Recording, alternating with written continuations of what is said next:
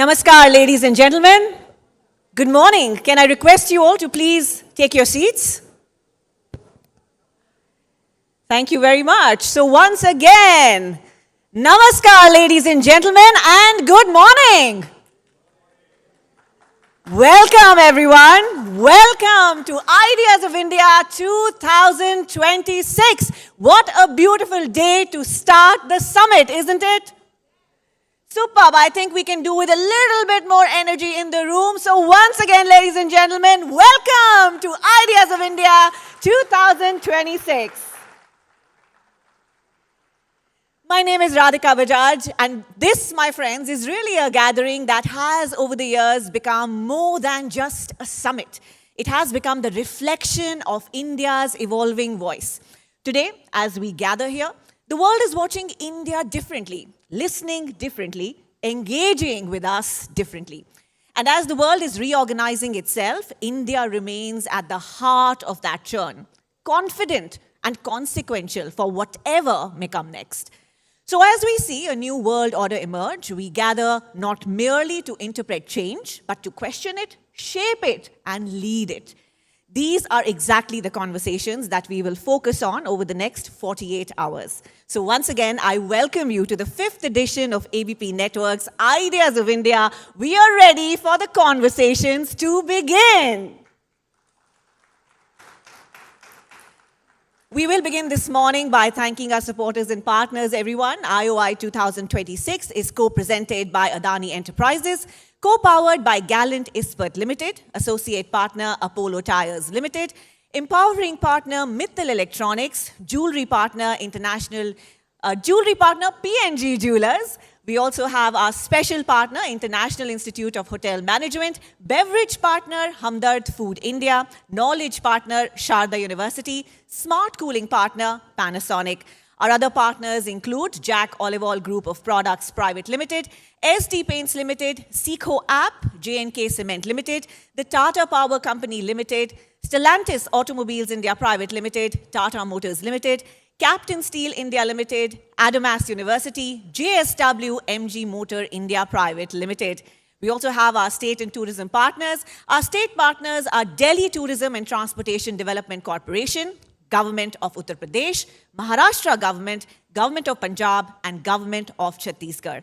Our tourism partners are Goa Tourism and Gujarat Tourism. And finally, our energy partner, GAIL India. Can I request you all to show some appreciation for all our partners and supporters?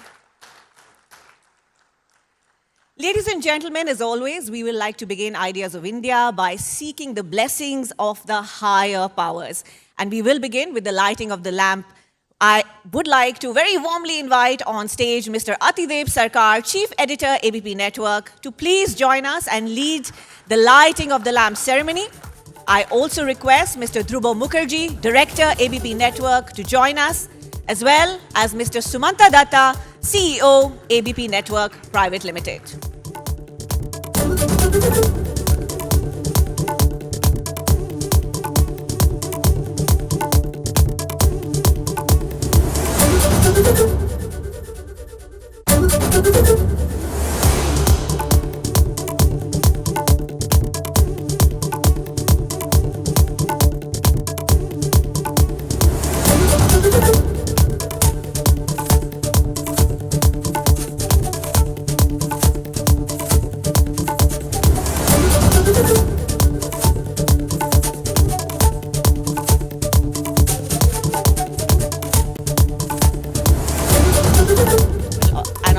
Beginning for 2 days of ideas and inspiration.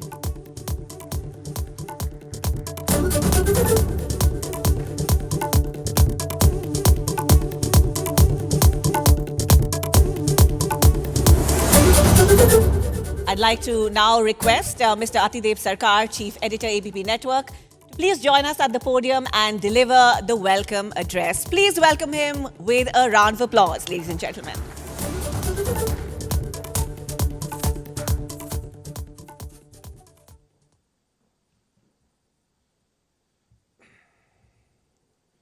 Ladies and gentlemen, welcome to Ideas of India 2026. Last year, we saw humanity's next frontier. Since then, mankind has been mired in conflict. War has visited the subcontinent. The White House has disrupted global trade with tariffs. The US Supreme Court has since struck down the decision. India has negotiated a free trade agreement with the European Union. Farm unions in India are opposing a deal with the United States. Gaza still burns. Venezuela has seen regime change. There have been tensions in Iran, and several attempts to resolve the war in Ukraine are yet to bring peace. Peace is not automatic in global politics. In 2014, Henry Kissinger argued that the world needed an agreed-upon order, a set of rules setting limits to permissible action, sustained by legitimacy among nations and enforced by a balance of power. The alternative was a descent into chaos. The international system that emerged in Europe from the Peace of Westphalia in 1648 was based on the sovereignty of states, non-interference, and the balance of power. This subsequently governed much of international relations around the world. The Westphalian system has been challenged by technological change, a more interconnected world, and the rise of states that had different ideas of order, Kissinger said. Europe itself had discarded the system to the point where a continental bureaucracy controlled its currency and borders.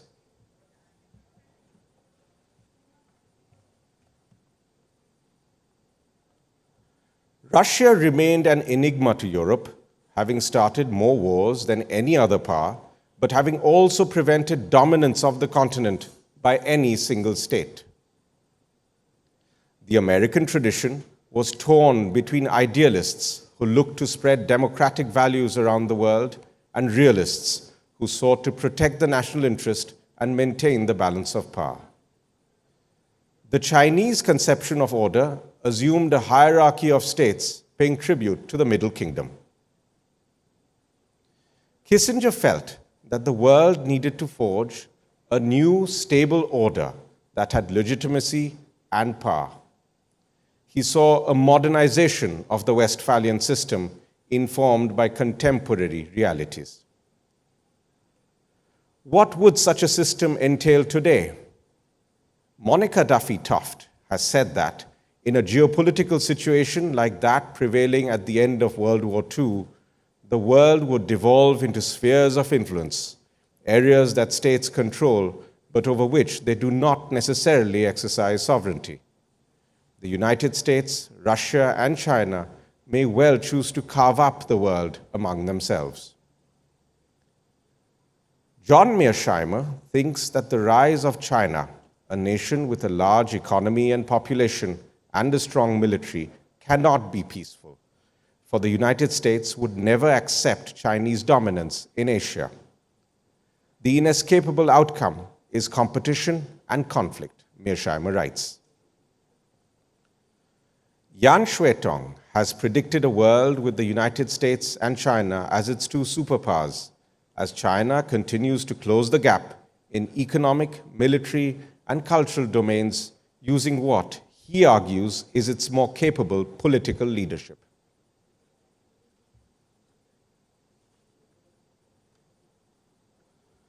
Michael Beckley argues that the world order is stagnant.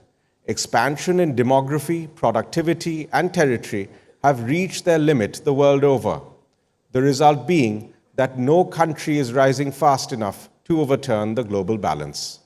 The United States leads productivity growth while increasing its economic output relative to most peers. Amid uncertainty, Indian policymakers have their task cut out. A major ally in the United States seems to turn inward. Neighbors in the subcontinent are restive. A thaw with China belies much ice, and trade deals with the US and the EU would bring about an urgent need for domestic reform. India must focus steadfastly on its national interest. The Prime Minister has defined it to become a developed nation by 2047. No easy task. The world economy remains slow, households are saving less since the pandemic, and Indian businesses, other than Adani and Reliance, are not investing much. Jobs are still hard to come by for a young workforce that remains short on skills. In these circumstances, development, not status, is the national interest.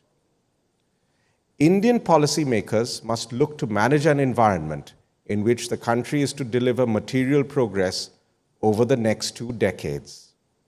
This means placing India's economic interest above all else while protecting its sovereignty.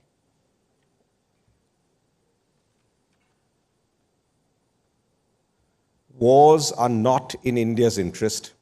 We must increase trade with those who buy our goods and services and lay out the red carpet to those ready to create jobs here. It would be unwise to ignore national security in a volatile subcontinent. So, investment from strategic rivals should be screened in sensitive industries. In all others, instead of the question, "Why are you here?" the government of India should ask, "How can we help you set up?" The trade agreement with the EU is an opportunity to attract capital and know-how and create jobs. As for the deal with the US, India should first let the uncertainty clear in Washington.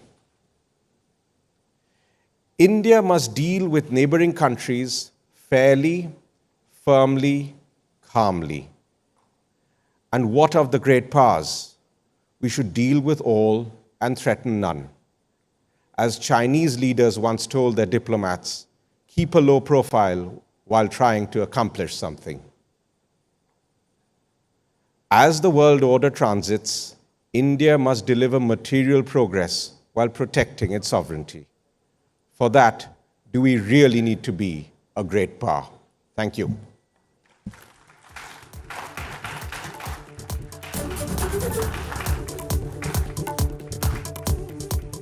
Thank you very much, Mr. Sarkar, for comprehensively putting in order where the world really stands today and making us look forward really to the discussions over the next 2 days around these themes. Where is the world heading and where is India heading with it?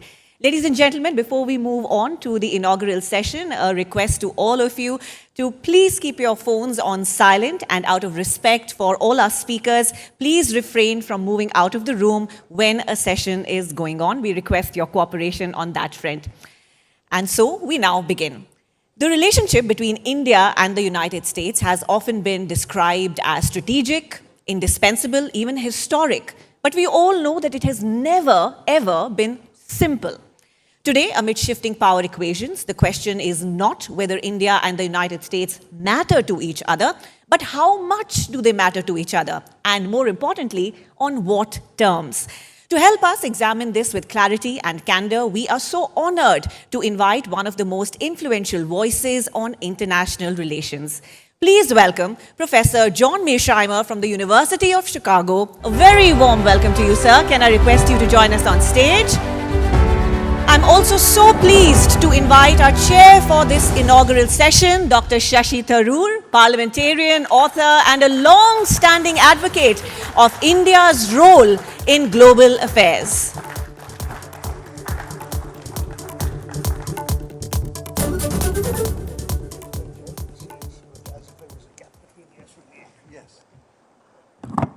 Well, wonderful to see you here. I was reminding Professor Mearsheimer that there's been at least a sort of 2-decade gap since he and I were last on a stage together, and that was in the US. I'm just delighted to have him here because he is one of the world's foremost realist thinkers. His famous thesis about great powers, the reason why states in their concern for survival tend to arm themselves and get into conflicts they might not necessarily be seeking, but which become inevitable because of their clashing ambitions. This is a thesis that has been hugely influential, and has made him a distinctively recognizable advocate of what is known as the realist school of international relations. I'm going to turn to him twice today because he's with us this morning to talk about India-US relations, and this afternoon with Professor Monica Duffy-Toft and Professor Yu Tong from Tsinghua University to talk about the larger global picture. But today we'll begin by talking about the question that's on everyone's mind, and I think before we get into the nitty-gritty of the things that are on your and my minds as Indians, I think it's only fair to ask Professor Mearsheimer to lay out for us very briefly his key understanding of international relations and how that relates to the US-India relationship. Professor, you have the floor for the first sort of laying out the context kind of question. Thank you very much for the kind introduction, and thank you very much to the organizers for inviting me to be here today. To talk a little bit about my worldview and how it relates to US-India relations. The key point to remember is that I think that it's largely shaped, and when I say it, I'm talking about the US-India relationship, is by and large shaped by geopolitics. A lot of people tend to think that the fact that India is a democracy and the United States is a democracy is what really explains the relationship between the two countries. I don't believe this at all. I believe it's geopolitics that drives the train. And let me say a few words about that. I was actually born the same year that India was born, 1947, and both India and I have lived through three periods: the bipolar Cold War world, the unipolar moment, which ran from roughly 1992 to 2017, and now the multipolar world that we exist in, which I believe started about 2017. In that bipolar world, India and the United States definitely had a rocky relationship. I remember it very well. And the reason that India and the United States had a rocky relationship was largely because of how India related to the Cold War, how India related to the competition between the United States and the Soviet Union. And the fact is that it was remarkably smart for India to be non-aligned, not to get too close to the United States or too close to the Soviet Union. And that, of course, angered the Americans. But if you think about it, India was the only major power during the Cold War that did not align with either the United States or the Soviet Union. Every other major power did. And again, the result of that was a rocky relationship. Then the unipolar moment came. This really happens about 1992, after the Cold War ends and the Soviet Union breaks apart. And because the Soviet Union has disappeared, and the United States and Russia have reasonably good relations throughout the unipolar moment, India is in a sweet spot. It's in a position where it doesn't have to choose between the Soviet Union and the United States. And what happens is that relations between the United States and India begin to improve in significant ways. Then comes multipolarity, roughly around 2017.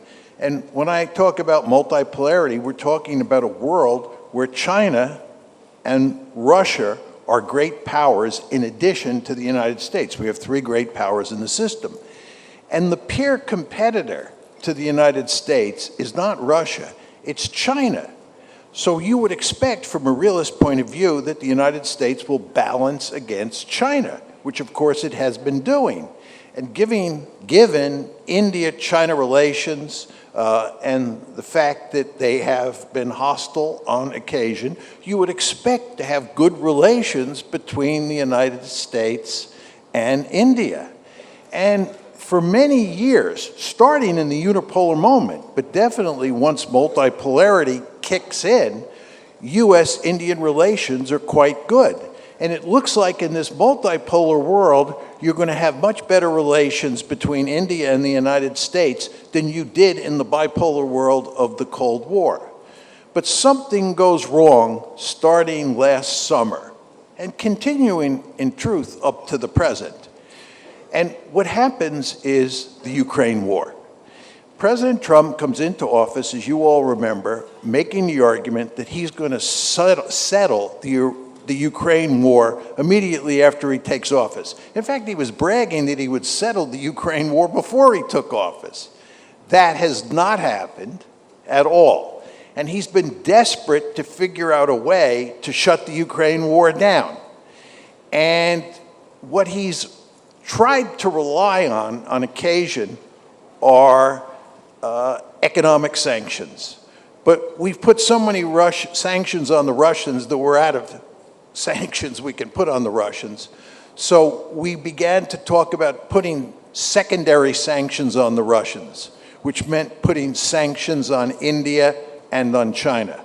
The United States, of course, could not put meaningful sanctions on China because China has threats that it can bring to bear against the United States. And instead, what happened is the United States focused on punishing India with sanctions. As you know better than I do, this is what happened last year in 2025. And it poisoned relations between India and the United States. And it was not in America's strategic interest to do this, because again, China is a peer competitor to the United States. The United States should be focused laser-like on China, and it should have good relations with India. But again, the fact is the United States has also gotten itself into a total mess in Ukraine, and to get out of that mess, it thought that it could sanction India, and that would help. So what I'm saying to you is the Ukraine war, which continues to go on, has been the principal source of trouble between the United States and India, and it's poisoned relations. I want to make one final point, and that is that one cannot discount President Trump's personality. First of all, President Trump loves tariffs. He is the tariff king. And independent of Ukraine, he's going to put tariffs on countries all over the world, including India. Furthermore, President Trump has a mercurial personality. He changes his view on all sorts of important issues from day to day. India can never be certain what its position vis-a-vis the United States is going to be on tariffs tomorrow or the day after that. That creates a situation where India has an incentive to distance itself from the United States. Or to put it in slightly different words, not to get too close to the United States. You do not want to be in a position where you are dependent on the United States economically, because the United States will use that economic leverage to force you to dance to its tune. So what's going on here at the moment and moving forward is we have this Ukraine war going on that is a source of potential trouble between the United States and India. And furthermore, we have President Trump in the White House for 3 more years, and he loves tariffs, and he loves using American economic leverage against American allies as well as American adversaries.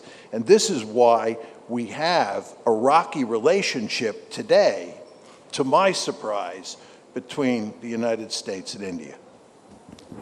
Great. Well, thank you for laying that out with your usual clarity. But it begs a few questions. I mean, in the bad old sexist days, the classic question used to be men asking, what do women want? Today, the question around many capitals appears to be people asking, in these Trumpist days, what does President Trump want? I mean, what is his core view of the world? You've talked about the fact that he loves tariffs, you talked about the fact that he loves to be credited for making peace, but at bottom, what does he want out of every relationship? There was a time, for example, when it was fairly clear over the last quarter of a century that successive American administrations seemed to want India to serve to a greater or lesser degree as a counterbalancing or counterweight force against a rising China, with all its aspirations strategically in this region and across the world. Is that even part of President Trump's worldview, or is he only thinking in terms of things like tariffs and short-term transactional issues? I think it is part of his worldview, but I think that when you elevate to 60,000 feet and you talk about his general view of international politics, you see why he has bad relations with almost every country on the planet. The key thing to remember about President Trump is that he is a unilateralist. And as a unilateralist, he hates multilateral institutions, which is another way of saying he hates international institutions, because you know international institutions involve rules, and rules tie him down. So no unilateralist, and he is a paradigmatic unilateralist, is going to like multilateral institutions. Furthermore, he hates international law. And he doesn't like international law for the same reason he doesn't like international institutions. It puts limits on his power. Again, he is a unilateralist. And with regard to allies, he does not treat allies much differently than he treats America's adversaries. In fact, one could argue he's tougher on our allies than he is on our adversaries. That's not so true with regard to India, South Korea, Japan, the Asian allies of the United States. But if you look at how President Trump treats the European allies, it's really quite remarkable how he slaps them around.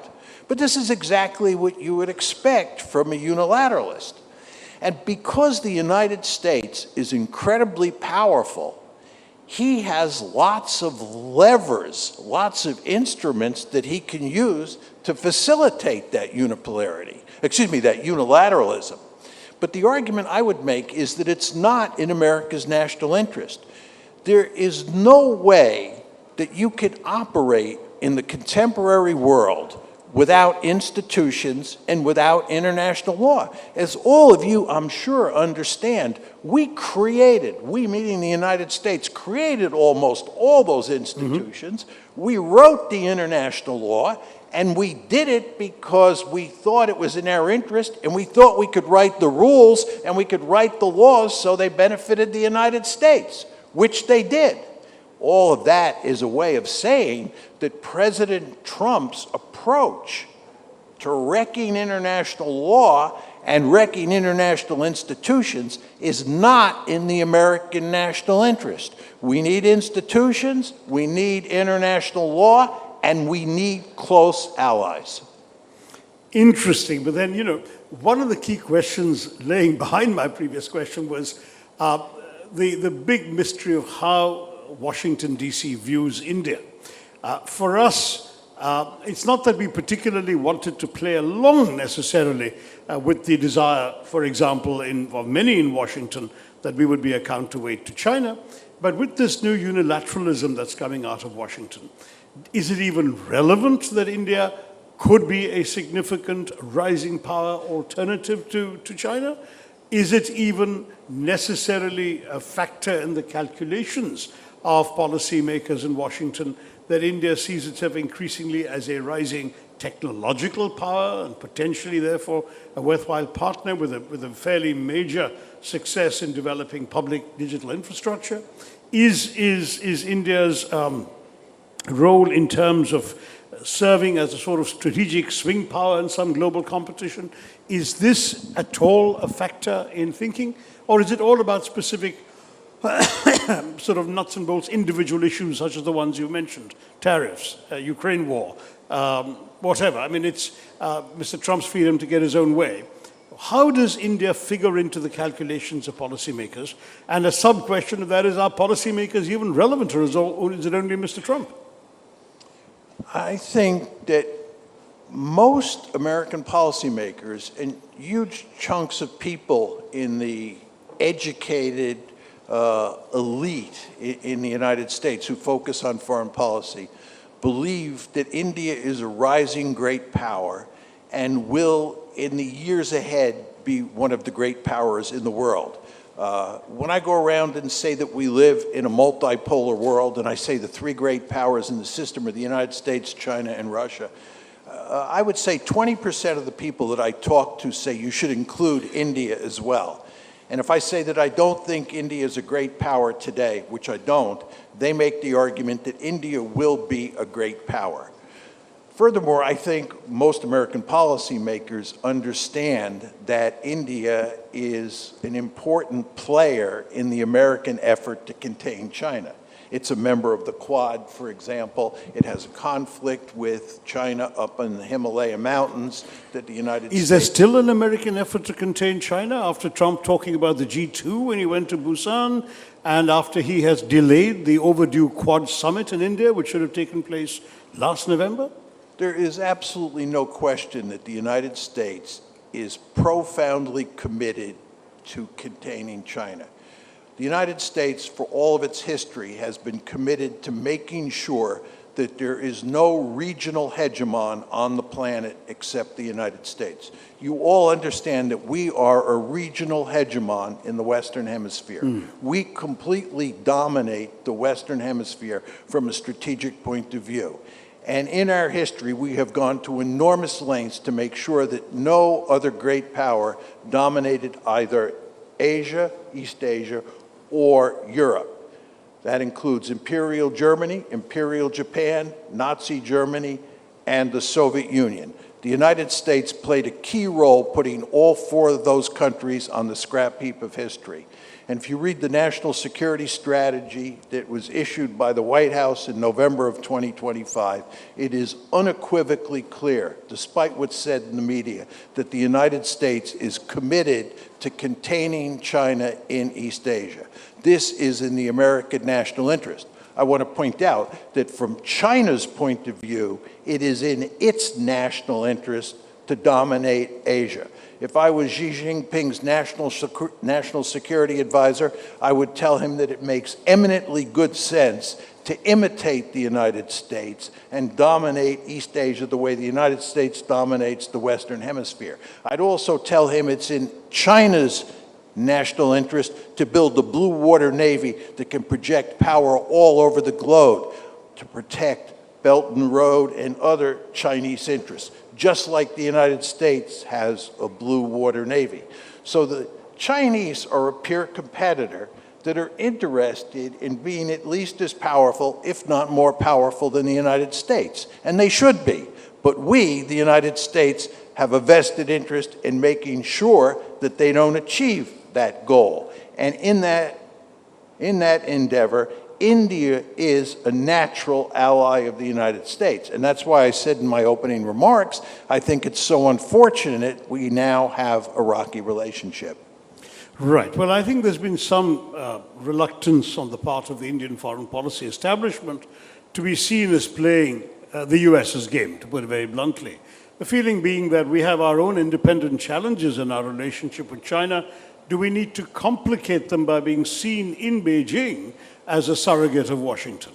And I think this is one of the things that has been jeopardized in the rocky 9 or 10 months of the relationship we have endured between Washington and New Delhi, is it has reinforced the hands of those who are skeptical about the merits of India falling into a US policy design vis-a-vis China. So in many ways, Washington has got to be aware of the complications here. I mentioned technology because we saw this very interesting sort of sidestepping dance when America announced a new alliance, Pax Silica, that is obviously intended to be an alternative supply chain to China on high technology items, including rare earths and so on, and then left India out of it at that time. Some months later, about 3 months after the initial announcement, America has sort of moved back a bit and invited India to join it, which wasn't there at the beginning, and India has now joined it 2 days ago. So there's sort of evidence on both sides of the ledger.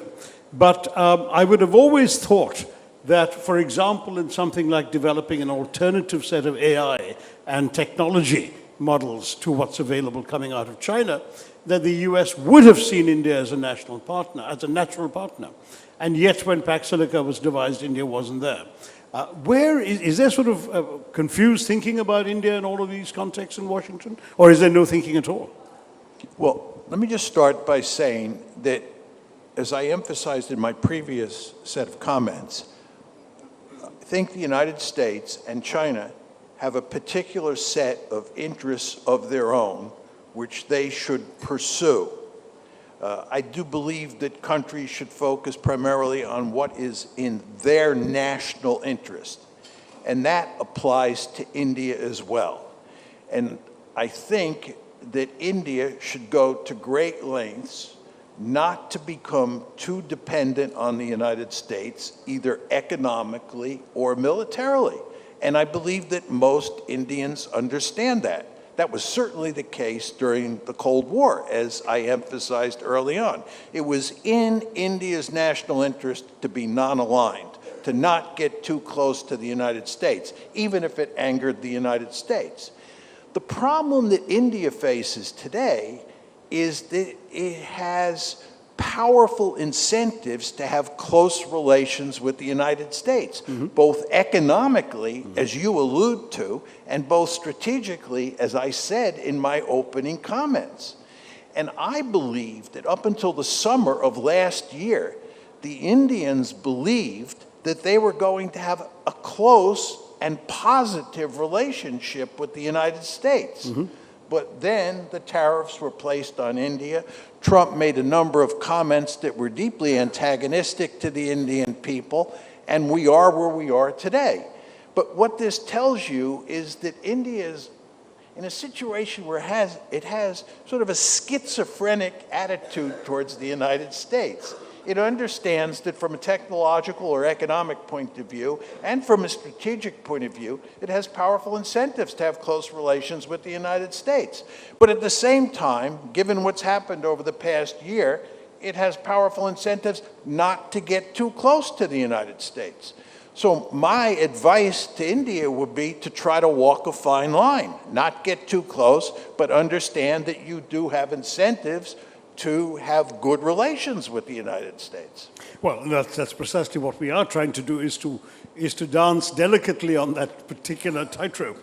But the fact is that from a Washington point, I mean, I wrote a column some months ago recalling the Who Lost China debates of the 1950s and asking whether the time would come in the not too distant future when American foreign policy experts might be asking who lost India because of the way in which these developments over the summer took place. I think it's fair to say that President Trump has dialed back a bit from some of the unnecessarily contemptuous rhetoric and the unnecessarily negative language.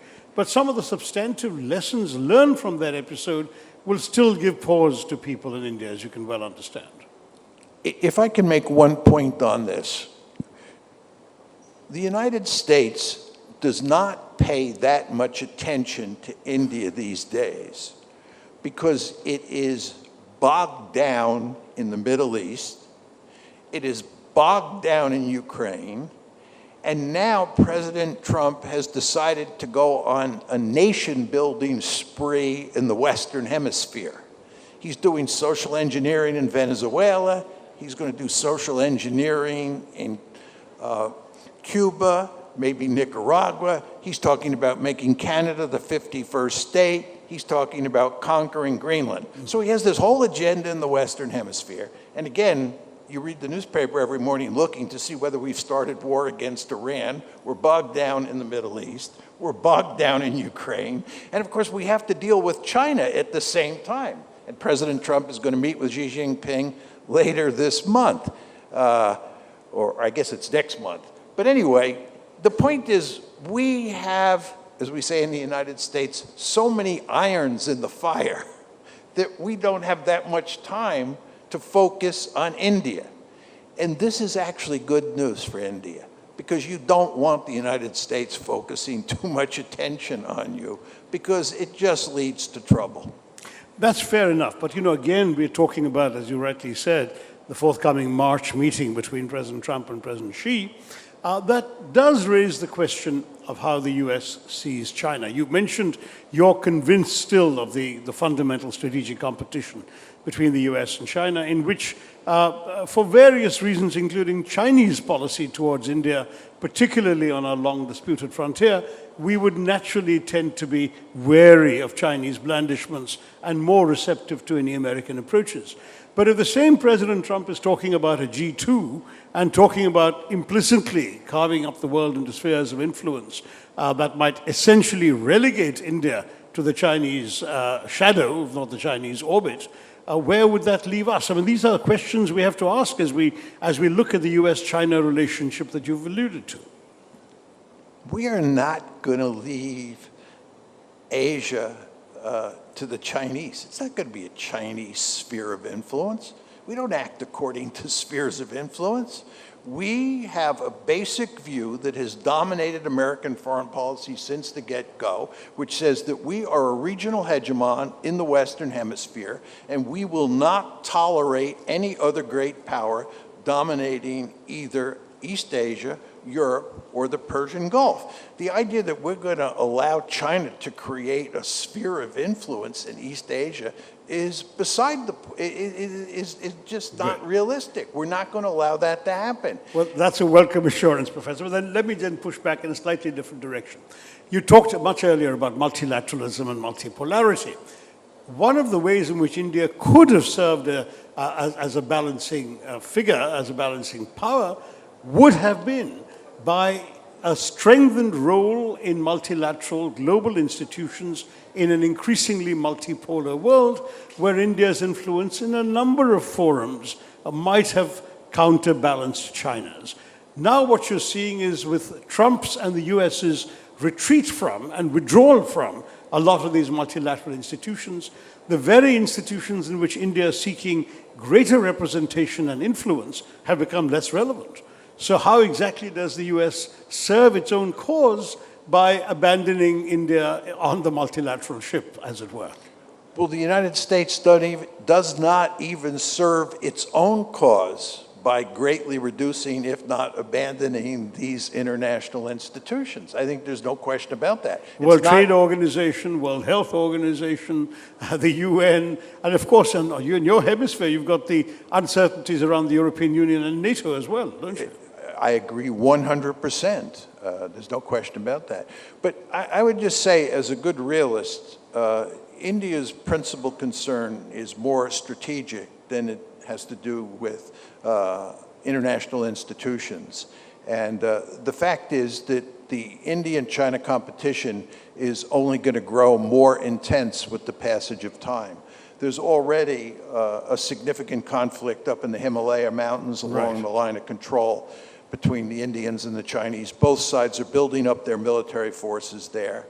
China and Pakistan are going to be closer and closer allies with the passage of time. Oh, they already are, extremely close. Yes, we've just had a taste of it in our little 4-day conflict last year. I fully understand that, but I would argue it's going to get even closer. Furthermore, as I said to you, you want to understand the Chinese are building a blue water navy, and that blue water navy is going to be principally designed in the beginning to project power to the Persian Gulf. And that means it's going to come through the Indian Ocean. So India is going to face a powerful Chinese navy in addition to the problem of Pakistan, in addition to the problem on the Himalaya Mountains. And again, this is what will drive the United States and India to have good relations moving forward. Well, you're starting me on one of my hobby horses. I point out that India actually has a longer coastline into the Indian Ocean than China does, and could also develop a blue water navy if it was willing to commit the resources and the strategic heft to doing so. And it's better positioned bang in the middle of the ocean than China, which is on one side of it. So in many, many ways, a naval competition is a natural area for India to assert itself, but that's a whole different topic, I guess. And I don't think the US is averse to that, but nor has been particularly helpful in promoting such ambitions. I agree with that, but let me just make one quick set of points. I believe that the two building blocks of military power are population size and wealth. And I think the reason that China is a peer competitor of the United States today, and the United States views China as its principal threat or its principal adversary, is because China has a huge population and it has a great deal of wealth. And it's especially sophisticated, it's especially good at developing sophisticated technologies. Now, if you look at India today and you look at India moving forward and you think about those two building blocks, In terms of population, India now has slightly more people than China does. And if you project out 50 years, India will have a significantly larger population than China. So in terms of that building block, India is in excellent shape. The problem is wealth. And in terms of wealth generation, the big question on the table is, will the Indian economy grow by leaps and bounds over the next 50 years, the way the Chinese economy grew by leaps and bounds from, let's say, 1990 up to the present? But there is a related question. The US was a hugely influential factor in facilitating China's growth and wealth. Will it play a similar role with India? There were massive American investments in the Chinese economy, massive American transfers of technology, willing and otherwise, and China's growth owed a tremendous degree to the impetus provided by American business involvement. I would argue that the United States, for the foreseeable future, has an incentive to help the Indian economy grow for the purpose of balancing against China. And let me just tell you two quick stories on that front. First of all, if you go back to the Cold War, as almost all of you know, from roughly 1945 until the late 1960s, early 1970s, China and the Soviet Union were allies. Then starting in 1972, the United States flipped China, and China became an ally of the United States against the Soviet Union during the last part of the Cold War. And during that part of the Cold War, we had a powerful incentive in helping the Chinese economy grow for purposes of containing the Soviet Union. Two other examples, Germany and Japan. During the Cold War, Germany and Japan flourished economically. They were able to generate great amounts of wealth. The United States was willing to help the German and Japanese economy recover from World War II and to have those two economies grow by leaps and bounds, because Germany in Europe and Japan in East Asia were our two principal partners for the purpose of containing the Soviet Union. So I would argue, if you think about India and China, we, the Americans, have a deep-seated interest in helping the Indians get richer, right, so that India becomes more powerful, so that it can help us contain China. From your point of view, you have a profound interest in making sure that your economy grows at a rapid pace for the next 50 years, because given your population size, if you become a really wealthy country, you may become the most powerful state on the planet. Well, this is a wonderful note on which to end. Our time is up. The half an hour went very quickly. But I do want to say, first of all, that I hope that this last message, that the US has a vested interest in India's growth, will also be heard in Washington. I'd be grateful if you start saying this in the US policy space in which people do listen to you. And the second thing that I think, one question the organizers wanted me to end with is, how do you, and by extension, how does the US see our Prime Minister and the government of India today? I think there's no question that the American government, the Trump administration, looks very favorably on the Modi administration. I think these two governments in Washington are seen as birds of a feather. They're both basically right-wing governments, and I use that phrase in a benign way. And I think that President Trump personally likes Prime Minister Modi, and although I think Prime Minister Modi has mixed emotions about President Trump today, by and large, he views him in terms of politics and in terms of strategy as a natural ally. Good to hear that. Well, I look forward to having you back in the afternoon when we are joined by a Chinese scholar and an American scholar for further discussions on the broader world disorder that we should be discussing. But meanwhile, on India-US relations, thank you for that wonderful perspective. Professor John Mearsheimer, do give him a hand, ladies and gentlemen. What a wonderfully layered conversation this has been, and thank you for leading it so in such an articulate fashion as you always do, Dr. Tharoor. We'd like you both to kindly remain on stage as I request Mr. Shashi Sinha, Strategic Advisor, Omnicon Group, to kindly join us on stage, as well as Dhruba Mukherjee, Director, ABP Network, to present our guest with the memento from the ABP Network. A beautiful conversation, and just on a lighter note, since Dr. Tharoor mentioned it, the world has not figured out what women want, and perhaps that mystery will stay alive when it comes to President Trump and what he wants as well. And of course, we'll hear more from Professor Mearsheimer later in the afternoon. A huge round of applause, please, ladies and gentlemen, for a brilliant inaugural session.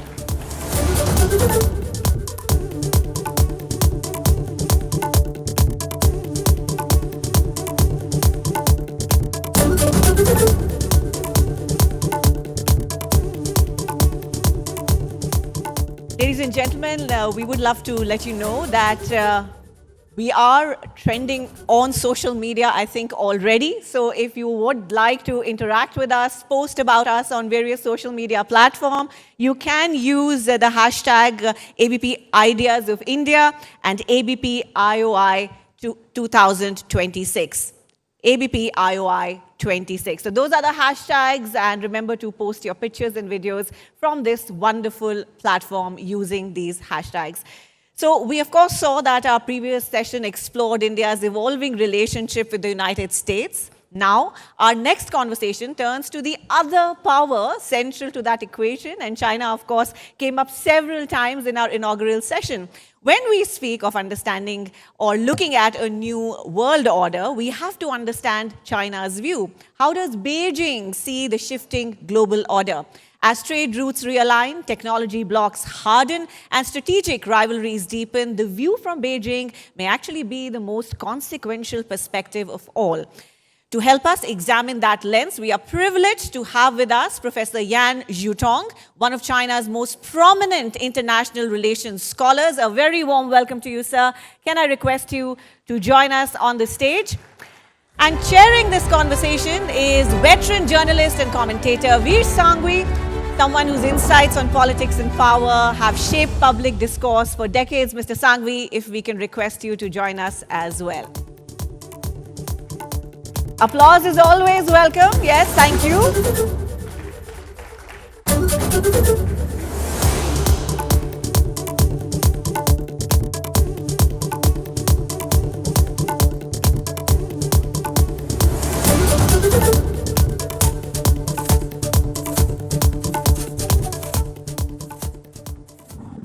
So can we have the presentation, please? And then we'll do the conversation.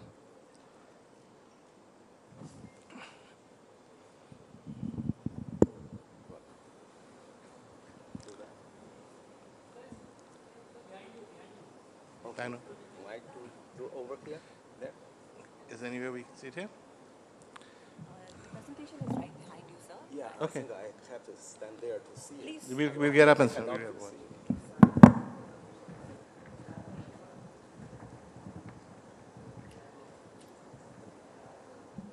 Well, just now we heard a wonderful discussion about geopolitics. And in the last week, I'm sorry, I forget to show my greatness to the PBA network. I'm sorry for that. I've been in this country for a week. During the week, and seemed to me, everyone talked to me about AI. From my understanding, and now we are in a digital age. This age is very different from what we're familiar with the Cold War and the post-Cold War. And so I fully agree with John to divide it, the global order from 1945 to now in three periods. Cold War period, and the post-Cold War, and the current situation. So I will give the name for this three periods. Like the ideological competition order, globalization order, and counter-globalization order. And now we find that, and this order will be without the leadership. neither China nor the US can provide the leadership for the world. And both neither China and the US can provide joint leadership for the world to shape the global order. Well, this order, why this order so different from before? If we look at the today's situation, many people think the similarity between the today's power structure and the Cold War, and the bipolarity between the US and the Soviet Union. Because now we are in the digital age. During the Cold War and the post-Cold War, the major powers competed where? In natural space, geospace. And nowadays, human beings create a new space, cyberspace. This space is so huge, it's larger than the space. And in this space, this space do not only closely related to the wealth, also relate to the what? To the security. Nowadays, the major powers like China and the US, their GDP and the main resources or the main wealth generated from where? From a digital economy. The digital economy heavily rely on or carried out, implemented in the cyberspace, not the natural space. I do not mean these two spaces separated. They're connected together, but then you will find that human beings and generate more and more wealth from the cyberspace, and their security, I mean national security, individual security, all dominated gradually by the technology in cyberspace. So now if you compare the China-US capability, I don't think people will compare our military capability. But that's a big gap of military power between China and the US. China do not have that much nuclear weapons like the Soviet Union during the Cold War. So militarily, there's a big gap. Why the Trump regard China as a peer competitor? My understanding is a technology. And China is a competitor in terms of AI, in digital innovation. So now because this is a new situation, because the major powers compete more and more in cyberspace, not only in geospace. Certainly there's a competition in geospace, but the competition in cyberspace becomes more and more important than the competition in the geospace. And also, what I mean, the competition in the cyberspace will dominate the world. It will define the relationship of the major powers. And from my understanding, your national leader visited Washington when Biden is in power, and you signed a joint statement. Among the 20 protocols, more than 15 of them, talking about technological relationship between India and United States. And one sentence is so clear, define your relationship with the US. That means the strategic relationship between India and the US is defined by the technology relations. That's very clear. If US do not give you money, give you everything, but no technology, then that's not a partner. So here, I want to say, now in the future, we are going to see a global order, and both in cyberspace and geospace, actually, the geospace will become more important than natural space. Second one. Okay. Currently, there's two clusters, shows that most of the American AI companies, they do business among themselves. Most of the Chinese AI companies, they do business among themselves. What do I mean? UN General Secretary Guterres has predicted the digital world will divided into two markets, two sets of technology standards. This is what we're going to see. The major competition between China and the US is no longer ideological expansion. It's not a geopolitical competition. Mainly it's a technological competition. The competition of what? Technological innovation to see who can invent new technology, digital technology, more advanced AI than the other side. So anyone will dominate the cyberspace will win this competition. In the future, it's not the country dominate the geospace can dominate the world. So last slide. Oh, I'm sorry. The last slide is that because of the AI, so influential, it changed everything, changed our life. It will come what? It come to the, it's going to shape the global order. It's in what way? Not in positive way, but in negative way. AI will make humans' productivity increase dramatically, and then make the global overproductivity worse and worse. Well, one case. Nowadays, a human being can produce 80 billion kilograms of milk every day. If any of us do not drink 1 kilogram of milk, you have responsibility for the global overproductivity. Unfortunately, human being can no longer consume what? Consume what we produced. Not only material things. Human being can no longer consume the service, law, entertainment, and all of these service is already oversupplied. So then will lead to what? Unemployment. AI take a lot of job away. AI produce many things, and you go to the future factory, there's only guards at the gate. And then material in, products out, and then go leave the factory, go to the market. No people working in the factory. This is called the dark factory. Then what happened? The unemployment will become a serious problem for all the government. In what way? Because when people have money, your government can give them a salary, tell people, okay, I give you money, stay at home. You do not need to work. Then there's a social instability because people have to do something. So if you do want to have more people come to the street to hold demonstration against the government must find jobs. The jobs have nothing to do with the productions. They just use a job to keep their time, occupy their times. And then for the sake of the regime security, what will happen? Most of government will adopt protectionism. They will try to adopt this protectionist policy, protect their market, problem domestic market, let people consume their own products first. So the conflicts between countries will getting worse and worse. So then we come to this problem. This is a very serious issue. It's become so popular, very few people challenge this idea, economic security. I ask a question.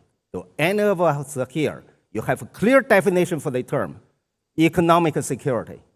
My understanding, by now, there's no definition for what is economic security. But this phrase used by all governments as legitimacy or as the base to develop their national strategy, both domestic and foreign policies. So what does it mean? Now policymakers all the policymakers are facing this problem. They are going to open the country to resume globalization, or they adopt protectionism, that's decoupling, de-risking policies, close the country. I don't know. I know there's only two approaches for the policymakers. The future for the world decided by policymakers. They want to open their country to resume the globalization, or they want to close their country, make the world more segmented. Thank you. Thank you very much.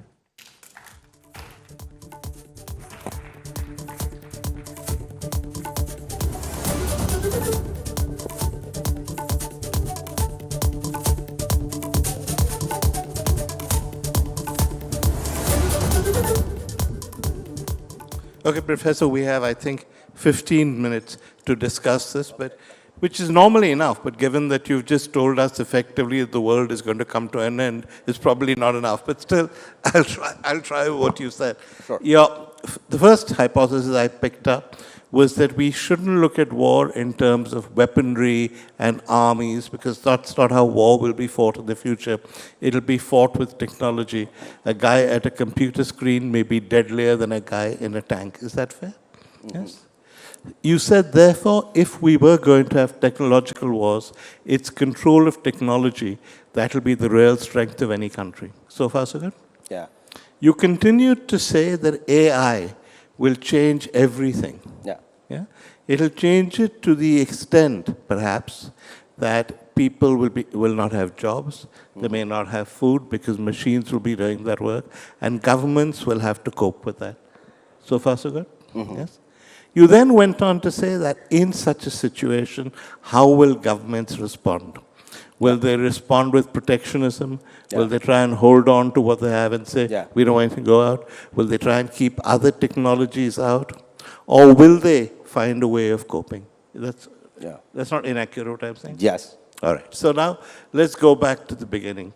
When do you think this AI revolution and warfare will actually be visible? I know it's begun already, but when, how long do we have to wait for it to really happen?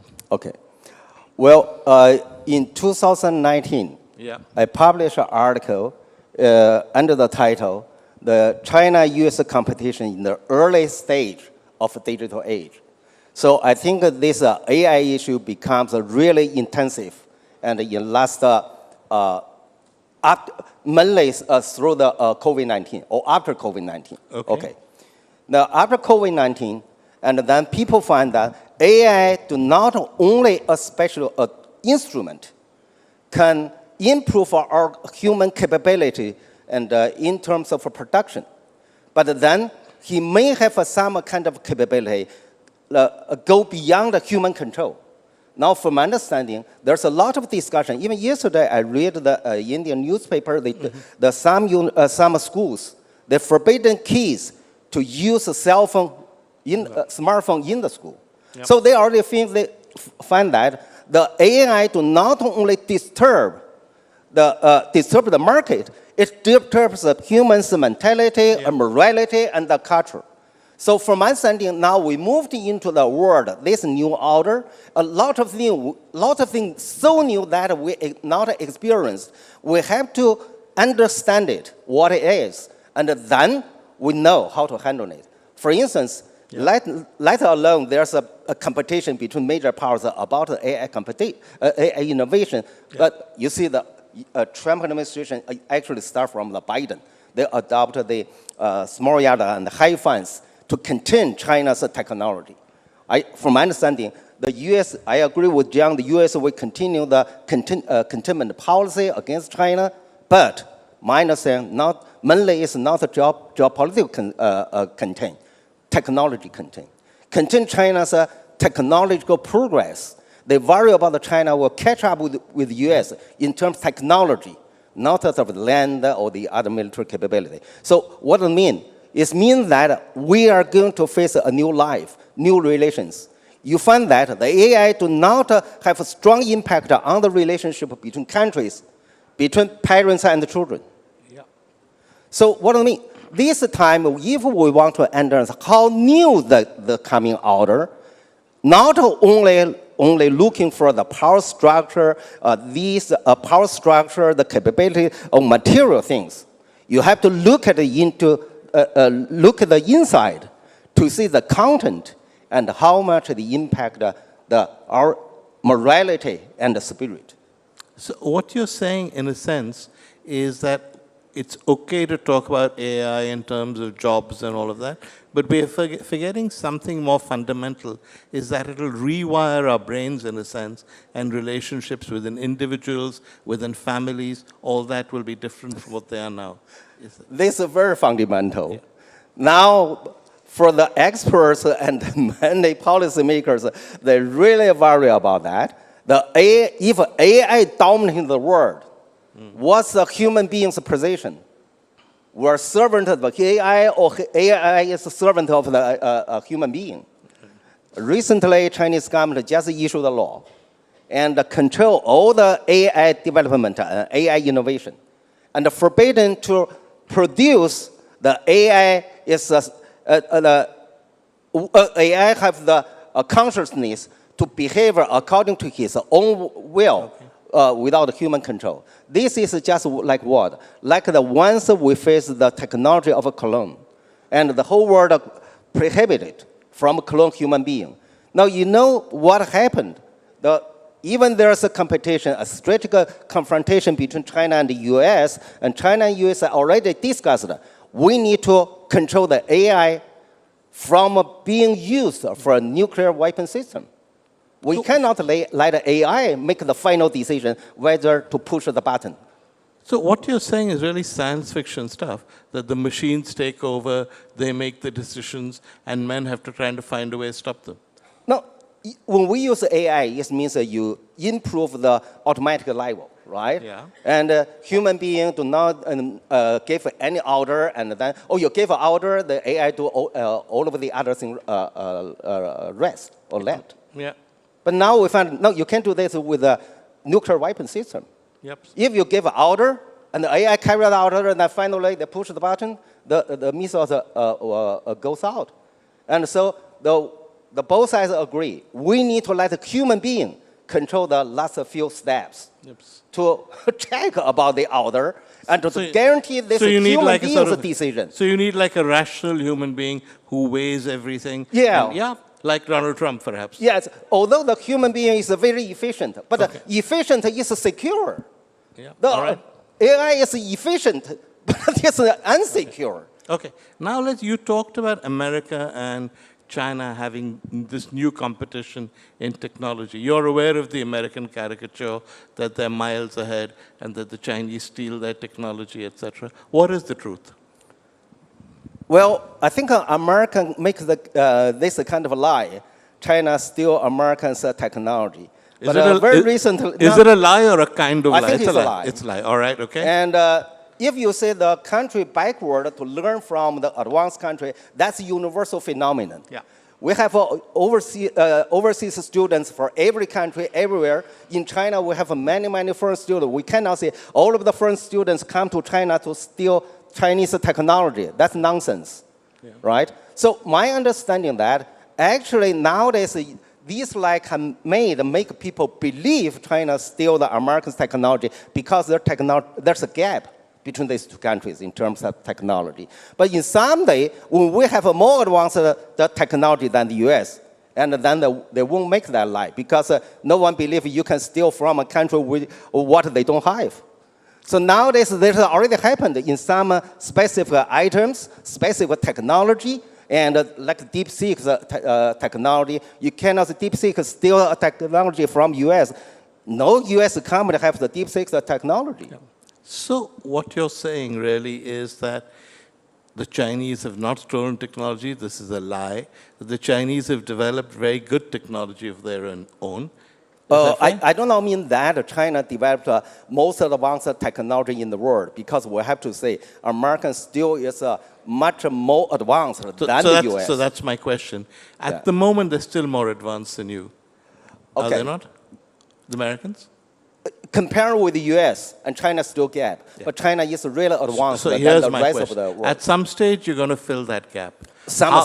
How long before China overtakes the US? I'm not a technician. I'm you can't suddenly play that card having talked about technology. But one thing I can guarantee, in the next 10 years, the technology gap will be narrowed rather than enlarged. That's 100% sure. So again, to go back to something you said earlier, you're saying that because technology is the weaponry of the future, not arms, etc., and China and America, at least when it comes to technology, will be the two superpowers.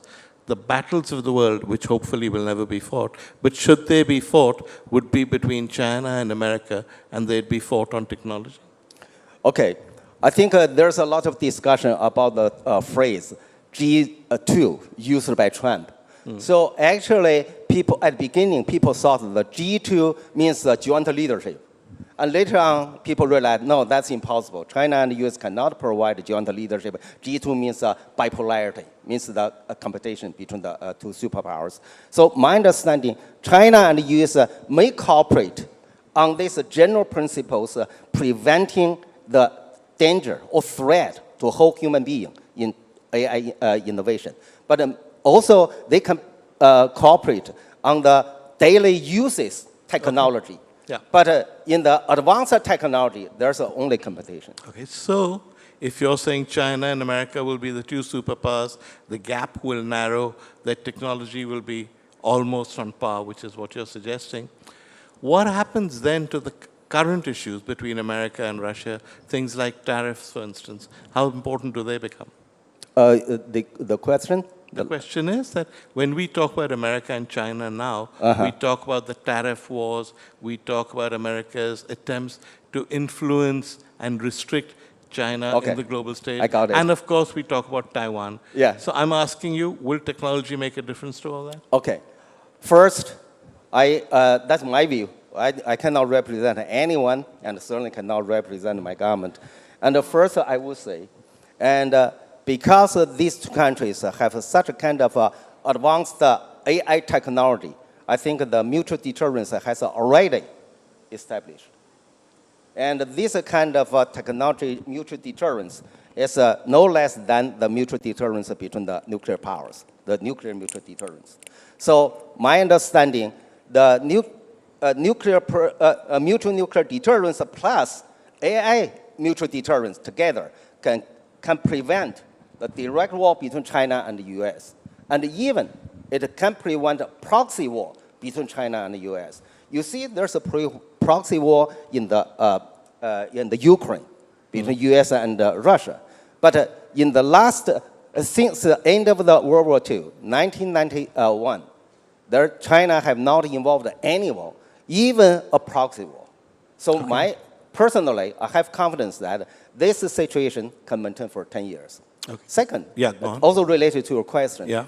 And the question is that the people, just now nowadays I find a lot of people talking about Trump is going to win China.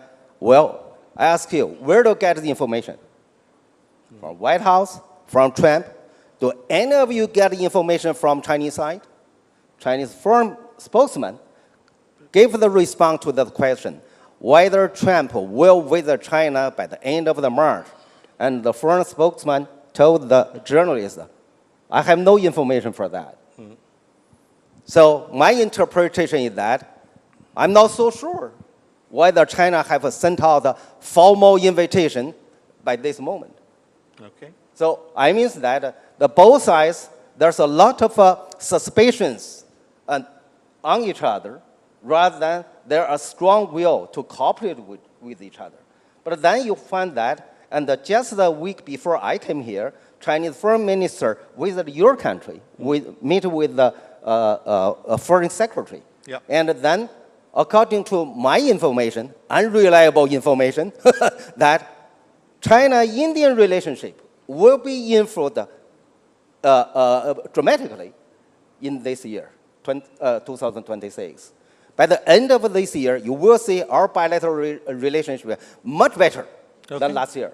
The reason you'll give us technology, and not to give your technology. No. And you'll keep the land you've already taken. I mean that the leaders of two sides already make a determination to improve the relationship. Okay. By now, I'm not so sure whether China and the U.S. leaders at leadership level, they make a decision to develop a cooperation as the major part of the relationship, or competition as the main core of the relationship. Our time ended a few minutes ago, but I'm going to keep going with a final question. We're now talking about China and India. Are you optimistic? Well, that depends on what kind of expectation you have. If you expect China and India become allies like the U.S., no, it's difficult to U.S. have any good allies, no more. Like the French and the Germany, I don't think we can have that kind of relationship within 10 years. That's difficult. No, but from my understanding, we can have a normal relationship we can both sides do not regard the other side as a rivalry, competitor, and we also regard the other side as a partner, at least in economic sector. And you'll continue arming Pakistan, of course. Well, I don't think China will make just like Indian, you make a so-called what do you call it? A bilateral arrangement. Yeah, with all countries. Okay. So I think China can now say we are improve relationship with India, so at the cost to undermine relationship with other countries. That's not the principle. Okay. We want to improve relationship with everyone as much as possible. So cautious optimism? You have cautious optimism about India, China? Oh, yeah, I do. Yeah. You know, make any prediction, you must have a time span. I cannot predict what will happen in 100 years, 50 years, and even 20 years. I mean, in next 10 years, or make it even specified. As long as the two leaders of our countries stay in power, our relationship will move in the positive direction.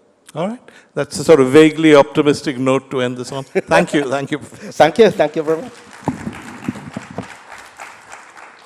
Thank you very much, Professor Zhutong and Mr. Sangvi. A very layered conversation with many takeaways, ladies and gentlemen.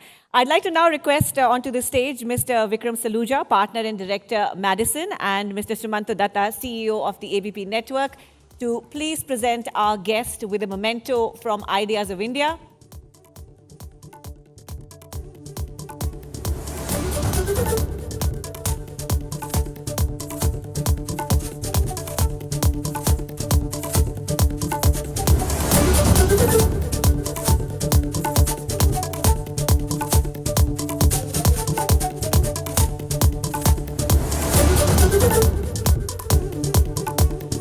Can we have a round of applause, please?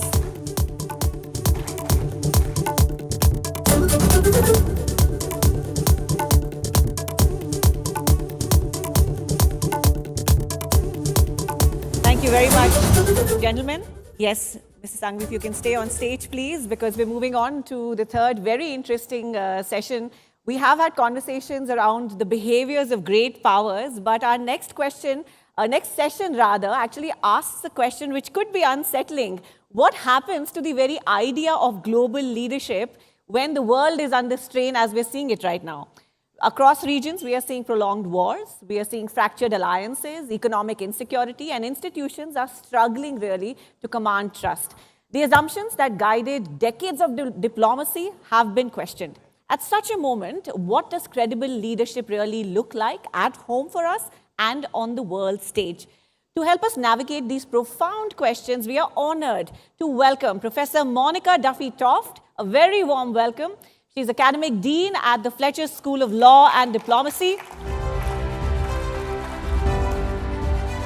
Thank you for being here, Professor. And I leave you with Mr. Sangvi for another interesting conversation.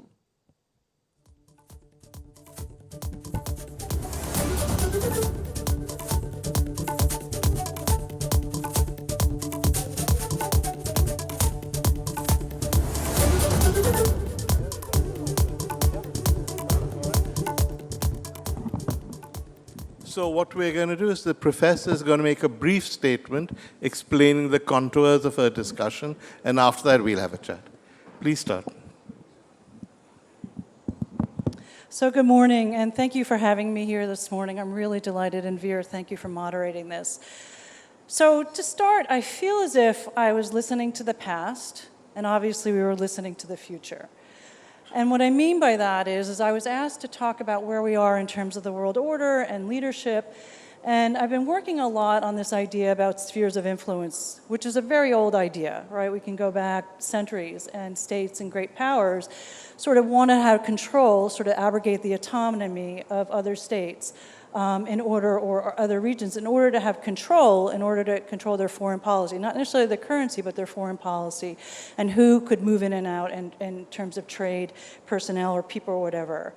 And what I'm arguing today, and why I think I'm talking about the present, and I don't know if it's going to be the future, as our esteemed Chinese professor was talking about, is that we're in an era of spheres of power.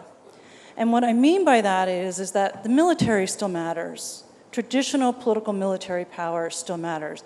China's position matters. Taiwan's geographical position matters. It matters that the United States is pretty secure in the Western Hemisphere, which is why it can beat up on all its neighbors. So I'm not denying that military power and geography and territory is no longer important, but it now has to contend not only with economics, which has always been the case, right? The United States basically won World War II because of Detroit, but technology. And so I'm going to sort of underscore the point that was said in the earlier panel about the role of technology. And I think we are in a different era. Yes, in the 19th century, trains, steamships, the advent of the airplane, all very, very important technologies. But the technology that we're witnessing today is vastly different. And the reason is that it integrates with everything that we do, both militarily and economically.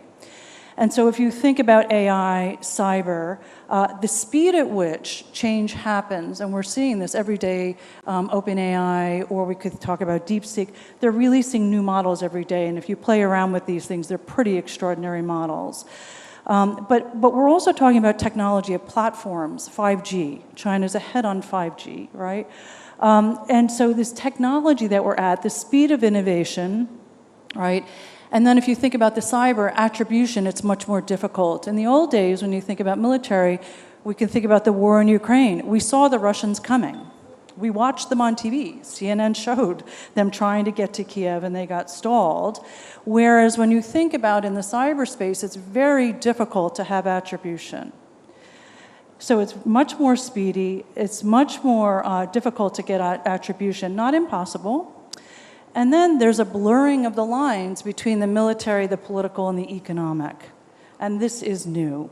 So when I think about spheres of power, my argument, or how I'm thinking about it in terms of my work and in global politics, is that we're in a different era. That if the United States and China, and I agree with our former interlocutors, they are the big players here, although Russia is still sitting there. It's got a pretty big nuclear arsenal still, and it wants to play with the heavyweights. China and the United States are competing across these three domains. And one of the concerns is that it's going to lead to greater instability. And the reason is what I'm calling domain incoherence. And what I mean by that is that the United States historically has always wanted open and free trade. It's always wanted non-proliferation. It's always wanted to prevent regional hegemons. And historically, at least since the 1940s, advancing human rights and democracy. Well, all of that is sort of out the door with the exception of the regional hegemon, but the truth is, what is the United States trying to do? It's trying to prevent China from becoming a global hegemon. But in terms of democracy promotion and human rights promotion, we're not really doing that anymore under the current administration. Non-proliferation, this is President Trump's drive actually into Iran, that's still a commitment there. And then free trade, we don't know where we are. President Trump loves tariffs. And he loves slapping them on adversaries and allies alike. But the point is that in some ways, the United States is still very open, but in other ways, it's closing. And similarly, China would like free trade, but on its terms. It wants to be bilateral. It wants to control that free trade. And then if you think about the technology, it wants to share some of its technology, but other technologies it wants to keep close. And then militarily, I think they're both closed, although the United States, one of its superpowers has always been its alliances, but the Trump administration is making a hash of that. It's one of the things that we had. We could rely on our allies to have some burden sharing. We had bases around the world. So it's not clear that the United States, even militarily today, has that in its pocket the way it used to even 5 years ago. So the point is that what we're facing right now is competition of China and the United States across these different domains of power, economically, technologically, and then, of course, militarily. And it's going to be really hard to disentangle that.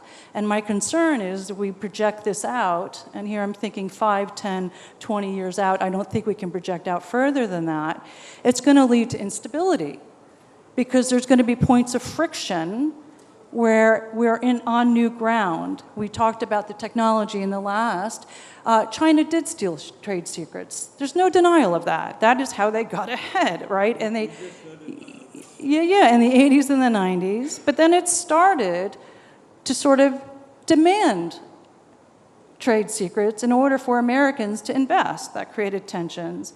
But now it's innovating on its own. If anybody's been to China lately, it's extraordinary what China is doing in terms of solar, in terms of energy production, right? And green energy. But then, of course, in the cyber and AI space. So now it's innovating on its own, and what China's been a master at is deploying Western technologies, if you want to call that, and then innovating it for the local market. Is that stealing, or is that just being smart, right, and using those different technologies? So when I think about the world order as we move forward in terms of these domains of power... I'm going to interrupt you because sure. I have a quote from you saying that the world order as we know it is dead. Mm-hmm. You stand by that? It is. So the rules are done, right? The United States, and I think Professor Mearsheimer did a brilliant job talking about in the 1940s, the United States erected the Western system of institutions, which China benefited from, right? The World Trade Organization, we can talk about the World Health, all these different organizations, the United Nations. But now you've got sort of the architect of all of that saying, no, we don't like those, we don't like multilateralism, everything's unilateral now, and it's transactional. Yeah. We need something for it. And from the allies even, it's no longer burden sharing, what we're seeing is burden shifting, and compelling our allies to take now. I'm going to stop you again. Yeah. The question many people ask is when you say this, and many people say what you've said, it's essentially predicated on what Trump has done. You wouldn't have said this when Biden was president. So given that Trump has only 3 more years as president, should we be extrapolating on the basis of what he's doing?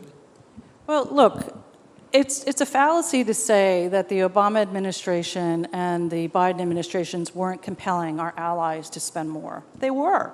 Okay. Look, Russia invaded Ukraine in 2014, and then it did it again in 2022, or 4 years in. In fact, 2 days ago, we celebrated the 4th anniversary of that invasion, that full-scale invasion. So, but I think the difference is that the Trump administration has done it just much more full-throatedly. Yeah. And I think Professor Mearsheimer is right. He doesn't like multilateral. He doesn't respect international institutions.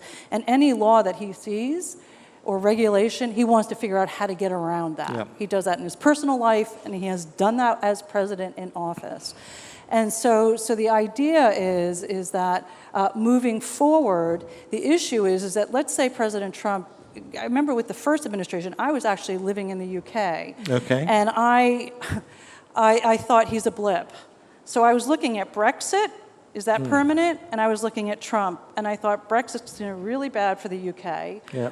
And I left the University of Oxford, in part because I really thought Brexit was going to be bad. And it has not been pretty for the Brits. It hasn't. So here we are, right, with Trump. And the problem is Trump has been elected a second time. He's a trend. And the more time he spends in office, now we're on our 5th year of his presidency, these institutions, he ends up putting in place new rules, new ways of doing things that become normalized so that the baseline changes, so that even if he steps off, and it's not a J.D. Vance in 2028, but it's, let's say, a Democrat, there's going to have to be a lot of unraveling that's going to have to be done, right, before the next administration. And we saw that under Biden. What was Biden's first job that he did when he came in after the first Trump administration? He ran to Europe. Because he wanted to say to the Europeans, we need to figure out how to, trust us as Americans. The problem is, it's going to be so much harder because the Americans have now elected Trump twice, seeming to validate his position. And with all these executive orders, the imposition of the tariffs, the treatment of our allies, going after Greenland, Venezuela, and all of this, it's going to be much harder to trust the American system. So it's not only coming from us, but from outside in as to whether we can recover from this. I was going to ask you that. You're an American, presumably. Yes, I am. Does it matter to you that so much of the world hates America now? Oh, it matters to me tremendously. Yeah. Absolutely.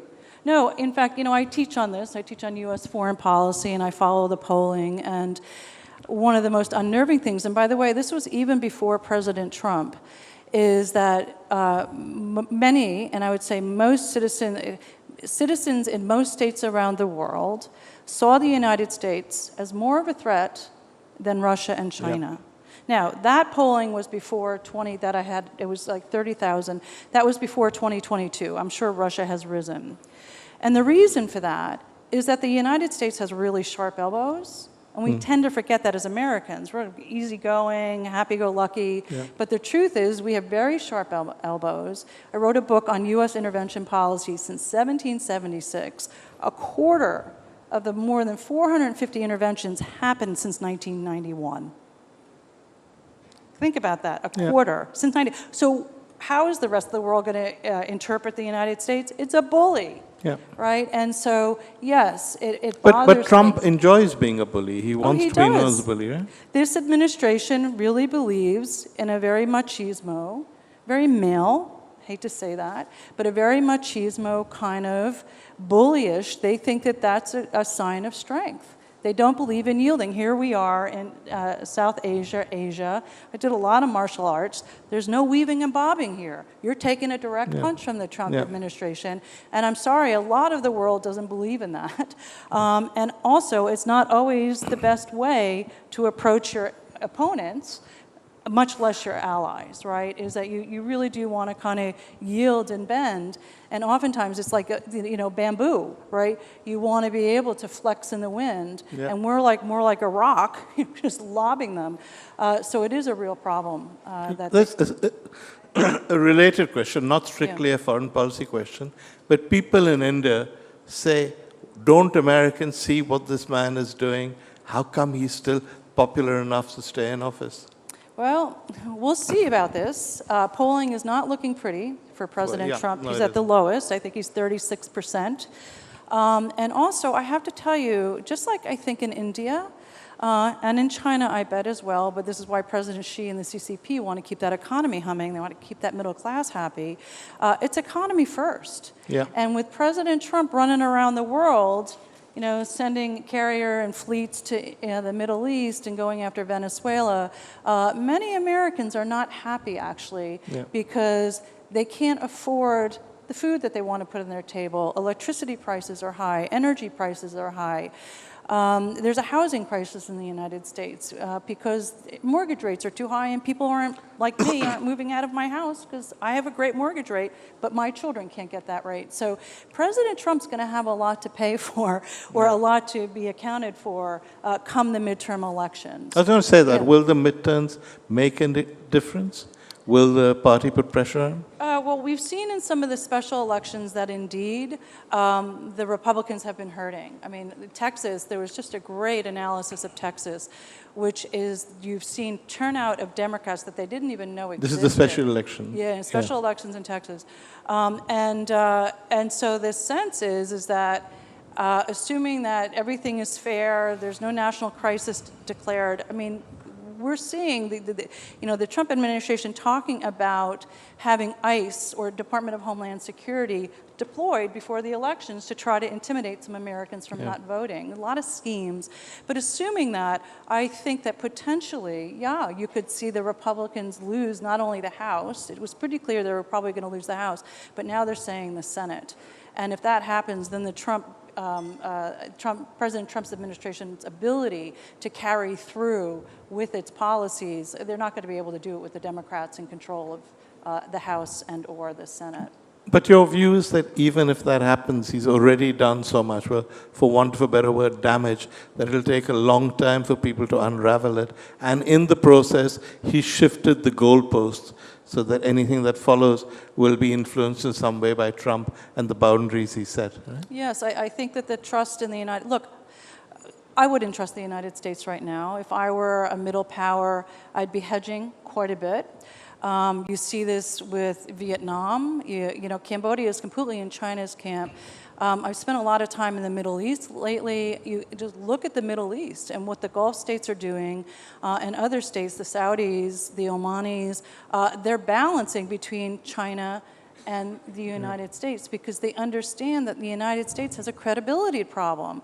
And by the way, it's not just, President Trump. Look, President Biden and President Obama, because of the ineffective legislature in our country that has abrogated responsibility, it's not legislating. So what ends up happening is that the executive comes in, signs an executive order, and then what does the next executive do? Overturns those executive orders and re-implements its policy. So the big question mark is actually not about the executive, it's about our Congress and whether our Congress starts doing its job so that there's some certainty, there's some reliability, there's some stability in the execution of U.S. policy, both in trade, but then also foreign policy. Okay. I've already lowered the tone of this somewhat by taking you away from foreign policy, so you won't mind the next question, I hope, which is that many people in America believe that there are elites at the top that control everything. Bizarrely, these people don't seem to believe that Trump is part of that elite, but therefore when they vote against liberals and elites and people who sell children at pizza parlors or whatever.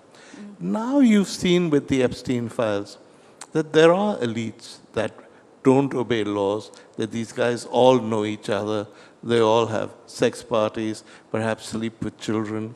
Do you think, therefore, this is going to make a difference to America's mood? Every paranoid person who believes in conspiracy theories will now believe that the American system is tilted towards the rich? Yeah, you know, it's so interesting. The Epstein files are global. Yeah. I think we're seeing that. And I think there's always been a global elite. So the idea that this is new, I think the difference here is that we had a gentleman, Mr. Epstein, Jeffrey Epstein, who was really good.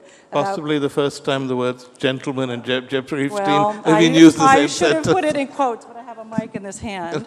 But in any event, he was really good about, I'm a post-Soviet, scholar, compromat, and hanging on to that kind of information. And it was global, and it's not just American. And what's so striking, of course, is that our European allies are all going after the individuals who are in those files, whereas in the United States, nothing there to see, except they did take down Ghislaine Maxwell, the woman, by the way, in this situation.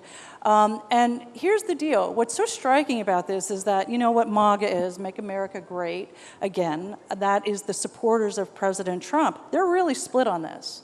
And it was actually the MAGAs who are a lot of conspiracies, and in this case, they're right. Just because you believe in conspiracy doesn't mean that there's not ever no validity to them. And so they're really split, which is why President Trump had to compel his Department of Justice to release this. And boy, they did a hash job on it, which has actually made it worse because now they really do believe there's even more there. And each day, as more and more governments, and in particular France, Poland, Italy, Norway, they're doing full-throated, of course the UK, full-throated investigations, and as that happens, more and more of this is going to come out. And I think the Trump administration, they're keeping their fingers crossed that they can keep enough of this stuff tamped down before the midterms. And then maybe, I doubt it, but maybe they'll deal with it and have some prosecutions of some of these individuals. Well, Howard Lutnick is fine despite everything that's come up. I'm sorry, pardon? Howard Lutnick is fine, despite all the revelations. So I'm not sure. He was his neighbor. Of course, he had a relationship with him. No, he went to his island, invited him on his boat, and lied about it. So it's a little bit more than that. Yes. No, that's right. But the idea, I don't think we want to delude ourselves and say that the elites, the absolute elites, played by different rules. I think that's always been the case. But in this instance, I think because of modern technology, social media, ability of cell phones, right, that it's just so easy now to record and to document. I don't think we'll likely see, we could talk about the Panama Papers. That was a huge, where people But that was just ignored, wasn't it? No, there were some consequences. Again, the UK, remember Tony Blair? He took a lot of heat on that one. Prime Minister, what are you doing putting money into the Caribbean, right? So this has been around. I think the difference here is the magnitude, the global scale, and the ability of this one individual to collect a lot of information on a lot of different individuals across so many sectors of society. We've got 5 minutes to the money question. How does all of this affect India? What should India do? What's in it? What's going to happen to us? So I think India actually is well positioned. One of the interesting things I think about this moment that we're in is that the middle powers, and India is actually a major power. I mean, it has nuclear weapons. It doesn't have a lot of good neighbors. I think everybody saw their feeds. Pakistan has now declared that it's at war with Afghanistan, which is good for India. Yeah. He doesn't have to worry about Pakistan for a little bit.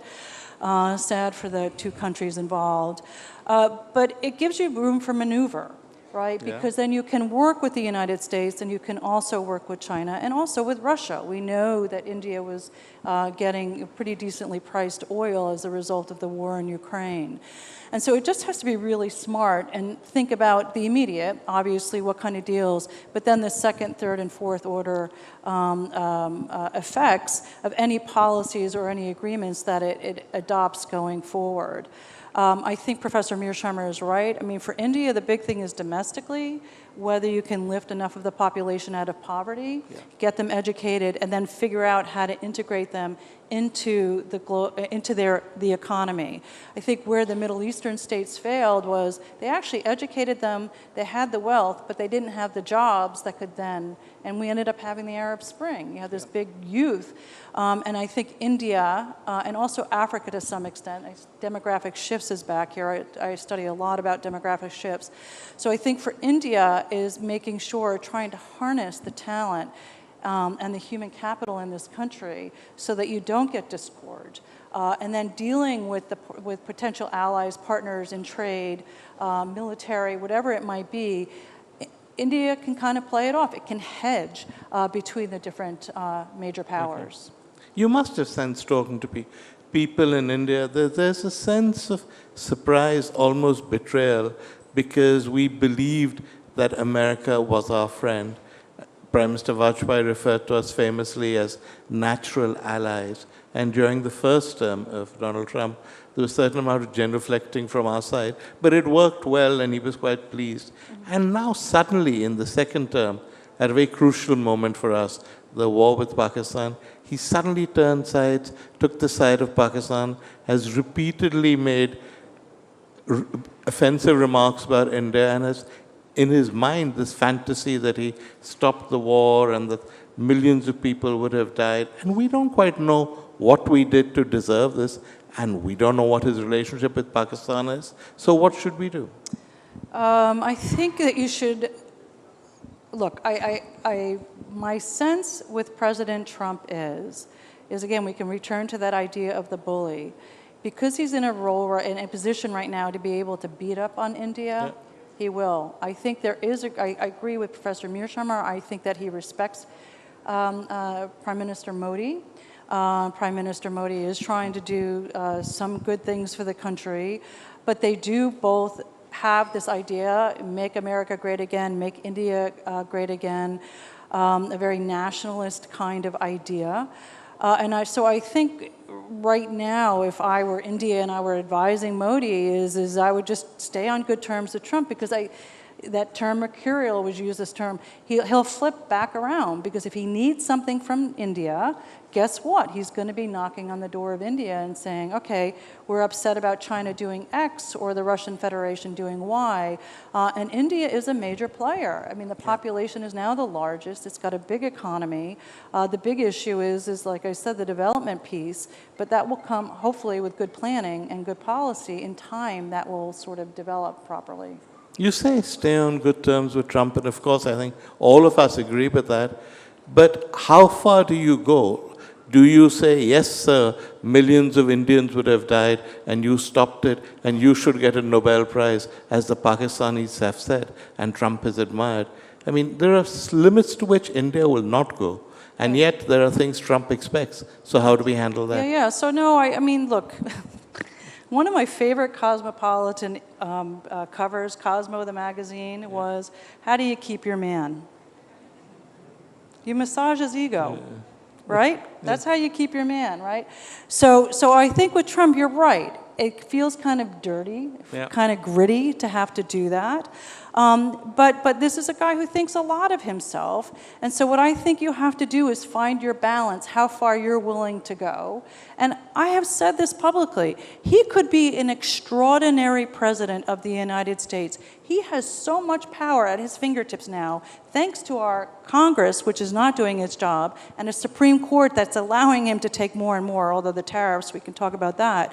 But he could really be an extraordinary president. And so what I think you have to do is figure out where you're comfortable and where you can go. Because he does have a lot of power. Some of the things he's trying to do, I think he's right about some aspects of China.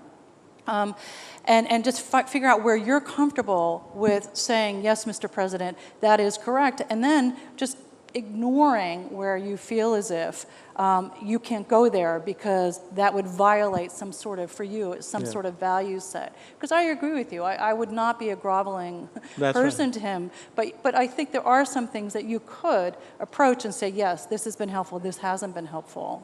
But keep him sweet, but stop from groveling. That's the red figure line. out what parts of the ego you will agree. It's a difficult one. Yeah, it's a difficult one. Because there are going to be, as is, find those. Yeah. Find those seams and sort of pull on those seams.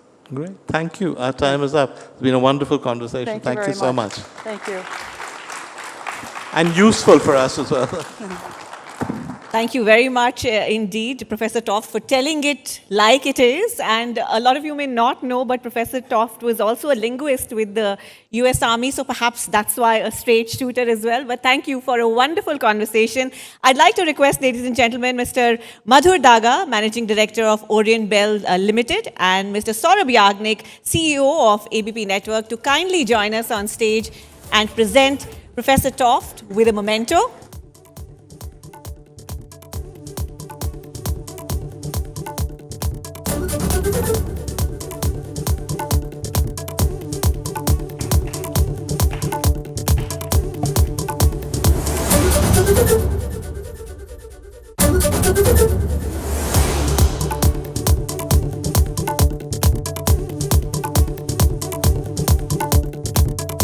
Thank you very much indeed, Professor Toft and Mr. Sanghvi, for a brilliant session. Thank you.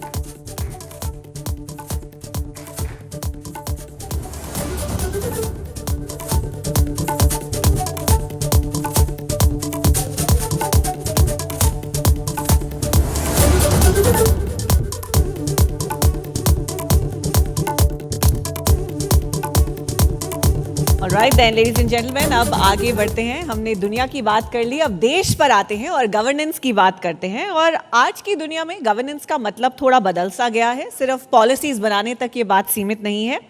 अब बात आ जाती है fast decisions, smart execution and also how do you maintain public trust. जब challenges हर दिन बदल रहे हों, तब लीडरशिप की एक्चुअली असली परीक्षा होती है. How do you stay agile, how do you stay accountable as well as effective. इन्हीं सवालों का जवाब हमारे नेक्स्ट सेशन में शायद आपको मिल जाएगा. हमारे साथ एक ऐसे युवा नेता हैं जिन्होंने गवर्नेंस को ग्राउंड लेवल एग्जीक्यूशन और स्विफ्ट डिसीजन मेकिंग के साथ जोड़ दिया है.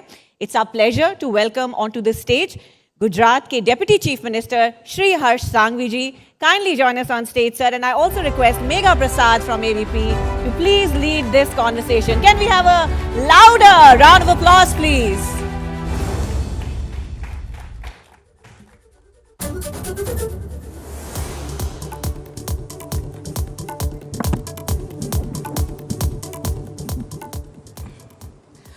नमस्कार, आप सबको बहुत बहुत नमस्कार. हमारे साथ एक ऐसे नेता बैठे हैं अभी जिनकी पॉलिटिकल सक्सेस की ग्राफ हम सबको अचंभित कर गई है. 2012 में 2012 में पहली बार ये एमएलए बने और लगभग 13 साल से कम में गुजरात जैसे राज्य के उप मुख्यमंत्री बन जाते हैं हर्ष संघवी. लोग कहते हैं बीजेपी के ब्लू आइड बॉय हैं और इनकी सक्सेस की ग्राफ तो अभी बस शुरू हुई है. देखते देखते जाइए कि इनकी ग्राफ कितनी आगे बढ़ती है. समय ये सही है हर्ष संघवी से दोस्ती करने का, बहुत लोग कहते हैं. तो हर्ष संघवी जी, ऐसा नहीं कि उसलिए बुलाया है आपको, मगर बहुत ज़बरदस्त कहानी लिख रहे हैं आप गुजरात में, इसलिए आपका यहाँ इस मंच पर आना और हमारा आपसे विचार विमर्श करने की कोशिश करना मेरे लिए ये प्रिविलेज है. So welcome to ideas of India. और हर्ष भाई, मैं शुरुआत करना चाहूँगी. ये पूछ के कि देखिए आप आते सूरत से हैं, सूरत के शहर से आप आते हैं, you belong to a diamond merchants family, हीरे की परख तो बड़ी होगी आपको हर्ष भाई, मगर लोग आपके जो दोस्त हैं और पार्टी वाले वो कहते हैं बीजेपी को तो एक हीरा मिल गया हर्ष संघवी में, जिसे धीरे धीरे निखारा जा रहा है एक बड़े रोल के लिए, क्या कहेंगे? अगर आप हीरे को भी अगर ठीक से, हीरा कैसे चमकता है? कैसे चमकता है? वो एकदम रॉ होता है। अगर पहली नजर में आप देखोगे तो बाजू में पत्थर रखोगे तो आपको पता नहीं चलेगा ये हीरा है और ये पत्थर है। तो तराश रहे ना आपको, उसको अच्छे से घिसना पड़ता है, उसको पॉलिश करना पड़ता है। मैं भी एक कार्यकर्ता हूँ, मेरी आपकी बात सही है, 2012 में मैं पहला चुनाव लड़ा, लेकिन मेरी उम्र अब 41 हुई है, उसमें से 20 साल जी मुझे भी अब राजनीति और समाज सेवा में हो गए। मैं जब 20 साल का था तब मैं पहली बार युवा मोर्चा में स्टेट जनरल सेक्रेटरी के तौर पे काम करने की मैंने शुरुआत की थी। तो हाँ, ये सही बात है क्योंकि मैंने इलेक्शंस पहली बार 2012 में ही लड़े, जब मैं that time I was just 27 years old. तो मैं एक सामाजिक काम में जुड़ा हुआ था और सामाजिक काम से आते आते ये राजनीति के अंदर मोदी जी को देखते देखते इंस्पायर हो गया। तो मुझे भी लगा कि पॉलिटिक्स अच्छा है, तो मैं काम में जुड़ गया। बस इतनी सी कहानी है? इतनी ही कहानी है। अच्छा, ओके। मगर देखिए वैसे तो इट्स अ लॉन्ग नहीं, मेरे अकेले की इतनी कहानी नहीं है। आपको देश में पॉलिटिक्स के अंदर सबसे बड़ा बदलाव क्या आया जी, वो सही में डिटेल्ड स्टडी करनी चाहिए। मैं सभी लोगों को कहना चाहता हूँ, मैं जब पॉलिटिक्स में जुड़ा तब मेरे सभी दोस्तों ने मुझे ये कहा था कि भाई इसमें कुछ नहीं होगा तेरा। बोले तू एक डायमंड मर्चेंट फैमिली से है, ना तेरी फैमिली में कोई पॉलिटिक्स का पी भी जानते हैं, ना कोई पॉलिटिक्स से जुड़े हुए लोग हैं। तो पॉलिटिक्स में तुझे कहीं पे प्लेटफॉर्म मिलने वाला ही नहीं है। लेकिन मेरा परसेप्शन तो बदला और मेरे साथ काम करने वाले मेरी पीढ़ी की युवा मोर्चा के सभी साथी, अभी कोई छत्तीसगढ़ में डेप्यूटी सीएम है तो कोई राष्ट्रीय अध्यक्ष है। मोदी जी ने पॉलिटिक्स का पूरा सिनारियो चेंज कर लिया। अब किसी को पॉलिटिक्स मतलब पॉलिटिकल फैमिली से आना ये कंपल्सन नहीं रहा। बिल्कुल नहीं रहा, बिल्कुल नहीं रहा, बिल्कुल नहीं रहा हर्ष। और मैं आपसे तो ये भी पूछना चाहूंगी कि 2021 में we were all very surprised. 2021 में हर्ष संघवी को 9 अलग अलग पोर्टफोलियो मिलते हैं। 9 पोर्टफोलियो जो उस वक्त के मुख्यमंत्री के पास थे, वैसे ही 9 पोर्टफोलियो आपको मिलते हैं। आप राज्य मंत्री हैं उस वक्त, और इतना भरोसा पार्टी आपके ऊपर दिखाती है। ऐसा क्या दिखता है पार्टी को आपके अंदर हर्ष भाई? देखिए, हमारी पार्टी का एक बहुत क्लियर मंत्र है और मोदी जी का खास तौर पे, मैं मुख्यमंत्री जी के सहायक के रूप में काम करता हूं पहले से आज तक। तभी भी उनके सहायक के रूप में काम कर रहा था और आज भी कर रहा हूं। उनके मार्गदर्शन में ये 9 डिपार्टमेंट में कैसे और तेजी से काम करे, ये मेरा काम था और वही मैं कर रहा था। तो उसमें ऐसा कुछ नहीं था कि 9 डिपार्टमेंट मुझे दिए और 9 डिपार्टमेंट किसी और को दिए, ऐसा नहीं था। उनके मार्गदर्शन में ये काम चल रहा था, तभी भी चल रहा था और आज भी चल रहा है। सवाल मैंने पूछा, आप में क्या देखा, आप मोदी जी पर ले जाते हैं सवाल। अच्छा ये बताइए, पहली बार डावोस इस बार गए आप हर्ष भाई, डावोस डेब्यू कैसा था? ये खास तौर पे हमारे लिए एक बहुत ही अच्छा एक्सपीरियंस था।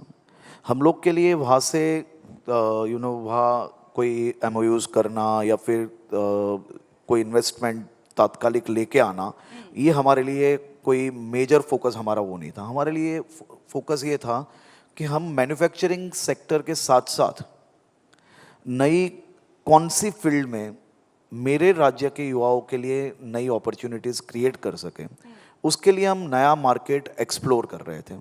और ख़ास तौर पे मैं मेरे जैसे नौजवानों के लिए ये एक्सपीरियंस बहुत ही महत्वपूर्ण इसके लिए था क्योंकि मैंने जब मेरे देश के कई ऐसे राज्य देखे, चाहे वो आसाम हो, चाहे झारखंड हो, आप सोचिए कि देश, आप सभी लोगों ने हमेशा क्या सुना ये दोनों राज्य के लिए, और ये दोनों राज्य जब खुद के राज्य के लिए इन्वेस्टमेंट ले जाने के लिए वहाँ पे जब पिच कर रहे थे, तो ये देख के अपने आप को मतलब बहुत ही अच्छी फील हुई। गुजरात तो इन्वेस्टमेंट लाने में नंबर 1 है कई सालों से, और हम लोग मतलब ग्रेजुअली हमारा मतलब वो नॉर्मली हर साल चीज़ें जो है वो वाइब्रेंट गुजरात के अंदर हमारे MOUs होते हैं और उसके बाद उसके 2 साल तक हमारे फॉलोअप होते हैं।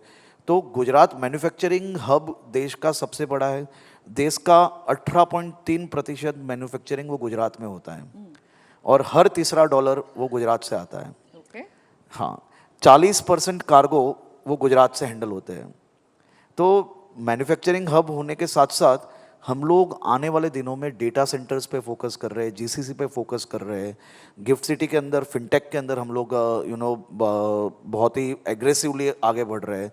तो ये नई अपॉर्चुनिटीज़ मेरे राज्य के युवाओं के लिए मैं क्या ला पाऊँ, उसके लिए हम लोग डावोस में थे। ठीक है, आपने ये सारी अच्छी चीजें देखी। आपको पता हमने क्या देखा?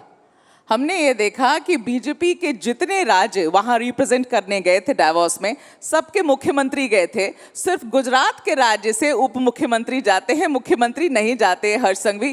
तो भाई कुछ तो डिसीजन हुआ होगा ना कि हर्ष क्यों जाएंगे और सीएम नहीं जाएंगे। इंडस्ट्री मिनिस्टर होने के कारण मेरे मुख्यमंत्री जी का आदेश मिला कि आपको जाना है, तो मैं वहां डावोस गया। ये लॉजिक तो फिर बाकी पे भी लागू होना चाहिए ना। हर किसी में सीएम गए, आप में सिर्फ उप मुख्यमंत्री गए। मुझे मेरे सीएम का जो आदेश मिला वो मुझे करना है। चलिए ठीक है, आपके सीएम की मर्जी से आप गए। हाँ, तो हर्ष भाई अब ये बताइए, थोड़ा ऐसे मुद्दों पर आते हैं जो गुजरात को सुर्खियों में रख रहा है। आप होम मिनिस्टर हैं और पिछले कुछ सालों में हम लोगों ने देखा है कि ड्रग्स के जो सबसे बड़े हॉल्स हो रहे हैं ड्रग्स के, वो गुजरात में हो रहे हैं। हर्ष भाई, ये ऐसा कैसे कि इतना इजाफा हो गया है ड्रग्स की तस्करी में? आपकी जो वेस्टर्न बॉर्डर है उसमें इतने बड़े बड़े जब्त किए जा रहे हैं। इनफैक्ट आप तो बाकी राज्य में भी जाकर जब्त कर कर आ रहे हैं ड्रग्स। तो ये हो क्या रहा है? गुजरात ऐसे सुर्खियों में ड्रग्स को लेकर पिछले 3-4 साल में रेगुलरली बना हुआ है। What's going on? मैं ये मान रहा हूँ कि ये सुर्खियाँ अपने आप में बहुत ही ज़रूरी है। क्यों? क्योंकि हम पकड़ रहे हैं। आ रहे हैं इसलिए ना पकड़ रहे हैं? आ रहे हैं, खाली गुजरात से हम नहीं पकड़ रहे हैं। आप देखिए, पूरा डेटा चेक करिए। हम हमारे पड़ोसियों को नहीं बदल सकते। कहाँ कहाँ से आ रहे हैं? हमारे पड़ोसी जो नसीब में, मतलब हमें जो मिल गए गॉड्स हैं। गिफ्ट है जो पाकिस्तान, हाँ। उसको आप और मैं नहीं बदल पाने वाले। ठीक है। गुजरात का 1600 किलोमीटर का समंदर की बॉर्डर, इंटरनेशनल बॉर्डर से जुड़ा हुआ राज्य है। आप देखिए कि किस प्रकार से ये ड्रग्स पकड़ने की शुरुआत हुई। 2021 में जब भूपेंद्र भाई पटेल मुख्यमंत्री बने, उसके वेरी नेक्स्ट वीक हम लोग ने ड्रग्स रिवॉर्ड पॉलिसी डिक्लेयर की। ड्रग्स रिवॉर्ड पॉलिसी क्या है? पूरे देश में केवल गुजरात एक ही ऐसा राज्य है जिसने ड्रग रिवॉर्ड पॉलिसी बनाई। पाकिस्तान से हमें इंटेल मिलती है, वो इंटेल के साथ साथ एटीएस और नेशनल एजेंसीज के साथ मिलके हम लोग भारत पाकिस्तान की समंदर की तेज लहरों वाली जो सरहदें है, वहाँ से हमने मैक्सिमम ड्रग्स पकड़ा है। ये देश में घुसते हुए हमने ड्रग्स पकड़ा हुआ है। खाली ये गुजरात की बॉर्डर्स पे से पकड़ा ऐसा नहीं है, हमने पंजाब की जेल के अंदर चलता हुआ नेटवर्क भी साफ किया है। कल ही गुजरात एटीएस ने पंजाब के मोस्ट वांटेड को पकड़ा है। पंजाब की केवल जेल से नहीं, बंगाल के पोर्ट से भी हमने पकड़ा है, राजस्थान से भी पकड़ा है, महाराष्ट्र से भी पकड़ा है, मध्य प्रदेश से भी पकड़ा है। देश के कई और राज्य की पुलिस के साथ मिलके हमने इंटेल देके उनके साथ मिलके काम किया है और हमने ड्रग्स पकड़ा है। तो मैं ये मान रहा हूँ कि ड्रग्स पकड़ना ये अपने आप में बहुत ही चैलेंजिंग काम है। ये कोई भी कार्टल्स कोई अहमदाबाद के पुलिस स्टेशन में आके 200 करोड़ रुपए का ड्रग्स जमा करा के नहीं जा रहा है कि लाइए भाई मैं ये पाकिस्तान से लेके आया हूँ, आप ये ड्रग्स रख लीजिए। इसके लिए मेहनत लगती है, गोलियों का सामना करना पड़ रहा है। हमने ड्रग्स को मुख्य विषय बनाया है। जब मैं ये काम लेके निकला था तब मेरे सीनियर ऑफिसर्स ने ये बोला था कि आप जैसे ही पकड़ना चालू करोगे, विरोधी निशाना बनाएंगे आपको, पॉलिटिकल विक्टिम बनोगे। लेकिन हमने ये नहीं सोचा, हमने ये सोचा कि समाज के लिए ये करना बहुत ही ज़रूरी है और हमने लड़ना चालू किया। हर्ष भाई, आप समाज के लिए कर रहे हैं, ऑल वेरी वेल। आपके विरोधी कह रहे हैं कि ड्रग्स कैपिटल बन गया है गुजरात। ठीक है, नहीं, मुझे ये बताइए कि क्या पहले भी ये होता था और पहले पकड़े नहीं जाते थे? आपकी सरकार आई तब से पकड़ रहे हैं, ऐसा कुछ हो रहा है, ये आप रोक क्यों नहीं पा रहे? जो विरोधी कह रहे हैं, आप 30 साल पहले की जब कांग्रेस की सरकार जब थी वहां पे, तभी भी यही समंदर किनारों से क्या क्या पकड़ा गया है, आप रिसर्च करिए, आपको पता चल जाएगा। तो आप क्या कहना चाह रहे हैं कि ये चल रहा था और पकड़ने का काम हर्ष संघवी ने शुरू किया है? नहीं, मैं कभी ये नहीं कह सकता हूँ, क्योंकि हमारी सरकारों ने यही काम किया है, जबरदस्त काम किया है। लेकिन समय के साथ जो मांग बदली, जिस प्रकार से टेक्नोलॉजी बदली, तो टेक्नोलॉजी के साथ साथ हम नया क्या कर सकते हैं, वो दिशा में मुख्यमंत्री श्री के मार्गदर्शन में हमने काम किया है। तो मैं ये मान रहा हूँ कि ये देश में ड्रग्स कैपिटल कौन सा स्टेट है हमें नहीं पता है क्या? ये देश में ऐसे बोल कौन से लीजिए। शहर, नहीं नहीं नहीं, नाम ले आप लीजिए। मुझे बताइए, नाम ले- आप मैं क्यों लूं? एक आप सेकंड, बोल रहे हैं, मेघा आप जी, नाम लीजिए ना। नहीं नहीं, मैं मुझे बता पता रहा है हूँ किसका आपको। नाम लेना चाहते हैं आप, ले अरे लीजिए। मैं क्यों लूं मेरे मुंह से, आप सबको पता है, यहाँ पे पूछोगे अगर 1 2 3 बोलोगे सभी लोग सेम नाम लिखेंगे। मैं यहाँ पे पॉलिटिकल चर्चाएं करने नहीं आया हूँ, लेकिन जहाँ जो काम करने की आवश्यकता है, मुझे मेरे स्टेट को वहाँ जैसा नहीं बनाना है, तो मैं ये मेहनत कर रहा हूँ, मैं लड़ूंगा, क्यों नहीं लड़ूंगा। और मैं छाती खोल के लड़ रहा हूँ। आप ये सभी कार्टल्स को जानते हो कि उन लोग की कैपेसिटी क्या होती है। मैं ये लोग कार्टल्स को मीन्स आप समझिए कि जो पुलिस पकड़ रही है, जो मेहनत कर रही है, रात दिन काम कर रही है, इसमें से कोई भी ऐसा नहीं है। गुजरात में कभी हमने कंज्यूमर को नहीं पकड़ा, आपको पता है ये चीज़। पूरे देश का यूनिक मॉडल है गुजरात में। हम लोग कंज्यूमर को नहीं पकड़ते, हम उनके परिवार को बुलाते हैं, उनको समझाते हैं, उनको काउंसलिंग की मदद करते हैं, और स्टेट गवर्नमेंट उनको काउंसिल करती है। किसके लिए? क्योंकि हमें कार्टल्स को पकड़ना है। मैं ये समझना चाहती हूँ कि ये रुक नहीं सकता हर्ष भाई, क्या इस पे रोकथाम लगाई जा सकती है? देखिए, पकड़ने का काम, आई नो कि आप लोग बहुत अच्छा काम कर रहे हैं। मेघा जी, आपको मैं ये बहुत ही अच्छा प्रश्न है।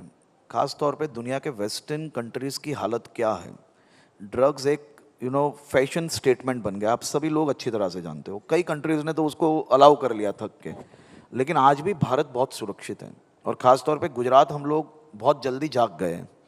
इसके लिए हम इसके सामने खाली पकड़ने का काम नहीं कर रहे, साथ ही में गुजरात में हर डिस्ट्रिक्ट के अंदर हम नए काउंसलिंग सेंटर्स खोल रहे हैं, नए और सोशल एक्टिविस्ट के साथ मिलके इस पे काम कर रहे हैं। ये काम केवल पुलिस से नहीं होने वाला, ये लॉ एजेंसी से ये काम नहीं होने वाला। इसके सामने लड़ने के लिए आपको सामाजिक मदद बहुत ही आवश्यक है, और उस पर भी हम लोग काम कर रहे हैं। और मुझे पक्का विश्वास है कि सामाजिक प्रयास से ही कंज्यूमर जब अपनी आदत बदलेंगे तब ऑटोमेटिक चीज़ों में कमी आएगी। और उसके लिए कोई पॉलिटिक्स नहीं होना चाहिए, उसके लिए हम सबको साथ में मिलकर लड़ना पड़ेगा, नहीं तो नेक्स्ट जनरेशन के लिए बहुत ही नुकसानकारक साबित होगा ये। बिल्कुल बिल्कुल। मगर हर्ष, जब से आप आए हैं गुजरात में, जब से आपको होम मिनिस्ट्री मिली है, एक चीज़ लोगों ने नोटिस किया है कि बुलडोजर एक्शन बड़ा बढ़ गया है। हर्ष, आप जब आए तो पहले तो हमने कोस्टल गुजरात पे देखा कि बड़ी डिमोलिशन आप लोगों ने करी। वैसे उसमें काफ़ी मॉस्क भी गिरे थे आपके डिमोलिशन में, लेकिन आप वहाँ से निकल कर द्वारका से कच्छ तक तो डिमोलिशन हमने देखा, वहाँ से निकलकर आप अहमदाबाद आ गए, यहाँ मुझे लगता है चंडोला तालाब वहाँ आ गए, आप राजकोट में जंगलेश्वर जैसी जगह हमें आ गए। ड्रोन के विजुअल्स आप मीडिया को देते, देखो हमने कितना तोड़ा। वैसे दूसरे साइड आप ये नहीं देखते कि जो बेचारे वहाँ पर जिनका कोई लेना देना नहीं है उस जगह से, उनके घर कैसे जा रहे हैं, वो सब हर्ष आप देखते नहीं है। लेकिन चलिए, यहाँ से भी मैं आगे बढ़ती हूँ। मैं आपसे ये भी पूछना चाहती हूँ कि जब से आप आए हैं तब से एक और चलन बढ़ गई है, वो ये है कि आरोपियों के पाँव में गोली मार दो। पता नहीं कहां से दौड़ते हुए आपको मिल जाते हैं आरोपी, वो उसके पाँव में गोली मार दो। एक आरोपी का तो एनकाउंटर भी हो गया। अब लोग कह रहे हैं कि बहुत ज्यादा इंप्रेस चल रहे हैं हर्ष संघवी योगी जी से। योगी जी की स्टाइल कॉपी हो रही है या हर्ष संघवी की खुद की स्टाइल है ये काम करने की? देखिए, गुजरात आज भी देश का सबसे सुरक्षित राज्य है, और मोदी जी के समय जिस प्रकार से हमारी ट्रांसपेरेंट पॉलिसीज के माध्यम से स्टेट चल रहा था, तब से क्या हाल गुजरात के पहले थे और उसके बाद से आज तक गुजरात नंबर 1 था, नंबर 1 है और रहेगा। आपने द्वारका की बात की, कच्छ की बात की, अहमदाबाद की, राजकोट की।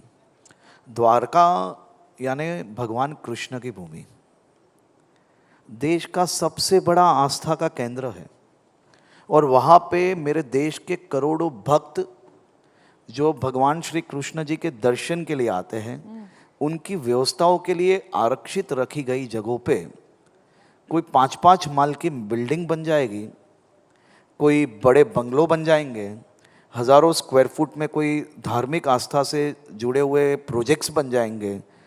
तो ये देश की सभी नागरिकों के लिए रखी गई सुरक्षित जगहों पे बुलडोज़र जरूर से वहाँ पे चलाए गए हैं, लेकिन वो जगह लोगों के हित में सुरक्षित थी। आपका जहां मन पाए आप कुछ भी बना लो, ऐसे थोड़ी ना चलेगा। कच्छ भारत पाकिस्तान की सीमाओं पे तटे हुए गांवों में हजारों की संख्या में घर बन जाते हैं, बड़े बंगलों बन जाते हैं, तो उसको सरकारी व्यवस्थाओं के हिसाब से बुलडोजर फिरता है। आपने चंदोला की बात की, आपने इससे पहले ही ड्रग्स के प्रश्न की बात की। सबसे ज़्यादा ड्रग्स कहाँ से बरामद हुआ है अहमदाबाद में, ये पूछिए। कहाँ से हुआ है? चंदोला से। सबसे ज़्यादा बांग्लादेशी कहाँ से पकड़े गए? चंदोला से। ये मैं नहीं कह रहा हूँ, ये ऑन पेपर है, पूरा अहमदाबाद जानता है। आप पूछिए किसी को, क्या ये बांग्लादेशियों का अड्डा बनाने की जगह है? और कोई एक व्यक्ति के पास 200 घर है, कोई एक व्यक्ति के पास 50 घर है। एक बड़ा बंगलो चंदोला में मिला जिसके अंदर 40 से ज़्यादा गाड़ियाँ मिली, 50 से ज़्यादा रूम का वो बंगलो था।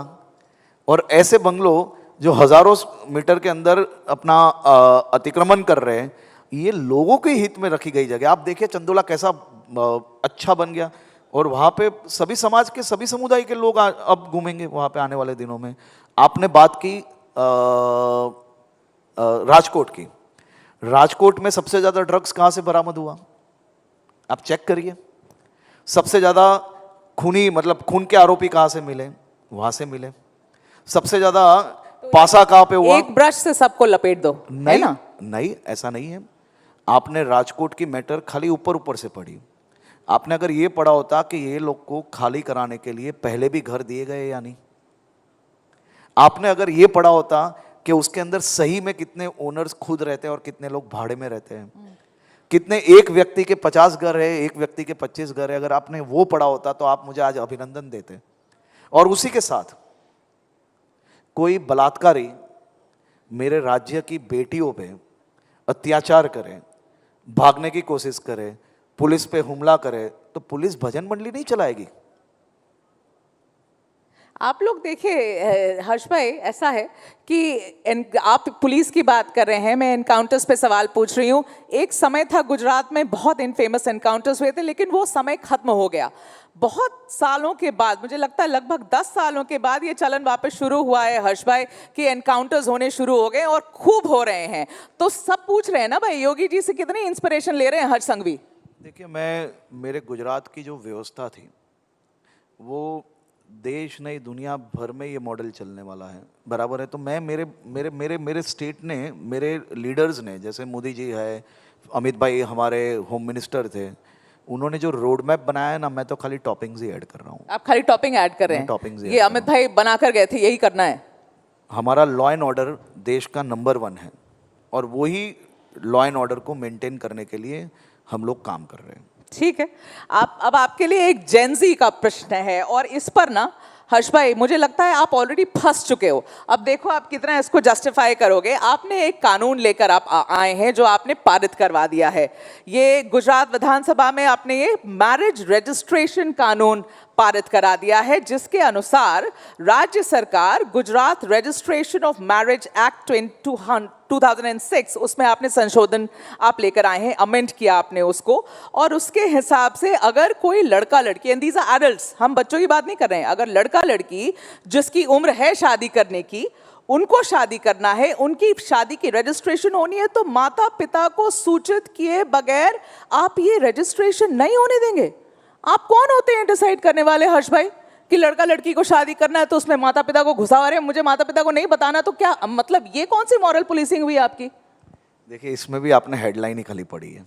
नहीं, हेडलाइन कुछ नहीं पढ़ी आपकी, ये तो मैं आपको बताता हूँ, मैं कोर्ट में है कि नहीं है मैटर? मेघा जी, जाना चाहिए लोगों को कोर्ट में आपके विरुद्ध। मैं जरूर से, मैं मेरे सभी युवा साथियों को कहना चाहता हूँ, मैं उनकी आवाज हूँ। अभी तो नहीं लग रहे हैं। मैं बताता हूँ आपको हमने क्या लाया है।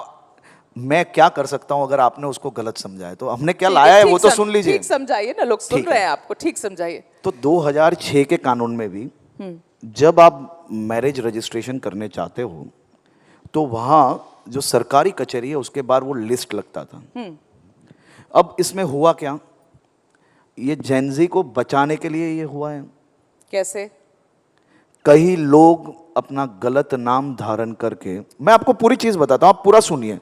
माता पिता की कंसर्न है या नहीं, हमने खाली माता पिता को वो कॉपी भेज रहे हैं, माता पिता उसको समझा पाए अपने बच्चों को तो वो उनकी मर्जी की बात है। हमने किसी के रजिस्ट्रेशन नहीं रोके हैं, आप समझिए। पहले हमने कंपल्सन नहीं रखा हुआ है, और उसके बाद भी हमने 1 महीने तक लोगों के सजेशन मंगाए हैं।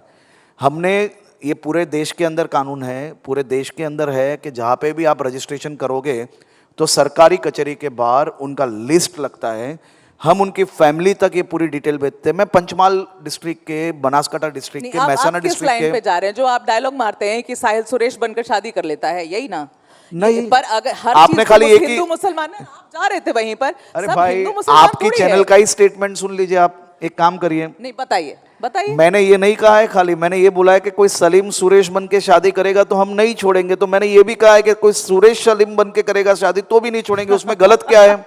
ये आप मुझे ये बताइए, इसमें गलत क्या है? मेरी मेरी मेरी जो ये छोटी छोटी बहनें हैं, उसको कोई फरेबी कोई गलत नाम से शादी कर लेगा, क्या ये ठीक है? वो ठीक है, वो तो मैं बिल्कुल वो 18 साल की हो गई है तो भले कोई कुछ भी कर ले, चलेगा। आप लोग की भी ना प्रॉब्लम वही है। अभी भी मैं आपको बता रहा हूं, आप भी एंट्री ले लिए हैं उस लाइन में जहां बीजेपी के जो सीएम डीसीएम सब है ना, जब हिंदू बनने का चांस मिलता है तो मैं बड़ा हिंदू, आप भी ऐसा है ना मेघा जी, आप लोग क्या है, चैनल में जितना अच्छा लगता है ना उतना ही सुनाते हो। अगर आप पूरा स्टेटमेंट सुनाओगे तो ही लोगों को पता चलेगा। मैंने जब ये नया कानून के अंदर सबसे पहले कोई बदलाव नहीं लाया है। पहले ये समझना करी ना आपने कानून में? नहीं, हमने खाली हमारे मैरिज के रजिस्ट्रेशन का जो हमारी प्रोसीजर है, ठीक है, हमने प्रोसीजर्स को फुलफिल किया है। जो एरर था, और ये एरर क्या था वो किसी ने सुना? तो अगर माँ बाप की कंसेंट नहीं मिले, हाँ, तो आप नहीं होने देंगे रजिस्टर्ड शादी? किसने बोला ये आपको? मैं पूछ रही हूँ, आप पढ़िए तो आप बताइए। 1 महीने तक माँ बाप के पास समय है, और उसमें भी मैंने सबसे पहले मेरे स्टेटमेंट में बोला था कि अगर हमें कहीं पे भी माँ बाप जबरदस्ती करते हुए मिला, कहीं पे भी उन्होंने अपनी बेटियों को परेशान किया, तो हम उन पे भी कानूनी स्टेप लेंगे। हमने बैलेंसिंग बनाया है। अगर आप ये यूट्यूब के माध्यम से ये जो हेडलाइन बनाने वाले को पढ़ के अगर परसेप्शन नहीं बनाते तो जरूर से आप मुझे अभिनंदन देते। नहीं, सो इफेक्टिवली भी आप मैं आपको रिक्वेस्ट कर रहा हूं, मैं आपको रिक्वेस्ट कर रहा हूं कि आप एक बार हमने जो प्रपोज किया है उसको एक बार पढ़ लीजिए। You will love it. हमने कहीं पे भी ये नहीं बोला है। मैंने मेरे स्टेटमेंट में ये बोला है कि हम रजिस्ट्रेशन को 1 महीने के लिए, जब तक आप जो लड़की जो शादी के लिए रजिस्ट्रेशन कर रही है, 1 महीने के अंदर उसको हमने कितने किस्से दिए हैं। ऐसा नहीं है कि कई लोगों ने गलत नाम से शादी की है, कई लोगों ने गलत आइडेंटिटी दी है, कई जगहों पे जो बेटियों को खाली ये सलीम सुरेश सलीम की बात नहीं है, नॉर्मल सेम कास्ट के अंदर भी जो फरेबी है उन्होंने परेशान किया है। तो इसमें क्या हुआ? ये क्या हुआ है? गलत आइडेंटिटी देके, गलत डॉक्यूमेंट्स देके जो शादियां होती है उसको रोकने की बात है। हमने कहीं पे भी हमारे ये प्रोसीजर के अंदर ऐसा नहीं लिखा है कि माँ बाप साइन नहीं करेंगे तो शादी नहीं हो पाएगी। नहीं करेंगे, इस पे नहीं रोकेंगे आप। मैंने कहीं पे भी, आप पढ़िए पहले, मैं इसके लिए बोल रहा हूँ कि आप पढ़िए। पता नहीं हर्ष भाई, आप ऑनलाइन अवेलेबल है, अभी पढ़ लीजिए। मुझे गुमराह कर रहे हैं। मैं यहाँ पे ही बैठूंगा, मैं 1 घंटा बैठता हूँ, आप पढ़ लीजिए। अगर कुछ भी हो तो मुझे बताना। हमने उसको फुल प्रूफ इसके लिए किया है कि कोई भी यंगस्टर्स उसके अंदर फंस ना जाए। हाँ। और कोई भी माता पिता अपने अगर बेटे बेटी को मनाना चाहते हैं तो उनके पास 1 महीने का टाइम मिले। जो माँ बाप बच्चों को बड़ा करते हैं उनको मनाने की भी क्या हम छूट नहीं दे सकते? इलेक्शंस कब है आपके यहाँ? अगले साल ना? अरे वो तो देर है, वो इलेक्शन छोड़ लीजिए। हम लोग तो इलेक्शन के दूसरे दिन से काम पे लग जाते हैं। हम लोग इलेक्शन के वक्त वो इलेक्शन टूरिज्म वाले लोग नहीं। अच्छा देखिए, मुझे ना अब थोड़ा रैप अप करना पड़ेगा ये सेशन को। जल्दी कुछ सवाल लेने हैं मुझे। पहले ये बताइए हर्ष भाई, big success for you, Commonwealth लेकर आ रहे हैं, और ये भी बातें सुनाई पड़ रही है कि अगर मान लीजिए भारत, जो हम प्रधानमंत्री ने कहा हम ओलंपिक्स के लिए बिड कर चुके हैं, if that also comes to India, वो भी गुजरात में होगा। ऐसा कैसे? मतलब मेट्रो भी गुजरात को आएगा, कॉमनवेल्थ भी गुजरात को आएगा, ओलंपिक्स भी गुजरात को आएगा, बाकी स्टेट क्या करेंगे हर्ष भाई? क्यों हो रहा है ऐसा? मेरे ख्याल से आप दिल्ली में अपने मेट्रो का भी उपयोग नहीं किया। नहीं, मेट्रो अच्छा मैंने गलत कह दिया। हम हयात से बाहर निकलते हैं। मैं आपको मुंबई में, लखनऊ में, पुणे में, सभी शहरों के पास मेट्रो है, तो क्या हमने क्या पाप किया कि हमें नहीं मिलना चाहिए मेट्रो? ना पकड़िए। वैसे सुनिए, बुलेट ट्रेन की बात हो रही थी, बुलेट ट्रेन की बात कर रही थी। बुलेट ट्रेन तो महाराष्ट्र भी आ रही है। हम जो शहर में बैठे हैं, आपको मिला, और वो आप लोग ठीक से पूरा भी नहीं कर पा रहे। कौन? हमारे वहाँ हम लोग के वहाँ बहुत ही अच्छा काम चल रहा है, और ऑन टाइम काम चल रहा है। कॉमनवेल्थ और ओलंपिक्स दोनों गुजरात में ही होगा ना? नहीं, हम लोग ने, स्टेट गवर्नमेंट ने वो तैयारियां की है, और हम लोग बीड कर रहे हैं। तो बीड करने के पीछे हम लोग ने कितने साल उसमें मेहनत की है। वो इंफ्रास्ट्रक्चर अचानक ओवरनाइट तैयार नहीं होता है मैडम। तो हम लोग उस पर काम कर रहे हैं, और उसमें पहले भी आप उसको खास अगर आप डिटेल देखोगे तो सभी लोगों को साथ में रख के, ये गेम्स जो है वो देश भर में कल्चर बनाता है। मतलब एक नया कल्चर लाएगा स्पोर्ट्स का, उसके लिए हम लोग मेहनत कर रहे हैं। हम तो सभी पूरे देश के लिए ये मेहनत कर रहे हैं, तो उसके पीछे हमारा समय भी जा रहा है, स्टेट का बजट भी जा रहा है, और हमारी पूरी टीम उसके लिए काम कर मैंने रही है। आपसे सवाल पूछा क्यों आ रहा है वहां, आप मुझे बता रहे हैं कि आप कितनी मेहनत कर रहे हैं उसके पीछे। नहीं, हम लोग वो इंफ्रास्ट्रक्चर डेवलप कर रहे हैं, और वो इंफ्रास्ट्रक्चर रेडी अवेलेबल है। और कॉमनवेल्थ के लिए हम लोग 2028 में हम लोग जो international police and fire games जो ला रहे हैं, उसके लिए हमें नई एक भी चीज़ नहीं बनानी है, उसके अलावा हम लोग कर सकते हैं। इतनी सारी तैयारियां हैं हमारे ठीक है, मुझे ये रैप अप करना है, 2 मिनट और लूंगी, और ये रैपिड फायर है जल्दी से हर्ष संघवी के लिए। राजनीति के सबसे मुश्किल वक्त में सबसे अच्छी सलाह किससे मिलती है आपको, नरेंद्र मोदी जी से या अमित शाह जी से? देखिए, ये दोनों जन सामाजिक एक का नाम लेना, एक का नहीं, मैं बोल रहा हूँ ना, दोनों जन सामाजिक, आपको ये दोनों दिखते पॉलिटिकल है, वो है ही नहीं पॉलिटिकल, वो लोग सोशल ज्यादा है। आपको सलाह किससे अच्छी मिलती मैंने है? आपको बताया सवाल ये है। ना, मैंने पॉलिटिकल तो कभी सलाह लेते नहीं है। लेते ही नहीं हैं आप। हर्ष संघवी के मुताबिक विपक्ष का कौन सा नेता है जो सोशल मीडिया पर कूल दिखने की बड़ी कोशिश करता है पर हो नहीं पाता है? बताइए। देखिए, राहुल जी को कोई कॉम्पीट नहीं कर सकता इसमें। बीट नहीं कर सकते राहुल जी को इसमें। अच्छा, अब ये बताइए कि अपना रिपोर्ट कार्ड देना ज्यादा मुश्किल है गुजरात की जनता को या दिल्ली में अमित शाह जी को? देखिए, अमित जी, खिंचाई कौन करता है ज्यादा आपकी? अमित शाह जी है ना, एकदम डिटेल में जाते हैं, मतलब रिपोर्ट की हेडलाइन नहीं पढ़ते, वो हर एक चीज पढ़ते हैं। क्लास लगती है ना वहां आपके। हाँ, अगर आपको राहुल गांधी और अरविंद केजरीवाल के साथ एक ही गाड़ी में अहमदाबाद से दिल्ली तक का सफर करना पड़े तो तीनों के बीच में क्या बातचीत होगी हर्ष भाई? ये गाड़ी में साथ में जाने से अच्छा मैं चलता चला जाऊं। आप अक्सर थानों में सरप्राइज चेकिंग के लिए पहुंच जाते हैं। बड़े मजेदार मुझे बताए गए लोग बहाना बनाकर बताते हैं मंत्री जी को कि वो क्यों नहीं ड्यूटी पर हैं। सबसे मजेदार बहाना क्या सुना है आपने आज तक? देखिए, पुलिस प्रेस, हाँ, ये दोनों का एक बहुत ही कॉमन रिलेशन है। पुलिस, प्रेस और पॉलिटिक्स, हाँ, ये सबके लिए एक कॉमन वर्ड है, हाँ। जो हम सबकी लाइफ में हर रोज आता है, वो है इमरजेंसी। हर्ष भाई, आजकल के युवा पॉलिटिक्स से ज्यादा इंस्टाग्राम रील्स पर अपना समय बिताते हैं। अगर आपको युवाओं को राजनीति में लाने के लिए 15 सेकंड की रील बनानी हो तो आपका डायलॉग क्या होगा? मैं तो इसमें मैं एग्जैक्टली मतलब मैं यही कहूँगा, आइए और जुड़िए, इतना बोरिंग डायलॉग से तो कोई नहीं जुड़ेगा हर्ष भाई आपके।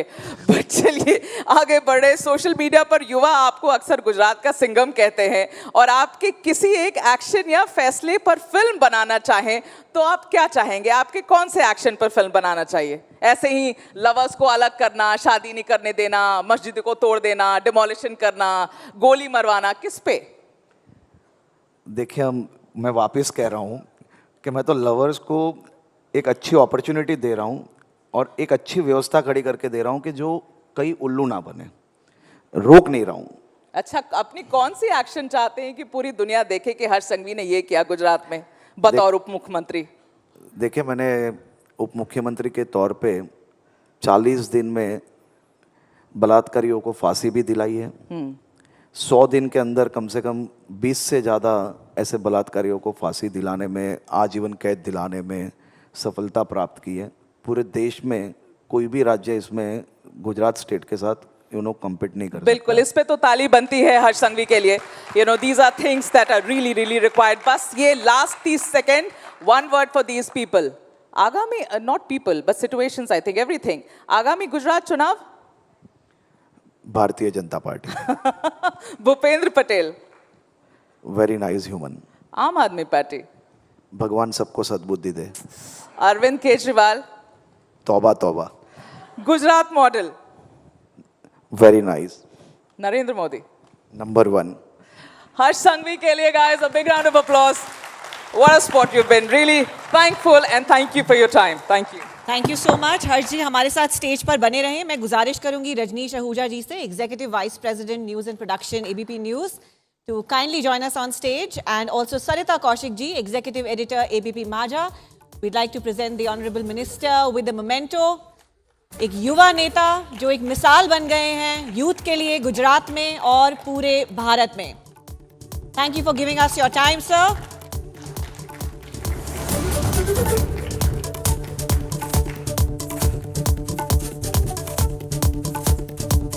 बहुत बहुत धन्यवाद। दोस्तों आगे बढ़ते हैं and let's talk about the inside. We have been talking about how the world is really volatile right now. Resilience एक necessity बन गई है. It's not a luxury anymore. हम nations की बात करते हैं तो strategic resilience की बात होती है, markets की बात करते हैं तो economic resilience की बात होती है. But what about us? The individuals, us who are caught in the middle of all this change and volatility. हम लोग पूछ रहे हैं कि इस AI की दुनिया में will my skills matter? Will I remain relevant in a culture dominated by social media? And what happens to my sense of worth in a time of constant comparison as well as change? The turbulence in the outside world, of course, it's very real, but the turbulence within us is also important. It's very real and we need to address it. Our next session, in fact, talks about the storm in our minds. It's titled The Art of Resilience, Balancing the Mind. We are so honored, ladies and gentlemen, to welcome Gauranga Das, spiritual leader and director of ISKCON Govardhan Eco Village. Please join us on stage, sir. Just to let you know, Gauranga Das ji ka jo kaam hai, it's work that bridges spirituality and sustainability and conscious living. And I'm delighted to also welcome Pratima Mishra to please lead this session. Can we have a big round of applause? हार्दिक स्वागत है आपका गौरंगा दास प्रभु जी। हरे कृष्णा।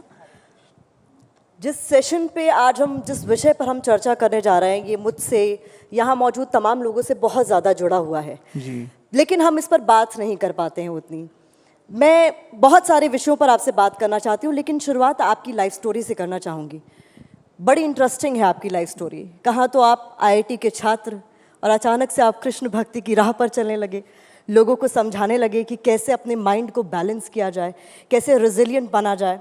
तो पहले मैं आपके बारे में पढ़ रही थी तो उस रोड एक्सीडेंट के बारे में सुन के मुझे बहुत धक्का लगा जिससे आपको गो थ्रू होना पड़ा और कहीं ना कहीं उसने आपको रेजिलिएंट भी बनाया, आपकी पूरी लाइफ को 360 डिग्री टर्न दे दिया। उसके बारे में पहले बताएं फिर हम चर्चा को आगे बढ़ाएं। जी, मैं उस समय हाईवे पे जा रहा था और ऐसा नहीं कि गीता का एक्सपोजर नहीं था। I was always curious about death. तो इसलिए मृत्यु का कोई हल है क्या, इसके विषय में मैं सोचता रहता था। फिर गीता के संपर्क में आया तो मालूम पड़ा कि गीता एक ऐसी किताब है जो ना जीते जी व्यक्ति के चिंताओं को दूर करती है, लेकिन मृत्यु के आगे की जर्नी के विषय में भी उसमें ज्ञान है। तो I was very intrigued by that. तो जब ऐसा हादसा हुआ कि एक्सीडेंट हुआ तो लगा कि 22 साल की उम्र में शायद मेरा जीवन समाप्त हो जाता, लेकिन बच गया। तो मैंने कहा कि चलो भाई, जिसने बचाया उनके लिए जीवन देते हैं और इस गीता के ज्ञान को लोगों तक पहुंचाते उनकी भाषा में, जिससे वो समझें कि जैसे हॉस्पिटल रेलेवेंट हैं फॉर ट्रीटिंग फिजिकल पेन, वैसे मंदिर भी उतने ही रेलेवेंट हैं for treating mental and emotional pain. इसलिए उसको कहा गया मंदिर, which is hospital for the mind. तो इसलिए मैं कोई इंजीनियरिंग कॉलेज से निकलकर कभी इंजीनियरिंग कॉलेज का फैकल्टी बन जाता है, वैसे ही गीता को अर्जुन ने अप्लाई किया और मैं गीता को सिखाने के लिए फैकल्टी के रूप में आ गया। उतना ही डिफरेंस। ये जो बदलाव है इसको क्या आप मानते हैं ये तय था कि ऐसा आपकी लाइफ में होगा और फिर आप इसी तरीके से कई जिंदगियों को बदलेंगे? क्योंकि आप बात करते हैं कि बदलाव जो है वो बहुत ज़रूरी है, पर हम सब मनुष्य बदलाव से बहुत डरते हैं। हमारे मन में हमेशा एक खौफ रहता है कि ये चेंज मेरे लिए अच्छा है या नहीं, या चेंज अचानक क्यों हो गया। हम चेंज से इतना डरते क्यों? जब मैं आईआईटी में था, एक ऐसा इंसिडेंट हुआ जब मेरे क्लासमेट ने आत्महत्या करने का प्रयास किया। That was the turning point. उस समय आईआईटी में इतने सुइसाइड्स का कुछ इंसिडेंट्स नहीं रहता था। आज तो 9 in 100,000 are trying to commit suicide. $1 trillion का लॉस वर्ल्ड में हो रहा है मेंटल हेल्थ क्राइसिस के कारण। तो जब मेरे फ्रेंड ने सुइसाइड अटेम्प्ट किया तो हम लोग सब परेशान हो गए, बोले ये क्या हो गया भाई, उसके तो अच्छे नंबर आते थे। तो हमने फिर जाके पूछा, भाई तुम तो टॉपर टाइप का आदमी है, why did you try to commit suicide? तो उसका answer was even more shocking. उसने कहा कि भाई हर एग्जाम में मुझे गोल्ड मेडल मिलता है, इस एग्जाम में मुझे सिल्वर मेडल मिला, तो I could not handle because I am addicted to being number 1। तो उसी एग्जाम में मेरे 4-5 दूसरे मित्र थे जो 4-4 सब्जेक्ट में फेल हो गए थे और आराम से कैंपस में घूम रहे थे, हंसते खेलते, दूसरों को आशीर्वाद देते हुए। तो हमने कहा भाई तुम तो बड़े निर्लज हो, बेशरम हो, यहाँ जो नंबर 2 आ गया वो अपने आप को मार रहा है और तुम 4-4, 5-5 सब्जेक्ट में फेल होकर आराम से घूम रहे हो, आपकी फिलॉसफी क्या है? वो कहते हैं हमारी फिलॉसफी सिंपल है, कॉलेज में घुसना अपना काम है, निकालना कॉलेज का काम है। तब हम समझे कि गीता इसके ऊपर टिप्पणी कर रही है कि तनाव का मूल कारण क्या है, what is the main cause of stress, the gap between expectation and reality and sudden collapse in identity. जब हमारी अपनी एक आइडेंटिटी होती है जो अस्थायी वस्तुओं के साथ जुड़ी रहती है, जैसे वो बदलती चली जाती है, तो फिर हम लोगों की आइडेंटिटी जब बदलती है उससे सबसे ज़्यादा खौफ या भय उत्पन्न होता है। This is at the very root of the first shloka of Gita. मामका पांडवाश्चैव किम अकुर्वत संजय, धृतराष्ट्र कहते हैं। तो कई बार लोगों को लगता है गीता हिंदू धर्म के लिए ग्रंथ है, ये है वो है, लेकिन वास्तव में गीता अभय दान देने के लिए सबसे बड़ा मैनुअल है। It is the manual which helps you become fearless because of constantly changing identities. That's why I got attracted to the Gita. कितना बड़ा आपने यहाँ पर बात की कि गीता आपको fearless बनाने में मदद करती है, और हम सब के मन में एक डर ही तो है जो सबसे ज़्यादा निरंतर बना रहता है। अपनों को खोने का डर, जॉब में किसी तरीके के नुकसान का डर, फैमिली लाइफ में कुछ ना कुछ ऊपर नीचे हो जाने का डर, यानी उससे बाहर निकलने के लिए गीता बहुत सहायक है। किस तरीके से उसको सम्मिलित करें अपने जीवन में, कैसे शामिल करें उसे अपने जीवन में? बहुत इंपॉर्टेंट क्वेश्चन है, हाउ टू इंटीग्रेट गीता, क्योंकि Gita is a most famous literature, लेकिन अगर हम भारत में ही देखें उसको समझने का प्रयास बहुत कम लोग कर रहे हैं, क्योंकि उनको लगता नहीं कि ये रेलेवेंट है हमारे जीवन में।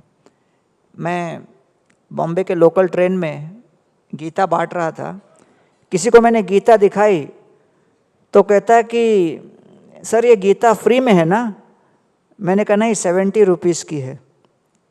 वो मुझे देख के कहता है सर स्वामी जी, कृष्ण ने तो अर्जुन को गीता फ्री में सुनाई, आप 70 रुपीज़ क्यों लेते हो? तो मैंने कहा देखिए, कृष्ण ने अर्जुन को गीता कुरुक्षेत्र में सुनाई, ये बम्बई है, 70 रुपीज़ ट्रांसपोर्ट चार्ज ले रहे हैं।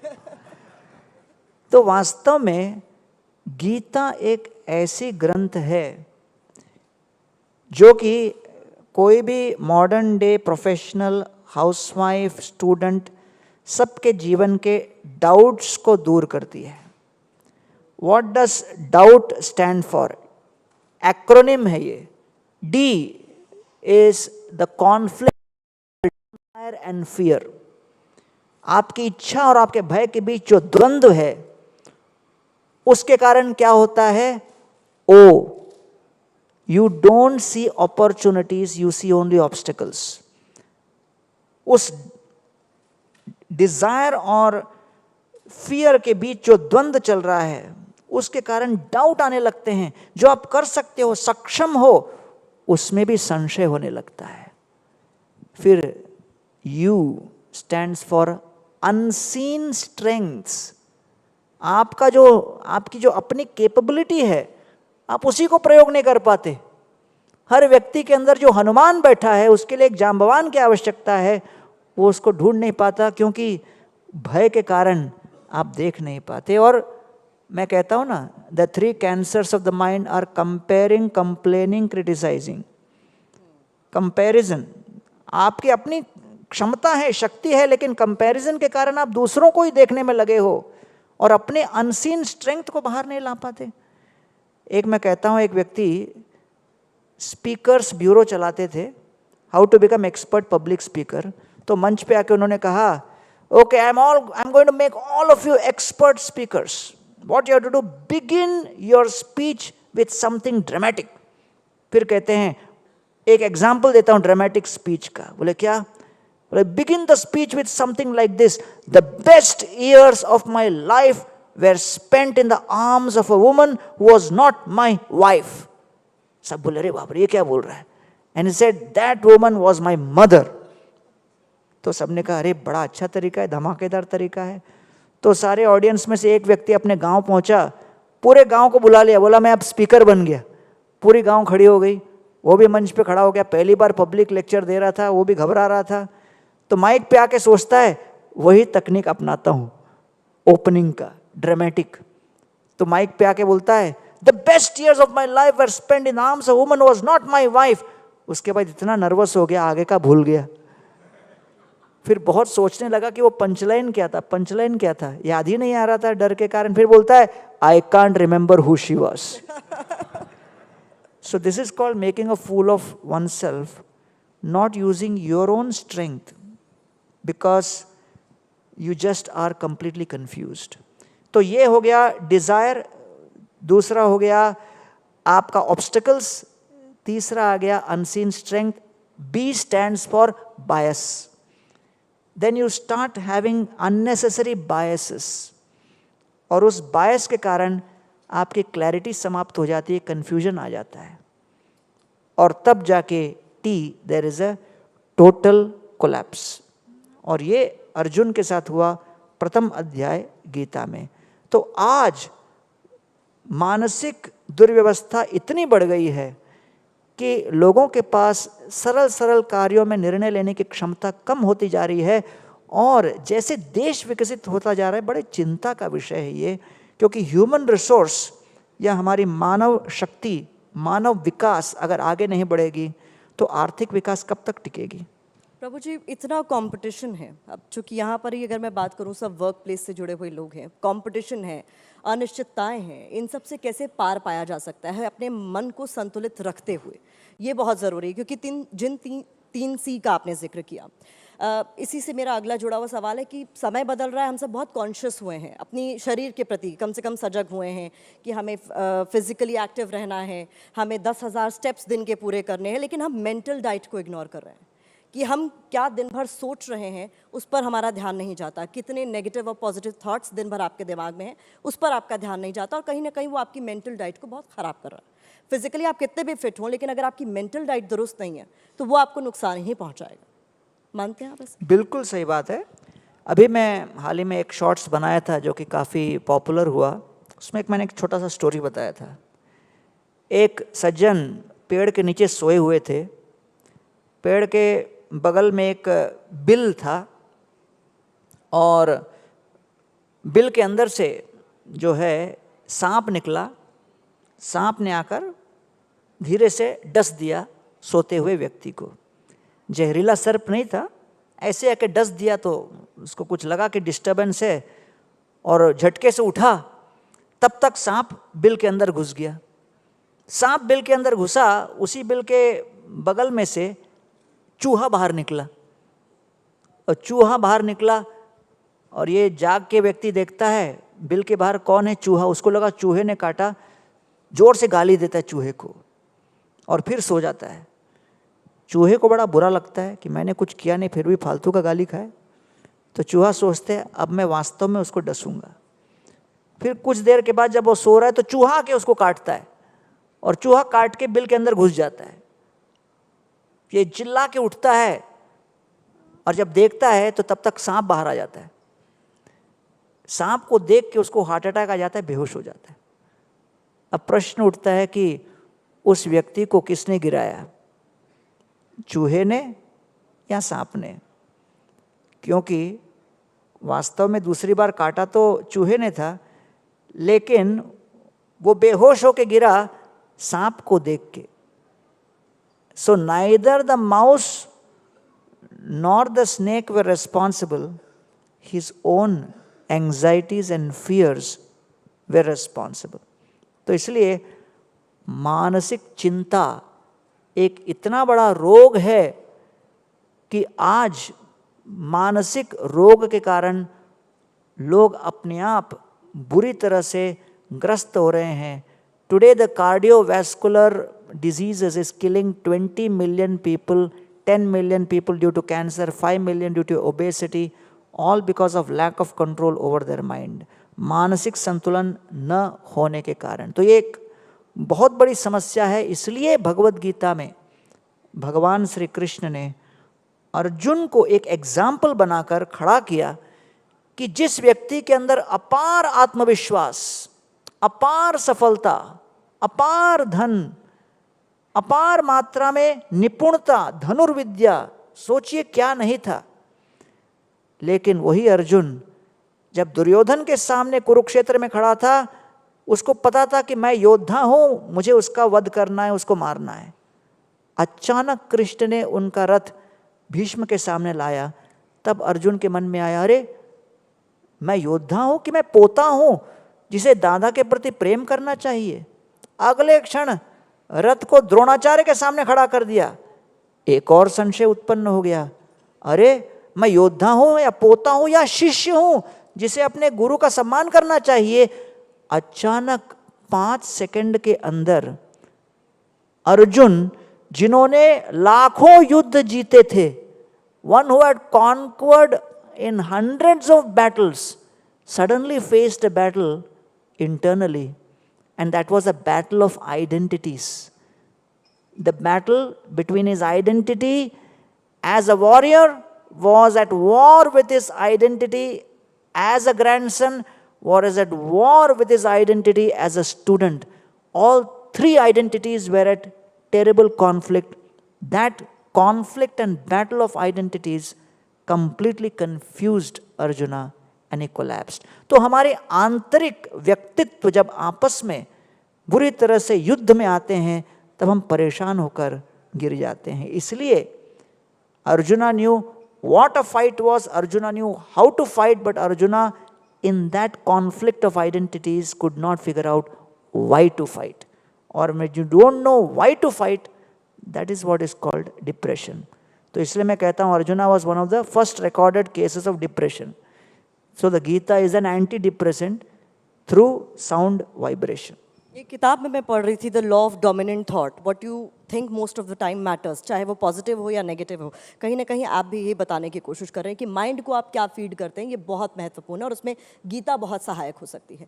अब मैं अपने अगले प्रश्न की तरफ आती हूँ कि ये हर बार कहा जाता है कि अगर आपको आध्यात्मिक होना है तो आपको भौतिक इच्छाओं का त्याग करना पड़ेगा, लेकिन वो लोग जो दिन रात कड़ी मेहनत कर रहे हैं और वो एक मुकाम हासिल करते हैं, तो उन्हें लगता है मैं महंगी गाड़ी में चलूँ, महंगे कपड़े पहनूँ, अपने वो तमाम शौक पूरे करूँ जो मैं नहीं कर पाया कर पाई, तो वो यहाँ पर द्वंद्व की स्थिति में आ जाता है कि फिर मैंने मेहनत किस लिए की, इसी दिन के लिए की ताकि मैं इन इच्छाओं की प्राप्ति कर सकूं। तो क्या आध्यात्मिक होने के लिए मटेरियलिस्टिक जो इच्छाएं हैं उनका त्याग जरूरी या बैलेंस जरूरी है? भगवत गीता में कृष्ण कहते हैं, एवं परंपरा प्राप्तम इमं राज ऋषयो विदुः सकालेने महता योगो नष्ट परंतप। कृष्ण कहते हैं ये गीता का ज्ञान मैंने राज ऋषियों को दिया। तो एक होते हैं ऋषि और एक होते राज ऋषि, अर्थात गीता का पूरा बल जोर केवल आपके कार्यों पर नहीं है, आपके विचारों पर है। इसलिए मैं अभी जस्ट बता रहा था, the Gita works on your intention first, आपकी इच्छा पर। जब इंटेंशन परिवर्तित होगा तब जाकर धीरे धीरे आपकी इंस्पिरेशन बदलेगी। तो इंटेंशन जब तक बदलेंगे नहीं, तो इंटेंशन क्या? भय से प्रेरित, दूसरा इच्छा से प्रेरित, लेकिन उसके ऊपर कर्तव्य से प्रेरित आपकी जब इंटेंशन या इच्छा न हो, तब तक आप कोई स्थायी कार्य नहीं कर सकते। Because you can't get success overnight, you have to have the patience. तो इसलिए कृष्ण कहते हैं अर्जुन को, कर्मण्येवाधिकारस्ते मा फलेषु कदाचन, आप धीरज के साथ कर्तव्य परायण होके काम कीजिए। जब मैं मंदिर में ज्वाइन हो गया था तब मुझे किचन में भेजा गया सेवा करने, तो उसके 1 हफ्ते बाद एक और व्यक्ति आया, वो भी किचन में भेजा गया, तो फिर मैंने उसको चपाती बनाने के लिए लगा दिया। तो 3-4 दिन के बाद मेरे पास आकर वो कंप्लेंट करने लगा, अरे आपने मेरे टैलेंट को पहचाना नहीं, मैं इतना बड़ा वक्ता हूँ, मैं इस्कॉन ज्वाइन किया प्रचार करने के लिए, चपाती बनाने नहीं। मैंने कहा यार मुझे क्यों बता रहा है, मैं भी तो चपाती बना रहा हूँ। तो उसने कहा नहीं नहीं, ये टैलेंट को समझना चाहिए, ये वो। 1 महीने बाद बोरिया बिस्तर लिया, बोला मैं जा रहा हूँ घर। मैंने कहा अरे क्यों, घर क्यों जा रहे हो? वो कहता है आप लोग टैलेंट नहीं पहचाने, प्रचार करने आया था, चपाती बनाने नहीं।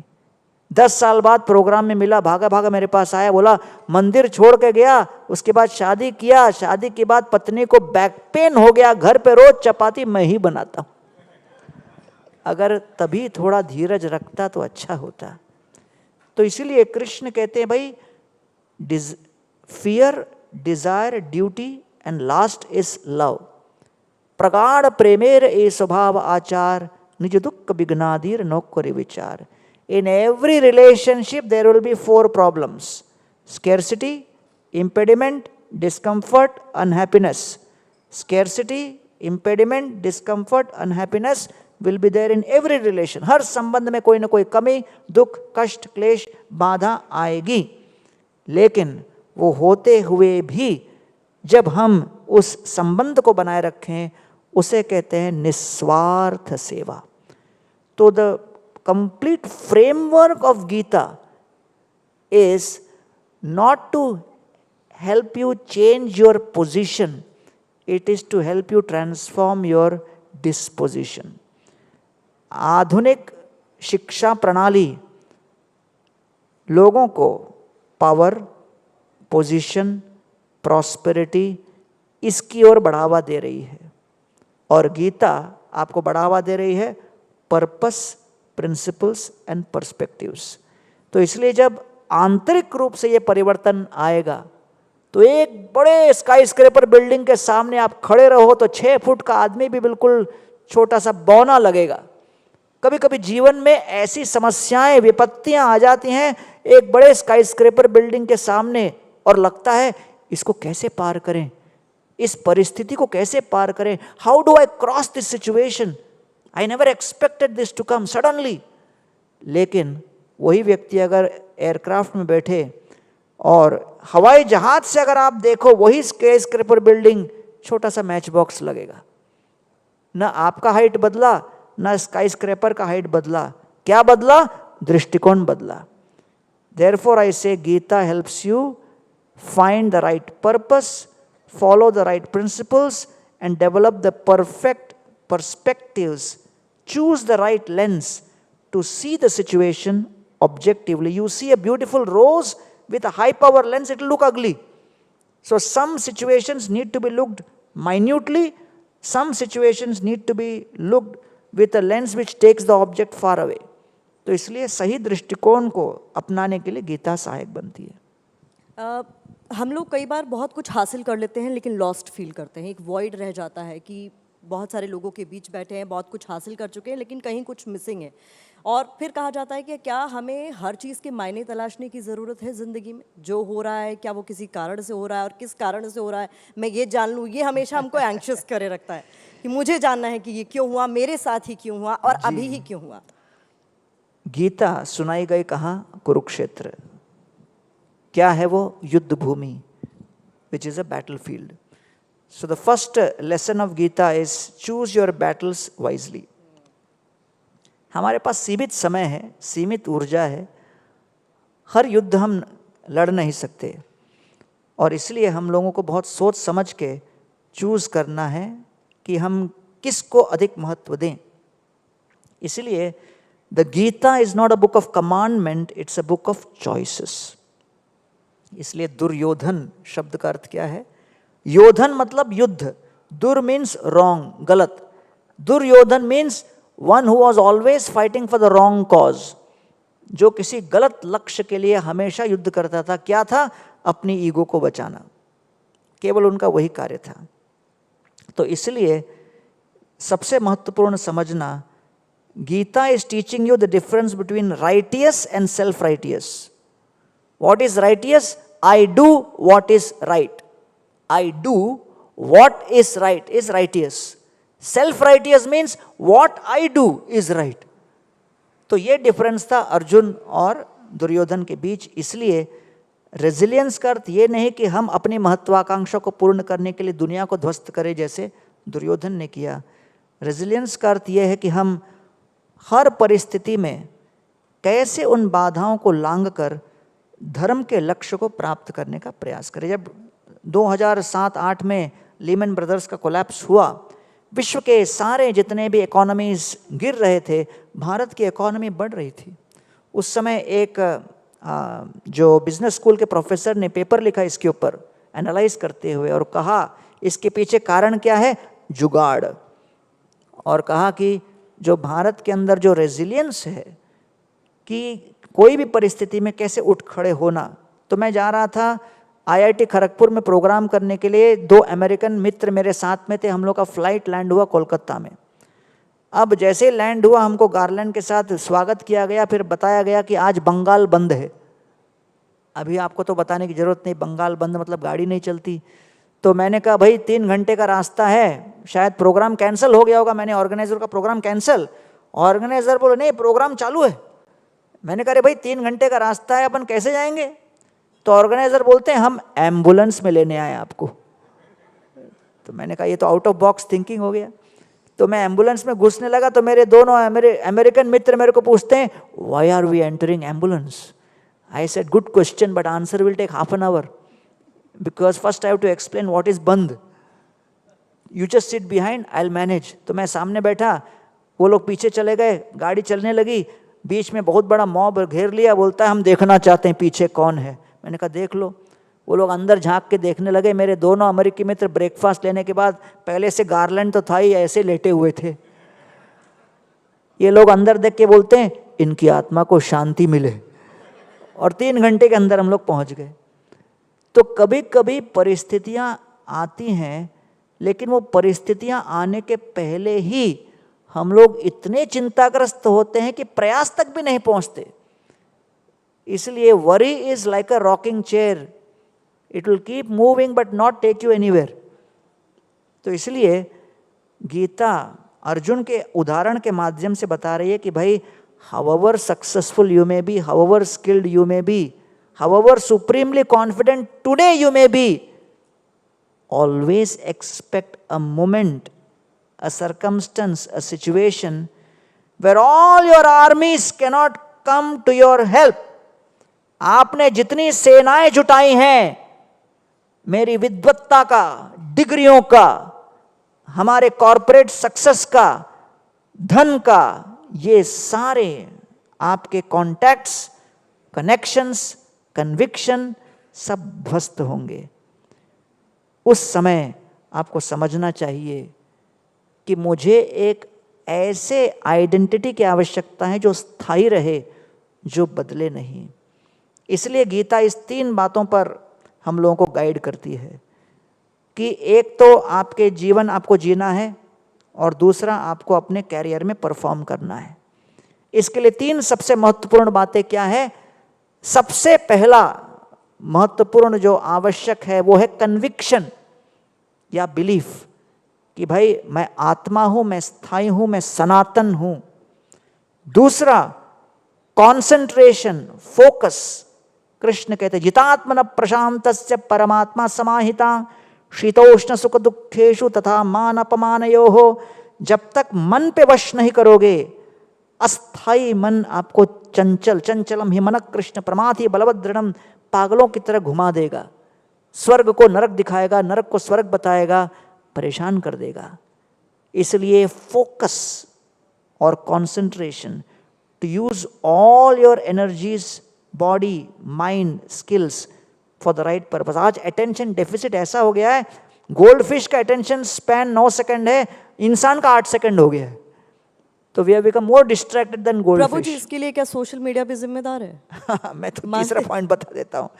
तो पहला मैंने बताया आपका सबसे इंपॉर्टेंट कन्विक्शन, फिर दूसरा कंसंट्रेशन, तीसरा courage. Courage is the ability to take risks. जब तक आपके अंदर वो करेज न हो, हिम्मत न हो, साहस न हो कुछ करने की, आप कुछ नया कर ही नहीं सकते। सोशल मीडिया में आज 230 मिलियन लोग एडिक्ट्स हैं विश्व में, उसमें 70 मिलियन भारत में हैं। तो इसलिए महत्वपूर्ण है समझना कि सोशल मीडिया के अपने बेनिफिट्स हैं, वो एक टूल है। किसी के हाथ में बंदूक एक टूल है, वो बंदूक से वो व्यक्ति जेल के अंदर भी जा सकता है, वो बंदूक से वीर चक्र भी ले सकता है, depending on which context they use it. Therefore there is nothing wrong with technology if you allow technology to be used under discrimination, then it is perfect. If you allow technology to use you, control you, then you become a puppet. तो इसलिए ये महत्वपूर्ण है समझ। ये सवाल मैंने इसलिए भी पूछा था कि सोशल मीडिया जैसे आपने कहा कि आप उसको कैसे इस्तेमाल कर रहे हैं इस पर बहुत कुछ निर्भर करता है। मैं चाहूँगी कि मैं अपनी लाइफ को थोड़ा अपलिफ्ट कर सकूँ, तो हो सकता है मैं आपके पेज पर जाऊँ, गीता के बारे में कुछ जानूँ, किस तरीके से लाइफ में आगे बढ़ना है, किस तरीके से अपनी एंग्जाइटीज़ को कम करना है, उसको लेकर कंटेंट की तलाश करूँ। कई बार आप जब स्क्रॉल करते हैं तो कई ऐसी चीज़ें आती हैं जिस पर आप ठहर जाते हैं, फिर वो आपके अंदर एंग्जाइटी बढ़ा देता है। आजकल एक टर्म भी इस्तेमाल हो रहा है, FOMO, fear of missing out. अगर आप दूसरों की लाइफ की अपडेट्स नहीं जान पा रहे हैं या अपनी लाइफ अपडेट्स को वहाँ पर जाकर नहीं लोगों को बता पा रहे हैं, ये क्या हमें अपने अंदर झांकने से कहीं ना कहीं रोकता है? बिल्कुल महत्वपूर्ण। आपको समझना चाहिए, सबसे पहला शैक्षणिक संस्था स्कूल या कॉलेज नहीं है, परिवार है। और भारत का ये ऑडियंस है तो उनको बता दूं कि family is a very important institution जिसके ऊपर हम लोग इन्वेस्टमेंट अपना इतना नहीं कर रहे जितना करना चाहिए। अमेरिका के कॉलेज में मैं लेक्चर देने के बाद किसी एक युवक को मिला, वो मुझसे हिंदी बोलने लगा। I looked at him and said, hey you look American, how you speak Hindi? वो बोलता है, when I was 17 years old I told my dad you gave me everything, सब कुछ दिया आपने, लेकिन परिवार का सुख नहीं दिया, क्योंकि मैं जब 2 साल का था आपका डाइवोर्स हो गया और मैं अकेला बढ़ा। तो अब 17 वर्ष की उम्र में मुझे परिवार क्या है, उस सुकून का, उस सुख का, उस स्नेह का अनुभव करना है। आज लग्जमबर्ग जैसे देश में 88% डिवोर्स रेट है, स्पेन का 65% डिवोर्स रेट है, फ्रांस का 55% डिवोर्स रेट है, रशिया का 51% डिवोर्स रेट है, अमेरिका का 46% डिवोर्स रेट है, ग्लोबल डिवोर्स रेट अभी 44% पे चल रहा है, इंडिया का अभी भी सबसे कम 1% पे है। उसके पिताजी ने कहा भारत में जाके अनुभव करो। वो वाराणसी में आया, किसी के घर के सामने देखा पेइंग गेस्ट एक्सेप्टेड, वो जाके परिवार को बोलता है मुझे आपके परिवार में पेइंग गेस्ट बना लो केवल 2 साल के लिए, केवल अनुभव करने के लिए परिवार का स्नेह और सुख क्या होता है, पारिवारिक स्नेह अनुभव करने के लिए 2 साल रहने दोगे, हर महीना 1 लाख रुपए दूंगा। वो परिवार बोले 2 साल क्यों, जिंदगी भर रहो। और वो परिवार वाले बोले और भी आपके मित्र होंगे जिनको अनुभव करना होगा, उनको भी बुला लेते, एक आध कमरा और खोल देंगे। गोल्डमैन सैक्स ने रिपोर्ट निकाला 2015-2025 के बीच इंडिया का infrastructure investment will be 1.4 trillion dollars, out of which $800 billion would come from family savings। अगर फैमिली फीलिंग नहीं है तो सेविंग कैसे होगा? इसलिए आज अर्थ और काम पर इतना हमने फोकस किया है। 60s और 70s के जो भारतीय पैदा हुए वो अर्थ और काम पे इस देश को लेके गए, और हाँ हम वो हासिल कर दिए। वर्ल्ड नंबर 3 अभी कुछ समय में बन जाएंगे, बट पार्टी के बाद बिल भी देना पड़ता है। रेस्टोरेंट में कुछ खाओ तो लास्ट में बिल आता है। उसके बदले में अगली जनरेशन के लिए क्या हम छोड़ के जा रहे हैं, इससे बचने के लिए थोड़ा धर्म और मोक्ष को वापस जोड़ें, जिससे वैदिक सनातन धर्म का पूरा चक्र कंप्लीट हो जाए। धर्म अर्थ काम मोक्ष, केवल अर्थ और काम पर ही चलते रहें तो अमेरिका जैसी सिचुएशन हमारी सामाजिक अर्थव्यवस्था की हो जाएगी। आखिरी सवाल आपसे ये पूछना चाहूँगी कि भक्ति और कर्म के बीच संतुलन कैसे बनाया जाए? क्या, क्योंकि ये कहा जाता है कि अगर हम धर्म की बात कर रहे हैं और अध्यात्म की, सबसे बड़ा डिफरेंस यही है कि वहाँ नियम है और यहाँ आप नियमों में नहीं बंधे हैं, लेकिन अब जब बात आती है बैलेंस बनाने की, उसे कैसे किया जा सकता है? ABCD फॉर्मूला मैं बताता हूँ। A फॉर एसोसिएशन, सत्संग कीजिए। B फॉर बुक्स, या तो बुक्स पढ़िए या तो आपके मोबाइल पे आध्यात्मिक बातों को पढ़िए। C फॉर कंटेम्पलेशन, प्रतिदिन थोड़ा समय अपने लिए दीजिए जिससे कि आप आत्मा और परमात्मा के साथ योग स्थापित करो, न कि केवल विषयों का भोग में ही लगे रहो। एंड D फॉर डाइट, थोड़े डाइट में भी परिवर्तन लाइए। भारत तो डायबिटीज़ कैपिटल बनता जा रहा है, और बाकी सभी सात्विक गुणों को अंदर लाना हो तो आवश्यक हो तो association, books, contemplation, diet, ABCD formula लाइए अपने जीवन में, देखिए कैसे परिवर्तन आता है। बहुत बहुत शुक्रिया, बहुत बहुत धन्यवाद। धन्यवाद, thank you. Thank you very much Swami ji. Please stage पर हमारे साथ बने रहें। एक तरह से आज हमने एक बड़ी लर्निंग सीख ली है, the ABCD of how to live our life in today's times. I would like to invite on stage Rajiv Khandekar ji, senior executive vice president news and programming from ABP, and also mister जोगेश Bhutani, founder Nexus Alliance cell.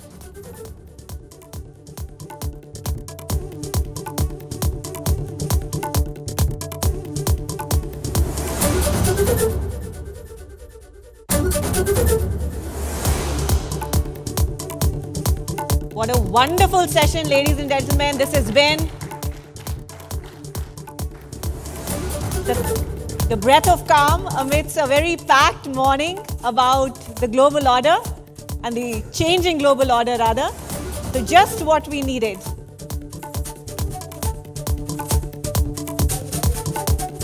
We're requesting Atidev ji to please join us on stage as Swamiji would like to present him with his memento as well.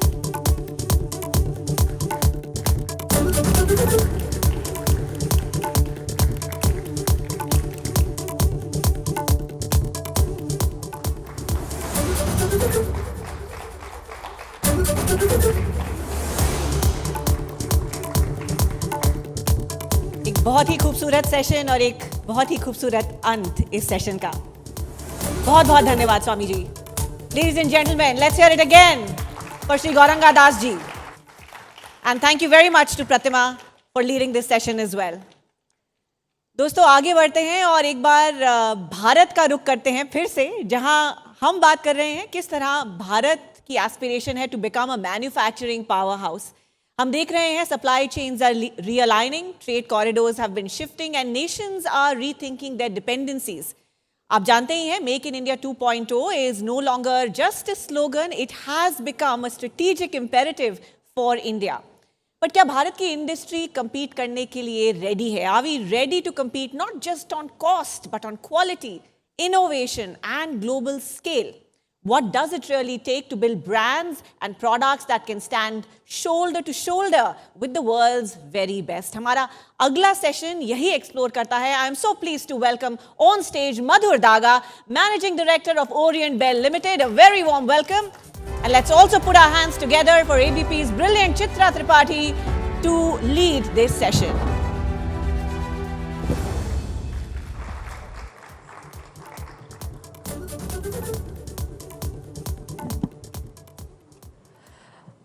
सभी का बहुत बहुत स्वागत है ABP news पर. और अब इस खास सेशन में जिसमें मेक इन इंडिया 2.0 की बात होगी, लेकिन आज इस मंच पर जो शख्सियत हमारे साथ मौजूद हैं, अगर इनके जीवन को देखें तो इंद्रधनुष के जो 7 रंग होते हैं उसको इन्होंने खुद के भीतर समेट कर रखा हुआ है. एक तरफ 700 करोड़ की कंपनी को लेकर आगे बढ़ना, दुनिया में बड़ी पहचान बनाना, तो वहीं दूसरी तरफ विपश्यना के जरिए एक संदेश भी देना कि जब शांति के मार्ग पर एक इतना बड़ा व्यक्ति चलता है तो फिर खुद के भीतर किस तरह का वो परिवर्तन हासिल करता है. कई बार हमने देखा इंस्टाग्राम पर आप जेन जी के रूप में नजर आते हैं, तो इसी के साथ ही साथ जब ज्ञान की बातें करते हैं तो फिर आप उन तमाम धर्मगुरुओं की बराबरी कर लेते हैं जिनको अक्सर हम सुनते हैं. एक साथ इतने रंग को कैसे समेटकर आपने रखा हुआ है. जोरदार तालियों के साथ स्वागत कीजिए ओरिएंट बेल लिमिटेड के एमडी मधुर डागा जी का. बहुत बहुत स्वागत है आपका एबीपी न्यूज पर. कैसे हैं सर आप? Thank you so much Chitra ji and thank you ABP for having me here. बहुत अच्छा लग रहा है यहाँ पर आकर के, ये मेरा फर्स्ट टाइम है यहाँ पर, सो थैंक यू अगेन. बहुत अच्छा लग रहा है. जिस शख्सियत को इस वक्त मंच पर आप देख रहे हैं, पाली भाषा में 18 टैटू इन्होंने अपने शरीर पर बनाकर रखे हुए हैं. तो आगाज इसी से कर लेते हैं. किस अंजाम के तहत आपने इन कोशिशों को अंजाम दिया? मैंने हाथ पे देखा पाली भाषा में अलग अलग शब्द उकेरे गए हैं. इसके जरिए कैसे आगे बढ़ते हैं? क्योंकि जब 700 करोड़ की कंपनी एक तरफ हम देखते हैं ओरिएंट बेल, और दूसरी तरफ जब आपकी जिंदगी को हम देखते हैं तो दोनों में बहुत पूरब पश्चिम वाला फर्क नजर आता है. और खुद को अगर कुछ शब्दों में परिभाषित करना हो तो मधुर डागा जी अपने आप को किस रूप में दुनिया के सामने रखेंगे? तो ये आपका अच्छा ऑब्जर्वेशन है कि लगता है कि ये नॉर्थ एंड साउथ है, बट है ऐसा नहीं. ओरिएंट बेल का मैनेजिंग डायरेक्टर हूँ, but that is an extension of the way I live my life. मेरी लाइफ में स्पिरिचुअलिटी बहुत इंपॉर्टेंट है और विपश्यना मेडिटेशन के थ्रू मैं स्पिरिचुअलिटी प्रैक्टिस करता हूँ. तो मेरे सारे टैटूज़ विपश्यना मेडिटेशन से इंस्पायर्ड हैं.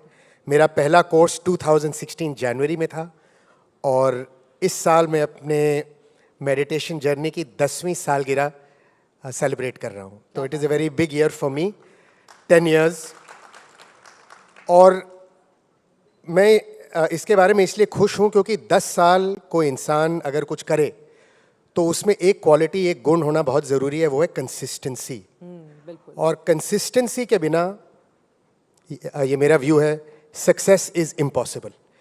तो मैं अपने लाइफ को भी ऐसे जीता हूँ और मेरा मेडिटेशन और स्पिरिचुअलिटी प्रैक्टिस इसको सपोर्ट करता है.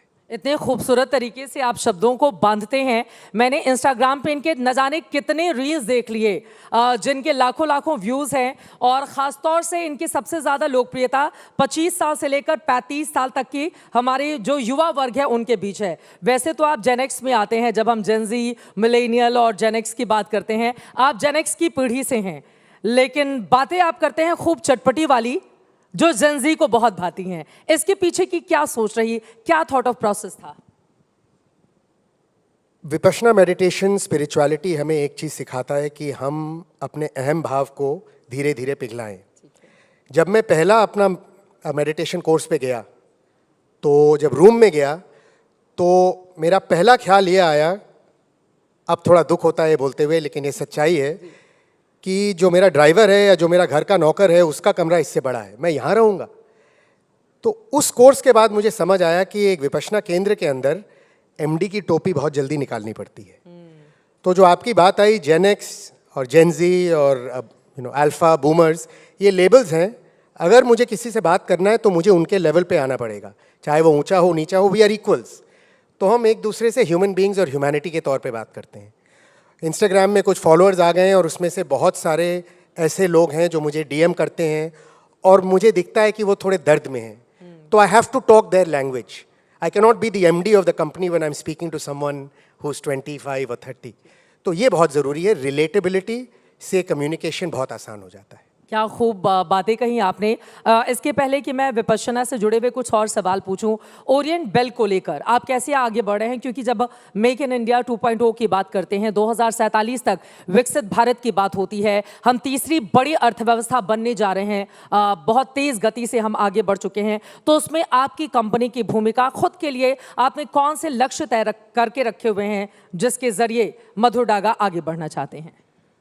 तो विपश्यना मेडिटेशन के अलावा मैं एक एथलीट भी हूँ। मैं एक आयरनमैन 70.3 हूँ, तो मैं एंड्योरेंस एथलीट हूँ। एंड्योरेंस का मतलब होता है कोई चीज़ जो लंबे टाइम तक हमें करना पड़ता है। ये स्प्रिंट नहीं है। कंपनी चलाना, ब्रांड को बिल्ड करना, देश को चलाना, ये सारी लंबी चीज़ें हैं। They are very long term. तो जिस तरह हम अपनी आयरनमैन की ट्रेनिंग करते हैं, हमें अंदर अपने ऐसे स्ट्रेंथ्स बनाने हैं which keep us resilient for years to come. मेरा यही माइंडसेट कंपनी के साथ है कि हम अपने कंपनी का जो कोर है उसको कैसे स्ट्रॉन्ग करें, चाहे वो क्लीन टेक हो, यूजिंग एआई हो, कैश फ्लो और मे बी हमारे फाइनेंशियल डिसिप्लिन हो, ऑपरेशनल एफिशिएंसी हो, प्रोडक्ट की क्वालिटी हो, प्रोडक्ट इनोवेशन हो। What can I do every day which guards us against complacency? Complacency बहुत ही खतरनाक चीज़ होती है। तो मैं कंपनी को भी ऐसे ही चलाता हूँ जैसे मैं अपने लाइफ को चलाता हूँ। I must be strong for a long battle, long way ahead. तो इस तरह से मैं अपने एमडी के टाइटल को अप्रोच करता हूँ, that I must make the company strong for the next few years. आजकल आप आज भी इस सिंपोजियम में सुन रहे हैं, there is lot of unpredictability. Most people are clued out कि कल क्या होगा। मैं भी, हमें कभी कभी नहीं समझ आता है कि हम 5 साल के प्रोजेक्शंस कैसे करें। इन चीज़ों में to have things that you can have anchors, quality, sustainability, जो चीज़ें हमारे नियंत्रण में हैं, उस पर यदि हम फोकस करें तो we can try to make sense of unpredictability. अगर हम हमेशा यही सोचते रहें कि कल क्या होगा हमें नहीं पता, तो that is not the right approach. So we try to stay in the present moment and do what we can to make it a stronger company for today. अब मैं जानना चाहूँगी, एआई बदलती दुनिया को उसने पूरी तरह से चेंज करके रखा हुआ है, आपकी कंपनी के लिए ये कितना मददगार हो सकता है? और माना जा रहा है कि एआई आगे आने वाले वक्त में बहुत सारी नौकरी खा जाएगा, तो इसको लेकर जो डर दिखाया जा रहा है, क्या आप इस बात से सहमत हैं? दिल्ली में हमने एक बहुत बड़ा समिट भी एआई के मौके पर देखा, दुनिया के 100 से ज़्यादा देशों के प्रतिनिधि शामिल थे, आप लोगों की भी नज़र उस पर यकीनन बनी रही। एआई से संभावनाएं ज़्यादा हैं या चुनौतियाँ ज़्यादा पैदा होने वाली हैं? एआई से संभावना और चुनौती दोनों आएंगी। मैं ये नहीं मानता हूँ कि एआई जॉब खाएगा। एआई जॉब बदलेगा, वो हमें बदलेगा। It will force us to change. खतरा कब आता है? जब हम बदलना नहीं चाहते हैं। तो चाहे वो जॉब क्रिएटर या एम्प्लॉयर हो, चाहे वो जॉब सीकर या एम्प्लॉय हो, AI will change companies, societies, countries. हमें बदलना है। AI के बारे में जो एक बहुत अच्छी भी चीज़ है और ख़तरनाक भी चीज़ है, इट इज़ डिस्पैशनेट, उसके कोई इमोशंस नहीं है। हम ह्यूमन बींग्स हैं, हम बहुत फीलिंग्स पे जाते हैं। हमारा जॉब डिस्क्रिप्शन, हम किस तरह का जॉब करते हैं, मेरे क्या स्किल्स हैं, हम इससे बहुत अटैच हो जाते हैं। हमें इससे थोड़ा सा डिटैच होना पड़ेगा। हमें ये समझना पड़ेगा कि my identity will change and AI is going to force it. तो अगर आप ऐसा काम करते हैं जो आप जानते हैं आज कि AI इजीली रिप्लेस कर सकता है, तो आप अपने आप को अपस्किल करेंगे और करना पड़ेगा। गुड न्यूज़ ये है चित्रा जी कि most of the AI is open source, most of it is democratic and in your hand. कोई आपको रोक नहीं सकता है कोई ट्रेनिंग लेने में। कितनी ट्रेनिंग तो फ्री है, पेड है। तो कोई ये नहीं बोल सकता है कि AI में स्किल बनाना में कोई हर्डल्स हैं। हर्डल यहाँ है। तो हमें अपनी मनोस्थिति को चेंज करना है, हमें वो चिपकाव को कम करना है कि मैं यही हूँ और ऐसा ही रहूँगा। अगर हमने इस चिपकाव को छोड़ दिया तो AI के बहुत बेनिफिट्स हैं जॉब में, वर्क प्लेस में। AI की जो हम बहुत बातें नहीं करते हैं क्योंकि अनफॉर्चुनेटली न्यूज़ में ज़्यादा नेगेटिविटी आ जाती है। AI is going to change people's life in terms of health, in terms of diagnosis of disease. I think it is a gift. Regulation कैसे होगा, governments कैसे respond करेंगे, ये अभी हमें नहीं पता. It's a very new battlefield, but I am sure it will be net positive to the world. और बहुत ज़रूरी है बदलते वक्त के साथ खुद को बदलना और AI की बारीकियों को सीखना। अगर हम दुनिया में तेज़ी से बदलते हुए मुल्क में सबसे आगे खड़े होना चाहते हैं एक देश के तौर पर, चुनौतियाँ बहुत सारी होती हैं। आप खुद इतनी बड़ी कंपनी चलाते हैं, इतने लोग आपके अंडर में काम करते हैं, तो वो जो चुनौतियाँ दिन की सामने आती हैं उनसे कैसे निपटते हैं, खुद के लिए कैसे प्लान तैयार करते हैं, उन चुनौतियों से पार पाने के लिए क्या है फॉर्मूला मधुर डागा जी का?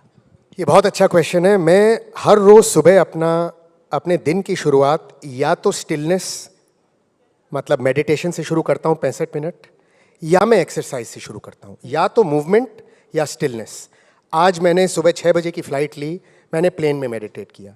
First I start with Stilling my mind. हमें शांति मिलनी चाहिए। अगर हम खुद अशांत हैं तो हर प्रॉब्लम हमारे लिए एक मोल हिल भी एक मतलब माउंटेन रहता है। दूसरी चीज़, हमें अपने सांस पे काबू करना है। We have to be able to breathe. Vipassana meditation एक बहुत अच्छी सीख सिखाता है कि जो चीज़ें आ रही हैं उसे हमें स्वीकार करना पड़ेगा। अभी स्वामी जी ने बहुत अच्छी चीज़ बोली स्टेज में कि the root of anxiety is the disconnect with reality. मैं उस पर ये ऐड करना चाहूँगा, it is not accepting your reality. अगर मैं इस चीज़ पे एंटाइटल्ड हूँ कि मेरे सामने चुनौती नहीं आ सकती है, I am in lot of trouble. तो पहले मुझे स्वीकार करना है कि चुनौती आएगी और मैं वही चीज़ करूँगा जो मेरे नियंत्रण में है। One of my favourite sayings in English is reality is always kinder than imagination. हमारा मन बड़ा चंचल है। जब कुछ भी होता है हम बहुत दिशाओं में चले जाते हैं। We start assuming the worst when nothing is sure, anything is possible. वो एनीथिंग नेगेटिव नहीं है, वो एनीथिंग पॉजिटिव भी हो सकता है। तो जब कोई क्राइसिस आता है हम सांस लेते हैं, हम अपने आप को ग्राउंड करते हैं और हम वही करते हैं जो हमारे नियंत्रण में है, and most of the time that is enough. उसके आगे हम कुछ कर भी नहीं सकते। बिल्कुल। अब मैं आ जाती हूँ ज़रा आपके उन तमाम वीडियोस पे। मैंने देखा है आपकी मॉम 83 साल की हैं, उनके लिए नए शूज़ ला कर देना, उनको इंस्पायर करना कि नहीं आप रोज़ 10,000 15,000 कदम चलेंगी। वो वीडियो मैंने देखा जो बहुत दिल को छू लेने वाला था। 83-84 साल की उम्र में आमतौर पर जो भारतीय समाज है वो अपनी माँ को कहता है घर से नहीं निकलना, आप बीमार पड़ जाओगी, तबीयत ख़राब हो जाएगी, और आप उनके साथ जाते हैं वॉक पर। बहुत इंस्पायर करने वाला वीडियो है। क्या रही उसके पीछे की सोच आपकी? ये भी मैं विपश्यना पे क्रेडिट दूंगा। विपश्यना में हमें सिखाया जाता है कि माँ बाप का ऋण आप कभी चुका नहीं सकते। आप जितना कोशिश कर लीजिए आप उनका ऋण कभी नहीं चुका सकते। तो we do the best we can. मेरे लिए मेरे पेरेंट्स का हेल्थ बहुत इंपॉर्टेंट है। Walking is the biggest longevity lever in the world. अगर आपका आहार ठीक है और आप हर रोज़ मूव करें, sitting is the new smoking, अगर हम मूव करें, it is a huge longevity lever. और मैं एक एथलीट हूँ, रनर हूँ, फिर भी ये बोल रहा हूँ। अब मेरी मॉम 83 साल की उम्र में रन नहीं कर सकती हैं, लेकिन वॉक कर सकती हैं। अगर वो 10 मिनट वॉक करके थक जाएं तो बैठ सकती हैं। मैं उनके साथ रहूँगा। पता नहीं, life is very unpredictable, we have to live the day to our fullest. तो जितना टाइम मैं लगा सकता हूँ मेरे पेरेंट्स के साथ मैं लगाता हूँ। तो यही है कि showing love in the best way, कि मैं उनकी सहायता करूँ that their old age is as healthy as is possible. क्या बात है, बहुत खूब मधुर डागे जी, आप इतनी चटपटी बातें करते हैं कि लगता है कि सेशन का समय हमारे लिए थोड़ा कम पड़ गया है। टाइम हमें इतने की इजाजत देता है। बहुत धन्यवाद इस मंच पर आगे आने के लिए और यहाँ से हमारे तमाम युवाओं को इंस्पायर करने के लिए। यकीनन आप जैसे लोगों की इस देश को ज़रूरत है जो न सिर्फ एक बड़ी कंपनी को लेकर तेज़ी से आगे बढ़े, बल्कि जो हमारा यूथ है जिसकी तादाद सबसे ज़्यादा है, उसको समय समय पर आप इसी तरह से प्रेरित करते रहें, इंस्पायर करते रहें। बहुत धन्यवाद एबीपी न्यूज़ के इस मंच पर शामिल होने के लिए। Thank you. Thank you very much indeed, Mr. Daga. So many practical but possible insights there on achieving that elusive work-life balance. Kindly do stay with us on the stage as I invite Dhruva Mukherjee, Director ABP Network, and Pushan Chakravarti, CFO ABP Network, to please present Mr. Madhur Daga with a memento from Ideas of India.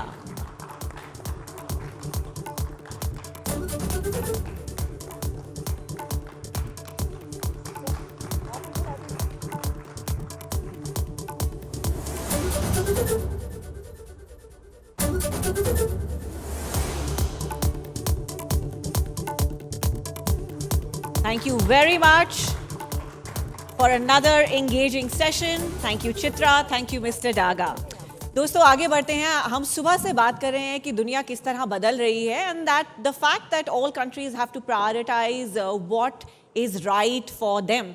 There is so much of global mistrust और हमने देखा है कि किस तरह global alignments have been changing. पर अगर India की इकोनॉमी की बात करूँ, that economic diplomacy has accelerated at a remarkable speed in the past year.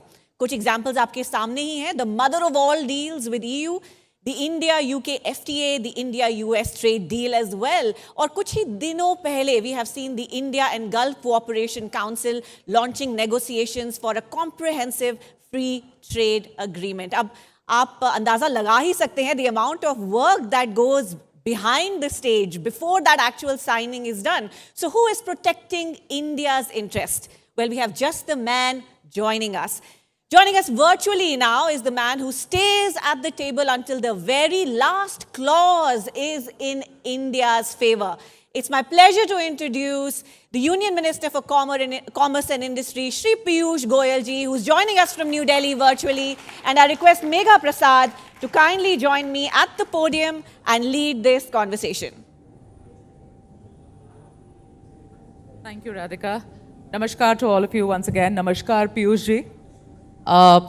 Sir, आपके इंट्रोडक्शन में राधिका ने काफ़ी कुछ कह दिया है, मगर मैं ये कहना चाहूँगी कि सर अगर हम आपके पिछले 9 चीज़ें आपने ऐसी करी हैं 9 महीनों में, आपके पिछले 9 महीनों को अगर मैं T20 मैच के 9 गेंद के जैसे देखूं, पीयूष जी, तो आपने हर गेंद पे एक छक्का मारा है और आपके छक्के शुरू हुए हैं पिछले साल यूके की डील के साथ, जो कि एक हिस्टोरिक डील थी।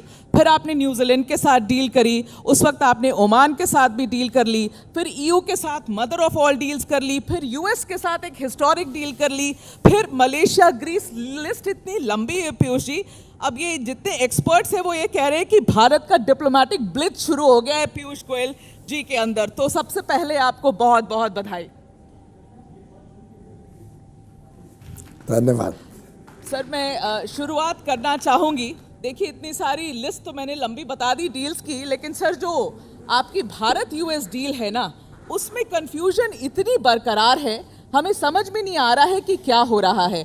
हम 25% से 16 से पहले 25 जाते हैं, 25 से 50 जाते हैं, 50 से वापस 18 आते हैं, फिर डोनाल्ड ट्रंप कहते हैं कि मैं ग्लोबल टैरिफ लगा रहा हूँ, 10% उसे और बढ़ा देते हैं, नेक्स्ट डे सुबह उठकर और 5% बढ़ा देते हैं। कुछ नहीं समझ में आता है पीयूष जी, क्या हो रहा है। By when are we going to see the final shape of this India US trade deal? सबसे पहले तो मैं इतना ज़रूर कहूँगा कि इन सब सफलताओं के पीछे, इन सब कूटनीति हो या व्यापार जगत के समझौते हों, इसके पीछे अगर सबसे बड़ा किसी का ताकत है तो वो है देश की 140 करोड़ भारतवासियों की। ये उनकी ताकत, उनके बलबूते पे आज पूरे विश्व में भारत के प्रति विश्वास है, भारत के साथ साझा समझौते करने में उत्साह है। और माननीय प्रधानमंत्री नरेंद्र मोदी जी का जो निर्णायक नेतृत्व है, उनका जिस प्रकार से हमें मार्गदर्शन मिलता है कैसे चीज़ों को गति से आगे बढ़ाना, देश के हितों को सुरक्षित रखना, देश के हितों को आगे बढ़ाने के लिए अच्छे समझौते करना, ये वास्तव में ताकत है भारत की, जिसके कारण इतने अच्छे डील्स भारत कर पाया है। रही बात अमेरिका की, उनके अंदरूनी विषयों के ऊपर तो मैं कुछ टिप्पणी नहीं करूँगा, लेकिन आज पूरी दुनिया एक प्रकार से अलग उथल पुथल में चल रही है। इसी के बीच भारत ने अपने हितों की भी रक्षा करना, अपने निर्यात को बढ़ाना, अपने औद्योग जगत को आगे लेके जाना, देश की प्रगति निरंतर हो। आज हम विश्व की सबसे तेज गति से आगे बढ़ने वाली अर्थव्यवस्था है। ये सब चीज़ें जब देखते हैं तो ध्यान में आता है कि भारत तेजी से एक विकसित भारत, एक समृद्ध भारत बनने के तरफ बढ़ रहा है। कुछ ही वर्षों में हम विश्व की तीसरी सबसे बड़ी अर्थव्यवस्था बन जाएंगे। हमारे युवा युवती हमारी ताकत है, हमारे लोकतंत्र को पूरे विश्व ने पहचाना है। हमारी सभ्यता, हमारा इतिहास, हमारा जो एक प्रकार से फैमिली वैल्यू सिस्टम्स है, हमारे देश के अंदर जो एक ऊर्जा है, जो आत्मविश्वास है, जो भविष्य के प्रति आशा अपेक्षा से भरे हुए लोगों की ताकत है, ये आज भारत को नई ऊंचाइयों पर लेके जा रहा है। The bigger picture is looking very रोजी, आई अंडरस्टैंड दैट, बट थोड़ा स्पेसिफिक्स में आते हैं सर। और अमेरिका की सुप्रीम कोर्ट ने अब ये कह दिया है कि ट्रम्प की टैरिफ अवैध है।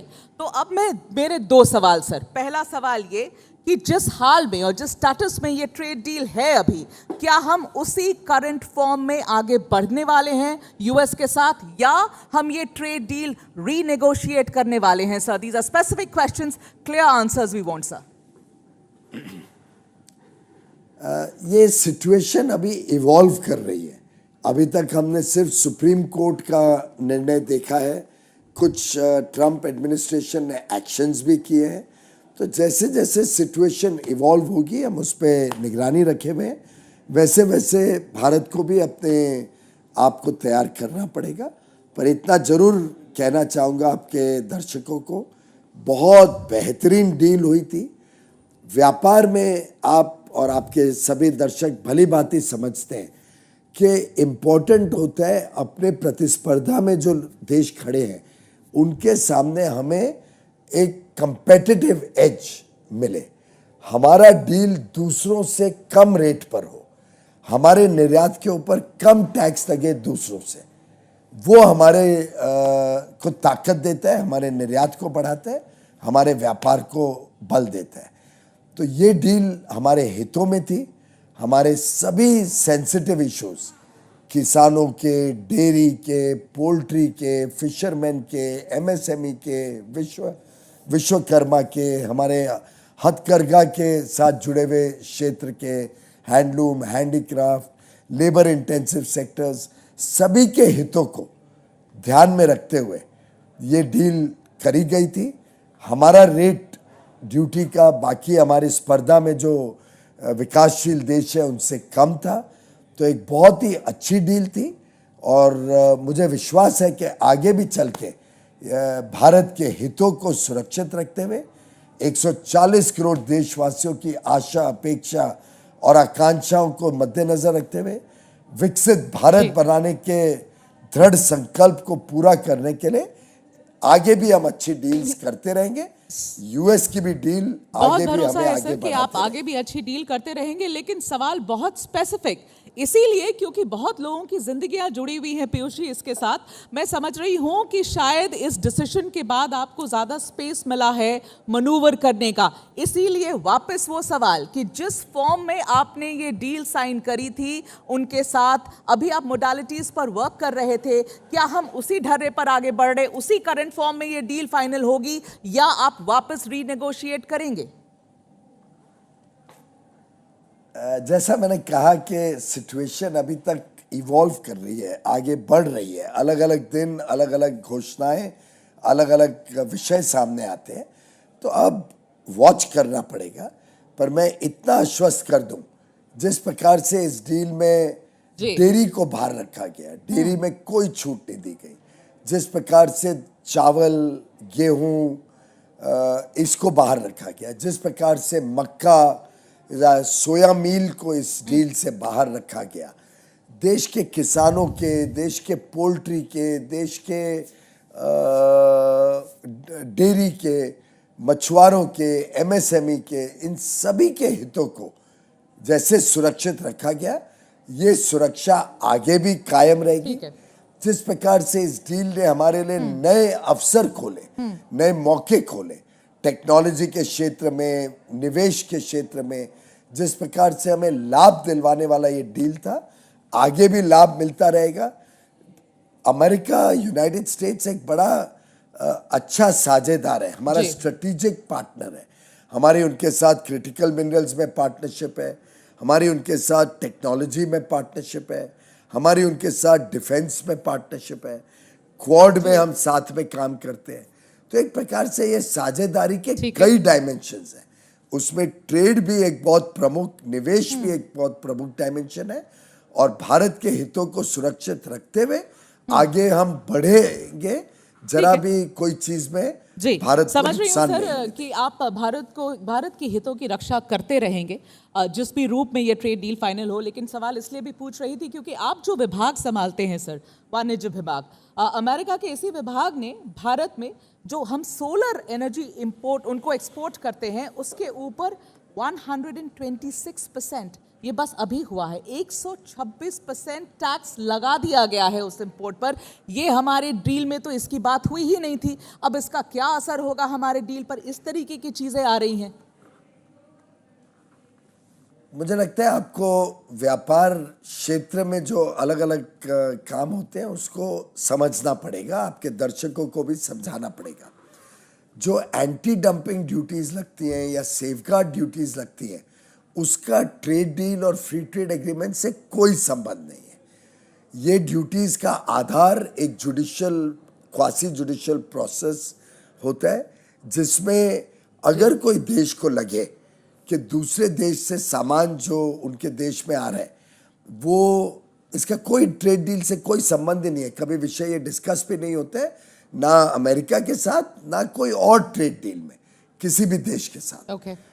ये जुडिशियल प्रोसेस होता है कि अगर कोई देश का सामान हमें लगे कि हमारे यहाँ पे उसका इंपोर्ट का सर्ज हुआ है, मतलब बहुत ज़्यादा इंपोर्ट बढ़ गया है, या कोई ऐसे सब्सिडीज दिए जा रहे हैं जिसके कारण हमारे देश के हितों को नुकसान हो रहा होता है, तो हम उसका एक प्रोसेस रन करके हम भी लगातार anti dumping duty, safeguard duty दूसरे देशों के सामान पर लगाते रहते हैं। ये एक रेगुलर प्रोसेस है। भारत ने भी अन्य देशों पे ये इस प्रकार के safeguard duties, anti dumping duties लगा रखी है, और ये प्रोसेस कोई भी फ्री ट्रेड एग्रीमेंट से संबंध नहीं। सर, आपने ये भी कहा था ट्रेड डील के समय, और ये कंपैरिजन बड़ी जोर शोर से आप लोगों ने मीडिया में पुश किया था कि देखिए हमारे जितने नेबर्स हैं उन सबको आप मिला लीजिए, जो सबसे बेहतरीन डील साइन हुई है वो भारत और यूएस के बीच में हुई है। और उसी कॉन्टेक्स्ट में मैं आपसे ये सवाल पूछना चाहूंगी पीयूष जी कि जो ट्रंप की डील बांग्लादेश से हुई है उसको लेकर अब लगातार सर सवाल उठ रहे हैं, क्योंकि भारत से आपने जो डील की उसमें आपने, जैसे आपने क्लेम किया कि सबसे बेहतर है, लेकिन बांग्लादेश में अब जो डील हुई है उसके हिसाब से सर टेक्सटाइल की बूम अब बांग्लादेश में लोग प्रिडिक्ट कर रहे हैं आएगी और भारत के कॉस्ट पे आएगी, क्योंकि इन्होंने ये क्लियर किया है कि अगर आप कॉटन लेते हैं यूएस से, बांग्लादेश कॉटन लेता है यूएस से और वही कपड़ा बनाकर भेजता है तो उस पर जीरो टैरिफ है, जीरो ड्यूटीज है। तो सर ये तो एक तो हम जो कॉटन हमसे ले रहे थे वो भी नहीं लेंगे, वो वहीं से लेंगे, वहीं से बेचेंगे। इस पर बड़ा विवाद उठ गया है कि भारत क्या कह रहा है और देखिए बगल में क्या हो गया। नहीं, मुझे लगता है वो विवाद कुछ नहीं है, नासमझ लोग ने ये विवाद खड़ा किया है। मैंने स्पष्ट रूप से पहले भी बताया कि यही सुविधा भारत के लिए भी है। ये कोई विशेष बांग्लादेश के लिए सुविधा नहीं है, ये पूरे पर विश्व सर में हम तो अपनी कॉटन किधर यूज से कर रहे हैं भी ना अगर सर, यान हम तो अपने अपने किसानों की कॉटन यूज कर रहे हैं। सॉरी, बट हम तो अपने किसानों ना की ना ना, कॉटन ना यूज मैं कर रहे आपको हैं। उसके बारे में भी समझाता जी। हूँ। एक मिनट, मैं उसके बारे में आपको समझाता हूँ। मैं पहले भी कर चुका हूँ, शायद आपने मेरा वक्तव्य देखा नहीं होगा, सुना नहीं होगा। पहली बात तो जैसा बांग्लादेश को डील मिली है वो भारत में भी है, और आप भली भांति जानती हैं, एक अर्थव्यवस्था समझने वाले चैनल में काम करते हैं, कि कोई भी देश अगर निर्यात के लिए कोई रॉ मटेरियल लगता है तो उसका ड्यूटी फ्री इंपोर्ट अलाउ करते हैं। ये आज की नीति नहीं है, कांग्रेस के जमाने से नीति चले आ रही है। कांग्रेस ने नीति तय की थी कि अगर कोई भी चीज़ निर्यात हो रही है उसके लिए अगर इंपोर्ट करना पड़े कोई सामान, तो वो ड्यूटी फ्री इंपोर्ट अलाउड है। कल भी था, आज भी है और कल भी रहेगा। इसमें कोई नई चीज़ या कोई विशेष कोई इसमें बड़ा रहस्य ऐसा नहीं है, या किसी को कोई नुकसान है वो भी नहीं है। SEZ पॉलिसी कांग्रेस के समय 2006 में आई। यूपीए सोनिया गांधी जी और गांधी परिवार ही चलाता था, रिमोट कंट्रोल में वो सरकार। SEZ पॉलिसी में भी यही है कि आयात कुछ भी कर सकते हो ड्यूटी फ्री, अगर वो निर्यात के लिए आप इस्तेमाल करने वाले। तो पहली बात तो स्पष्ट हो जाए सबको कि ये कोई आज की नीति नहीं है, ये कांग्रेस के समय से चले आ रही है, और भारत में नहीं पूरे विश्व में चले आ रही है। दूसरी बात, जो बांग्लादेश को सुविधा है वही भारत को भी सुविधा है। तीसरी बात, जो कॉटन भारत प्रोड्यूस करता है और जो कॉटन अमेरिका प्रोड्यूस करता है उसके क्वालिटी में फर्क है। जो कॉटन हमारे देश में लग के फैब्रिक बन के जाता है वो कल भी चलते, आज भी जाता है और कल भी जाएगा। उसकी डिमांड उल्टे 2 गुनी 3 गुनी हो जाएगी। अब हमारे पास EU में जीरो ड्यूटी है जो पहले नहीं थी। अब हमारे पास 27 देश हैं EU के। UK में जीरो ड्यूटी है जो पहले नहीं थी। स्विट्जरलैंड, नॉर्वे, लिechtenstein और आइसलैंड, ये 4 देशों के समूह में टेक्सटाइल पे जीरो ड्यूटी है जो पहले नहीं थी। खाड़ी में ओमान, UAE में जीरो ड्यूटी है। आगे चल के 6 के 6 खाड़ी के देशों में हो जाएगी। उनके साथ हमारा FTA की चर्चा शुरू हो गई है। ऑस्ट्रेलिया, न्यूजीलैंड में जीरो ड्यूटी है। तो आप सोचिए कितने नए बाजार मोदी सरकार ने हमारे टेक्सटाइल के लिए खोले। इन सब में जो टेक्सटाइल के लोग मेरे पास आते हैं उनको तो बड़ी चिंता लगी हुई है कि भारत के कॉटन का उत्पादन हमने जल्द से जल्द बढ़ाना पड़ेगा, नहीं तो जो डिमांड आएगी टेक्सटाइल की उसके लिए कॉटन पर्याप्त नहीं पड़ेगा भारत में। और जो अमेरिका से कॉटन आता है या इजिप्ट से कॉटन आता है उसको एक्स्ट्रा लॉन्ग स्टेपल कॉटन बोलते हैं। उसकी क्वालिटी ही अलग है, उसका काउंट ही अलग है, और वो कुछ स्पेसिफिक कपड़ों के लिए या स्पेसिफिक ब्रांड या डिजाइनर क्लोथ्स के लिए इस्तेमाल होता है। तीसरी बात, अमेरिका के टोटल कॉटन प्रोडक्शन जो देखें तो वो कोई बहुत बड़ा लंबा चौड़ा नहीं है। उनका टोटल कॉटन प्रोडक्शन जो है उसमें डोमेस्टिक कंजम्पशन भी होती है अमेरिका में। तो टोटल एक्सपोर्ट जो अमेरिका करता है वो मात्र $5 बिलियन का है, और भारत की जो कॉटन रिक्वायरमेंट होगी वो तो आगे चल के इतनी बड़ी होगी कि उससे 5, 7, 10 गुना ज्यादा होगी। तो हमें कोई अमेरिकन कॉटन का थ्रेट नहीं है, और हमारे कॉटन के किसानों के हितों को भरी भांति हमने सिर्फ सुरक्षित नहीं रखा है, उल्टे वो बढ़ेगा। जी सर, आपने बाजार की बात करी तो थोड़ा तेल के बाजार के बारे में भी बात कर लें। आपसे जब भी सवाल पूछा जाता है आप कहते हैं भैया ये मेरा जुरिस्डिक्शन नहीं है, MEA से जाकर बात करो। लेकिन मैं पूछ आपसे इसलिए रही हूँ, ये ट्रेड डील का हिस्सा ही नहीं है, तो मैं उसमें क्या पूछ रही हूँ सर, क्योंकि आप बस कल ही आप हावर्ड लटनिक से मिले हैं और आपने सरजियो गोर से तो आप मिले हैं कल। तो ये जो आप लोगों की मुलाकात हुई है, जो तस्वीरें साझा हुई है, तेल को लेकर कोई बात ही नहीं हुई है। आप लटनिक से मिल रहे हैं, आप सरजियो गोर से मिल रहे हैं, आप पीयूष जी साथ में हैं, आप लोग के बीच में तेल को लेकर कोई बात ही नहीं होती है क्या? कितना असर हो रहा है हम लोग को या होने वाला है? ना, पहली बात तो भारत के हित सर्वोपरि है, तो चाहे कोई भी विषय हो मोदी सरकार पे और प्रधानमंत्री नरेंद्र मोदी पे 140 करोड़ देशवासियों का पूरा भरोसा है मोदी जी पर कि भारत के हितों के साथ कभी भी समझौता नहीं होगा। भारत के हित सर्वोपरि वो तो समझ पहली बात जी। दूसरी बात, तेल ना तो मेरा सब्जेक्ट है, ना वो सर्जियो गौर का सब्जेक्ट है, ना वो सेक्रेटरी लटनिक का सब्जेक्ट है, इसीलिए इसके ऊपर हमने कोई बात ही नहीं करी। ठीक है, हमने व्यापार जो हमारा समझौता हुआ है, जो जिसमें सेक्शन 232 के टैरिफ्स रखते हैं, वो सेक्रेटरी कॉमर्स के साथ होता है। जो व्यापार का समझौता है उसमें जो वहाँ के यूएसटीआर है मिस्टर जेमिसन ग्रियर, उनके और मेरे बीच बातचीत होती है। तो हर एक विषय का जिसकी जो डोमेन है, जो हमारे मंत्रालय और हमारे साथ संबंधित है, उसकी हम चर्चा करते हैं। सेक्रेटरी लटनिक एक सेक्शन 232 है, वो उनके अंतर्गत आता है। इन्वेस्टमेंट, निवेश उनके अंतर्गत आता है, उस पर मैंने बात करी। हमने कई सारे नए एरियाज आइडेंटिफाई किया जिसमें बड़े रूप में भारत को लाभ होगा। इसलिए मैंने अपने ट्वीट में लिखा कि ये बड़े फ्रूटफुल एंगेजमेंट्स हुए जो भारत के व्यापार को और हमारी आर्थिक जो साझेदारी है जिसमें निवेश भी आते हैं, उसको बहुत बढ़िया लाभ मिलने जा रहे हैं।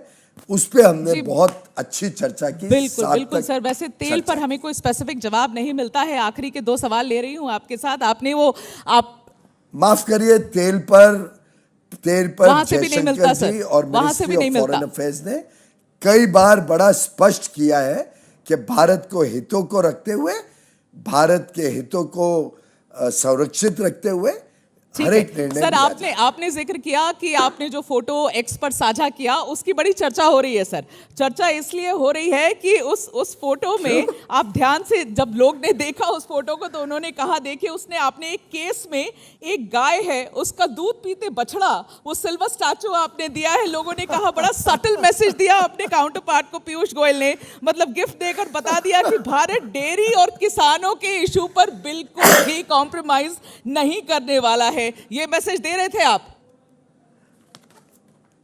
देखिए बहन जी, गाय हमारे लिए पूजनीय है, हम तो पूजा करते हैं और देते हुए मैंने उनको बताया भी कि हमारे लिए गाय और बछड़े का जब दोनों का जब हम साथ में हमारे हस्तशिल्प वाले कारीगर बनाते हैं तो ये हमारे लिए एक प्रकार से बहुत ही सांस्कृतिक एक प्रतिबिंब बनता है। ये प्रोस्पेरिटी का प्रतिबिंब है। मैं उनको बता रहा था देते हुए, और मैंने बताया ये हमारा 1 डिस्ट्रिक्ट 1 प्रोडक्ट का प्रोडक्ट है। ये हमारे हस्तशिल्प से जुड़े हुए लोगों ने बनाया है। और जब मैं आपको ये भेंट कर रहा हूँ, ये यूएस और इंडिया की साझेदारी का एक प्रतीक है जो दोनों देशों की प्रोस्पेरिटी के लिए, दोनों देशों की समृद्धि के लिए एक प्रकार से दर्शाता है।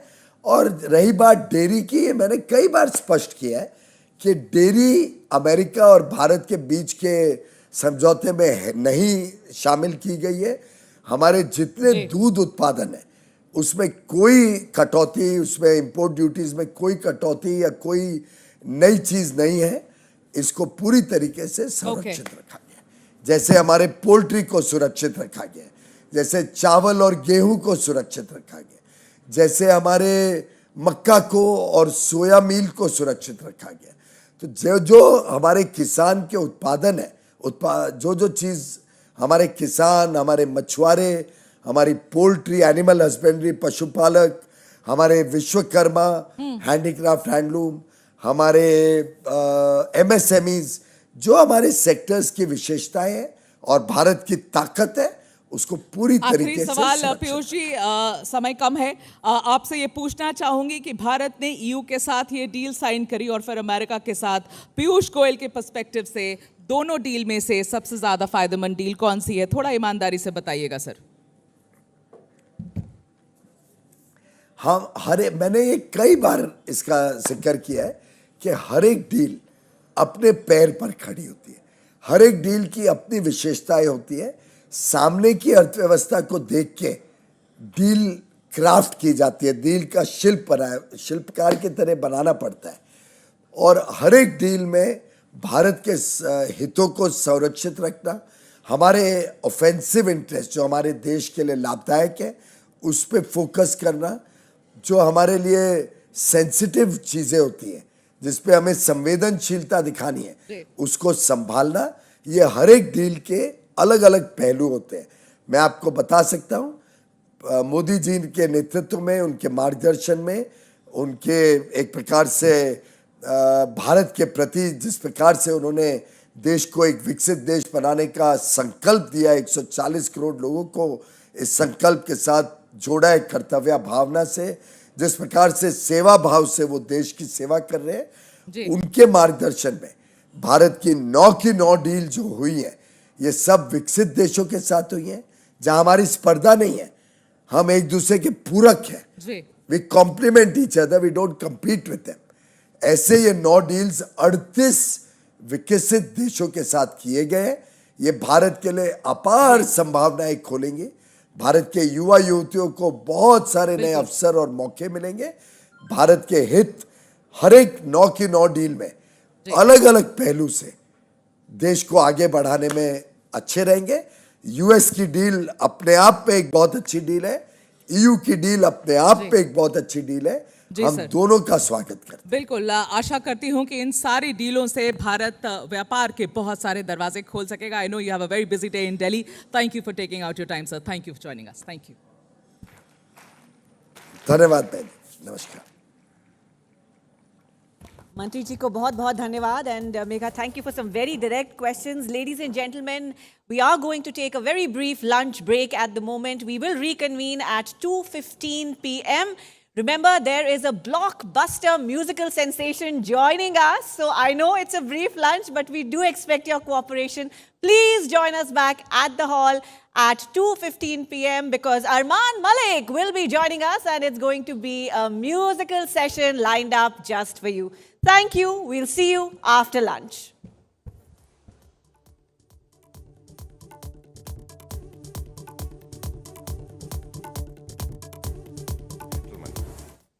Welcome to Ideas of India 2026.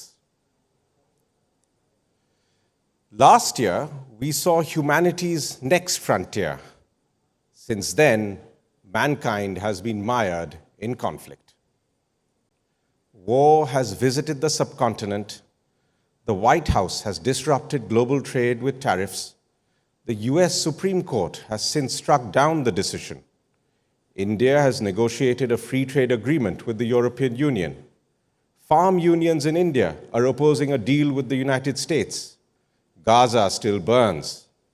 Venezuela has seen regime change. There have been tensions in Iran, and several attempts to resolve the war in Ukraine are yet to bring peace. Peace is not automatic in global politics. In 2014, Henry Kissinger argued that the world needed an agreed upon order, a set of rules setting limits to permissible action, sustained by legitimacy among nations and enforced by a balance of power. The alternative was a descent into chaos. The international system that emerged in Europe from the Peace of Westphalia in 1648 was based on the sovereignty of states, non-interference, and the balance of power. This subsequently governed much of international relations around the world. The Westphalian system has been challenged by technological change, a more interconnected world, and the rise of states that had different ideas of order, Kissinger said. Europe itself had discarded the system to the point where a continental bureaucracy controlled its currency and borders.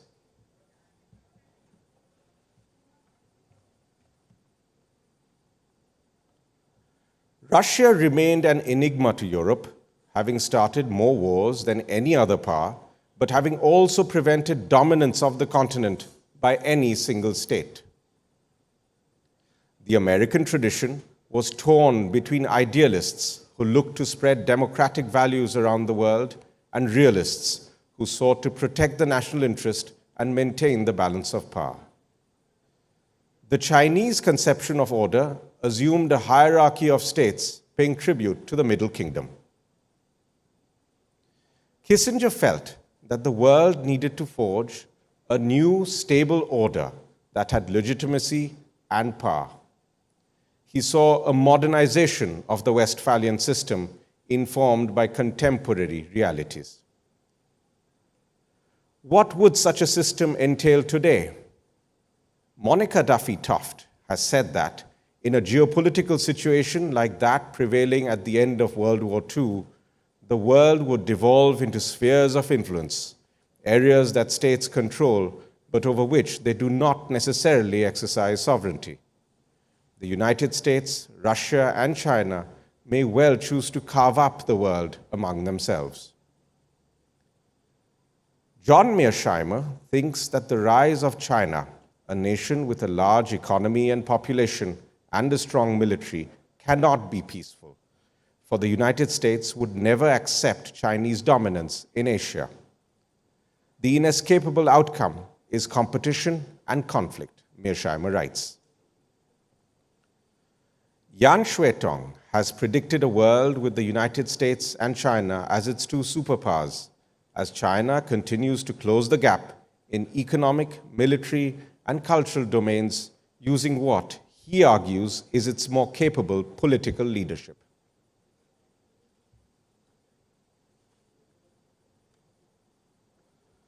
Michael Beckley argues that the world order is stagnant.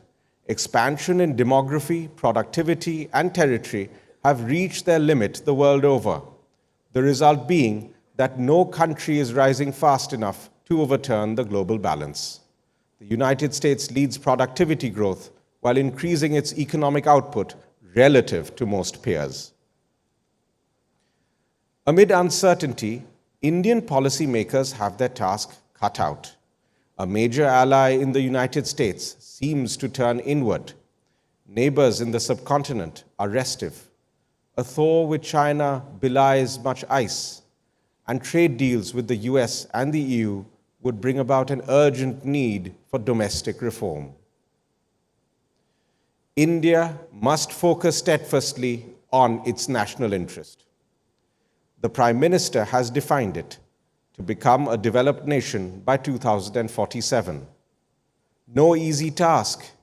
The world economy remains slow, households are saving less since the pandemic, and Indian businesses, other than Adani and Reliance, are not investing much.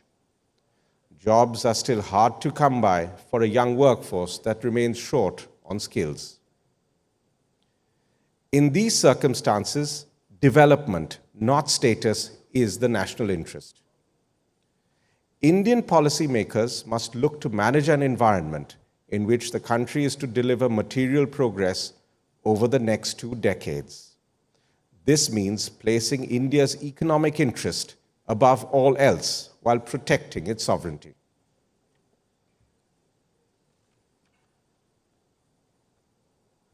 Wars are not in India's interest. We must increase trade with those who buy our goods and services and lay out the red carpet to those ready to create jobs here. It would be unwise to ignore national security in a volatile subcontinent. So, investment from strategic rivals should be screened in sensitive industries. In all others, instead of the question, "Why are you here?" the government of India should ask, "How can we help you set up?" The trade agreement with the EU is an opportunity to attract capital and know-how and create jobs. As for the deal with the US, India should first let the uncertainty clear in Washington. India must deal with neighboring countries fairly, firmly, calmly. And what of the great powers? We should deal with all and threaten none. As Chinese leaders once told their diplomats, keep a low profile while trying to accomplish something. As the world order transits, India must deliver material progress while protecting its sovereignty. For that, do we really need to be a great power? Thank you. Wonderful to see you here. I was reminding Professor Mearsheimer that there's been at least a sort of 2-decade gap since he and I were last on a stage together, and that was in the US. I'm just delighted to have him here because he is one of the world's foremost realist thinkers. His famous thesis about great powers, the reason why states in their concern for survival tend to arm themselves and get into conflicts they might not necessarily be seeking, but which become inevitable because of their clashing ambitions. This is a thesis that has been hugely influential and has made him a distinctively recognizable advocate of what is known as the realist school of international relations. I'm going to turn to him twice today because he's with us this morning to talk about India-US relations, and this afternoon with Professor Monica Duffy-Toft and Professor Yu Zhentong from Tsinghua University to talk about the larger global picture. But today we'll begin by talking about the question that's on everyone's mind, and I think before we get into the nitty-gritty of the things that are on your and my minds as Indians, I think it's only fair to ask Professor Mearsheimer to lay out for us very briefly his key understanding of international relations and how that relates to the US-India relationship. Professor, you have the floor for the first sort of laying out the context kind of question. Thank you very much for the kind introduction, and thank you very much to the organizers for inviting me to be here today. To talk a little bit about my worldview and how it relates to US-India relations. The key point to remember is that I think that it's largely shaped, and when I say it, I'm talking about the US-India relationship, is by and large shaped by geopolitics. A lot of people tend to think that the fact that India is a democracy and the United States is a democracy is what really explains the relationship between the two countries. I don't believe this at all. I believe it's geopolitics that drives the train. And let me say a few words about that. I was actually born the same year that India was born, 1947, and both India and I have lived through 3 periods: the bipolar Cold War world, the unipolar moment, which ran from roughly 1992 to 2017, and now the multipolar world that we exist in, which I believe started about 2017. In that bipolar world, India and the United States definitely had a rocky relationship. I remember it very well. And the reason that India and the United States had a rocky relationship was largely because of how India related to the Cold War, how India related to the competition between the United States and the Soviet Union. And the fact is that it was remarkably smart for India to be non-aligned, not to get too close to the United States or too close to the Soviet Union. And that, of course, angered the Americans. But if you think about it, India was the only major power during the Cold War that did not align with either the United States or the Soviet Union. Every other major power did. And again, the result of that was a rocky relationship. Then the unipolar moment came. This really happens about 1992, after the Cold War ends and the Soviet Union breaks apart. And because the Soviet Union has disappeared, and the United States and Russia have reasonably good relations throughout the unipolar moment, India is in a sweet spot. It's in a position where it doesn't have to choose between the Soviet Union and the United States. And what happens is that relations between the United States and India begin to improve in significant ways. Then comes multipolarity, roughly around 2017. And when I talk about multipolarity, we're talking about a world where China and Russia are great powers in addition to the United States. We have 3 great powers in the system. And the peer competitor to the United States is not Russia, it's China. So you would expect from a realist point of view that the United States will balance against China, which of course it has been doing. And given India-China relations, and the fact that they have been hostile on occasion, you would expect to have good relations between the United States and India. And for many years, starting in the unipolar moment, but definitely once multipolarity kicks in, U.S.-Indian relations are quite good. And it looks like in this multipolar world, you're going to have much better relations between India and the United States than you did in the bipolar world of the Cold War. But something goes wrong starting last summer and continuing in truth up to the present. And what happens is the Ukraine war. President Trump comes into office, as you all remember, making the argument that he's going to settle the Ukraine war immediately after he takes office. In fact, he was bragging that he would settle the Ukraine war before he took office. That has not happened at all. And he's been desperate to figure out a way to shut the Ukraine war down. And what he's tried to rely on occasion, are economic sanctions. But we've put so many sanctions on the Russians that we're out of sanctions we can put on the Russians.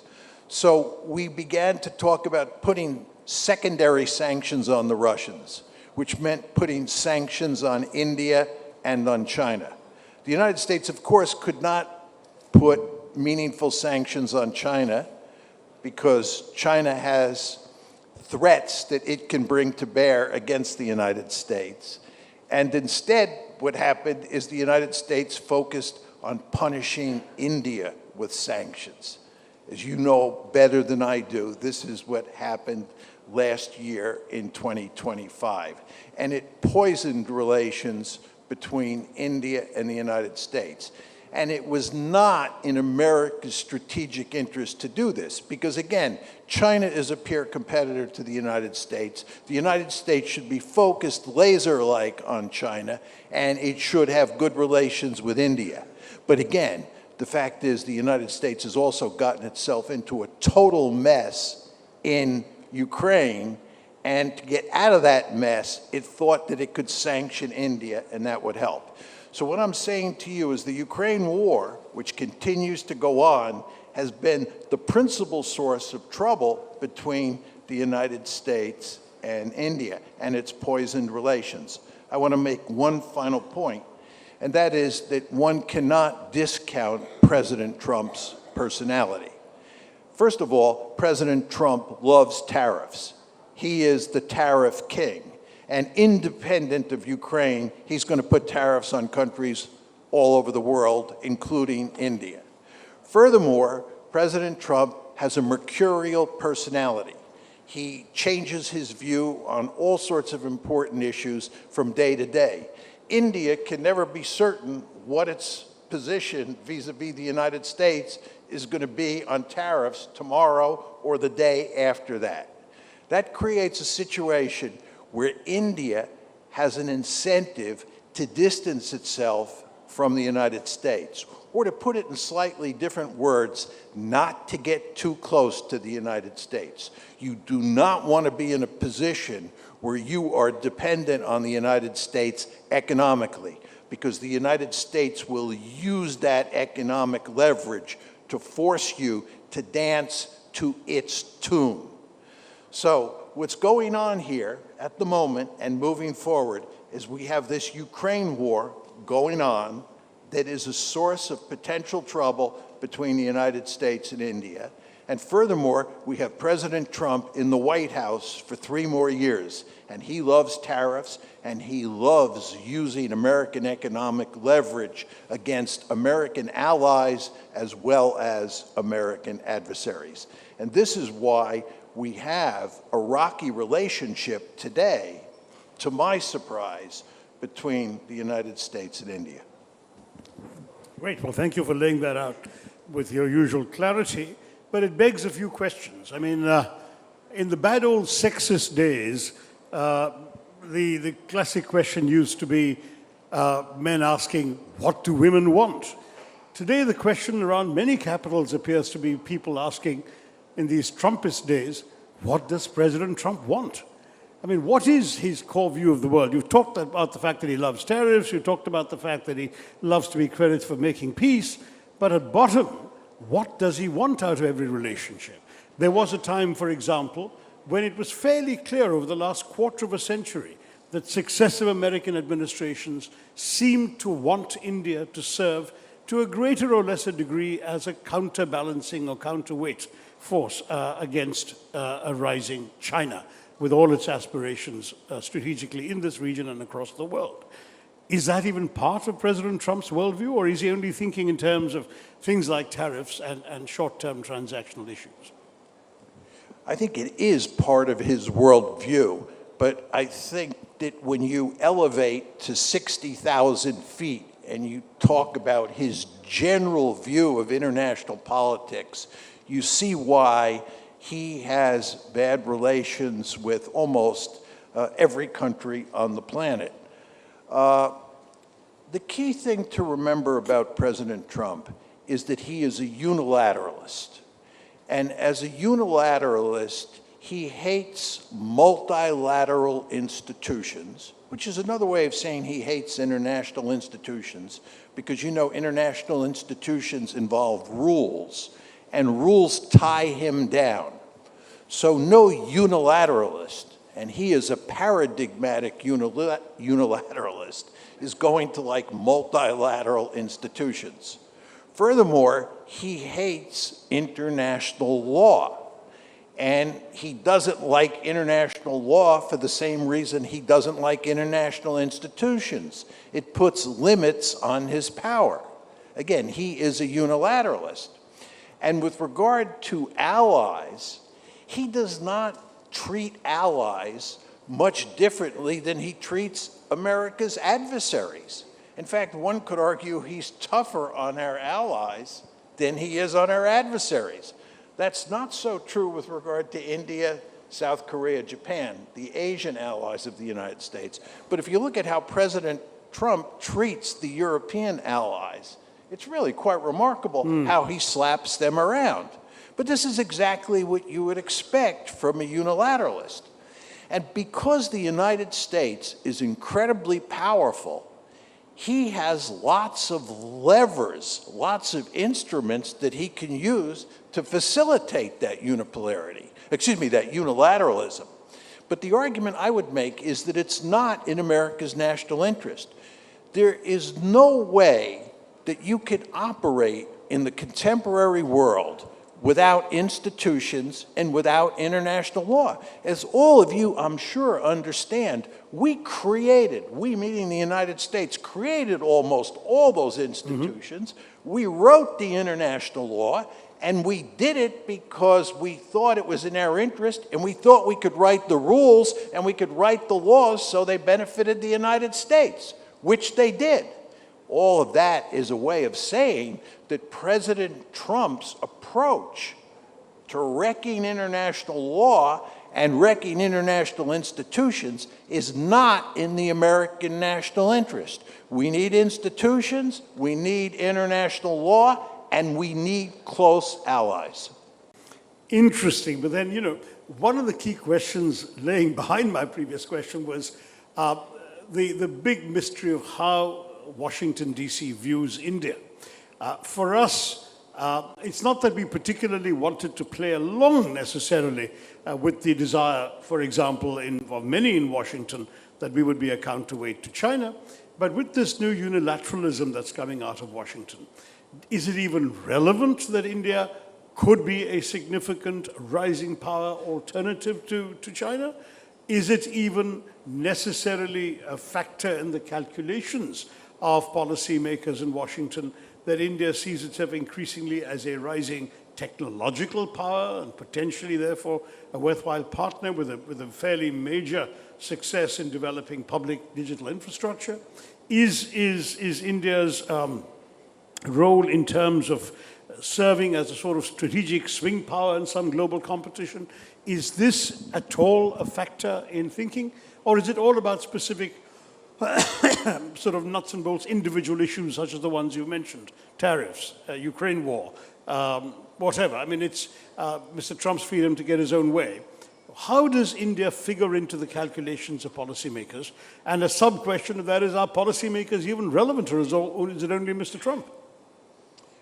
I think that most American policymakers and huge chunks of people in the educated elite in the United States who focus on foreign policy believe that India is a rising great power and will, in the years ahead, be one of the great powers in the world.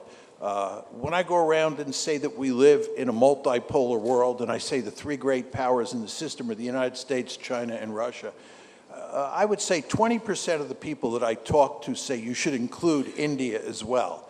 And if I say that I don't think India is a great power today, which I don't, they make the argument that India will be a great power.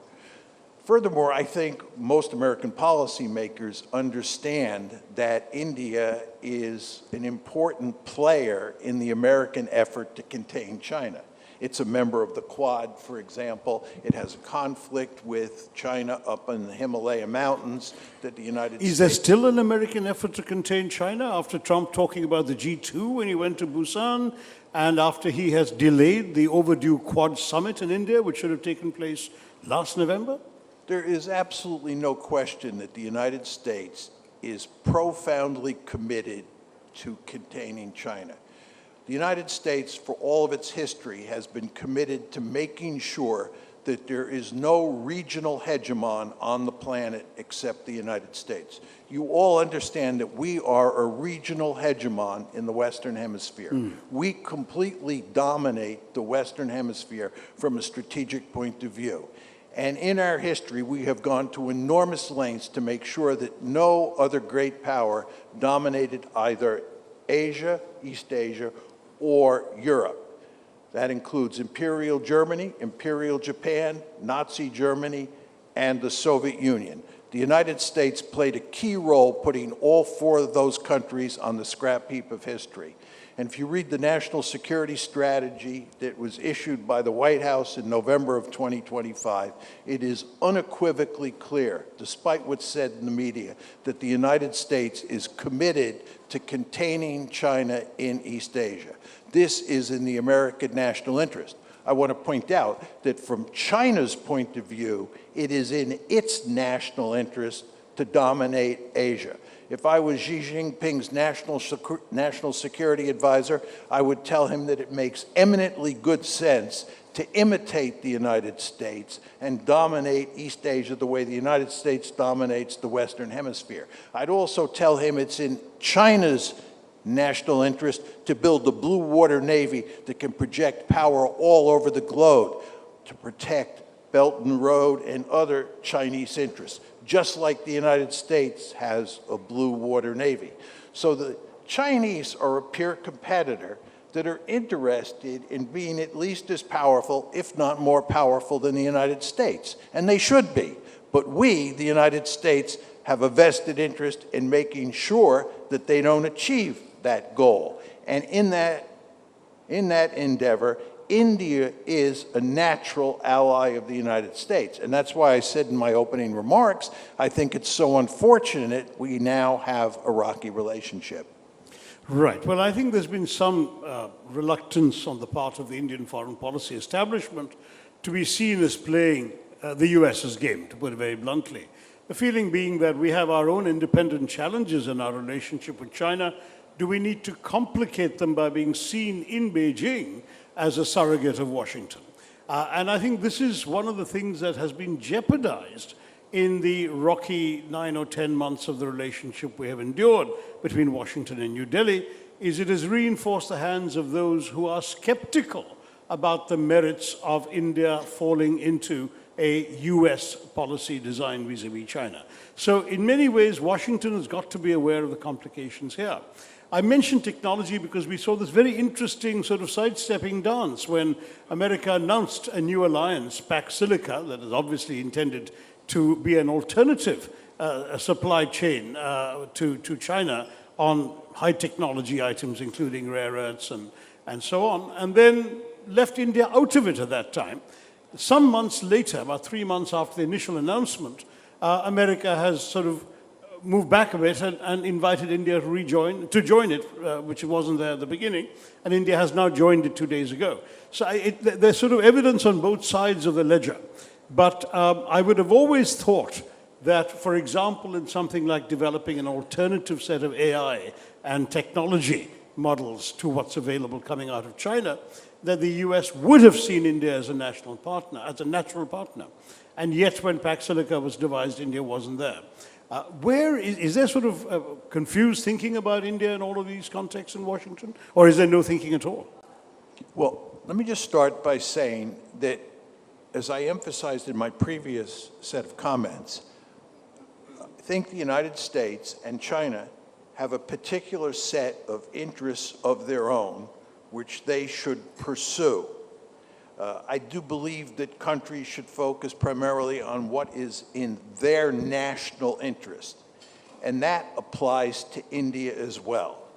And I think that India should go to great lengths not to become too dependent on the United States, either economically or militarily.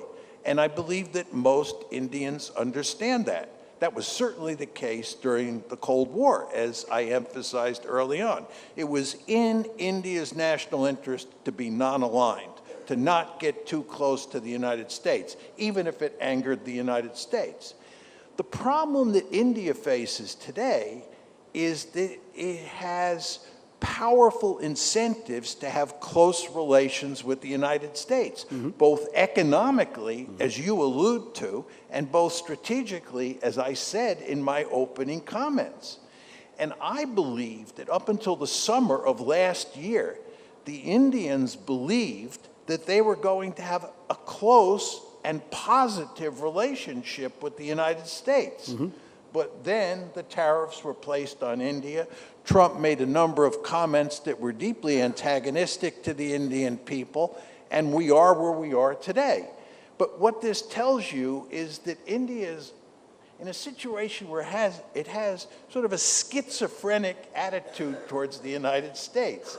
It understands that from a technological or economic point of view, and from a strategic point of view, it has powerful incentives to have close relations with the United States.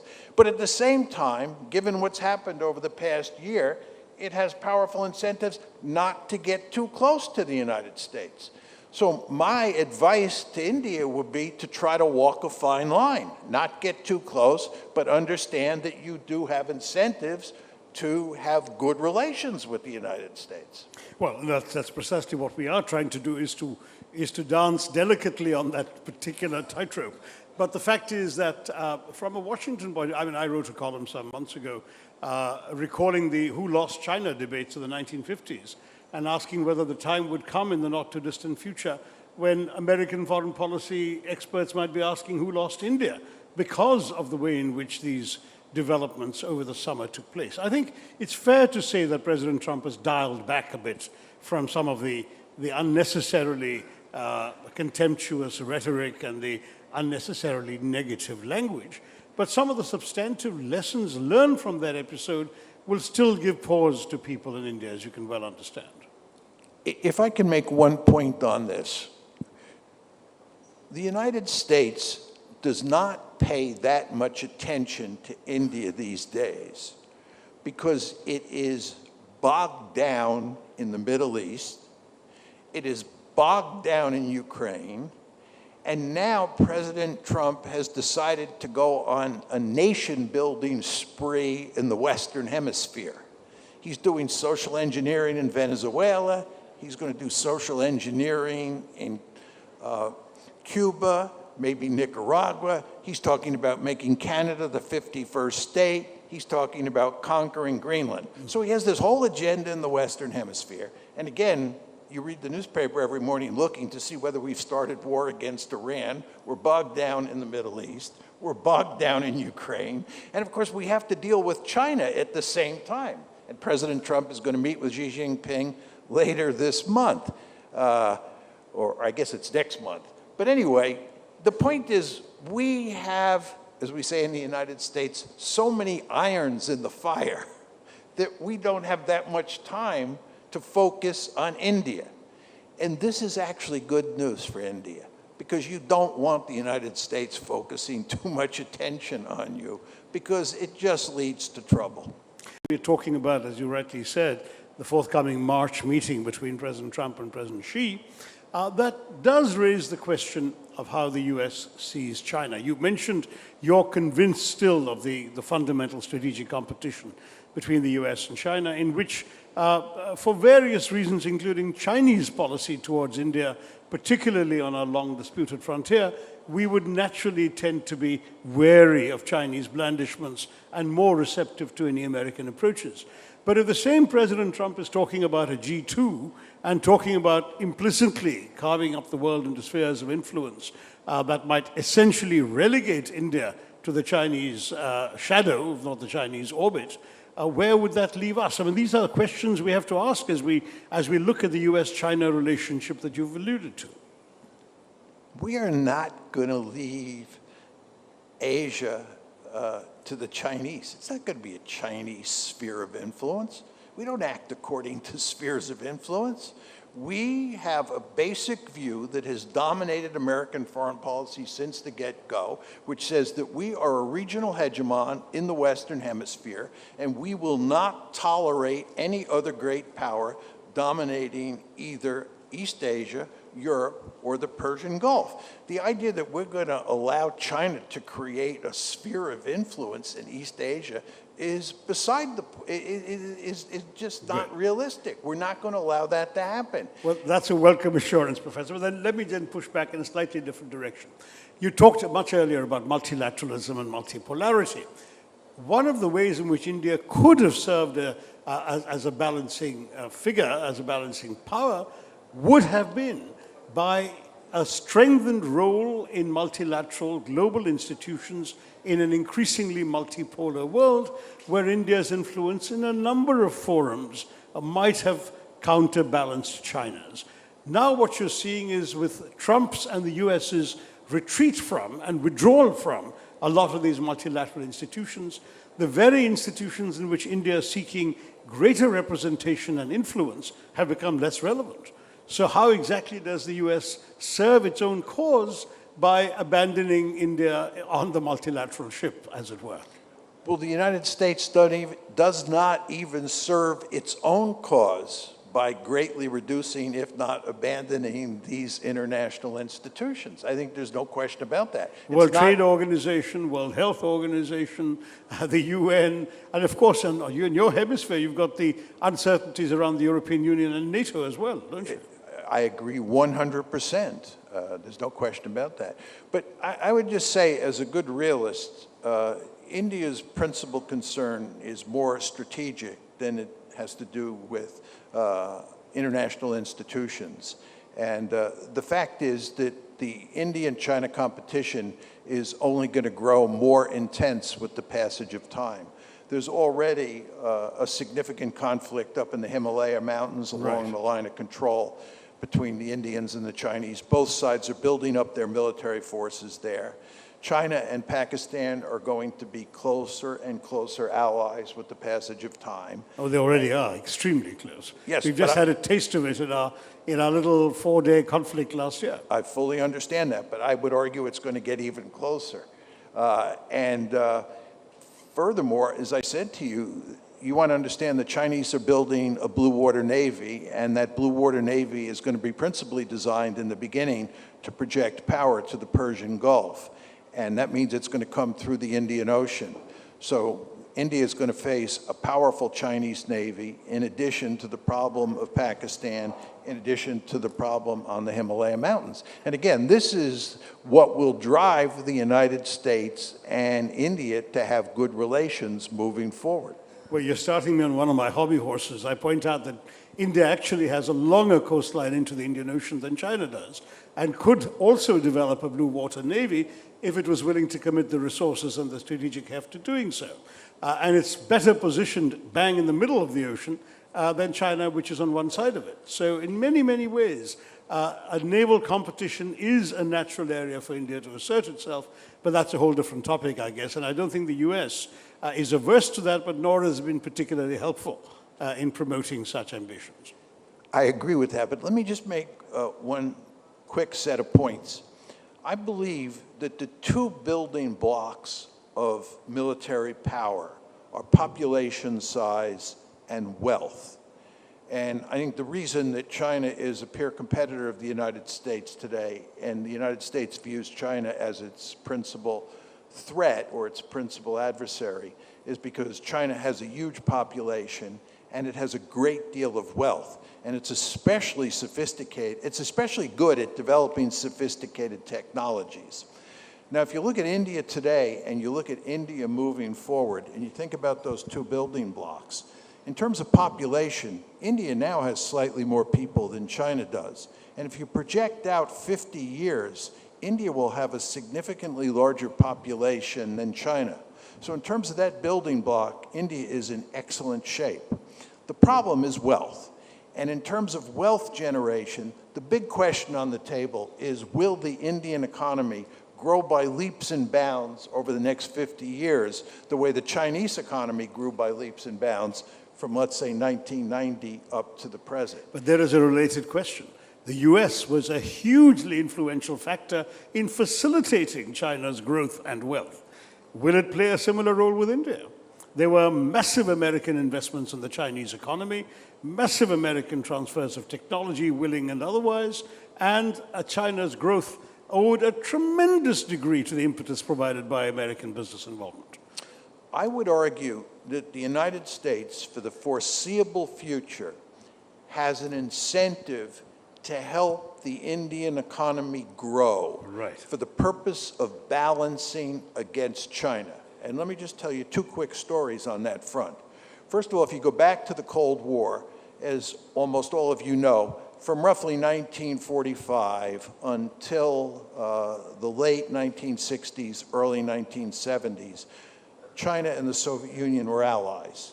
Then starting in 1972, the United States flipped China, and China became an ally of the United States against the Soviet Union during the last part of the Cold War. And during that part of the Cold War, we had a powerful incentive in helping the Chinese economy grow for purposes of containing the Soviet Union. Two other examples, Germany and Japan. During the Cold War, Germany and Japan flourished economically. They were able to generate great amounts of wealth. The United States was willing to help the German and Japanese economy recover from World War II and to have those two economies grow by leaps and bounds, because Germany in Europe and Japan in East Asia were our two principal partners for the purpose of containing the Soviet Union. So I would argue, if you think about India and China, we, the Americans, have a deep-seated interest in helping the Indians get richer, right, so that India becomes more powerful, so that it can help us contain China. From your point of view, you have a profound interest in making sure that your economy grows at a rapid pace for the next 50 years, because given your population size, if you become a really wealthy country, you may become the most powerful state on the planet. Well, this is a wonderful note on which to end. Our time is up. The half an hour went very quickly. But I do want to say, first of all, that I hope that this last message, that the US has a vested interest in India's growth, will also be heard in Washington. I'd be grateful if you start saying this in the US policy space in which people do listen to you. And the second thing that I think, one question the organizers wanted me to end with is, how do you, and by extension, how does the US see our Prime Minister and the government of India today? I think there's no question that the American government, the Trump administration, looks very favorably on the Modi administration. I think these two governments in Washington are seen as birds of a feather. They're both basically right-wing governments, and I use that phrase in a benign way. And I think that President Trump personally likes Prime Minister Modi, and although I think Prime Minister Modi has mixed emotions about President Trump today, by and large, he views him in terms of politics and in terms of strategy as a natural ally. Good to hear that. Well, I look forward to having you back in the afternoon when we are joined by a Chinese scholar and an American scholar for further discussions on the broader world disorder that we should be discussing. But meanwhile, on India-US relations, thank you for that wonderful perspective. Professor John Mearsheimer, do give him a hand, ladies and gentlemen. Well, just now we heard a wonderful discussion about geopolitics. And in the last week, I'm sorry, I forget to show my greatness to the PBA network. I'm sorry for that. I've been in this country for a week. During the week, and seemed to me, everyone talked to me about AI. From my understanding, and now we are in a digital age. This age is very different from what we're familiar with the Cold War and the post-Cold War. And so I fully agree with John to divide it, the global order from 1945 to now in 3 periods. Cold War period, and the post-Cold War, and the current situation. So I will give the name for this 3 periods. You post about the event, you can use the hashtags ABP Ideas of India and ABP IOI 2026. Ladies and gentlemen, IOI 2026 is co-presented by Adani Enterprises, co-powered by Gallant Group of Industries. Our partners are the Gift Studio and RPSG Group Company, Jack Olive Oil, SD Paints Limited, Seco App, JK Super Cement Limited, the Tata Power Solar Roof, JSWMG Motor India Private Limited, Adamas Tech Consulting, official partner Shanti Gold, associate partner Apollo Tyres Limited, empowering partner Mittal Electronics, jewelry partner PNG Jewelers, our beverage partners are Hamdard Food India, special partner International Institute of Hotel Management, knowledge partner Sharda University, and smart cooling partner is Panasonic. Our tourism partners are Delhi Tourism and Transportation Development Corporation Limited, Goa Tourism and Gujarat Tourism. Our state partners are Government of Uttar Pradesh, Maharashtra Government, Government of Punjab and Government of Chhattisgarh. And finally, our energy partner is GAIL India Limited. So let's hear it, ladies and gentlemen, for all our partners and supporters. तो दोस्तों हम सुबह से geopolitics पे बात कर रहे हैं, लीडरशिप की बात कर रहे हैं, इंडस्ट्री की बात कर रहे हैं, रेजिलियंस की बात कर रहे हैं, but now we turn to a force that shapes something called soft power. Well, it is a powerful policy. Music always is. Indie pop celebrates individuality. Playback becomes collective memory. Few artists navigate both worlds as effortlessly as the voice behind Bol Do Na Zara, Pehla Pehla Pyar and global singles like Control. Well, he is a young star who seamlessly moves across languages, industries, audiences and geographies. In an era of streaming, reinvention and instant virality, what does it take not to just stay relevant but always stay resonant? So ladies and gentlemen, put your hands together for the charming, the super talented Arman Malik.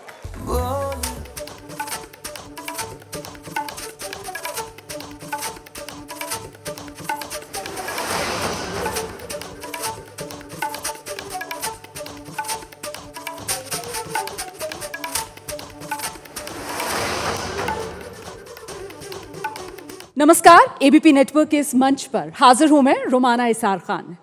कहते हैं आवाज़ जब रूह सी होती है तो अल्फाज सीधे दिल में उतर आते हैं।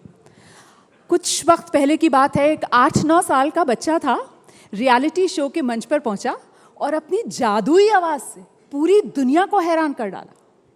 और फिर आज वही आवाज़ सरहद पार तक अपनी एक अलग पहचान, अपनी एक अलग मकाम हासिल कर चुकी है।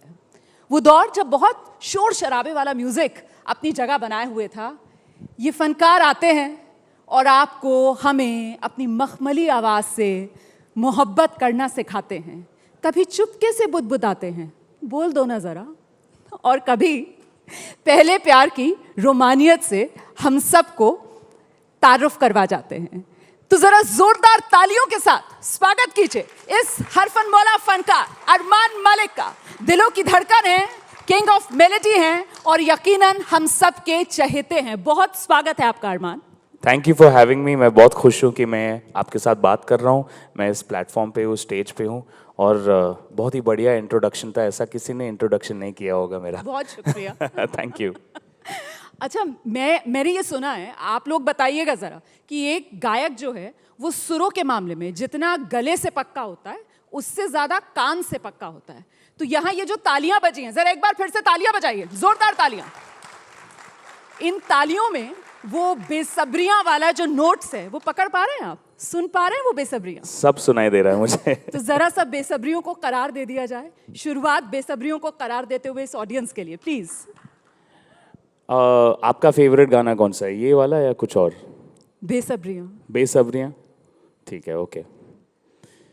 क्यों सोचना है जाना कहाँ, जाए वही ले जाए जहाँ, बेसब्रियां बेसब्रियां।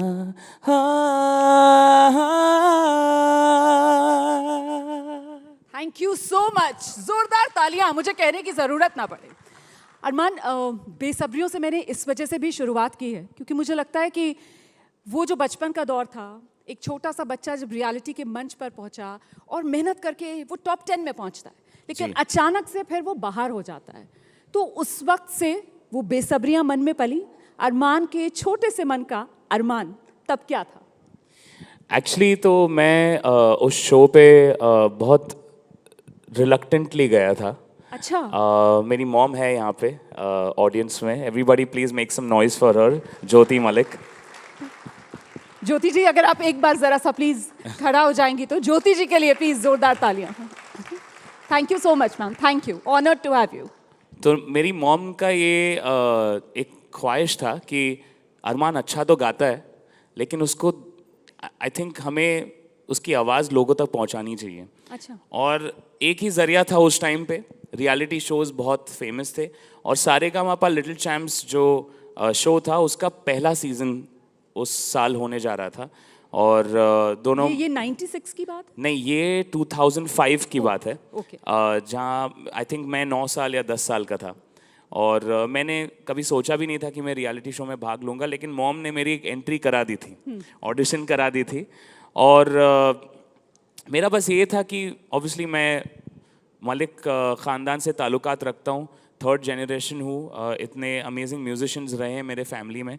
मुझे ये था कि मैं अपना खुद का एक आइडेंटिटी बनाना चाहता हूँ, तो मैंने सबमिट भी किया अरमान फ्रॉम मुंबई। मैंने मलिक छोड़ दिया साइड में। मलिक लगाया नहीं, सरनेम नहीं लगाया क्योंकि मैंने सोचा कि यार लोग कुछ इम्प्रेशन होगा उनके माइंड में अगर मैं वो नाम उस तरीके से डालूंगा। मैंने सोचा कि यार अगर मैं भाग ले ही रहा हूँ तो मैं अपने सिंगिंग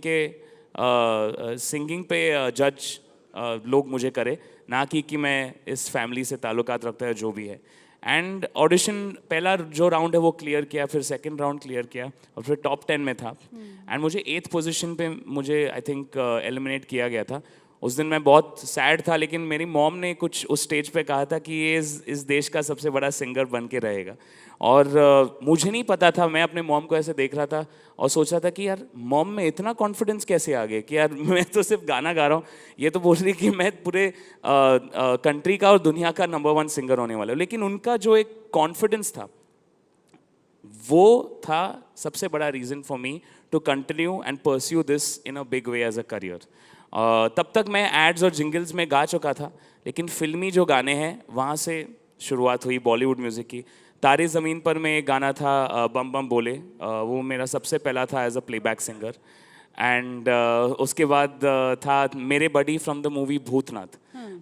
तो ये 2 गाने थे जिसकी वजह से मेरी बॉलीवुड प्लेबैक सिंगिंग में एक एंट्री हुई और फिर उसके बाद बेसब्रियाँ बढ़ती गई। मैंने सोचा कि यार मैं अच्छा कर तो रहा हूँ, इसमें और करना है मुझे और गाना है मुझे और वो उस बेसब्री की वजह से ही मैं आज इस मंच पे हूँ, आपके साथ बात कर रहा हूँ। तो एक तरीके से वो जो आप बेसब्रियाँ जो गाना आपने जिस तरीके से शुरुआत की I think it set the tone very, very right for this conversation. Thank you तो आपकी जो मदर का रोल है वो आपको इस मकाम तक पहुंचाने में और एक सिंगर के तौर पर जो जी। आपने हासिल किया उसमें हमें समझ में आता है जी। लेकिन अरमान एज अ सिंगर ये डिस्कवरी किसकी थी? मैं एक जगह देख रही थी तो उसमें ये था कि आपके दादा सरदार मलिक साहब वो बचपन में ही आपकी आवाज़ को सुनकर उनको लगता था कि आपकी आवाज़ में बिल्कुल वैसी मिठास है जैसे मुकेश साहब या मोहम्मद रफ़ी की आवाज़ में मिठास है। जी, तो correct. डिस्कवरी क्या एक्चुअली दादा साहब ने की आप सिंगर बन सकते हैं? जी, मेरे दादा श्री सरदार मलिक साहब बहुत बड़े कंपोज़र रहे हैं हमारे इंडस्ट्री के 60s में। उन्होंने एक्चुअली मुझे सुन के मेरे डैड को बताया था कि यार इसे कंपोज़र मत बनाना। अच्छा। हमारी फैमिली में कंपोज़र्स बहुत रहे हैं। अनु ताया भी कंपोज़र हैं, अनु मलिक। मेरे डैड कंपोज़र हैं। मेरे भाई कंपोज़र हैं। सो 3 कंपोज़र्स हैं ऑलरेडी फैमिली में। इसको ज़रूर सिंगर बनाना, इसमें वो एक सिंगिंग वाली खासियत है। एंड इसको कभी ज़्यादा एक्स्ट्रा ट्रेनिंग मत कराना, जो चाहिए होता है प्लेबैक सिंगिंग के लिए उतना ही कराना। उनकी एक छोटी सी एक फीडबैक थी जिस वजह से मेरे पापा ने फिर मुझे लाइट और सेमी क्लासिकल ट्रेनिंग में डाला। 2-3 गुरुज थे मेरे उस टाइम पे। सबसे पहली गुरु थी रीटा कौल मैम एंड उसके बाद कादर मुस्तफ़ा खान साहब हुज उस्ताद गुलाम मुस्तफ़ा खान साहब सन। तो यहाँ पे मेरी तालीम हुई in Indian classical music and बचपन से ही मुझे ऑलरेडी ये विजन था कि मैं सिंगर तो बनूंगा और आवाज़ में है ऑब्वियसली कुछ चीज़ें आपको जीन्स में मिल जाती है तो मुझे मेरे फैमिली के जीन्स बहुत स्ट्रांगली मिले एंड कंपोजिंग ऑब्वियसली अमाल को बहुत एक कंपोजर वाली एक जो ब्लेसिंग होती है मेरे दादा की। अच्छा अरमान जब छोटे थे तो कौन सा वो गाना था जो मतलब घर वाले कोई भी बाहर से आता है, यूजुअली ऐसा होता है ना कि कोई बाहर से आ रहा है तो देखो हमारा बच्चा कितना अच्छा गाता है तो आपको फौरन खड़ा कर दिया जाता था वही जब आप बहुत छोटे से रहे होंगे 6, 7, 8 साल वाले में मेरे या दादा जो बहुत पसंद करते थे आपकी आवाज़ में कोई गाना उन्हें कभी सुनाया आपने? मेरे दादाजी का एक गाना था सारंगा तेरी याद में जो मुकेश सर ने गाया था तो वो ऑलवेज वो कहते थे कि यार 2 लाइन गा के सुना दो सबको। प्लीज 2 लाइन गा के सुना दीजिए। ये आपका बड़ा ट्रैप है, ये उनको ट्रैप कर रही हैं। एक लाइन में ये गाना सुना दो, वो गाना सुना दो, ठीक है मैं गाना 2 लाइन गा दूंगा आपके लिए। Thank you so much. Mini concert हो रहा है यहाँ पे। आपकी मेहरबानी से बहुत शुक्रिया आपका। सारंगा तेरी याद में नैन हुए बेचैन हो मधुर तुम्हारे मिलन बिना दिन कटते नहीं रैन हो सारंगा तेरी याद में। बहुत खूब। वाकई में जो मैंने पहले कहा था ना मखमली आवाज़, महसूस कीजिए ज़रा आप उस मखमली आवाज़ को। तो बचपन कैसा बीता? मतलब मोहम्मद रफ़ी और मुकेश साहब के गाने सुनते हुए बचपन बीता बिल्कुल, या फिर कुछ अलग किस्म के गाने भी अच्छे लगते थे? मुझे किशोर दा के भी गाने बहुत अमेजिंग लगते थे, लेकिन ऑब्वियसली रफ़ी साहब की एक मुझे लगता है मेरी जो एक टोनैलिटी है, जिस तरीके से मैं गाता हूँ वो रफ़ी साहब के स्कूल के सिंगिंग की है। जैसे सोनू निगम सर भी हैं जो who I personally love a lot. तो बड़ा तो हुआ हूँ उनके गाने सुन के, लेकिन एक्चुअली मैं जिनके गानों से इंस्पायर हुआ था that was Sonu Nigam sir. अच्छा। कभी अलविदा ना कहना, कल हो ना हो, ये सब जो गाने थे आई थिंक उस टाइम पे आए थे जहाँ पे मैं रियलिटी शो में भाग ले रहा था या मैं प्लेबैक सिंगिंग की दुनिया में एक छलांग मार रहा था। So he was a very very big inspiration for me. Mitwa भी उन्हीं का है? नहीं, that is by Shafqat Amanat Ali. Okay. लेकिन आपके बारे में जब मैं पढ़ रही थी और आपका एक इंटरव्यू सुन रही थी, जब इंडस्ट्री में आपका ऑफिशियल एक तरीके से इंट्रोडक्शन हुआ तो शायद आपने मितवा गाना चुना और आपने वो सुनाया, तो सोनू निगम इंस्पिरेशन थे इसीलिए? मतलब मैं ये समझना चाहती हूँ नहीं, उस रीजन से नहीं था एक्चुअली, वो एक कठिन गाना था इसलिए हाँ। और एक्चुअली वो इंडस्ट्री के सामने मेरी पहली परफॉर्मेंस थी। अब देखिए मैं पूरी रिसर्च करके आई हूँ और फिर मुझे बीच में जोड़ना पड़ेगा, सुना दीजिए तो आप कहेंगे ये ट्रैप है। ये ट्रैप नहीं है, ये आपकी जर्नी है, ये आपकी पूरी जर्नी का हिस्सा है। मैं तो जोक कर रहा था। Thank you so much. आपने बड़ा दबाव मुझ पर से हटा दिया। तो उस टाइम पे एक्चुअली शाहरुख सर को ट्रिब्यूट दे रहे थे हम। ओके। मुझे सुनने में आया कि वो भी आज जी बिल्कुल आने वाले हैं, तो it was an SRK tribute, I think एक सेगमेंट था, एंड मैंने चुना मितवा क्योंकि एक कठिन गाना है और डैड ने कहा था ये एक रात है जो तुझे जमाना पड़ेगा सबके सामने, इंडस्ट्री है पूरी, उनको पता रहना चाहिए कि अरमान गाता कैसा है। एंड मेरे ऊपर ये सडनली एक प्रेशर आ गया कि यार डैड ने कहा है और इंडस्ट्री है ऑडियंस में और डैड मुझे देख रहे हैं, मैं डैड को देख रहा हूँ। अगर आप उस परफॉर्मेंस की वीडियो देखोगे, मैंने देखी है, मैं बहुत डरा सा हूँ आंखों में, सिंगिंग सही से हो रही है लेकिन आंखों में एक डर है। लेकिन उस परफॉर्मेंस के बाद जिस तरीके से पूरी इंडस्ट्री ने मुझे एक वार्मथ दिया और उनको एक लगा कि हाँ हमारी इंडस्ट्री में एक नई आवाज़ आई है, एक नया फनकार आया है, I think that felt really really beautiful after that performance. अब मैं आपसे ये नहीं कहूंगी कि मितवा की 2 लाइन गा दीजिए, थैंक यू। मैं आपसे लेकिन मैं आपसे ये कहूंगी कि मितवा गाना, कठिन गाना जो आपने चुना, उसमें जो सबसे मुश्किल पार्ट था वो जरा सा जरूर गुनगुनाइए, जो आपको सबसे मुश्किल उसका पार्ट लगता था। नहीं, मैं आज नहीं गाऊंगा वो, थोड़ा सा नेक्स्ट वाला गाना मैं खुद के गाने गाऊंगा, don't worry. Okay, thank you. चलिए आपके गानों पर आ जाते हैं। तो अब आपकी जो आज की पहचान है वो बिल्कुल एक किंग ऑफ रोमांस वाली आपकी पहचान किंग तो किंग एक ही है, हाँ, वो SRK सर है। SRK, चलिए मुझे प्रिंस बोलते हैं, Prince of romance. Thank you. मैंने तो सोचा म्यूजिक के अंदर आपको किंग का ही दर्जा दे दिया जाए, ठीक है। तो प्रिंस ऑफ रोमांस, आपके जिस तरीके के गाने आए, ये आपने अपनी ब्रांडिंग कॉन्शियसली गानों के सिलेक्शन से बनाई या फिर ये सब कुछ फ्लो के साथ होता गया? थोड़ी चीज़ें फ्लो थी, थोड़ी चीज़ें बहुत कॉन्शियस थी। मैं बहुत सिलेक्टिव हूँ मेरे गानों के साथ। अच्छा। मैं ऐसे गाने गाना चाहता हूँ जो ना कि सिर्फ एक ट्रेंड या वायरलिटी में रहे, बहुत सालों तक लोग उसे जाने पहचाने। आपने बहुत सारे गानों का जिक्र भी किया, बोल दो ना ज़रा। एक गाना ऐसा भी है, मैं रहूँ या ना रहूँ, जो लोगों के दिल में बहुत सालों से रहा है। 2015 या 2016 में रिलीज हुआ था, लेकिन 10 साल बाद भी आज लोग उन गानों को याद करते हैं, बहुत दर्द उस गाने में, सही बात है। सो आई थिंक मेरी एक कॉन्शियस एफर्ट रही है कि जो भी गाने मैं गाऊँ वो दिल को छू जाए। ऑब्वियसली सबसे पहले वो इम्पोर्टेंट है, एंड वो फिजल आउट ना हो जाए, क्योंकि कभी कभी ऐसा होता है कि यार गाना थोड़े महीनों के लिए हिट हो जाता है, फिर उसके बाद लोग भूल जाते हैं उस गाने को। वैसे गाना I don't believe in singing those kind of songs. I believe कि यार इटर्नल होना चाहिए। जैसे हम आज भी किशोर दा के, रफ़ी साहब के, लता दीदी के गाने गाते हैं, तो वैसे गाने गाना is very important for a long career. I want to be able to sing till I am 80। So तो मितवा पर तो बात नहीं बन पाई थी हम लोगों की, लेकिन अब बोल दो ना ज़रा, गा दो ना ज़रा, बेसिकली मैं तो बोल दो ना ज़रा कहूँगी आपसे।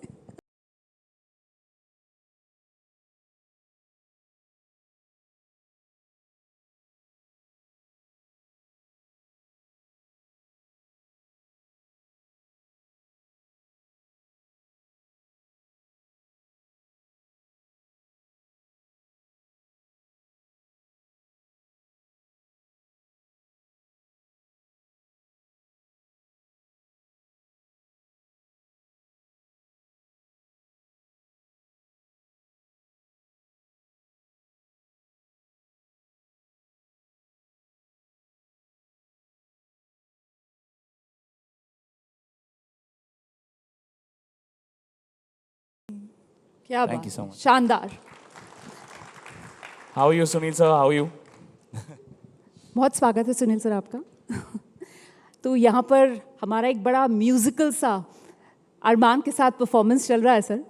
अरमान जो हैं वो अपनी जर्नी को यहाँ पर डिस्क्राइब कर रहे हैं, और अभी तक जिस तरीके की जर्नी अरमान की सामने निकल कर आई है, उसमें अरमान आपने परिवार के सदस्यों का जो जिक्र किया जी। अब जिस स्टेज में आप हैं, तो यहाँ एंट्री भाई की कर लेते हैं। ओके।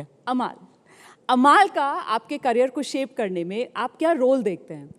बहुत बड़ा योगदान है। हाँ। मुझे लगता है हम दोनों भाइयों का जब भी कोलैबोरेशन होता है, वो गाने बहुत फेमस रहे हैं, बहुत लोगों के दिल के करीब रहे हैं। बोल दो ना ज़रा, बेसब्रियाँ, मैं हूँ हीरो तेरा, जिसमें अथिया का डेब्यू हुआ था, which was a very very special movie for all of us. So I think हम दोनों की कॉम्बिनेशन लोग बहुत चाहते हैं। मैंने जो भी हिट गाने गाए हैं उसमें 80% अमाल के ही रहे हैं। सो आई वुड डेफिनेटली से कि उनका बहुत बड़ा हाथ और बहुत बड़ा योगदान रहा है। डेफिनेटली। लेकिन हम तो ये सुनते हैं कि अमाल जो है वो खूब रगड़ाई करते हैं आपकी स्टूडियो के भाई अंदर। है, हाँ। बड़ा भाई है, तो वो तो फाइट तो होगी स्टूडियो में। बहुत मेहनत करवाता है। एक गाना था चले आना करके, जिसमें हमारी बहुत लड़ाई हुई थी। क्योंकि वो चाहते थे कि मैं और सो एक्चुअली वो गाना अजय देवगन सर पे था, एंड टेक्निकली अगर आप मेरी आवाज़ सुनते हो तो थोड़ी सी सॉफ्ट है। ओके। तो वो चाहते थे कि मैं थोड़ा सा बोल्ड गाऊं क्योंकि अजय सर के ऊपर है। तो ऑब्वियसली मैं कोशिश तो कर रहा था, लेकिन उसके हिसाब से नहीं हो रहा था। तो हम दोनों के बीच में थोड़ा सा तो एक कितने फाइट हो कितने गया। टेक्स और कितना सब करना पड़ा? और मैं ऑलमोस्ट स्टूडियो छोड़ने वाला था, ओह माय गॉड, उस बात तक पहुंच गई थी। लेकिन फिर जो डायरेक्टर साहब है लव रंजन सर, उन्होंने कहा कि भाई मैं जाता हूँ यहाँ से, तुम लोग दोनों भाई मुझे फाइनल गाना दे देना, बस डिलीवर कर देना। तो आई थिंक थोड़े टाइम के बाद मैंने फिर गुस्से में ना एक टेक में पूरा वो गाना गा दिया। तो गुस्से की वजह से वो और बोल्डनेस आ गई होगी अमाल आवाज में। ऐसा एक प्राणी है जो मुझे प्राणी जो मुझे एक्चुअली थोड़ा चाबी मारता है, and then he wants me to give my best, which I think बहुत कम लोग ऐसे हैं जो मुझसे वो एक एक्सट्रैक्ट कर पाते जो अमल करता है। वो मेरे ख्याल से वो सिर्फ एक बड़ा भाई ही कर सकता है मेरे साथ। आपको चलाना आता है। वो मुझे एंड तक पुश कर देता है ताकि मैं अपना सबसे बेस्ट दूं। तो अब बता दीजिए ना, फर्क तो सुनाइए ना हमें कि पहले आप कैसे गा रहे थे और फिर फाइनली कैसे गाया। इनका पूरा प्लान रहा है कि ये सब गाने हैं, ये क्वेश्चन मैं पूछूंगी और ये गाना अरमान गाएगा। बिल्कुल नहीं, मेरे फ्लो, ये सिर्फ फ्लो में आ रहा है। नो डोंट वरी, मैं गाऊंगा ऑफ कोर्स। जुदा हम हो गए माना, मगर ये जान लो जाना, कभी मैं याद आऊं तो चले आना,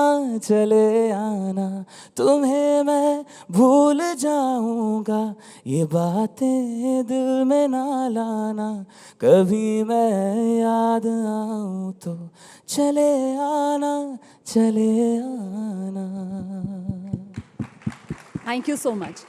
12 ज़बानों में आप गाना गाते हैं, अलग अलग लैंग्वेजेस में, और हर लैंग्वेज का अपना नुआंस होता है, हर लैंग्वेज का अपना फ्लेवर होता है, और ख़ासतौर से जब आप गाना गा रहे हैं तो फिर वो सब पकड़ना कितना मुश्किल काम है। और ये कैसे कर लेते हैं? और वो क्या था वो बटा बम्मा देखिए मैंने गा दिया आपके चक्कर में। अब ज़रा सा वो बता दीजिए उसका मतलब क्या होता है।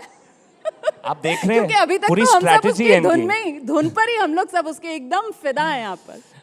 मैं पहले बात करता हूँ उस गाने के बारे में, और फिर गुनगुनाऊंगा भी मैं वो गाना। गाऊंगा मैं, डोंट वरी, मैं यहाँ Thank से you. जाऊंगा नहीं वो गाना बिना गाए, डोंट वरी।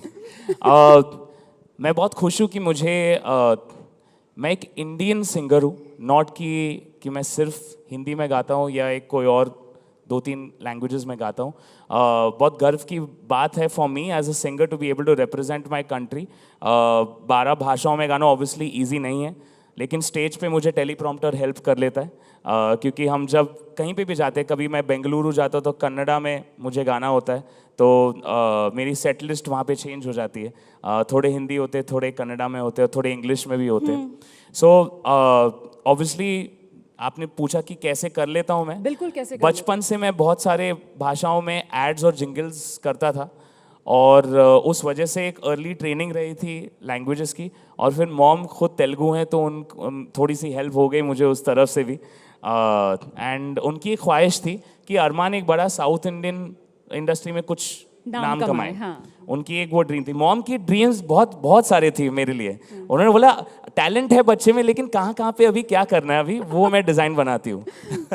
तो तेलुगु में उन्होंने लगा कि मुझे गाना चाहिए, and then I started singing. मेरी पहली जो एक डेब्यू मूवी थी वो पवन कल्याण गारू के लिए मैंने गाना गाया। अच्छा। सबसे पहले। और फिर गाते गाते एक गाना आया जिसका नाम है बुट्टा बोमा, जिसका जिक्र किया अभी। That was for a movie called Ala Vaikunthapurramuloo. Allu Arjun थे उसमें, पूजा हेगड़े थी। ये गाना उस इंडस्ट्री का सबसे बड़ा गाना हो गया। उस टाइम पे जब गाया था मुझे नहीं पता था। ये मैंने सवाल सोचा था आपसे पूछूंगी कि जब गा रहे थे तो क्या अंदाजा था कि इतना बड़ा, मतलब ब्लॉकबस्टर, चार्टबस्टर बनने वाला है? मैंने लिखा हुआ है सवाल, आप देख लीजिए। मैंने एक्चुअली होटल रूम में गाया वो गाना। सीरियसली? एग्जैक्टली। होटल रूम में? होटल बहुत बार ऐसा होता है कि हमें वक्त नहीं मिलता है और कंपोजर को डिलीवर करना होता है फिल्म का गाना। तो जहाँ पे भी शो के बीच में हमें वक्त मिल जाए हम लोग उसे रिकॉर्ड कर लेते हैं। मेरी स्टूडियो मेरे साथ ही आती है हर जगह। तो मैंने इसे होटल रूम में इस गाने को कंप्लीट किया था, बुट्टा बोमा जिसका नाम है। तो अब जरा सा गुनगुना दीजिए। ठीक है। लिरिक्स नहीं है, थोड़ी भूल चूक हो जाएगी तो सॉरी मॉम.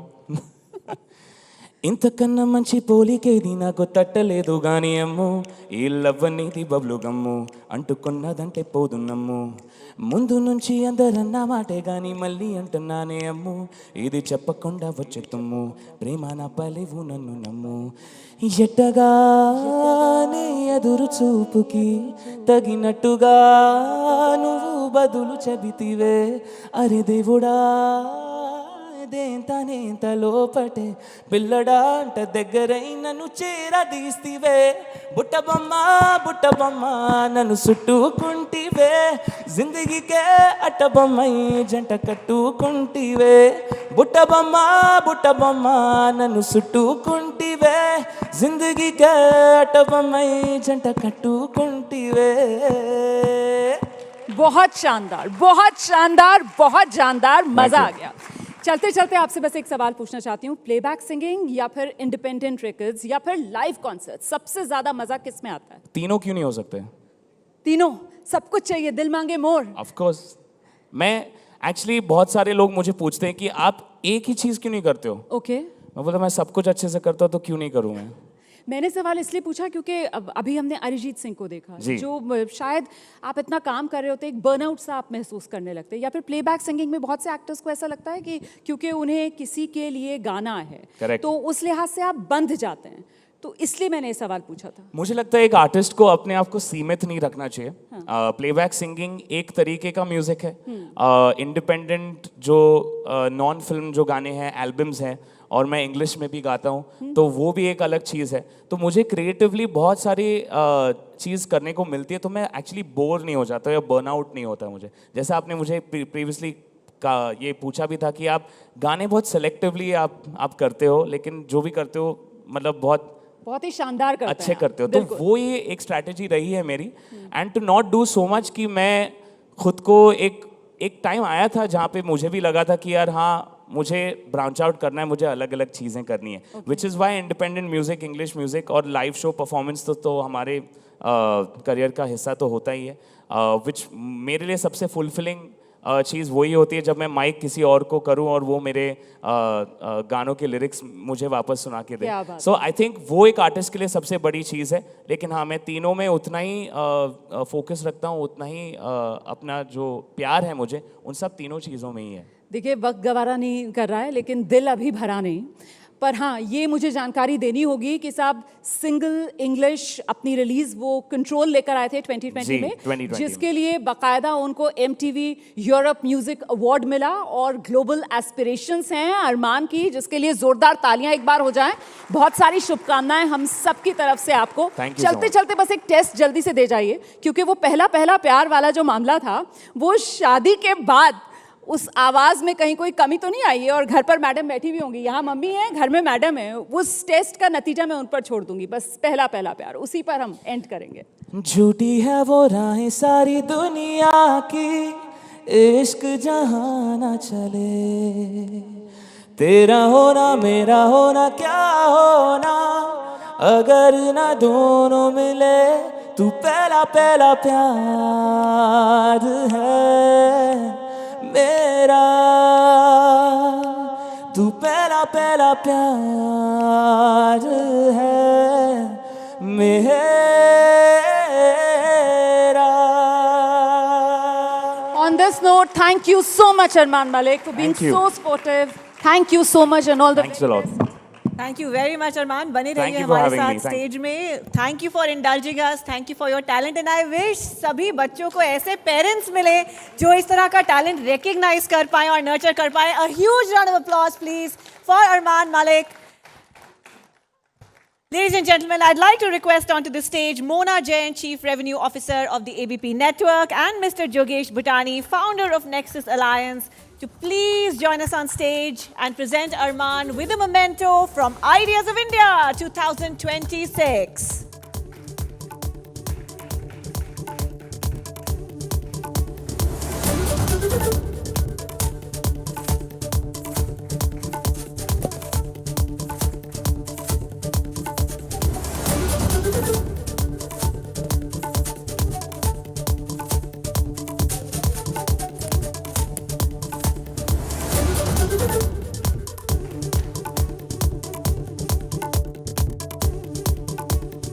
बहुत बहुत शुक्रिया एक बार फिर।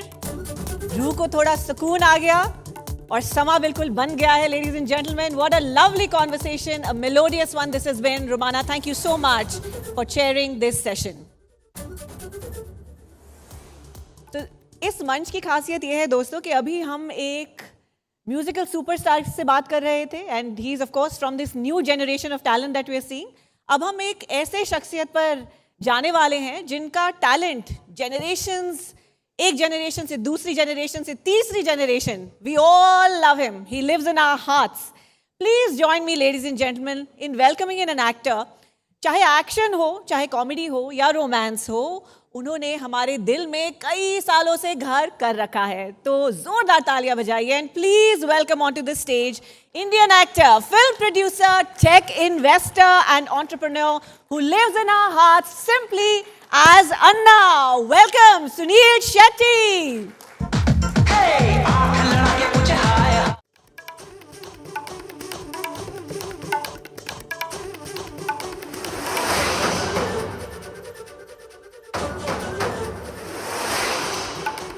एबीपी न्यूज पर एक बार फिर से सभी दर्शकों का बहुत बहुत स्वागत है।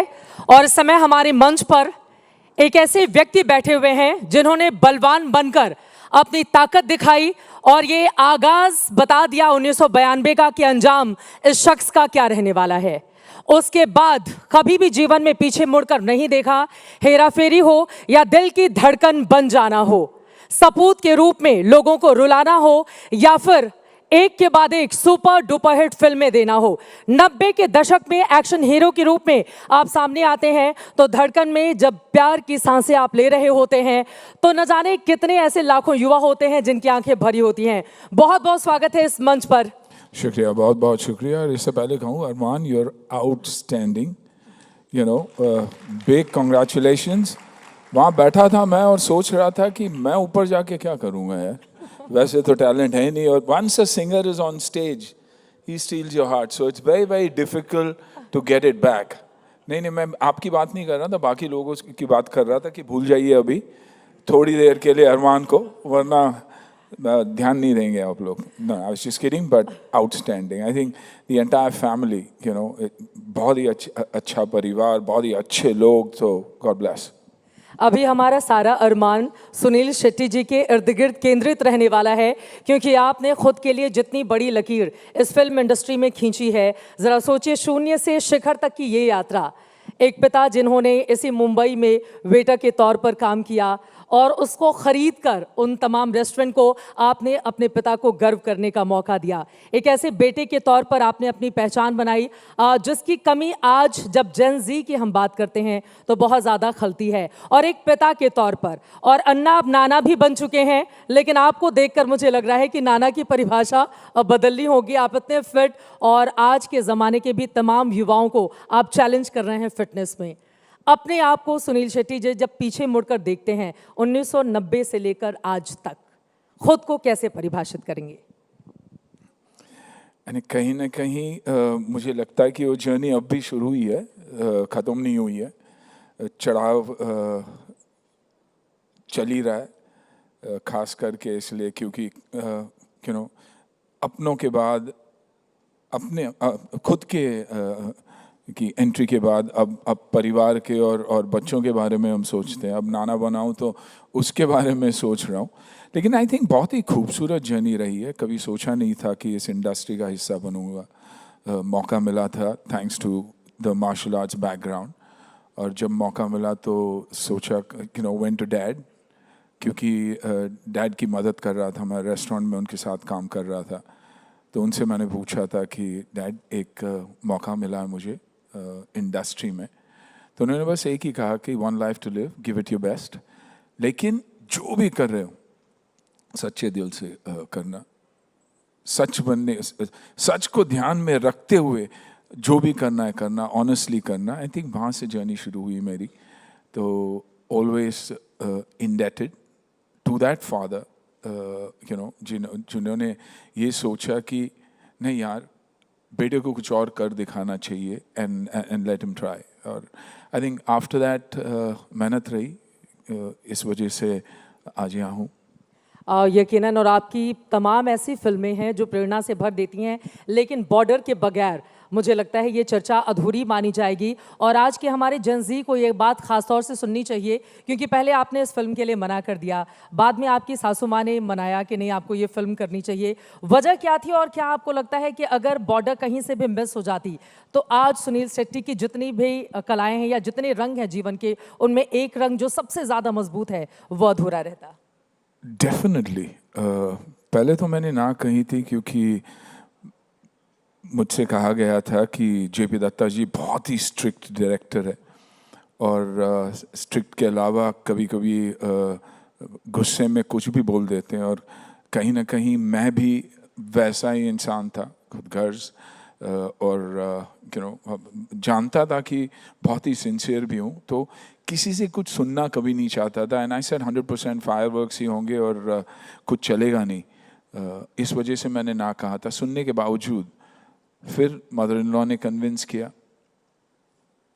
मैंने हाँ कहा, सेट पर गया, जेपी जी से मुलाकात हुई, और उस दिन से लेकर आज तक I think we are the best of friends. Friends ही नहीं, भाई कहूँगा। और अगर आज मैं बॉर्डर नहीं करता तो शायद सुनील शेट्टी को लोग याद ही नहीं करते, क्योंकि ये बहुत ही इम्पॉर्टेंट फिल्म है मेरी ज़िंदगी का। वो इसलिए क्योंकि आप अपने आर्म्ड फोर्सेस को रिप्रेजेंट कर रहे हो, तब वो सोच थी नहीं शायद, because of age and because I believed that मेरा उनका जमेगा ही नहीं। I taken it for granted year से था, लेकिन आई थिंक बॉर्डर एक बहुत ही अहम हिस्सा है मेरी ज़िंदगी का। और इसलिए जब महान से कहा गया कि उसे मौका मिल रहा है बॉर्डर 2 करने के लिए, तो I think we were the first ones to say yes, even before listening to the script. 26 जनवरी हो, 15 अगस्त हो, लोग कभी भूलेंगे नहीं, फॉर जनरेशन्स टू कम। तो आई थिंक बॉर्डर एक बहुत ही अहम हिस्सा है मेरी ज़िंदगी का, एंड ज़िंदगी है कहूँगा when it comes to cinema. बिल्कुल। अब बॉर्डर 2 के लिए आपने क्या अहान को टिप्स दिए, मैं उस पर आऊँगी, लेकिन जब भी सुनील शेट्टी से बातचीत करो, मैंने आपके न जाने कितने इंटरव्यू देख डाले हैं, और आपकी फिल्मों के हम सब शायद ही कोई यहाँ पर हो जो कायल नहीं हो। जब आपसे बात करो, आप बेहद गंभीर, संजीदा इंसान, बहुत ज़्यादा इमोशनल नज़र आते हैं, और जब आपकी फिल्मों में जाए तो डैनी को आप उठा लेते हैं। बलवान की बात करें, उसके बाद धड़कन में आपका बिल्कुल अलग अलहदा किरदार था। हेरा फेरी में लोगों को गुदगुदाते हैं, हंसाते हैं। इतने सारे शेड्स जो आपकी ज़िंदगी के हैं, ये एक एक्टर के भीतर कैसे लेकर आते हैं सुनील शेट्टी? आई थिंक तीनों जॉनर्स अब अगर आप देखोगे अलग डिमांड लेकर आती है। आप एक्शन की बात करें और डैनी साहब को उठाने की बात करें तो फिज़िकल एस्पेक्ट बहुत ही इम्पॉर्टेंट है। और एक्शन में तब इंजरीज बहुत होते थे क्योंकि हम हमारे स्टंट्स खुद करते थे, तो बहुत ही डिमांडिंग था।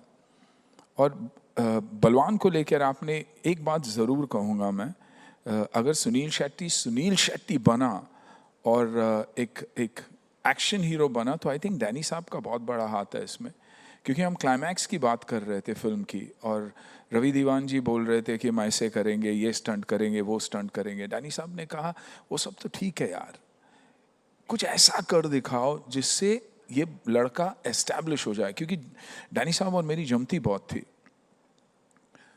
रवि दीवान अगले दिन आए, मैं अगला दिन आया, मैंने कहा मैं ये करूँगा, वो करूँगा। He says no, it doesn't work for me. और डैनी साहब ये बात कह रहे हैं।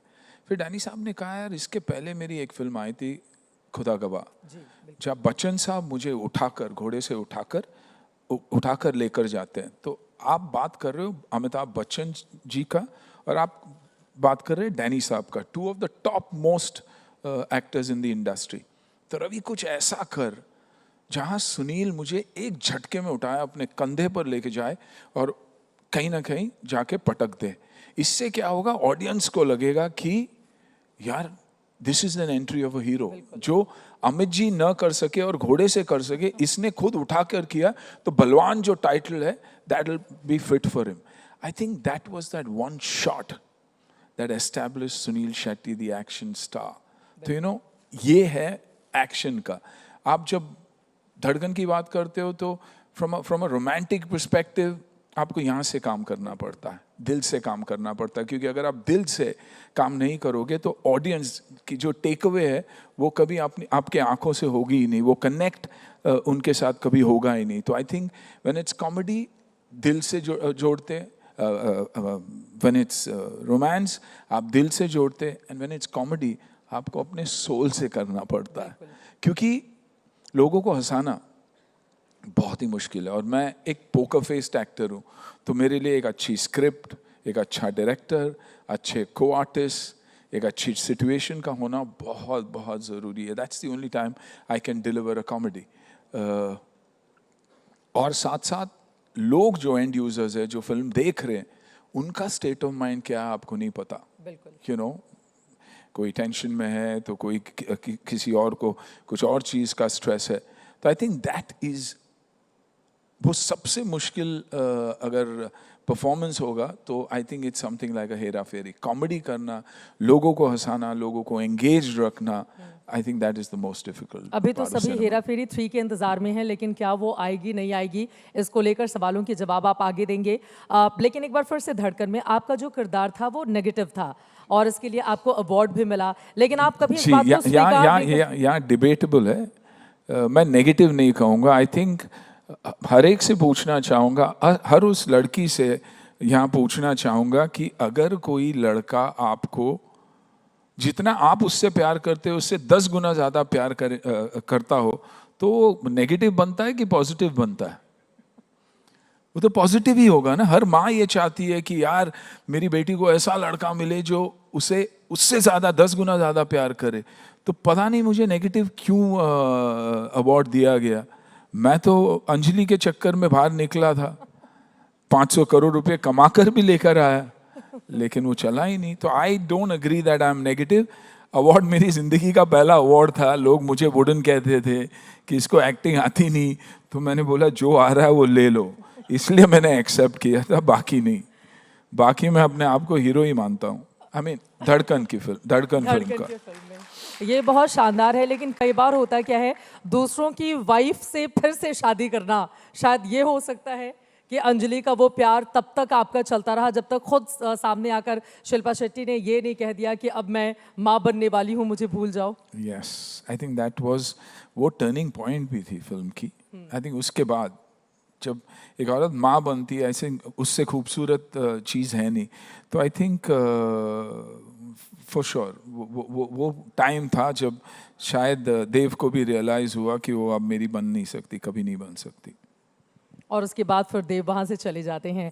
आपकी फिल्मों में आपको अपना कौन सा किरदार ऐसा रहा जिसने सबसे ज़्यादा इंस्पायर किया और आपको लगा हो कि ये फिल्म करके तो मतलब मैं जो चाहता था वो कर पाया इस बॉलीवुड इंडस्ट्री? करने के बाद बॉर्डर, करने के पहले तो मैंने ना ही कहा था उसके लिए, लेकिन आई थिंक करने के बाद और रिजल्ट के बाद खास करके आई थिंक बॉर्डर. राजस्थान में शूटिंग हुई थी. एब्सोल्यूट टफ टेरेन, बहुत ही टफ टेरेन.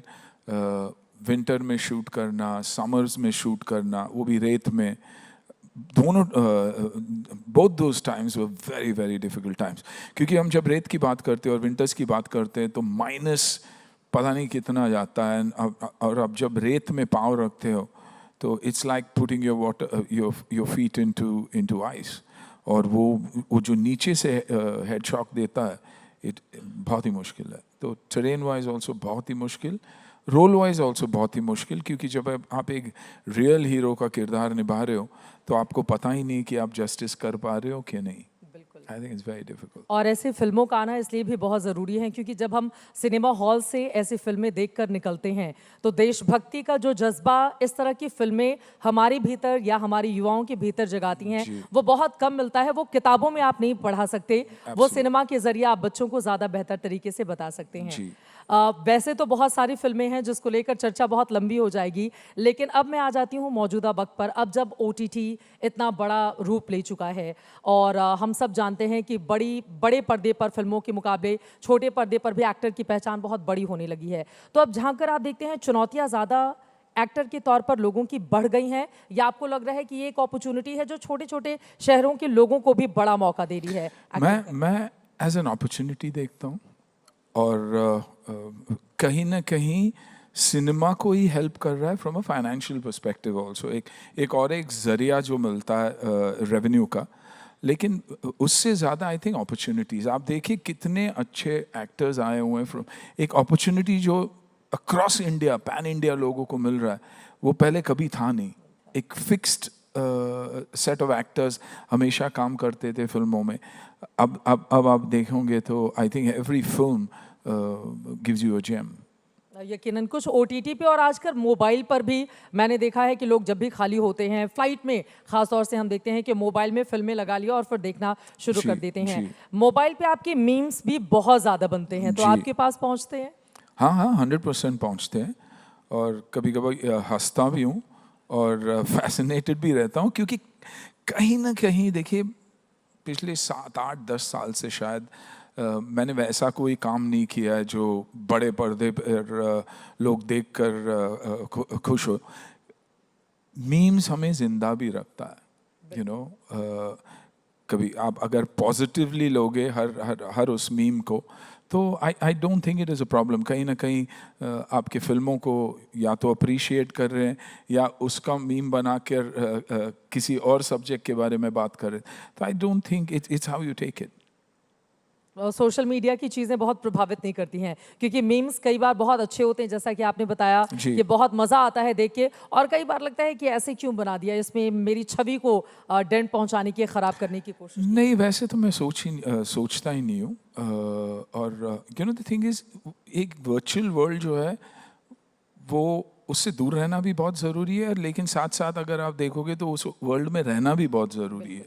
तो it is a double edge sword. तो जब आप अच्छी चीज़ें देखते हो तो जब आप खुश होते हो, तो जब बुरी चीज़ें देखते हो या मीम जिसमें मजाक होता है वो देखते हो, तो बुरे लगने की बात ही नहीं है। इनिशियली होता भी था, but I think over a period of time हम इतने हार्डन्ड हो चुके हैं कि it doesn't make a difference.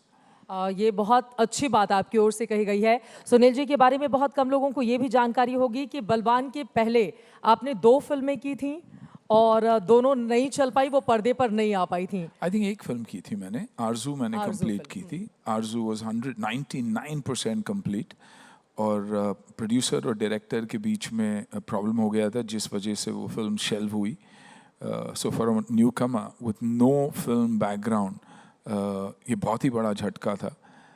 लेकिन आई थिंक तब की सोच अलग थी। तब हम खुद सोचते थे, अब लोग हमें मजबूर करते हैं सोचने के लिए, तो मुझे कभी स्ट्रेस नहीं हुआ था। I saw it as an opportunity कि ये मेरी एक्टिंग एकेडमी थी, ये मेरा एक्टिंग क्लासेस था, जहाँ मैं फिल्मों के बारे में मैंने सीखी और अगली फिल्म मैंने की। तो पीरियड अलग था, वरना आज के टाइम पे आई थिंक कहीं ना कहीं बच्चे कहते हैं कि डिप्रेशन हो गया, स्ट्रेस हो गई, ये क्या हो गया, ज़िंदगी ख़त्म हो गई। वहाँ तो मैंने उल्टा देखा था, and that is only because ये जो वर्चुअल वर्ल्ड था वो था नहीं। तो हमारी सोच हमारी थी, हमारी फैमिली या क्लोज फ्रेंड्स की थी, और वो हमेशा अगर चीज़ों को पॉजिटिवली देखते थे तो पॉजिटिव था, तो मेरे लिए वो मैंने पॉजिटिव ही देखा और आगे बढ़ा। लेकिन इस इंडस्ट्री में आप बिल्कुल नए थे और पहली फिल्म में इस तरह की असफलता मिल जाना, क्योंकि पिछले साल इसी मंच पर आइडियाज़ ऑफ इंडिया में आमिर खान आए हुए थे, तो उनकी फिल्में जब फ्लॉप हो जाती हैं तो मैंने पूछा आपका रिएक्शन क्या होता है। उनका जवाब था, मैं 3-4 दिनों के लिए कमरे में अपने आप को बंद कर लेता हूँ, मैं खूब रोता हूँ, और जब मैं बिल्कुल ठीक हो जाता हूँ तब मैं बाहर निकलता हूँ। तो सुनील शेट्टी जी की फिल्में अगर अच्छा काम नहीं कर पाई तो वो अपने आप को किस तरह से तैयार करते हैं आगे की चुनौतियों के लिए? आई थिंक कहीं ना कहीं देखिए 120 या 130 फिल्में कर चुका हूँ, उसमें शायद 50% फ्लॉप ही होंगे, लेकिन कहीं ना कहीं हमें अपने आप को प्रेप करना पड़ता है, ये देखना पड़ता है कि what is the reason for the failure. क्या मैं कंटिन्यूसली सिमिलर कंटेंट दे रहा हूँ, या क्या मैं अपने फिल्म पे काम नहीं कर रहा हूँ। एंड इट्स ओनली ह्यूमन कि आप रोए, आप अपने आप को एक्सप्रेस करें, और एक टाइम पीरियड होता है। कुछ लोग ऐसे होते हैं कि महीनों तक वो फीलिंग लेकर चलते हैं। तो I think it's depends on every individual, और मैंने भी रियलाइज़ किया ये कि ये होता है, लेकिन अगर वो आप मेंटली स्ट्रांग हो और आपने ये डिसाइड कर लिया कि नहीं यार 10 दिन के बाद तो मैं ठीक ही होता हूँ या बेटर होता हूँ, अगर वो पीरियड को मैं कम करूँ, और दिस इज एक्चुअल मैनिफेस्टेशन. अगर हम वैसे, मेरी जिंदगी में मैंने ये देखा है कि इफ समवन हर्ट्स मी, पहले बहुत दिनों तक ये चलता रहता था, लेकिन अब मैंने ये डिसाइड कर लिया that's his decision, her decision. मैं जितनी जल्दी हो सकूं, I will get back on my feet. And it actually happens. It has actually happened. जैसे कि मैंने कहा, 10 साल हो गए, मैंने कोई ऐसी फिल्म दी ही नहीं या की ही नहीं. 6-7 साल तो रहा भी नहीं. लेकिन आज अगर सुनील शेट्टी रेलेवेंट है, that is because of that mind set. That is because I believe कि मेरे में बहुत कुछ है देने के लिए. और सिर्फ बॉक्स ऑफिस नहीं. बॉक्स ऑफिस तो एक नंबर है. बिल्कुल. इंसानियत है जो एक सफर को खूबसूरत बनाता है, आई थिंक. और वो मैं रहा हूँ, मैं सच रहा हूँ अपने लोगों के साथ, अपने काम के साथ. और जो कुछ मैं करता हूँ वो मैं 100% अपने आप को देता हूँ. तो कहीं ना कहीं रेलेवेंस आई गई. Everybody can't be an Armaan. I can't have that voice. I can't be a singer. But that's not the end of the world for me. I have to see उससे मुझे क्या सीखने मिलता है, वो important है मेरे लिए. और अगर वो मैं adapt कर लेता हूँ, तो I think I can make myself a better person, you know. And that is the beauty. आप इतनी सच्चाई से, साफगोई से बातें कहते हैं, लेकिन बॉलीवुड इंडस्ट्री को लेकर क्या वास्तव में जो इतने सच्चे और अच्छे इंसान होते हैं, उनके लिए जगह बन पाती है या उनके लिए स्ट्रगल कहीं ज़्यादा होता है? आई थिंक क्योंकि एक्टर हो, स्पोर्ट्समैन हो, पॉलिटिशियन हो, सिंगर हो, एंटरटेनर हो, वो हमेशा पब्लिक में के आंखों में रहता है. और बहुत सारे कमेंट्स उसके ऊपर होते हैं, नेगेटिव, पॉजिटिव. इसलिए वो मुश्किल होता है. अच्छे लोग तो दुनिया में ही हैं, अच्छे लोग हैं. इट्स वो अच्छाई को आप कैसे बाहर लेकर आते हो या कैसे अपने आप को एक्सप्रेस करते हो, वो इम्पोर्टेंट है. आई थिंक उसके लिए रूट्स का होना बहुत ज़रूरी है. अगर आपके रूट्स स्ट्रांग हो, यू नो, तो ऑटोमेटिकली ग्रैटिट्यूड, सिंपैथी, एम्पैथी, वो सब आप में होगा ही है. तो वो अच्छाई अपने आप बाहर आती है. आई डोंट थिंक कि बॉलीवुड में अच्छे लोग नहीं हैं. You no, the thing is, एक नैरेटिव हमेशा होता है बॉलीवुड के बारे में कि अरे नहीं यार, ड्रग्स के मामले में हो तो बॉलीवुड है, मी टू है तो बॉलीवुड है, ये है तो बॉलीवुड है. ऐसा नहीं है, ऐसा नहीं है. You know, there are beautiful people in this industry. बहुत कम लोग होते हैं, खासतौर से इस इंडस्ट्री के, जो इतनी साफगोई से आकर इंडस्ट्री के बारे में बात करते हैं. ये बिल्कुल सही बात है कि बहुत ग्रे एरिया का जिक्र अक्सर होता है बॉलीवुड के. जो अच्छाइयाँ हैं कहीं ना कहीं वो छिप जाती हैं. वो सिर्फ बॉलीवुड के बारे में नहीं है. आप अगर लाइफ में भी देखोगे तो वैसा ही है, क्योंकि अब्यूज इज व्यूज. टीआरपी तब मिलती है जब आप गाली देते हो. It's not about whether the news is right, it's about whether the news is first. क्या मैं न्यूज पहले डाल रहा हूं, okay, I get my I balls. Verify करना बहुत, इसीलिए डिफरेंस है पैपराजी और जर्नलिज्म में. इसलिए हम चाहते हैं कि journalism comes back. Authentic, beautiful news is shared. वरना दुनिया के लिए तो अब्यूज इज व्यूज.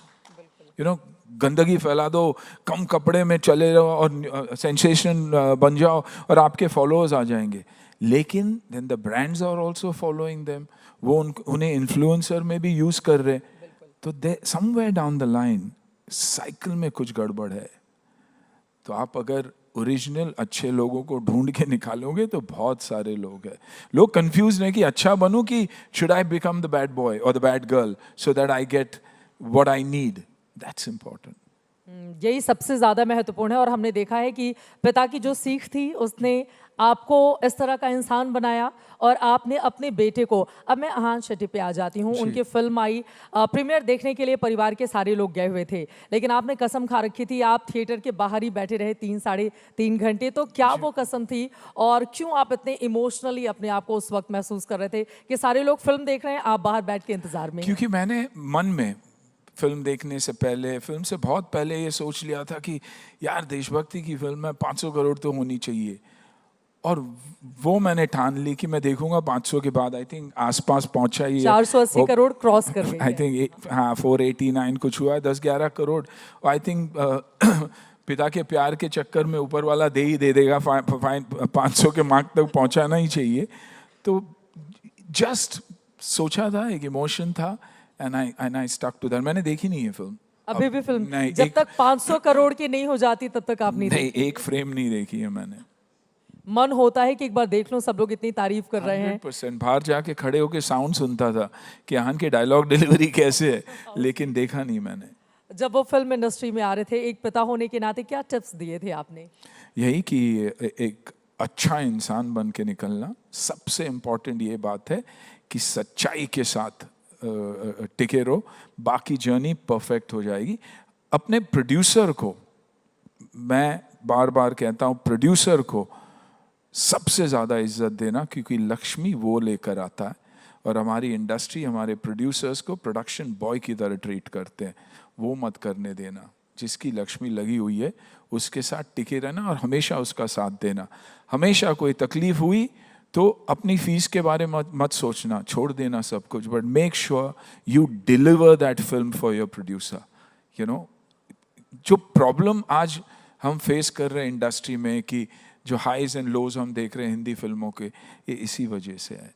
क्योंकि जो लक्ष्मी लेकर आता है, हम उसे वो रिस्पेक्ट नहीं देते जितना हम डायरेक्टर्स को देते हैं या बाकी टेक्नीशियंस को देते।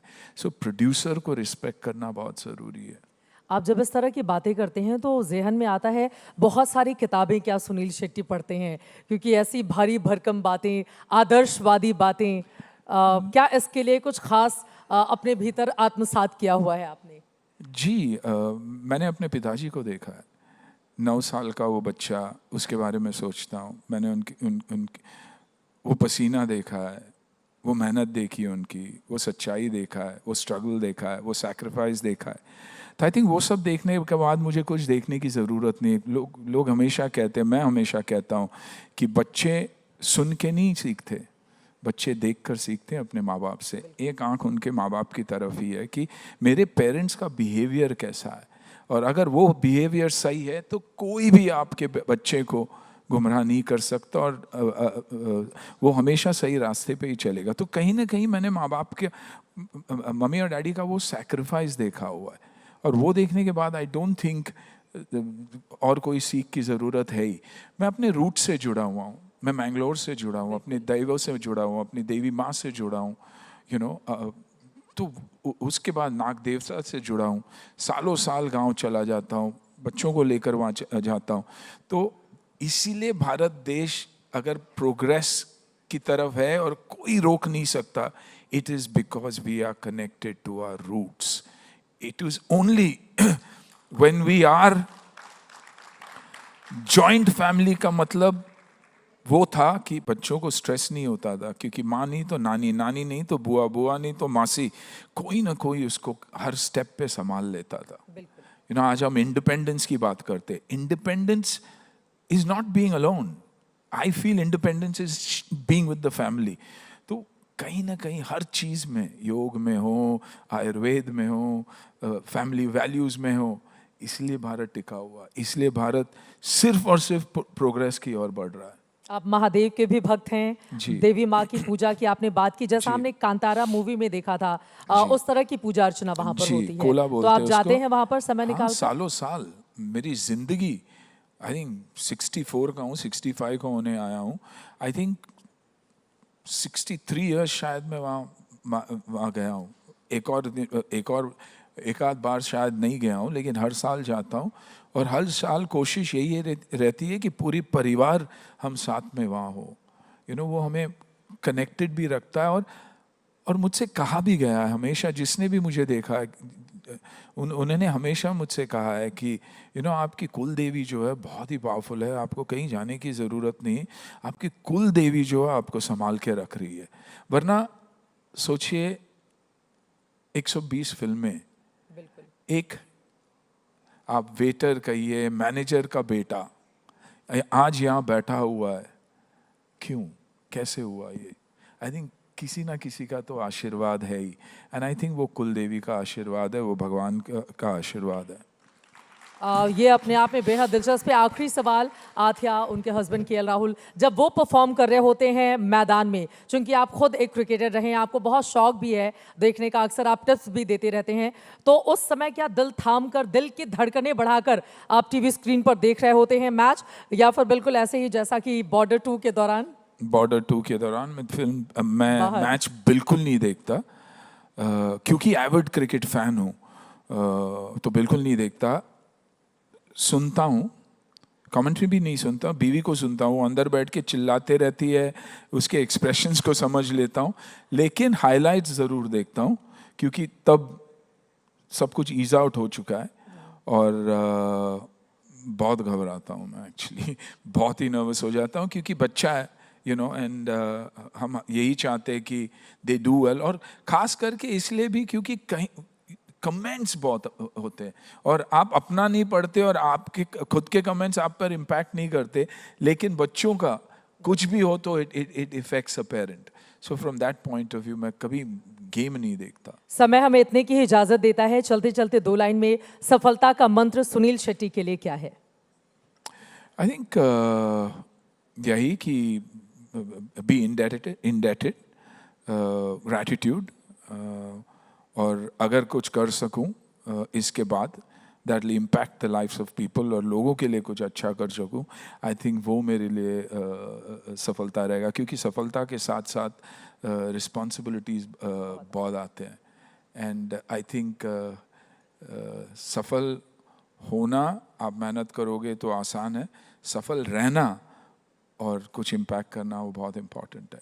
यकीनन सफलता तो मिल जाती है 1-2 फिल्मों को करने के बाद भी, लेकिन उस पर टिके रहना और लगातार उस तरह की परफॉर्मेंस करते रहना, उसी का नाम सुनील शेट्टी है। बहुत बहुत धन्यवाद हमारे साथ एबीपी न्यूज़ के इस मंच पर आने के लिए और इतने खूबसूरत तरीके से अपने जर्नी को हमारे दर्शकों के सामने रखने के लिए। शुक्रिया, thank you very much. Thank you so much. Anna, please do remain on stage as I invite Mr. Sanjay Dua from Buzzwork Media, Ms. Reema Anand from the Sharda Group, and Mr. Raj Nayak, founder of House of Cheer Networks, to kindly come on stage and present Mr. Sunil Shetty with the memento. The most brilliant thing about him is his connection to his roots. He's always been his authentic self, something young individuals could definitely learn from.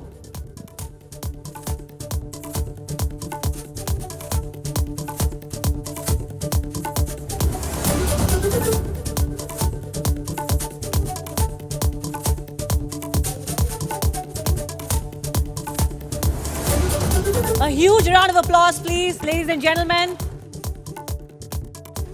And we, of course, know Mr. Shetty for his acting prowess, but if you read his thoughts on leadership and entrepreneurship, it's again something that young individuals could benefit from. So thank you for being a role model in the very true sense of the phrase. Thank you very much.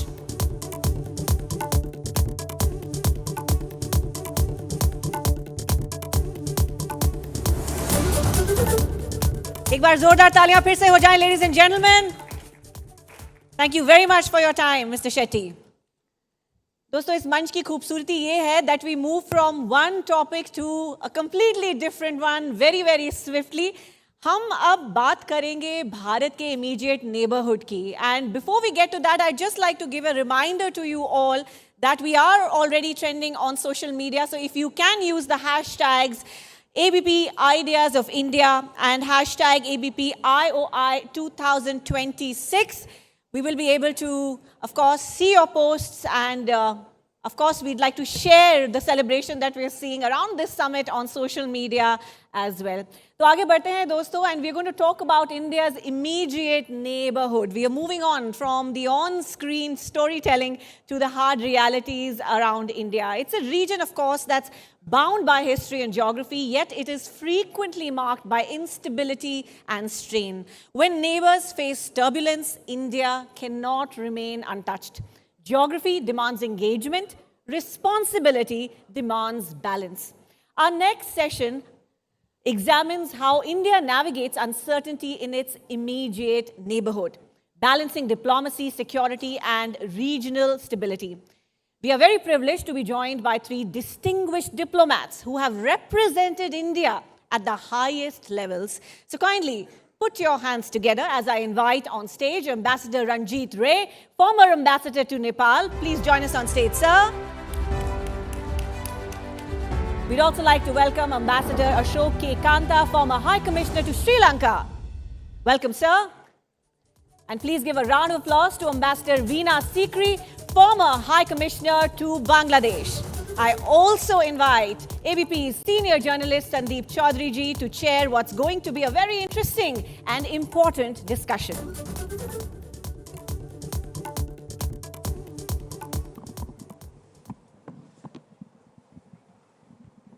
Good afternoon, everybody. So we are here to discuss the new world order in this prestigious event hosted annually by ABP Network, the ideas of India. And here I'd be using a bit of English and a bit of Hindi, both, because I represent ABP News, which is a Hindi news channel, and that is where I earn my bread and butter from. So आज की तारीख में the topic of discussion worldwide is, where does India stand in the new world order? And we've been positioning ourselves, be it the recent AI summit, be it free trade agreements with the UK, with EU, or the trade agreement with the United States of America, or reaching out to China, because in diplomacy, there's this famous saying, there are no permanent friends, no permanent enemies. There are permanent interests. तो आज की तारीख में भारत अपने आप को कहाँ पाता है? क्योंकि हमने एक लक्ष्य बनाया है that we have to be a developed country by 2047 when we celebrate 100 years of our independence. तो दुनिया में हम reach out भी कर रहे हैं. लेकिन हमारा जो ये बर्रे सगीर है, जो ये खित्ता है, the South Asian subcontinent. Where does India stand? I'm reminded of Atal Bihari Vajpayee's famous words. We can change our friends, we can't change our neighbors. तो दुनिया से दोस्ती कर रहे हैं, पर जो हमारे पड़ोसी हैं, उनसे हमारे दोस्ताना संबंध हैं भी या नहीं. और ये खित्ता बड़ा ही असंतुलित दिखा है पिछले 4-5 सालों से. यहाँ दुनिया भर के प्रदर्शन हो रहे हैं, तख्ता पलट हो रहे हैं. The governments are being ousted. And elections are taking place. तो 3 ऐसे शख्स जिन्होंने इस न्यू वर्ल्ड ऑर्डर में भारत ने जो मकाम अब हासिल किया है और जहां जाने की हमारी तमन्ना है, उसमें बेहतरीन भूमिका निभाई है, वो हमारे साथ हैं. तीनों का परिचय हो चुका है, तो मैं उसमें वक्त जाया नहीं करूंगा. बट वीना सीकरी जी, हम दुनिया में दोस्ती बढ़ाते घूम रहे हैं, पर अगर मैं अपने पड़ोसियों की बात करूं और पाकिस्तान को थोड़ी देर के लिए छोड़ देते हैं, उस पर ही हम सारा वक्त खर्च देते हैं बाज दफा, पर बांग्लादेश, श्रीलंका और नेपाल की अगर हम बात करें, दुनिया से संबंध अच्छे, पर यहां पर कुछ तनातनी का आलम है क्या? Is that a problem? No, I think we have to recognize that for India and for all other countries, but certainly for us, the neighborhood is the most important context. You cannot have a successful foreign policy unless you have a successful neighborhood. Always had a policy of neighborhood first, but are we following it? We have a very good neighborhood first foreign policy for the last 10 years, and I think it has been successful. I'll give the examples of even Bangladesh, I think for the last 15 years. And here I would like to say right away that it's not because India put all her eggs into the Sheikh Hasina basket. No, it is because the Sheikh Hasina government decided to meet India's security red lines. There's a certain charm in speaking to seasoned diplomats like you. You've already anticipated my next question. Yeah, well, मैंने इसलिए anticipate किया क्योंकि पूरी दुनिया यही पूछ रही है. भाई शेख हसीना यहाँ बैठी है, नई वहाँ पर सरकार बन गई, तारिक रहमान है. We invested a lot of time, effort in having or building good relations with Sheikh Hasina. उसको यहाँ अब हम पनाह देते घूम रहे हैं, नई सरकार बन गई. हम कहाँ हैं? We built good relations with the Awami League government because they met India's security red lines. And I think in neighborhood, that's why it's the most important. Because your security is involved first and foremost, before anything else, before trade, before politics and so on.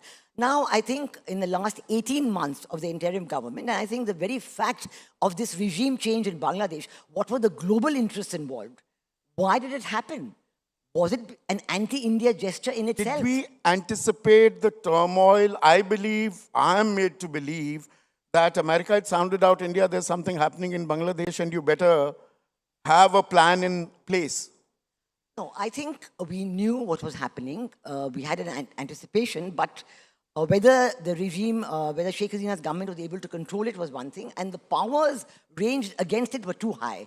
Giving powers into the hands of one particular political force in Bangladesh, the Jamaat-e-Islami, backed by Pakistan, backed by other countries, meant a totally different approach to what was happening in Bangladesh. It was a Pakistan-driven approach. They were trying to revive, they were the losers in 1971. They wanted to revive their victory, and it affected India's security interests. But I think the Indian government behaved with great restraint, strategic restraint, I would say, and was at every stage ready to have good relations with the government. But I think the elections have shown that the people of Bangladesh did not want a radical government. The people of Bangladesh... थोड़ा catch-22 में हम फंस गए हैं. आज की तारीख में we were the midwife. दाई तो हम थे ना, बांग्लादेश हमने बनाया. और आज की तारीख में बांग्लादेश में नया निज़ाम आ गया है. There's a new regime in place. Will we have those kind of friendly relations that we were having earlier? और शेख हसीना, पहले मैं 3 बिंदुओं पर आऊँगा. पहला बिंदु शेख हसीना, वो गले की हड्डी बन गई है क्या हमारी?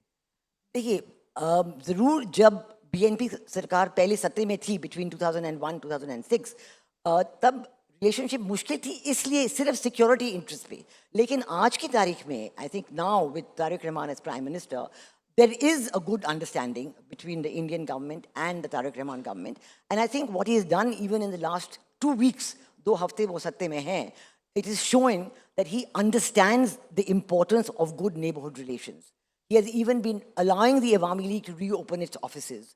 He's even taken decisions to change certain key personnel who were there. He's decided there'll be no celebration, no hooliganism, and previously the Hindu community... पर वो दोस्ताना तो ट्रंप के साथ भी बढ़ा रहे हैं. Our dear friend Trump, they have a reciprocal trade agreement already in place, जिसमें Bharat, and correct me if I'm wrong, ma'am, Bharat 15,000 crore से ज्यादा का कॉटन यान दिया करता था बांग्लादेश को. अब बांग्लादेश कॉटन यान और कॉटन लेगा अमेरिका से. 15,000 करोड़ का तो नुकसान ये नहीं. और 1 मिनट मैम, और 94,000 करोड़ का हम अपैरल, कपड़े का व्यापार अमेरिका के साथ करते थे. उसमें फायदा हो जाएगा बांग्लादेश का. नहीं, बात ये है कि जो भी कंसेशंस बांग्लादेश को मिली हैं, जो आप कह रहे हैं जीरो टैरिफ, अगर वो कॉटन यान अमेरिका से खरीदें, the same concessions are there in the India-US trade framework. But we are one of the biggest producers of cotton. No, if I'm वहाँ पर नहीं होता है. No, You are comparing apples and oranges, ma'am. No, let me explain. First of all, it's not easy to buy cotton from the USA for a country as far away as Bangladesh or India. Double the price, transportation is much more expensive and much longer time. Secondly, if our exports of cotton yarn to Bangladesh go down, we will use those in India. Because I think all the other trade agreements we've signed, whether with the EU, whether with the UK, whether with Australia, they include zero tariff for apparel exports. So we need much more cotton today in India, and our cotton farmers will not be harmed at all. We need more cotton. We need cotton from America. Much more cotton if we want to increase our apparel. And that would include genetically modified cotton also? No, not necessarily. Well, we have BT cotton in India, but whether we're going to grow more BT cotton or other cotton, organic cotton... इस मामले में थोड़ी clarity Ashok कंठ साहब आनी चाहिए कि नहीं आनी चाहिए. जब हम विश्व गुरु भरने की ताल ठोकते हैं, तो हमें ये पता होना चाहिए ना, भाई हमें अपने हित साधने हैं. दोस्ती यारी भी करेंगे, हित साधने, हम अपने हित साध रहे हैं पड़ोसियों के साथ. देखिए, एक तो बात है कि विश्व गुरु की बात अभी करना कुछ थोड़ा जल्दबाजी हो जाएगी. पहले में देखते हैं कि हम, मतलब आप चैनलों पर छोड़ देंगे, हम ही डंका पीटते रहें. डिप्लोमेसी में ऐसा नहीं होता है. ऐसा नहीं हो सकता, अभी नहीं हो सकता है. और जहाँ तक विकसित भारत 2047 का प्रश्न है जो आपने उठाया, वो मुद्दा, अगर हम उस यात्रा में सफल होना चाहते हैं तो ये बहुत ज़रूरी है कि हमारे जो पड़ोसी मुल्क हैं उनके साथ हमारे संबंध सकारात्मक हों. अगर सकारात्मक संबंध नहीं होंगे, अगर उनको लगेगा कि उनकी विकास की जो प्रक्रिया है वो हमारी विकास की प्रक्रिया से जुड़ी हुई नहीं है, अगर ऐसा उनको लगेगा तो देखिए दोनों के हित में कदम नहीं ताल है। होनी चाहिए, उनके कदम ताल हित भी होनी सदें चाहिए, और जी। हमारे हित भी सदें। और अगर हम आगे देखना चाहते हैं, ठीक है, जैसा वीरा जी ने कहा, हमारा सिक्योरिटी इंटरेस्ट है, हम चाहते हैं कि कुछ रेड लाइन्स है उसका वो पालन करें, लेकिन आज की दुनिया में ये हमें ध्यान रखना होगा कि जो मुल्क है, छोटे मुल्क, और बहुत छोटे मुल्क भी नहीं है, बांग्लादेश काफ़ी बड़ा मुल्क है, पाकिस्तान बड़ा मुल्क है, नेपाल सर भी बड़ा हम मुल्क है। साउथ जी। एशिया की, पश्चिमी एशिया की जी। बात करें सर, दक्षिणी एशिया की बात करें, 55 करोड़ की आबादी है, भारत को हटा दे तो वो 55 जी, करोड़ जी, का तो उस- मार्केट है। हाँ, तो- हम उसे भूलना नहीं चाहिए ये बात। संदीप पे एक चीज़ हमें ध्यान में हमेशा रखना चाहिए कि ये देश जो हैं, इन सबको एजेंसी है, उनको ऑप्शंस हैं। अगर हम सोचें कि किसी तरह से एक Monroe doctrine, Indian variant of Monroe doctrine यहाँ हो जाएगा, हमारा एक्सक्लूसिव स्ट्रैटेजिक और सिक्योरिटी वो हमारे जोन हो सैटेलाइट जाएगा, स्टेट हो जाएंगे, वो नहीं हो संभव सकते। नहीं है, वो संभव नहीं है। पर सर सैटेलाइट स्टेट हमारे ना हो, वो चाइना के सैटेलाइट नहीं, स्टेट वो तो नहीं वो- बन रहे वो हैं। चीन के भी चीन का दखल इस कदर तो नहीं बढ़ गया। श्रीलंका में तो पूरा आधारभूत ढांचा चीन के कब्जे में है। देखिए, मैं चीन में भारत का राजदूत रह चुका हूँ। मालूम है, मैं इसीलिए तो सर जी, पूछना चाह रहा हूँ मैं आपसे। श्रीलंका में भारत का हाई कमिश्नर रह चुका हूँ। मैं कह सकता हूँ ये, और ये मैं ऑनेस्टी से कह सकता हूँ कि कभी भी श्रीलंका चीन का सैटेलाइट स्टेट नहीं बनेगा, नहीं बनेगा। देखिए, श्रीलंका और भारत के संबंध हैं, ये बहुआमीय संबंध हैं, मल्टी डायमेंशनल हैं। ये हम सब कभी कभी इसको हम पूरी तरह समझते नहीं हैं कितना हम जुड़े हुए हैं। अगर हमें उस संबंध को और मजबूत बनाना है तो उसके लिए जरूरी है कि जो ये लिंकेजेस हैं उसको और मजबूत बनाएं। ये लिंकेजेस में ये कहीं चाइना वो कड़ियां obsession से काम नहीं चलेगा। कड़ियां बीच में कहीं कुछ जुड़ने में दिक्कत तो नहीं हुई थी अब 2022 में? और खास बात ये, आप तीनों जिन मुल्कों में हमारा प्रतिनिधित्व कर चुके हैं, वो चाहे नेपाल हो, नेपाल में जेनजी हमने अभी देखा, वहां पर अभी चुनाव होने वाले हैं, उस पर आएंगे। हमने बांग्लादेश में 2024 में देखा किस तरह से सड़कों पर प्रदर्शन हुआ, तख्ता पलट हुआ, और 2022 हमने श्रीलंका में देखा। श्रीलंका में हमने लगभग 36,000 करोड़ रुपए का निवेश भी किया। कुछ कड़ियां टूट गई थी, अब उन्हें हम फिर से जोड़ रहे हैं क्या? हाँ, कुछ कड़ियां जरूर टूट गई थी। SNI के AKD के साथ कहीं से हमने देखिए अपना राब्ता कायम किया। लेकिन आप अगर देखिए कि उस समय जबकि श्रीलंका का क्राइसिस हुआ, और ये दोनों तरह से राजनीतिक क्राइसिस था और आर्थिक क्राइसिस था, वो मेल्ट डाउन हो रहा था उनका। कौन उनके साथ खड़ा हुआ? भारत खड़ा हुआ, चीन तो खड़ा नहीं हुआ। और ये उन्हें पता है कि चीन खड़ा उनके साथ नहीं हुआ। हमने करीब 4 अरब डॉलर का उनको सहयोग दिया, और उसके कारण उनके लिए संभव हो पाया कि उस क्राइसिस से वो निकल पाएँ, और ये उन्हें पता है। और आप फिर देखिए, वहाँ जबकि सत्ता में परिवर्तन आया और रणनील विक्रमसिंघे की जगह अनुराग कुमार दिसानायके आए, वो प्रक्रिया अगर सहल हो पाई, इसका कारण है कि हमने ये समझा कि अनुराग कुमार दिसानायके आएंगे तो उनके साथ भी हमारा संबंध अच्छा हो सकता है। वो ऑपोजिशन कैंडिडेट थे, जबकि भारत सरकार ने उनको न्योता दिया कि आप आइए और हमसे बात कीजिए। तो ये चीज़ हमें ध्यान रखना है कि इन देशों में जो इंटरनल पॉलिटिकल डेवलपमेंट्स होता है, अगर उसमें अगर हम दखल करेंगे, ये हमारे हित में नहीं है। ज़्यादा दखल अंदाजी नहीं कर सकते। और ऐसे में रंजीत जी, बात आ जाती है नेपाल की, और नेपाल के साथ तो हमारे ऐसे संबंध हैं, बेटी रोटी का रिश्ता है उनके साथ तो। पर नेपाल में भी दिक्कतें आई, जेनजी का जो प्रोटेस्ट हुआ, हम जिस पर बैंक कर रहे थे, वहाँ निज़ाम भी बदले हैं। वहाँ तो पिछले 10 सालों में 9 सरकारें बदली जा चुकी हैं, और 5 मार्च को 10वीं सरकार बनने जा रही है। तो आज की तारीख में भारत और नेपाल का रिश्ता क्या कहलाता है? Sir, mike please. You see, India and Nepal have a very, very strong relationship. You know, fundamentally, you look at trade, look at the cultural and other linkages. 1700 kilometre का तो खुला बॉर्डर है। Open border, people can move without visas and passports. A very, very strong relationship. And it's a very close relationship. In any intimate relationship, there will be problems from time to time. You may have excellent relations with a country 10,000 miles away from you because, you know, there's not too much going on between the two of you. With a neighbor, and especially in a neighborhood that is so asymmetric, अगर आप भारत का भौगोलिक size देखेंगे या population size देखेंगे उसको, and you compare it to Nepal, you can see So I think the first thing we have to do is understand the psychology of our neighbors, one. Secondly, I think Veena mentioned neighborhood first policy, which is basically strengthening connectivity, linking the economies of these neighboring countries together, with India, and giving them a vested interest in the growth story in our subcontinent. very interesting term. वो मानस समझने की बात है. मानस वो तो हमारे जैसे ही है. नेपाल का तो मानस हम जैसा ही था, या हम उन पर अपनी बातें कुछ ज्यादा थोपने लगे, or did we start taking them for granted? So let me give you an anecdote. I was meeting a former Prime Minister of Nepal once. And you know what he said to me in Hindi, and I'll translate it in English for our foreign friends. He said, आप भाई भाई की क्यों बात करते हैं? भाई भाई में तो एक बड़ा भाई होता है, एक छोटा भाई होता है. हम तो बराबर हैं. हम तो मित्र होना चाहते हैं. You know, why does India talk about a brotherly relationship between India and Nepal? Because in a brotherly relationship, you have an elder brother and a younger brother. And we don't want to be anyone's younger brother. We want to be equal partners. So, Nepal ने भी बीच में फिर कहा कि देखिए भैया ये छोटे भैया बड़े भैया वाला खेल कुछ ज्यादा लंबा चल गया. Absolutely. वहाँ दिक्कतें शुरू हुई. So, we have to be sensitive to this psychology of the relationship, one. Secondly, we must understand what is happening in these societies. There is a changing demographic. It's these are countries with very young people. Median age is 24 or 25. Digitally very aware. Huge diaspora. So they go abroad, they see on social media what's happening in the rest of the world, and they say, why are we not developing?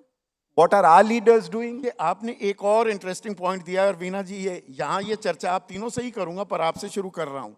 देखिए, हम वसुदैव कुटुंबकम ताल ठोकते हैं, दम भरते हैं, the entire world is our home. और आजकल भारत में शगल या विमर्श चल रहा है घुसपैठियों का.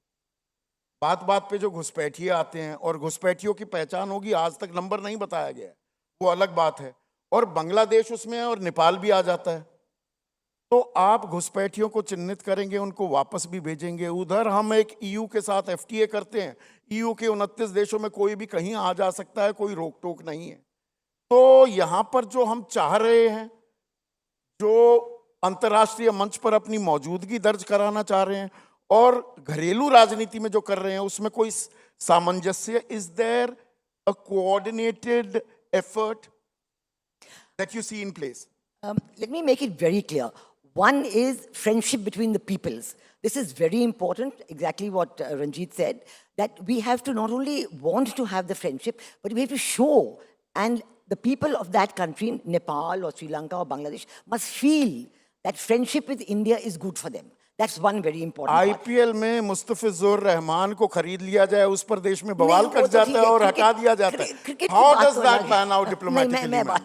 क्रिकेट की बात तो अलग है, क्योंकि जो क्रिकेट की दुनिया है उसमें मैं क्यों घुसूं? ये हमारी दुनिया है. क्रिकेट की दुनिया तक कैसे सीमित रख देंगे आप इसे? लेकिन नहीं, देखिए, वो फ्रेंडशिप एक और तौर पे है. बांग्लादेश क्रिकेट के लिए भारत ने सबसे ज्यादा किया. साइलोज में दोस्ती करेंगे? नहीं, साइलोज में नहीं. में दोस्ती करेंगे, इसमें नहीं करेंगे. देखिए, क्रिकेट की बात जो है, India has done absolutely the maximum to bring Bangladesh into international cricket, and we have succeeded. And always we will have the friendship of our neighbors for cricket. Even Nepal has started playing cricket now, which is very good. I'm talking about the people, and I'm talking about illegal immigrants. जो आपने घुसपैठियों की बात की, वो illegal immigrants के हैं. अगर अमेरिका है, they have illegal immigrants from Mexico, from other places, and we know that they have a great. So dealing with illegal immigrants, having a system in place to prevent illegal immigrants is perfectly all right. नहीं, मेरा सवाल not different from people to मैं people. समझ गया ma'am. Ashok कंठ जी, मेरा सवाल ये था, देखिए, अंतर्राष्ट्रीय कूटनीति और घरेलू राजनीति, उसमें भी एक तारतम्य होना चाहिए कि नहीं होता है? या कोई जरूरी नहीं? घरेलू राजनीति की अपनी मजबूरियां हैं, there are their own compulsions, and internationally we might be on a different plane altogether. देखिए, रियलिस्टिकली स्पीकिंग, और दोनों को पूरी तरह से अलग नहीं किया जा सकता. घरेलू जो राजनीति है, उसका हमारे विदेश नीति पर प्रभाव पड़ेगा, और हर मुल्क में होता है. लेकिन where to stop, where to draw the line, ये बड़ा ज़रूरी हो जाता है. अगर हर प्रश्न को हम घरेलू राजनीति के प्रिज्म से चश्मे से देखें, और ख़ासकर पार्टिजान चश्मे से देखें, तो उसमें परेशानी हो जाती है. देखिए, ये अभी हमें हमारे विदेश प्रॉब्लम नीति में एरिया है, ये प्रॉब्लम एरिया ये एक चैलेंज है, जी, चुनौती है हमारे चैलेंज लिए। है। और मेरा इस पे विचार रहा है कि कुछ ऐसे प्रश्न हैं जो हमें डिस्पैशनेटली ऑब्जेक्टिवली देखना उसमें होगा। सबसे बड़ा प्रश्न फिर मैं उसी पर मैं एक बात अगर मैं प्लीज कह दूं उसमें, सॉरी फॉर इंटरप्टिंग। ये एक अहम मुद्दा है। ये हमने बार बार देखा है कि हमारे पड़ोसी देश जो हैं उसमें माइनॉरिटी कम्युनिटीज़ का मुद्दा रहा है। श्रीलंका में श्रीलंकन तमिल का रहा है, नेपाल में मधेसी का रहा है, बांग्लादेश में हिंदू जो माइनॉरिटी का रहा है। ये ऐसा एक अहम प्रश्न है, बहुत सेंसिटिव मुद्दा है। हमें सोचना पड़ेगा कहाँ तक हम उस पर दखल दे सकते हैं, कहाँ डायरेक्टली दखल दे सकते हैं। ये उनके लिए बहुत सेंसिटिव मसला है, ये हमें ध्यान में रखना है।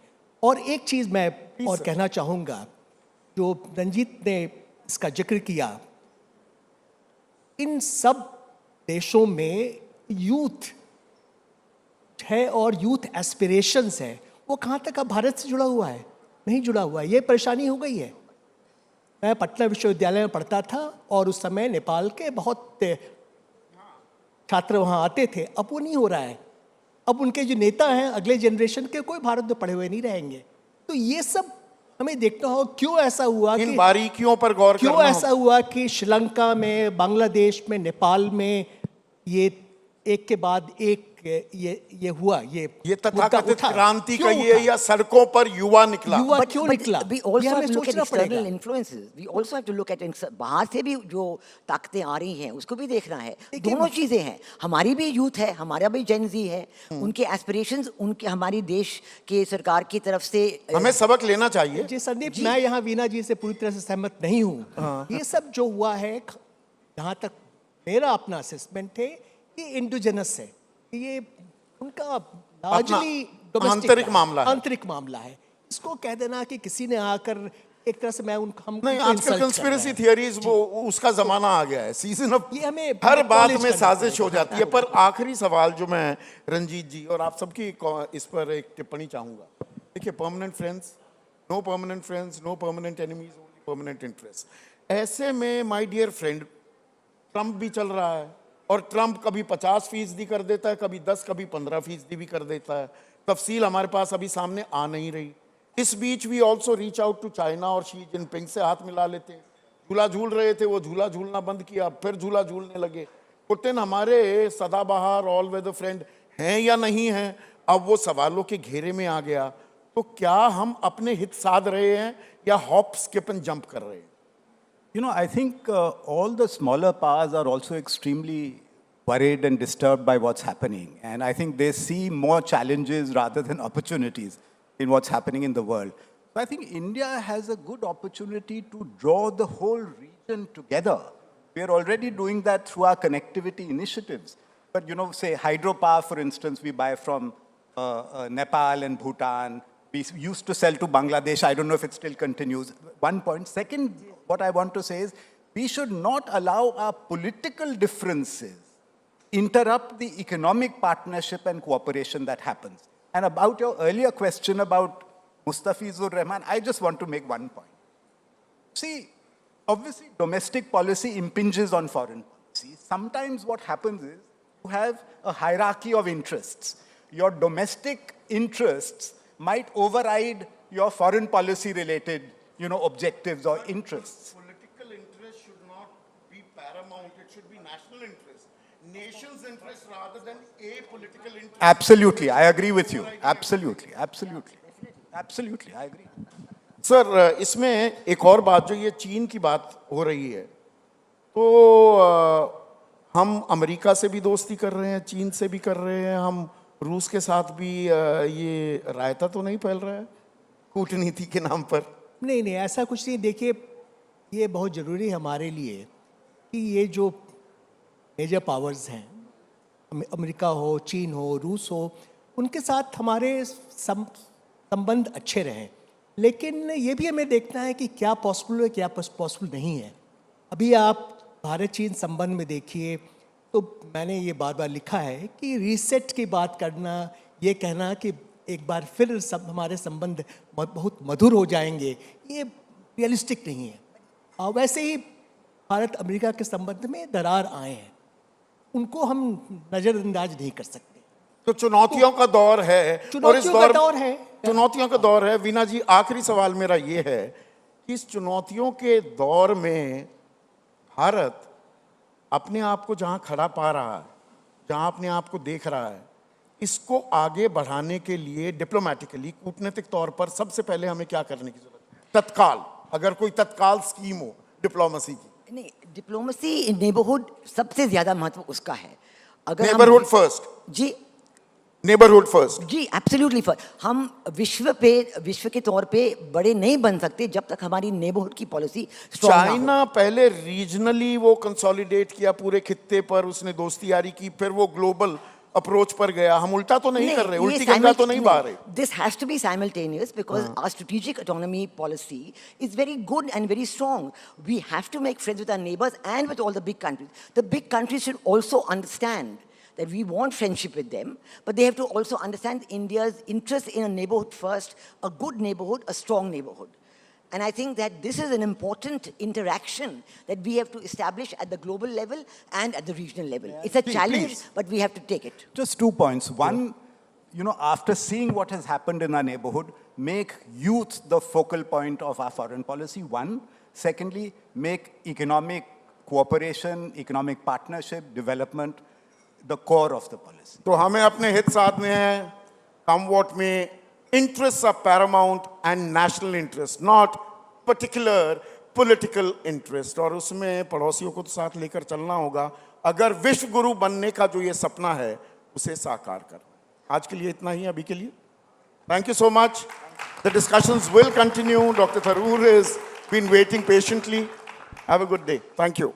Thank you very much, Sandeep ji. Thank you, ambassadors, for your unique perspectives. Kindly remain on stage as I invite Mr. Rajiv Khandekar, Senior Executive Vice President, ABP News and ABP Majha, and also Jagvinder Patyal ji, Roving Editor, ABP News. Kindly join us on stage and present our esteemed guests with a memento from Ideas of India.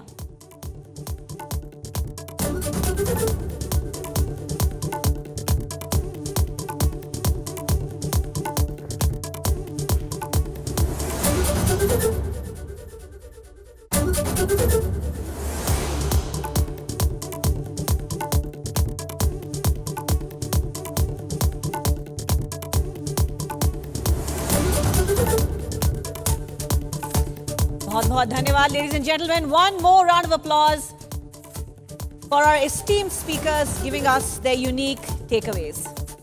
So we're moving out of India's neighborhood onto a broader stage now, which is, of course, the globe and what's happening in it.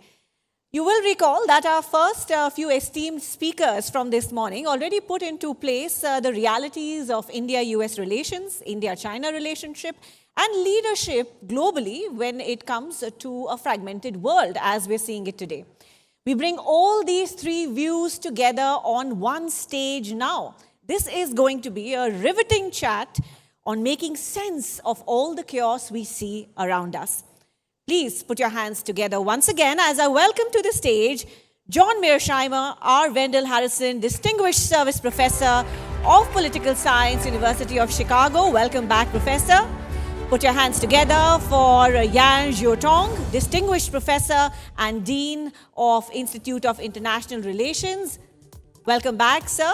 And we also would warmly like to invite back Monica Duffy-Toft, Professor of International Politics and Director of Center for Strategic Studies, the Fletcher School of Law and Diplomacy. Can I also request Dr. Shashi Tharoor to kindly join us on the stage and lead this conversation in a way only he can. I think we can show some more energy for our brilliant speakers, and this will be a fantastic session, one can already tell. Hello, everyone. Do take your seats. It's marvelous to have you all back. I think those of you who were here this morning have already had the benefit of hearing a terrific amount of wisdom from all three of them in their individual conversations. Now we have a chance to hear them together on what's been dubbed the New World Order, which I think really is the New World Disorder. And I think it might be appropriate to perhaps start off in the same order in which we heard them this morning, So I'll turn to Professor Mearsheimer. He had set the tone for us first thing in the morning today. And I think while we focused principally on Indo-US relations then, I'm going to ask him to broaden his lens and ask him to tell us where he sees the world heading. I've written a piece, some of you may have seen, in one of our leading newspapers about 10 days ago, arguing that my worry is not just that that might seems to have replaced right in world affairs, and that the sanctified principles of the UN Charter, state sovereignty, the inviolability of borders, the inadmissibility of the use of force in settling international affairs, all of those things have simply been cast by the wayside. Now governments are simply asserting their powers, and it's a simple issue now of the only thing holding nations back from attacking each other is no longer any scruples about international law, but rather, quite simply, whether they can get away with it, whether the target of their attacks might be able to raise the price for them to pay and not. And in those circumstances, have we reached a world, Professor Mearsheimer, where the only rule around is that there are no rules at all? I think that when you think about the world moving forward, the three most important areas of the world to focus on are Europe, East Asia, and the Middle East. And I think that if you look at all three of those areas today, you see huge potential for trouble. In fact, East Asia is the most peaceful of those three areas at the moment. And Europe and the Middle East are the most dangerous, and in fact, you have ongoing conflicts in those two regions. I think the situation is only going to get worse with time. And let me say a few words about this, starting with Europe. It's very important to understand that at some point the Ukraine war is going to end. But when it ends, you're going to have poisonous relations between Russia on one side and Ukraine and Europe and the United States on the other side. You're not going to get a meaningful peace agreement. The best you can hope for is an armistice that will lead to a frozen conflict. And the potential for that war reheating will be very great. And furthermore, you'll have poisonous relations, as I said, between Russia on one side, the Europeans, the Ukrainians, and the Americans on the other. Superimposed on the Russia-Ukraine conflict will be 6 different flashpoints where war could break out. The Arctic, the Baltic Sea, Belarus, Kaliningrad, Moldova, and the Black Sea. So Europe is going to be the scene of much potential trouble moving forward. Then there's the Middle East. We're all wondering whether the United States and Israel are going to attack Iran or not. Whether the United States and Israel go to war against Iran doesn't mean that this is going to be settled once and for all. For as far as the eye can see, you're going to have trouble in the Middle East, and the United States is going to be in the middle of it. The principal reason for that is Israel is a highly aggressive state. It's deeply committed to reordering the Middle East at the end of a rifle barrel. And you all know the United States and Israel are joined at the hip. Those two areas, for sure, you can anticipate big trouble moving forward. And then there's East Asia, which at the moment is the most peaceful region of the world. But you have 3 big flashpoints: East China Sea, South China Sea, and Taiwan. It is not likely, but it is possible that you could have a war breakout between the United States on one side, allied with countries like Japan and Australia, against China over a place like Taiwan or the South China Sea. Let's hope that doesn't happen. But all of this is to say, when you look at the 3 main areas of the world where the great powers are involved, you see trouble now in 2 of those 3 areas, big trouble, and the potential for continued trouble in all 3 of those areas moving forward. Well, that is a rather pessimistic view of the world.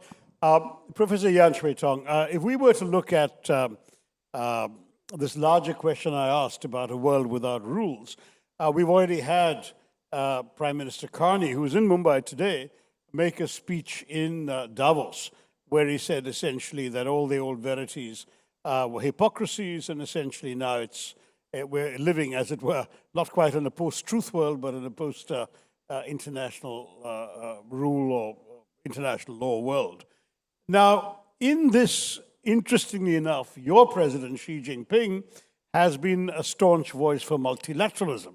He's talked about China's faith in upholding the world order, and China has indeed been active in many of the institutions of the global system that the US now seems to be either withdrawing from or wrecking from within, as in the WTO.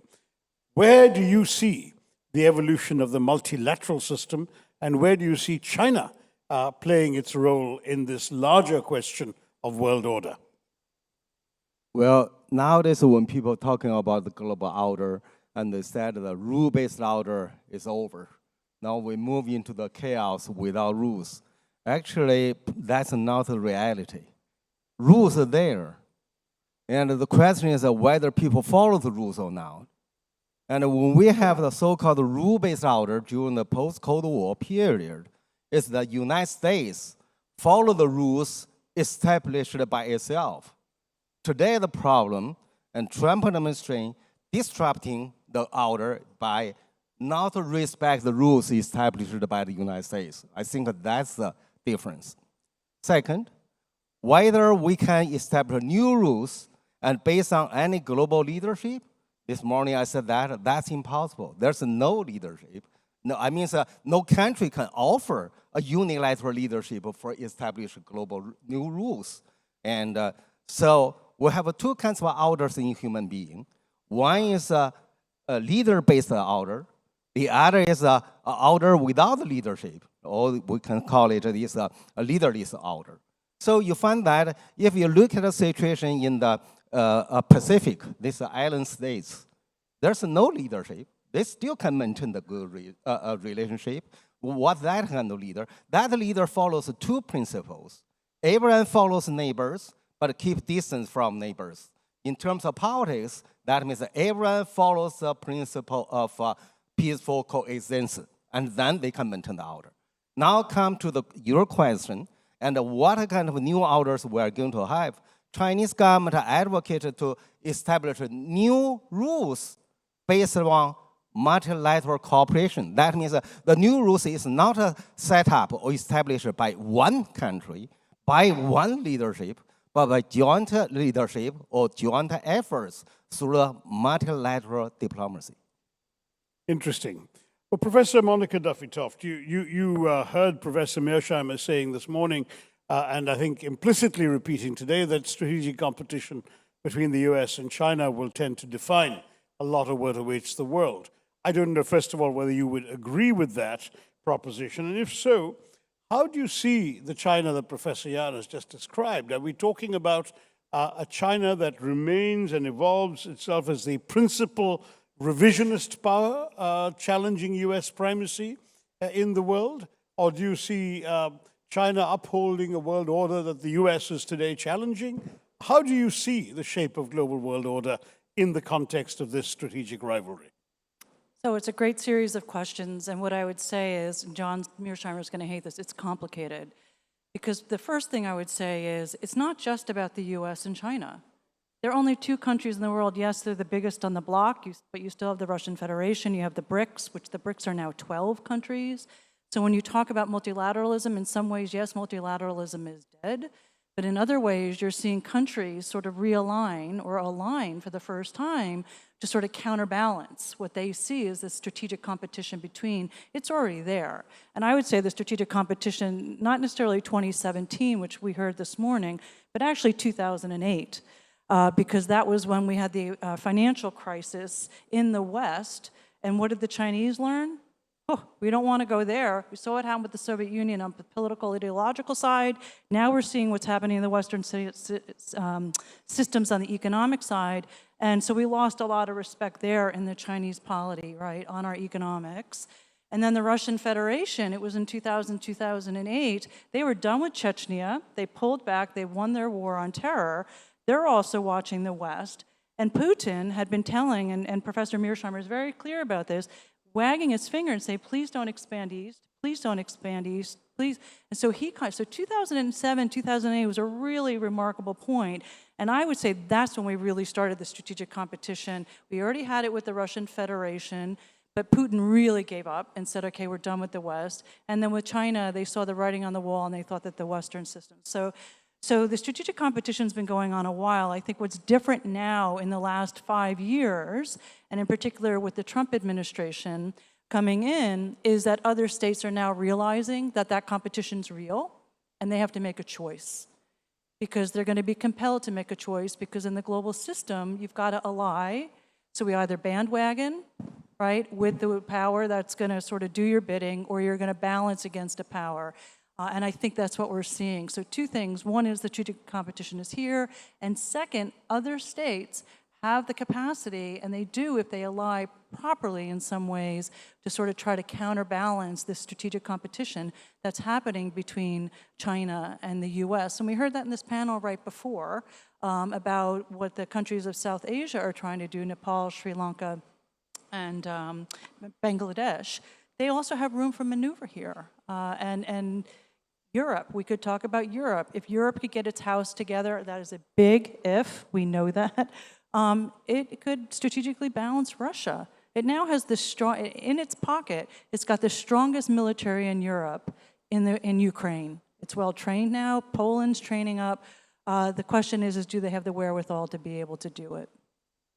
Fascinating. Now, let's take the second round in the opposite direction, begin with you and come this way.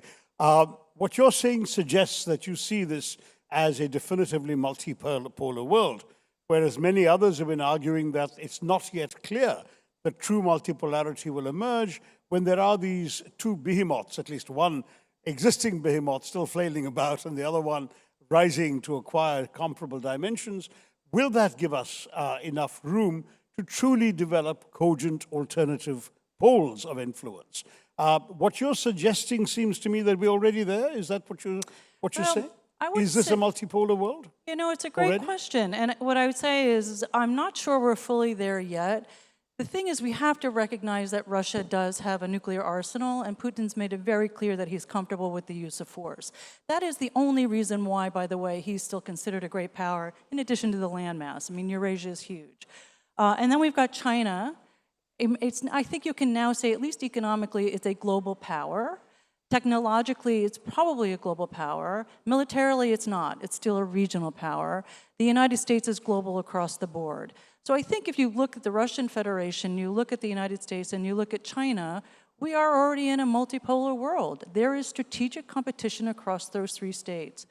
The question is what Europe does. Where does India fall into this? And then in South America, where does Brazil? Brazil is a huge country. Another country two countries we don't talk about is Indonesia and Nigeria. Nigeria and Indonesia are going to have really big populations in about two generations, while Western Europe and the United States decline in terms of population.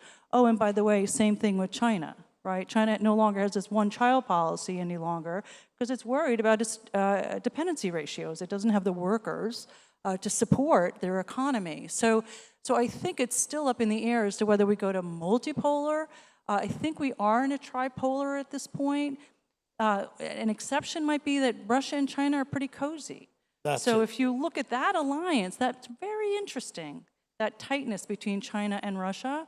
Because if you count that, maybe we're in a bipolar. Well, that's exactly where I was going to go with Professor Yan, but I must make a small aside about demography.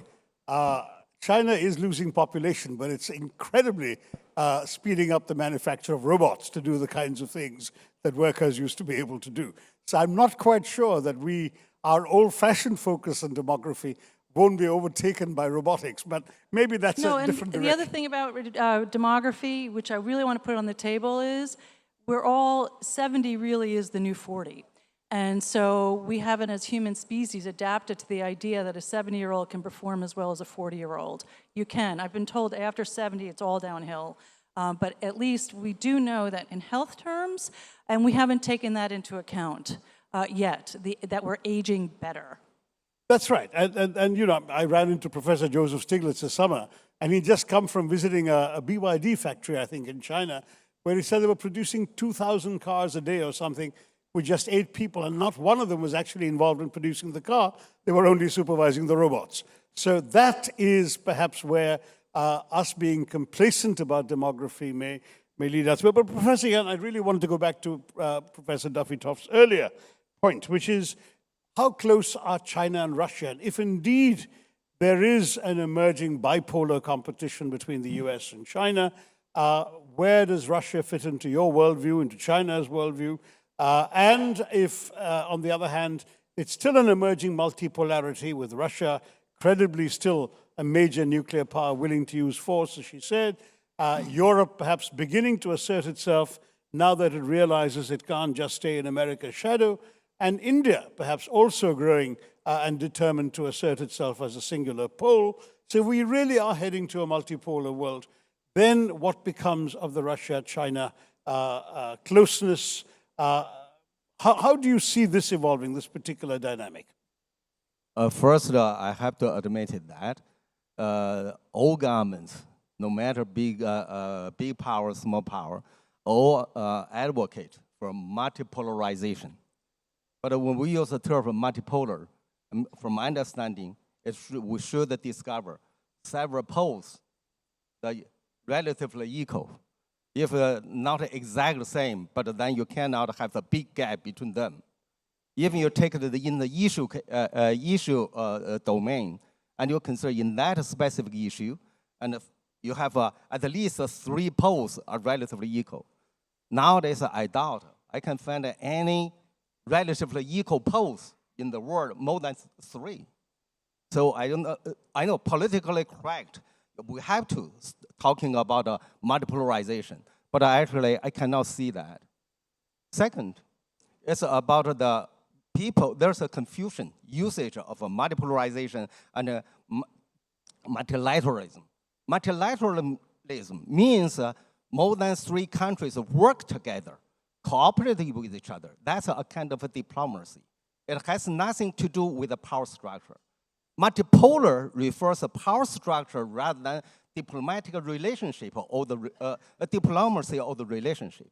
So here, when we're talking about the multipolarization or multipolar world, and my understanding is because of political correct, but rather than the reality. Because in any field, no matter you take into the military, or the economy, or technology, or culture, or anything, can we find there's 3 relatively equal poles in the world? No. So the last comments to your question is that the relationship between Russia and, we heard that, China and Russia, and talking about relationship as an equal partnership is not based on power. It's not because we have equal power. Right? The relationship based on what? We share a common interest. So we work together, we can benefit jointly from our cooperation. I think a previous discussion panel already heard that India, how Indians deal with your neighbors, how you deal with Nepals. And brothers means someone is bigger, someone is small. But if we're talking about the equal partners, there's no sense of who is stronger or who is weaker. So China and the Russia relationship is based on the concept of strategic relation or the strategic benefits rather than the capabilities. Interesting. Professor Meerschaum, that brings us back to you and to the proposition with which we had begun. If Russia and China are indeed close together, as he says, as a partnership of equals, and we do know that China gets an awful lot of energy from Russia, Russia, in turn, I think, supplies a significant amount of weapons and other things. The Chinese are selling a lot of consumer goods. There's a lot of mutual interdependence that's developed, particularly during the phase of sanctions in the post-Ukraine conflict period. Now, in that particular world, When you speak of a strategic competition between the US and China, are you overlooking the fact that Russia could be a factor in that competition alongside China? No, not at all. Look, there are three great powers in the system. The United States is the most powerful. China is a close second, and Russia is the weakest of the three great powers. Given that constellation of forces, it is important for the United States to have Russia on its side against China. If you're a great power like the United States, and there's a rising great power like China on the horizon, you need all the help you can get. That means, again, that you want to be allied with the Russians. But we have a situation today where Russia and China, I would argue, are actually close allies, and they're both allied against the United States. This is not in the American strategic interest. Now, the cause of this situation is the Ukraine war. The Ukraine war broke out. The problem started really in 2014. That's when you had this huge crisis where the Russians took the Crimean Peninsula. You all remember that. This was during the unipolar moment. And the end result is that you got poisonous relations between the United States and Russia. And that drove the Russians into the arms of the Chinese. Furthermore, the United States could not fully pivot to Asia. You all remember the famous pivot to Asia? Hillary Clinton announced it in 2011. Hillary said that the United States is going to pivot to Asia. We have been unable, up to this day, to fully pivot to Asia, in good part because we're pinned down in Ukraine. So as a result of the Ukraine war, not only have we driven the Russians into the arms of the Chinese, number one, but number two, we have been unable to fully pivot to East Asia to deal with the China threat. Now, President Trump, he has tried to fix that situation. As you all know, he has said from the beginning that he is interested in improving relations with Russia. He likes President Putin. And furthermore, he wants to end the Ukraine war. Trump wants to end the Ukraine war because he understands that's the only way we can peel the Russians away from the Chinese. But he has failed to end the Ukraine war. Therefore, the Chinese and the Russians are still on very friendly terms, which is not in our strategic interest. And as I just said to you, there is no sign that President Trump is going to be able to end the conflict in Ukraine in any meaningful way. Therefore, we're not going to be able to fully pivot to East Asia. Therefore, the Russians and the Chinese are going to have a close relationship for the foreseeable future. And this is not in our national interest. That's fascinating. I'm, to my somewhat great astonishment, seeing signs everywhere telling me time's up. Is time really up? We didn't have even 20 minutes, but if that's the case, all right, then in that case, it's been a rather truncated session. I will say from an Indian point of view, that would have been the last round. If we had time, I would have liked you all to give us your views. Maybe I could ask you for one sentence each, as it were. And if you were advising the Indian Prime Minister as to how to react to this world the three of you have just described, what do you think India should do in this particular global scenario? One sentence each, just as your short, snappy, as President Reagan used to want one-page memos. Give us a one-sentence memo to the Indian Prime Minister. What should India do in this world scenario? India should float like a butterfly and sting like a bee. Muhammad Ali, wonderful. Professor Yah. Well, I think we should realize that we're living in a new world, and AI is a new thing. We have to adjust the foreign policies to the new digital age special characteristic. Monica? I would say, hold on, cowboy. It's going to be a really rough ride. It is going to be a rough ride. Everybody, a warm round of applause for our three professors. Thank you very much.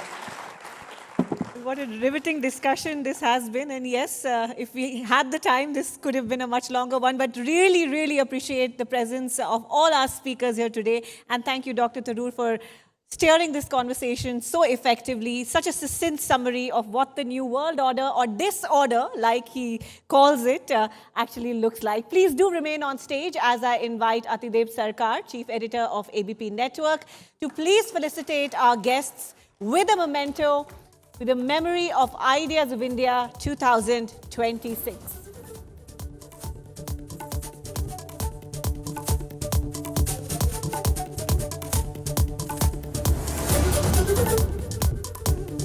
Can we have a huge round of applause, please, for Professor Monica Duffy-Toft? Our gratitude also to Professor Yan Zhutong.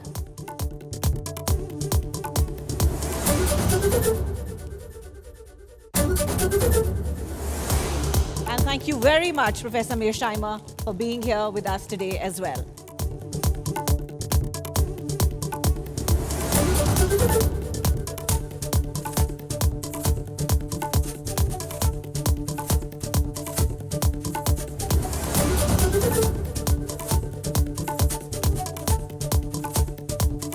Thank you so much. Yes, we can do with a louder round of applause.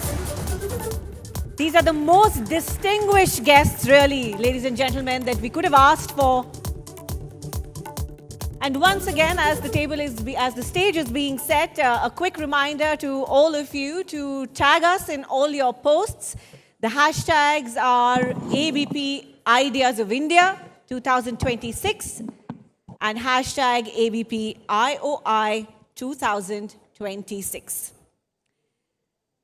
दोस्तों अब भारत के अंदर का ही रुख करते हैं and when we look at states in India एक healthy competition चल रहा है you know there is a competition for getting the right kind of investment for innovation for talent and of course long term growth in that race Andhra Pradesh is positioning itself as a hub for technology infrastructure and future ready industries. From digital transformation to skills and employment, the focus is on creating an ecosystem that attracts business while empowering people. To talk about that vision and the road ahead, please welcome onto this stage Nara Lokesh, Minister of HRD, IT and Electronics, Government of Andhra Pradesh. A very warm welcome to you, Minister Sir. And let's also put our hands together for ABP's Megha Prasad to lead this conversation.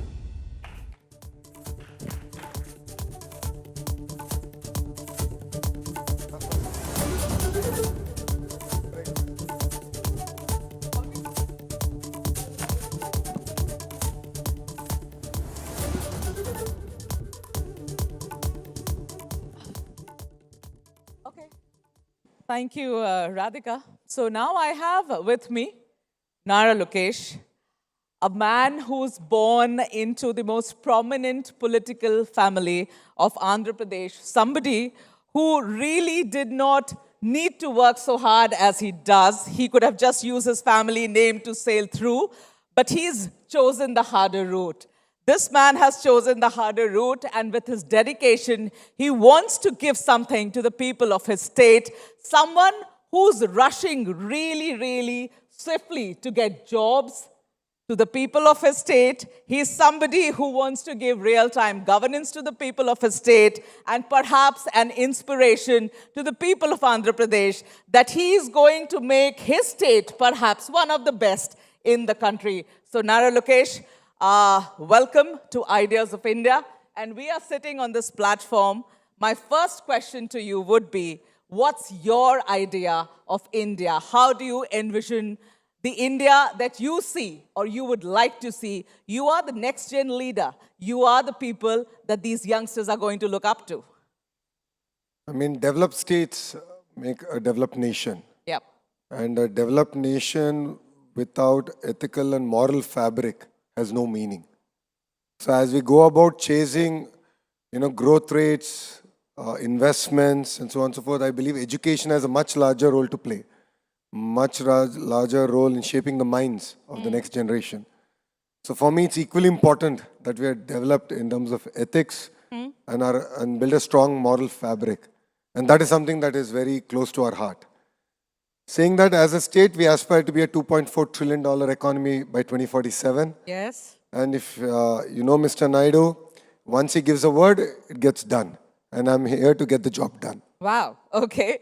So, Nara Lokesh ji, yes, I have been checked. Lokesh ji, tell me one thing. You know, your dad, Chandrababu Naidu, made Hyderabad what Hyderabad is today. Now that's taken away from you. So, is there pressure on you, on your government, on your father, to ensure that you build something on the lines of Hyderabad now, whether it's Amravati, whether it's Visakhapatnam? What's the plan?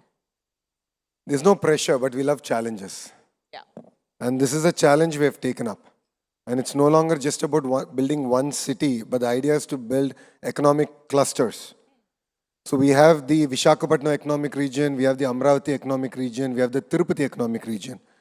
And in each of these regions, we actually have clusters. And clusters is where we are looking at bringing a sector in. We have close to now 22 clusters. I'll give you an example of it. Electronics manufacturing. It's no longer just about bringing one company. But how do I bring all the component manufacturers that are required for a Foxconn to assemble an iPhone? So that's what I call the verticals.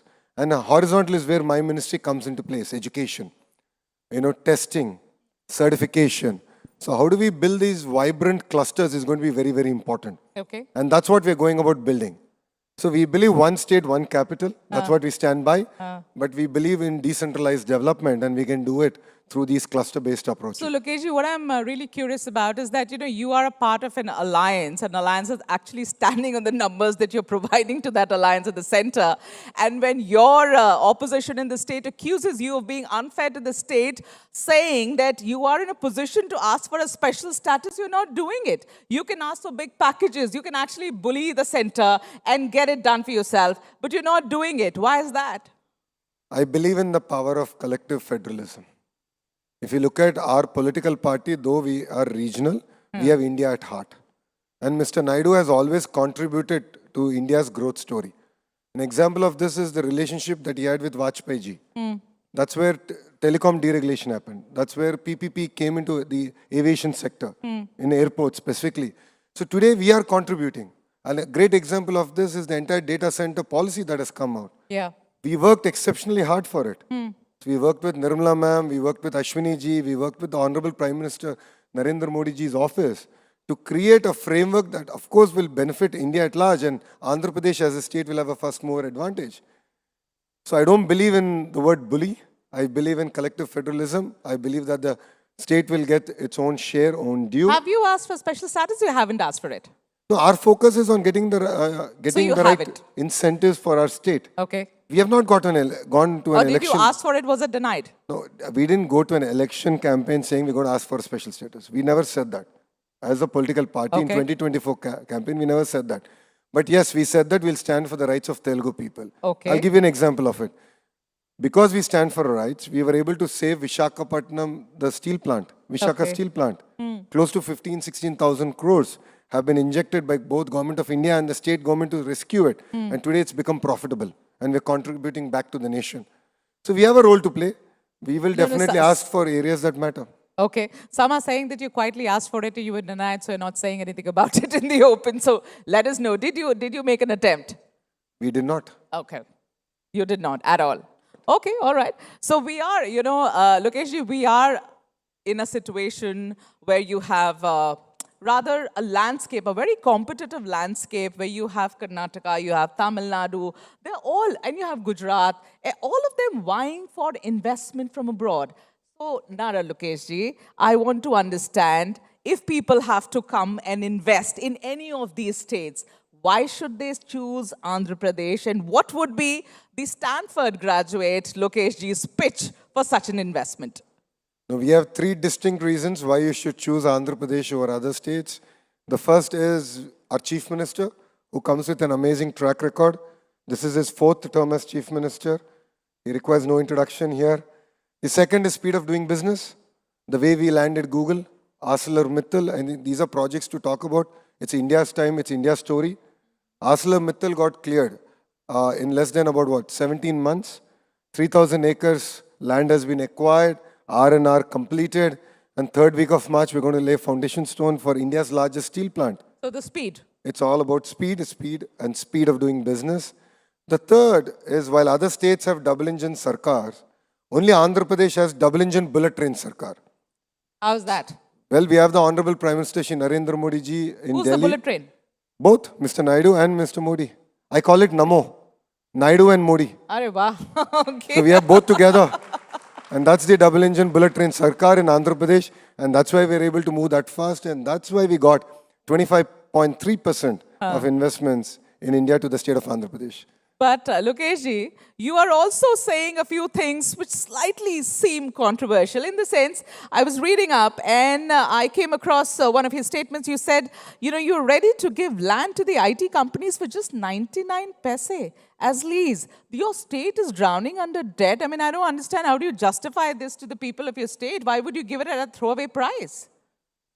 One, it's not lease, it's an outright sale at 99 so you're just giving land for free to them? Yes, we are giving land at 99 paise, not free, at 99 paise.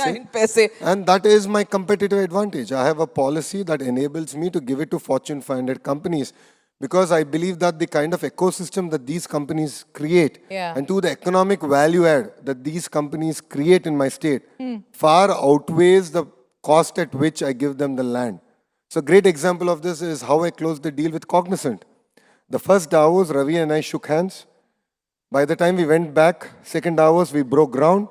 By third Davos, they're going to complete the first building.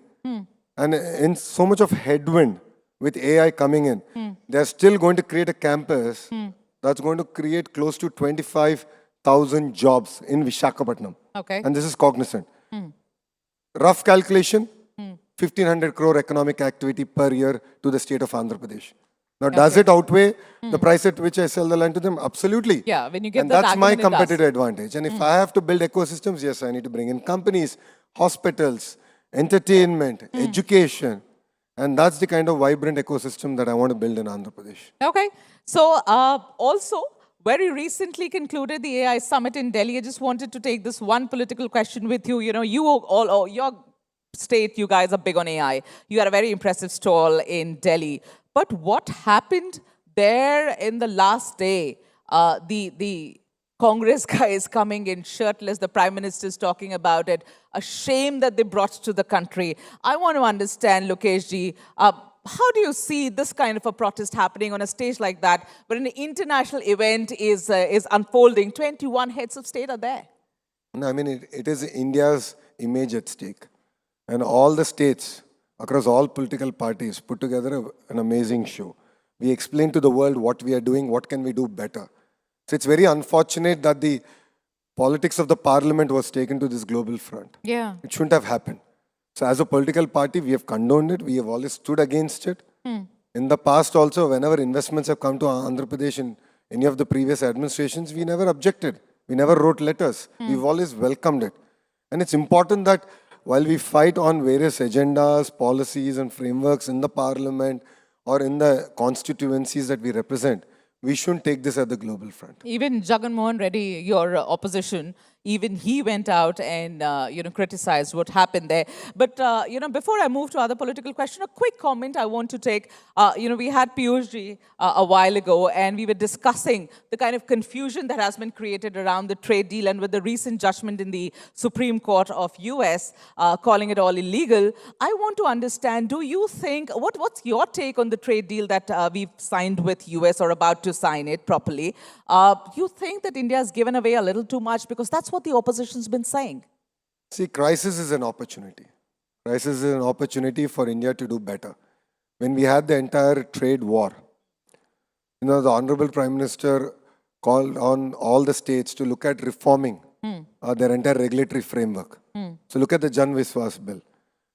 This entire trade crisis has put that on steroids. And every state is competing with each other on delivering on the ease of doing business in spirit. Okay. And that has enabled us.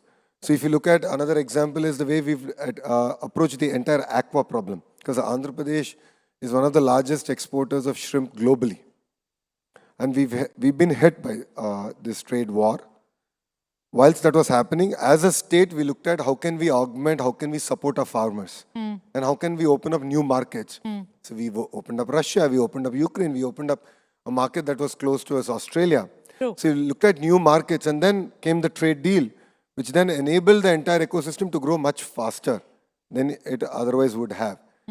And then there's a reason why it's called a deal. It's a win-win on both sides. You think it's a win-win on both sides? Absolutely, it's a win-win on both Okay. sides. And this trade deal has put, our You're trade saying deal this with... because you're part of the alliance? I'm sorry? You're saying this because you're part of the alliance? No, as a Telugu Desam party, we always had an independent voice. And if we have an opinion, we'll voice it in a closed session and not publicly. Okay. So that's the way we believe that we contribute to the alliance. And that's the way we contribute to policy making. Okay. I want to quickly take this question with you, Lokeshji. Recently even we reported very widely on those Laddu controversy, Tirupati ke Laddu controversy. And the report, the SIT, the investigation you gave, the report said that there was widespread milawat. That's the word they used. I want to understand, on one hand, you were recently in news when you came in support of a Muslim vendor who was being discriminated against for selling the kova bun. On the other hand, you are taking up the issue of Tirupati Laddu. I don't understand your politics, Lokeshji. Please explain that to me. It's a fact, I'm a devout Hindu. When I'm a devout Hindu, if I go to a church, I follow their practices. If I go to a mosque, I follow their practices. And I respect people the way I want to be respected. You are the quote-unquote secular Hindu, not like your alliance partner BJP. No, if you look at it, the Honorable Prime Minister has always been clear. He's always carried everyone along. He's never alienated one group. And as a political party, and in the state of Andhra Pradesh, we have a role to play. I can give you 100 examples of how BJP leaders are alienating the Muslims. I'm talking about the Honorable Prime Minister. Okay. Right? So, and the idea for us is that, yes, we believe in this principle. I will treat people the way I want to be treated. And that's the way we've approached the subject. So it's very unfair that, a person selling a bun was humiliated. Yeah. And I stood up for it because I believed in it and my political party believes in it. Similarly, when the TTD issue happened, it's now a fact that between 2019 and 2024, there was widespread adulteration using different chemical compounds and so on and so forth. And yes, we were not in power back then, but it was run by the state government of Andhra Pradesh. And as a representative, as a senior minister in the state government, I'm here today to apologize to Hindus across the world. Because you are apologizing for something that happened during Jagan Mohan Reddy's regime? It doesn't matter. Lokeshji? I represent my state. I'm a senior minister of the state. And end of the day, Tirupati Ladu is something that is very pure, pious. This Laddu travels across the world. It's very emotional for all of us, including myself. Whenever someone brings it, gives it to us, we remove our chappal, we take it, we eat it. So it's like a little bit of God's blessing. And what has happened is very unfair. And you are apologizing to the people. Absolutely. You are. Hindus across the world. Wow. Two, as a state, we're taking two stringent steps. One, we are building a world-class testing facility. A facility that the world has not seen. That's something that I'm doing we are doing in Tirumala. Two, we are ensuring that the people who did it are going to face the full wrath of the law. We are not going to let people get away with this. You will not. Because it's very important that tomorrow, if anyone wants to commit a similar crime, they should think 1,000 times before they actually commit So the former chairman of TTD should be arrested. Should he not be? Absolutely. We will follow the sit. It's a CBI sit and we will not let people get away. Okay. Now my question, I'll have to wrap up in a bit, but Lokeshji, I know I'm not going to get a straight answer to this, but we are hearing that Chandrababu Naidu might get a role in the center and you might step up in his shoes to become the Chief Minister of Andhra Pradesh. How true is that? As you said, it's might. See, Mr. Naidu is a 75-year-old young man. Yeah. We jokingly say in the cabinet that there are 3 25-year-olds in him. That's the kind of energy he brings to the table. I mean, if you just look at the way he's built the entire quantum initiative, it's something that he pulled it out. When the first time he called me into a meeting and said, I want to build Quantum Valley, under the table I was searching on ChatGPT, please give me a one-page note on quantum computing. A Stanford MBA had no clue, but Mr. Naidu had. That's because he's open to ideas. Yeah, absolutely. And he still has that energy. And he brings it. Maybe that is why he should get a better and a bigger role in center, and that you might then become the chief minister. Well, we are all gully politicians and we enjoy gully politics and not Delhi politics. I knew I would not get a straight answer. I have to wrap this up. But my last question to you, what is about you wanting censorship on social media? You become very unpopular with these youngsters. Why do you want that? See, one, I believe that kids under the age of 11 should not be, under the age of 13, should not be on social media. Okay. That's number one. Okay. Number two, under the age of 16, there have to be strict guardrails so that age-appropriate content only gets disseminated. Because today the challenges that we are facing with the lack of proper framework is far-reaching. And kids are unable to understand the ramifications of the content that they're actually watching. Okay. So as a state, we believe that we need to pioneer this, and we are now open to ideas. So we're talking to parents, we're talking to all the platform Are you planning players. to get in some law or something for Andhra Pradesh? Absolutely, we are going to A do law that. will say what? That children can't get phones or access to phones? I'm saying children under the age of 11 cannot be on social media. Under the age of 16 should have only age-appropriate content, and there has to be strong safeguards for it. It's not that my son can take my Facebook account and then browse away. It's not going to work. That's not going to work. We have to create a strong guardrails. Okay, so Otherwise, it's very dangerous. That's in the offing. Absolutely. By when should we see a law like that? Well, I believe we are about 90 days away from it. 90 days away, in 90 3 days. months' time. Speed of doing business. And you'll be the first state to do that in the footsteps of Australia. Well, I guess so.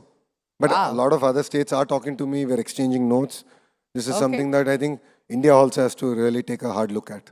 You giving us a headline. I'm going to wrap up the session, Lokesh ji. A quick rapid fire with you. In a minute, we'll try and finish this. So, starting now, where did you learn the biggest lesson of politics? From the classroom of Stanford University or from your Yuva Galam Padyatra that you did? Stanford for business, Yuvagalam for politics. Okay. The entire Andhra Pradesh seems to be quite intimidated by that. What is that red book, for heaven's sake? I've been researching on it. What does that contain? Well, in the last 5 years, we were humiliated. False cases were foisted against us.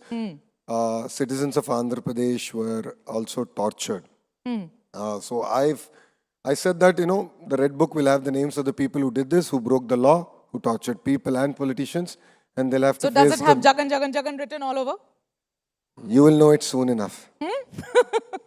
So, okay, moving on. What is it like working with Chandrababu Naidu? Is he a strict chief minister even at home? Or does he sometime turn into the ordinary father who gives life lessons? He's a tough taskmaster. If you can carry 10 kgs of weight, he'll give you 14. If you can carry 14, he'll give you 18 kgs. And there's no end to it. So he's There's a tough no end to taskmaster. it. Wow. So are you stepping up to the challenge? That you need to ask him.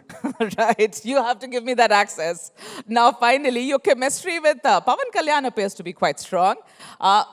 How do you look at him? Is he like an elder brother, the film star that everybody is all about, or a perfect political partner for you?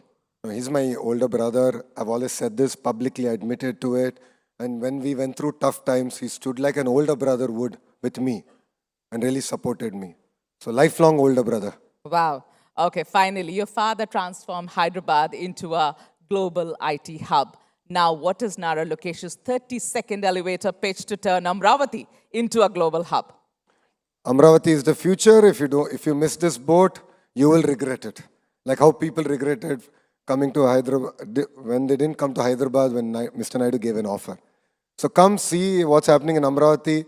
Come visit us every 100 days and you will be amazed at the pace at which actually India can build cities, and something that India will be proud of. So it's their loss, not yours at all. On that note, Lokesh ji, thank you so much. You made time for us at a time when your assembly is on, and you still made time. You came here all the way to join us on the stage of Ideas of India. Really grateful. Thank you for having me. I appreciate it. Yeah. Thank you very much, Lokesh ji, for speaking with us with such clarity and conviction. Please do stay on the stage as I invite Rajneesh Ahuja, Executive Vice President, News and Production, ABP News, and Sarita Kaushik ji, Executive Editor, ABP Majha, to kindly join us on stage and present the Honorable Minister with a memento.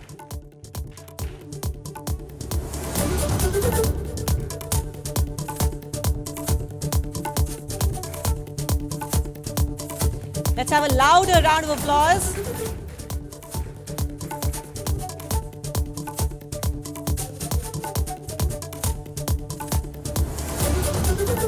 बहुत बहुत धन्यवाद sir. Thank you.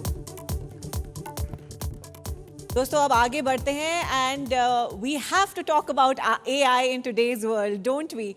AI दुनिया को disturb कर चुकी है, चाहे कोई भी सेक्टर हो. हॉस्पिटैलिटी सेक्टर में AI का रोल क्या हो सकता है और कितना हो सकता है, ये सोचने की बात है. आखिर ये एक ऐसी इंडस्ट्री है जहां ह्यूमन कनेक्शन की, ह्यूमन वार्मथ की ज़रूरत बहुत ज़्यादा है. But AI is already reshaping experiences here as well. आपने देखा ही होगा smart check-ins and robots delivering your room service. It's already happening. Our next session, AI in hospitality, what happens to the human touch, explores the balance between innovation and humanity. Please join me in welcoming to this stage Dr. Suborno Bose, founder, chairman and chief mentor of International Institute of Hotel Management and IndiSmart Group Worldwide. A very warm welcome to you, sir. And I'm also happy to invite on stage author and columnist Chetan Bhagat to lead this session. A very warm welcome, gentlemen.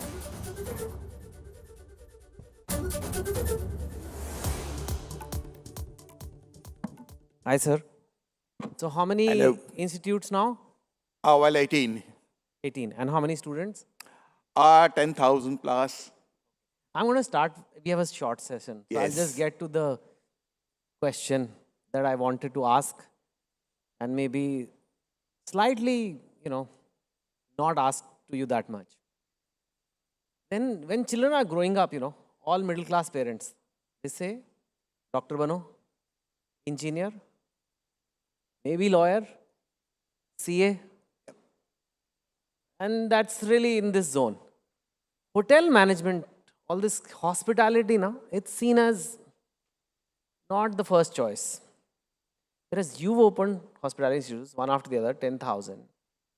I'm asking you this question because a lot of kids watching, not just here, even on national TV, they may be passionate about this line. What do you have to say to them? Like when it's judged as a little lower than the typical white-collar professions. What do you have to say about that? First of all, thanks ABP Network and thanks Chetan for having me here. I think as India is growing, and we know that India has one of the biggest young population, we actually wanted to come out of the shackles of the doctor, engineers, IIT, quota, etc. And the middle class were actually the people, the 50%. By the way, I'm a chartered accountant. Nothing against them. Yeah. So, but then, as a chartered accountant, I am a failure. And as the minister said right now, the crisis is your biggest opportunity. The crisis in my life as a failed chartered accountant led to education and led to hospitality education. And I realized that there's a huge area of hospitality tourism, which is very human-centric industry, people-centric industry, and a lot of opportunities in India. And there is hardly any skill centers apart from few government-run colleges who have also got very restricted entries. So we started this, 35 years back on April Fool's Day in 1989. And it was actually within 3 years a runaway success. People started coming. And today, I'm very proud to say people comes even after getting chance in the top-notch engineering college. They leave engineering course and comes to us for hospitality.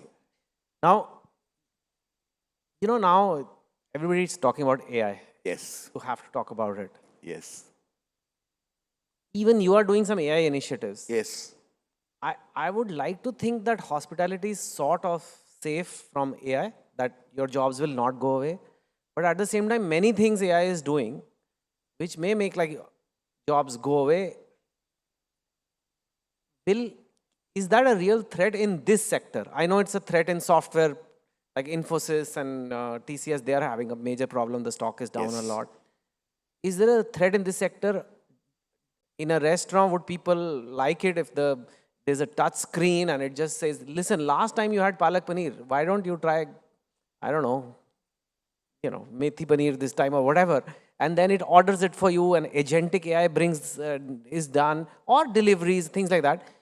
Or is there something about like the human touch? When I go to a restaurant, I want to be like, talk to a human being, or making a reservation, things like that. Where do you see all this falling? And is it a threat to young people? Is it an opportunity in your sector? First of all, let me tell this. I think AI is the biggest idea of our times. We are all in the Ideas of India Summit, and believe me, AI is the biggest idea. And I'm telling this in the aftermath of the AI Summit as well, that AI is no more something futuristic. AI is not a tech revolution. AI is an idea revolution. AI is not a software upgrade. It's not a Google upgrade. It's an idea upgrade.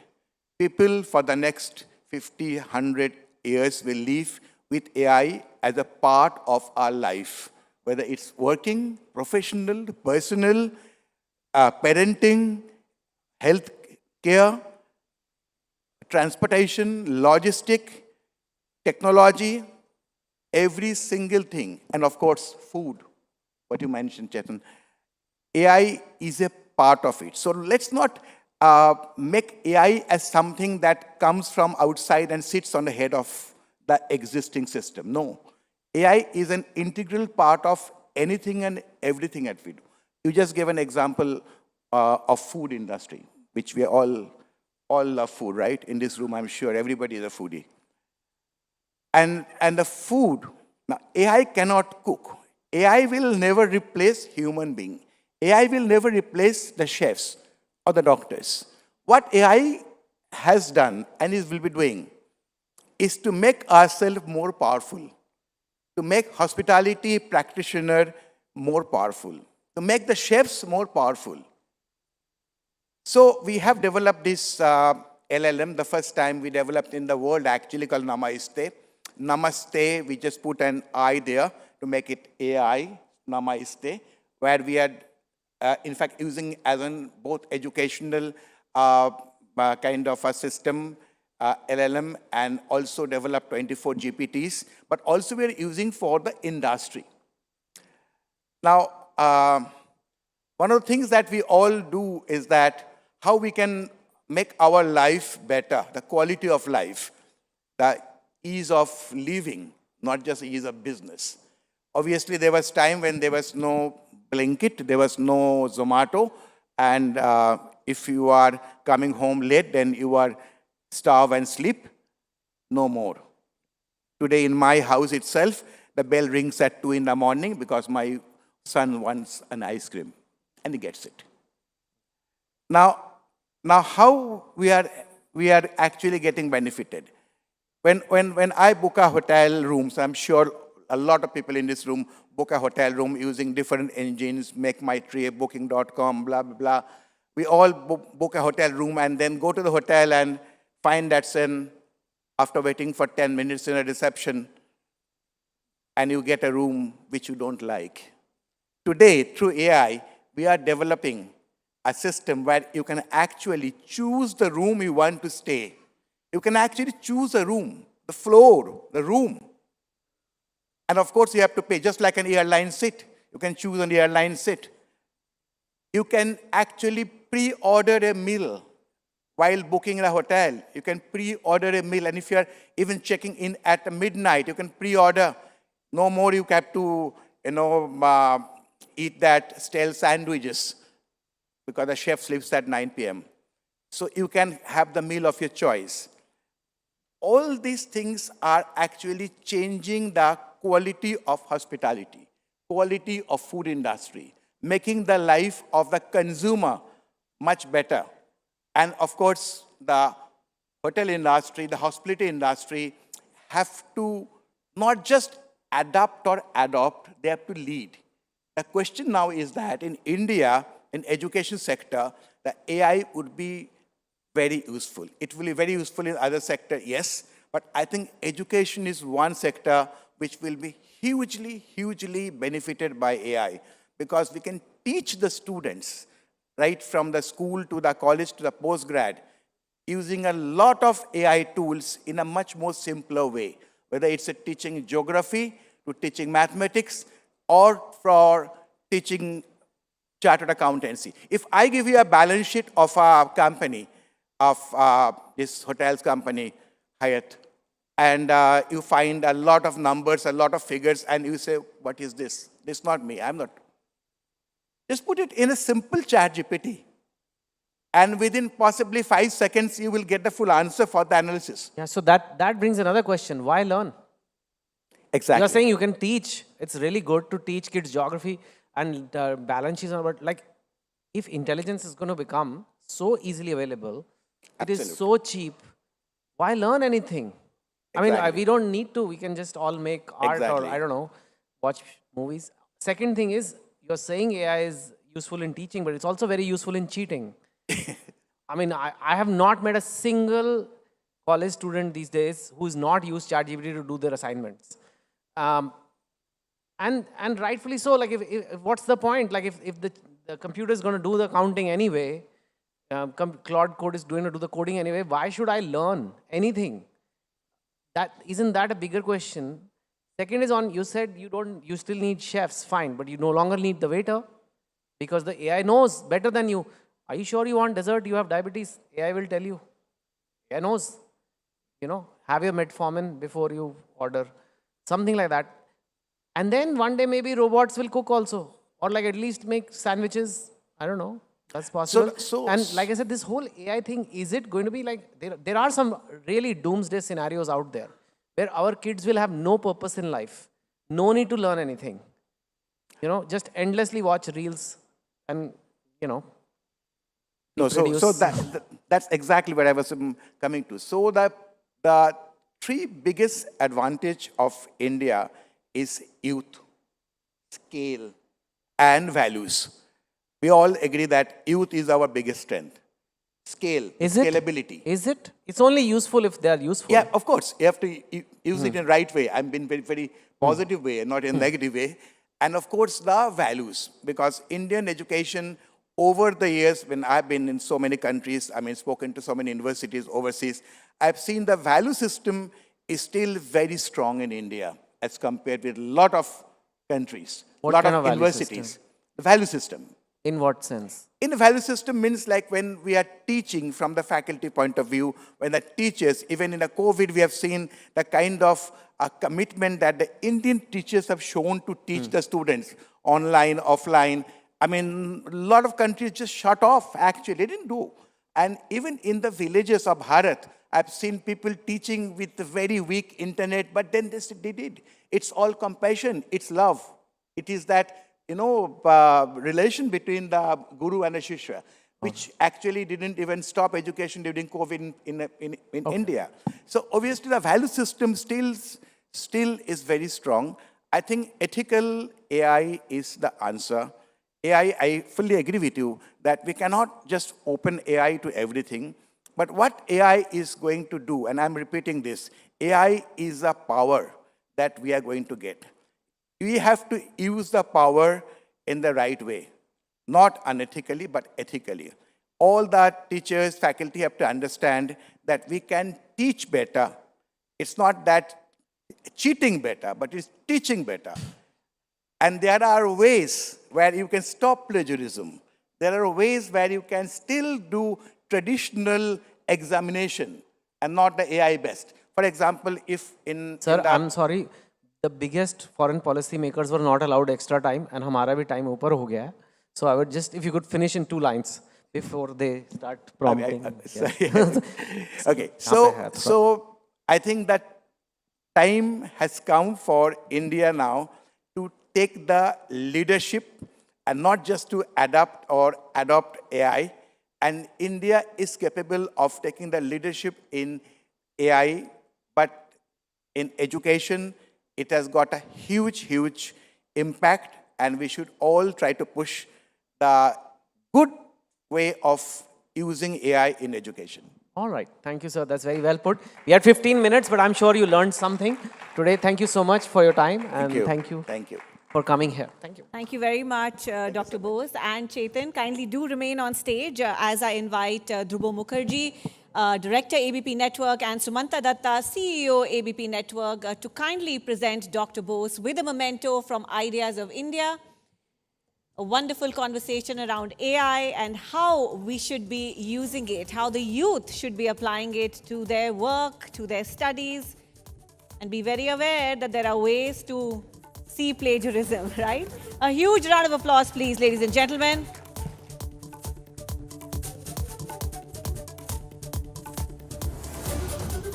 बहुत बहुत धन्यवाद.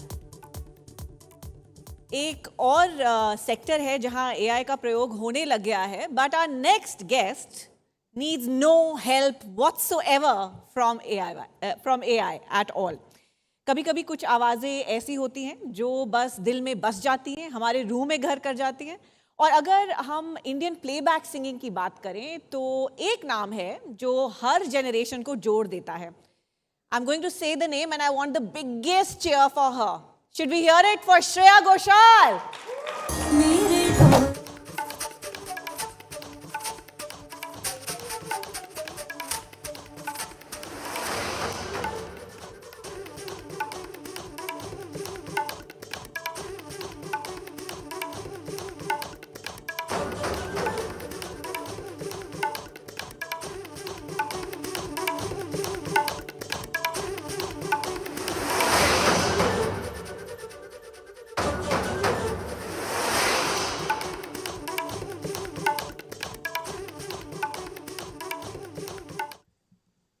तो इनकी आवाज जब गूंजती है तो दुनिया झूमती है. इनकी आवाज में शहद सी मिठास है और हिमालय सी पवित्रता भी इनकी आवाज में झलकती है. 5 नेशनल अवार्ड्स, दर्जनों फिल्म फेयर अवार्ड्स, अनगिनत चार्टबस्टर गाने, ये पहचान इस शख्सियत की सबको समेटे हुए. और इसीलिए ये सिर्फ एक नाम श्रेया घोषाल नहीं है. श्रेया घोषाल वो एक इमोशन है जो हम सब के दिलों में कहीं ना कहीं बसता है. तो भारतीय संगीत की इस सबसे सुरीली पहचान श्रेया घोषाल का एक बार फिर से जोरदार तालियों के साथ स्वागत कीजिए. मैंने सोचा था कि जर्नी कहां से शुरू हुई वहां से मैं शुरू करूंगी, लेकिन इस माहौल को देखकर आजकल, क्योंकि आप बहुत सारे लाइव कॉन्सर्ट्स कर रही हैं, आपका अनस्टॉपेबल टूर है और हार्ट्स वाला ऑल हार्ट्स टूर है, उसके बारे में हम बात करेंगे आगे. उसमें तो सीधे ऑडियंस के साथ एक कनेक्ट बनाना पड़ता होगा. तो अब ये एबीपी नेटवर्क का आइडियाज ऑफ इंडिया का मंच है, ये आपका मंच है और ये आपकी ऑडियंस है, कैसे कनेक्ट बनाएंगी? पहले तो सबको नमस्कार और बहुत खुशी हो रही है आज इतने नॉलेजेबल लोग हैं from different walks of life और इतनी इंटेलेक्चुअल बातें हो रही हैं और मुझे मज़ा आ रहा है. मैं भी सुन रही थी. तो thank you so much for having me here firstly. और हम यहाँ पर आइडियाज़ ऑफ इंडिया के को सेलिब्रेट कर रहे हैं. The theme is that and new India is beautiful, it's growing rapidly and so much happening. I am doing concerts, yes, उसमें भी कितना कुछ हो रहा है. तो अगर आप म्यूज़िकल कनेक्शन की बात करेंगे तो मुझे गाना कौन सा गाऊँ समझ नहीं आ रहा है, बट मैं ये कर सकती हूँ. कर हर मैदान फतेह, कर हर मैदान फतेह, कर हर मैदान फतेह रे बंदिया, हर मैदान फतेह. मुझे लगता है हम मैदान फतेह करने आए हैं, अब न्यू इंडिया है. बहुत शानदार, बिल्कुल माहौल और मिजाज के मुताबिक आपने यहाँ पर जो नोट है वो सेट कर दिया है. तो वो 16 साल की उम्र थी और मतलब 16 साल की उम्र में आप सोचिए बच्चे जो हैं वो 10th कर रहे होते हैं और क्या करना है उनको, इसको लेकर मम्मी पापा के साथ डिस्कशन चल रहा होता है. लेकिन यहाँ ये 16 साल की बच्ची आती है और देवदास जैसी भव्य फिल्म, संजय लीला भंसाली जैसे परफेक्शनिस्ट, और उनके लिए गा देती हैं बेरी पिया, उफ, या इश्क, क्या कहूँ. हाँ, इश्क तो उसमें एक शब्द था और उसको काफ़ी प्यार मिला उस एक्सप्रेशन को. जी, आपने बहुत ऐसी बात कही कि 16 साल की उम्र में मुझे तो कुछ आइडिया नहीं थी. ऑनेस्टली मुझे भी कुछ आइडिया नहीं था मैं क्या कर रही हूँ, बट होता गया क्योंकि मैं एक मंजिल की ओर चल पड़ी थी और ये जर्नी काफ़ी पहले से शुरू हुई. छोटी, हाँ, राजस्थान से आई हुई लड़की है और बिल्कुल ही unaware of the world, big world, but बहुत म्यूज़िक से जुड़ी हुई थी बचपन से ही। बहुत मेरा सौभाग्य ये भी रहा कि घर में ऐसा माहौल था। मेरे पापा है तो न्यूक्लियर इंजीनियर है, न्यूक्लियर पावर कॉर्पोरेशन से जुड़े हुए इंजीनियर माइंड है, एकेडमिक फैमिली है। कोई भी हमारे घर में इस प्रोफेशन में आज तक आया नहीं। माँ मेरी बहुत सुंदर गाती थी, उन्होंने मुझे म्यूज़िक सिखाया और गाती गई। कहाँ से कहाँ कुछ अपॉर्चुनिटीज़ आई, वहाँ से वहाँ लोगों ने मुझे देखा, सराहा, हमने मेहनत की। फिर मुंबई आए, फिर सारेगामा जब वो शो किया मैंने, उसके बाद देवदास हुआ, फिर बैरी पिया हुआ। बैरी पिया में, उस देवदास में मेरे 5 गाने थे और Bairi Piya got the most love, all the awards and national awards etcetera. And वहाँ से there was no looking back, absolutely, and it was a wonderful time. वो याद आता है जब उसकी रिकॉर्डिंग थी, किस तरीके का, मतलब रीटेक्स थे, टोका टाकी थी या नहीं? श्रेया घोषाल गई, 1 टेक खट से गाना गाया और लो तालियां। ऐसे था, ऐसा ही कुछ। हाँ। बट मैं उस कॉन्फिडेंस से ही नहीं गई थी। मैं तो बहुत दुबली पतली सी एक लड़की थी जो मतलब बिल्कुल ही नाइव। बट संजय जी ने मुझे तब कहा कि आप जाइए, आप वेस्टर्न आउटडोर स्टूडियो हुआ करता था जहाँ पे बड़े बड़े गाने हुए हैं। मैं तो उसी में थ्रिल्ड थी कि वहाँ यहाँ पे लता जी गाने रिकॉर्ड करती हैं और दमन सूद जी रिकॉर्ड करते हैं, उनके वही इंजीनियर बैठे हैं, इस्माइल जी, बड़े बड़े म्यूजिशियन सब बैठे हैं। मैं वहाँ जाके अपना ना बुक्स लेके चली जाती थी। मेरे बोर्ड एग्जाम्स थे उस वक्त और just I was learning, taking in all the information. But एकदम ऑन द स्पॉट मुझे संजय जी ने कहा आप माइक पे जाइए, थोड़ा रिहर्सल कर लीजिए, you will get the hang of it, थोड़ा आप खुल जाएंगी, थोड़ा रेडी हो जाइए। तो वार्म अप करने गई हूँ और क्या, कांच तो ऐसे होता है ना कि आवाज़ नहीं आती उस पार से, इट्स साउंड प्रूफ। एंड बड़ी खुशियाँ मना रहे हैं सब, बहुत वाह ये एक्शंस हो रहे हैं ना, क्या हो रहा है भाई, ठीक है। मैं तो आंख बंद करके गाना गा के आ गई। तो मुझे पता चला वो फर्स्ट टेक जो था वही फाइनल था। सबने मुझे बहुत ब्लेसिंग दी और थैंक यू। वहाँ से जो मुझे आशीर्वाद मिला वो आज तक मेरे साथ है। Thank you. बैरी पिया इश्क के साथ। बैरी पिया बड़ा बेदर्दी, हो बैरी पिया बड़ा रे बेदर्दी, दिल का दर्द न जाने, सौदाई हर जाए, जुल्मी राम दुहाई, कैसे कहूँ हाय राम, दिल का दर्द न जाने न जाने न जाने न जाने जाने जाने हाय। बहुत खूबसूरत, बहुत खूबसूरत। उस ये गाना और फिर 16 साल की उम्र में वो नेशनल अवार्ड मिल जाना, मतलब म्यूजिक इंडस्ट्री के अंदर सफ़र आसान हो गया या श्रेया वहाँ से फिर नई किस्म की स्ट्रगल्स थी जो शुरू हुई? इतना सक्सेस मिलने के बाद करियर में, इतनी इनिशियली, क्या कभी श्रेया घोषाल को रिजेक्शंस भी झेलनी पड़ी? हाँ बिल्कुल। और ऐसा नहीं कि देवदास बहुत बड़ी फिल्म थी, it was a great launch pad for anyone. इतनी बड़ी फिल्म जो फिल्म फेस्टिवल्स में जाके इंटरनेशनली नाम कमा के आई, और शाहरुख खान, ऐश्वर्या राय, माधुरी दीक्षित जैसे स्टार कास्ट में, वहाँ पर अगर आपने गाया है तो you have really made a mark. मतलब सब जानते तो हैं आपको, अब आपने एक कहीं एंट्री कर ली है अब लाइफ में। But it did not mean कि मैं हर गाना गाना शुरू किया उस वक्त। It took me long time to get the next song. सब भी यही सोच रहे थे कि बहुत शुरू में ही एक स्टीरियोटाइप हो जाना बहुत आसान है कि she is a classical singer. So even then I had no idea. मुझे ऐसा नहीं था कि मैं हर दिन सबको फ़ोन लगा रही हूँ कि नहीं मुझे प्लीज़ कुछ काम दीजिए।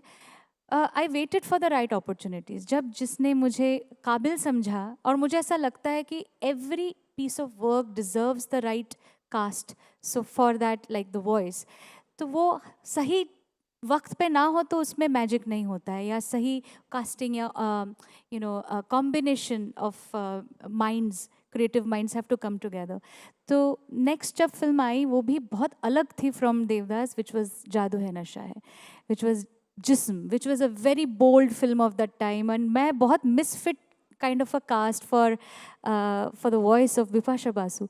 But I think वो भी एक बहुत brave choice था of the composer M.M. Kirwani जी, जो internationally acclaimed कंपोज़र हैं, बट उन्होंने कहा कि मुझे वही आवाज़ चाहिए, वो इनोसेंस चाहिए उस आवाज़ के लिए, तो वो उन ऐसे ही इस तरह से होता गया जो होता गया। बहुत चैलेंजिंग था, मतलब इतनी कम उम्र में और इस तरीके का सेंशुअस गाना, उसको गाना बहुत चैलेंजिंग रहा था। आई डोंट थिंक मैंने उसमें कोई सेंशुअस होने की कोशिश की, क्योंकि होता नहीं मुझसे। सब बिपाशा ने किया। I think it was meant to be like that, it meant to have that the rawness and the softness of the young age, और वो भी तब मैं 18 की थी, तो मुझे पता था मैंने गा दिया। I couldn't deliver.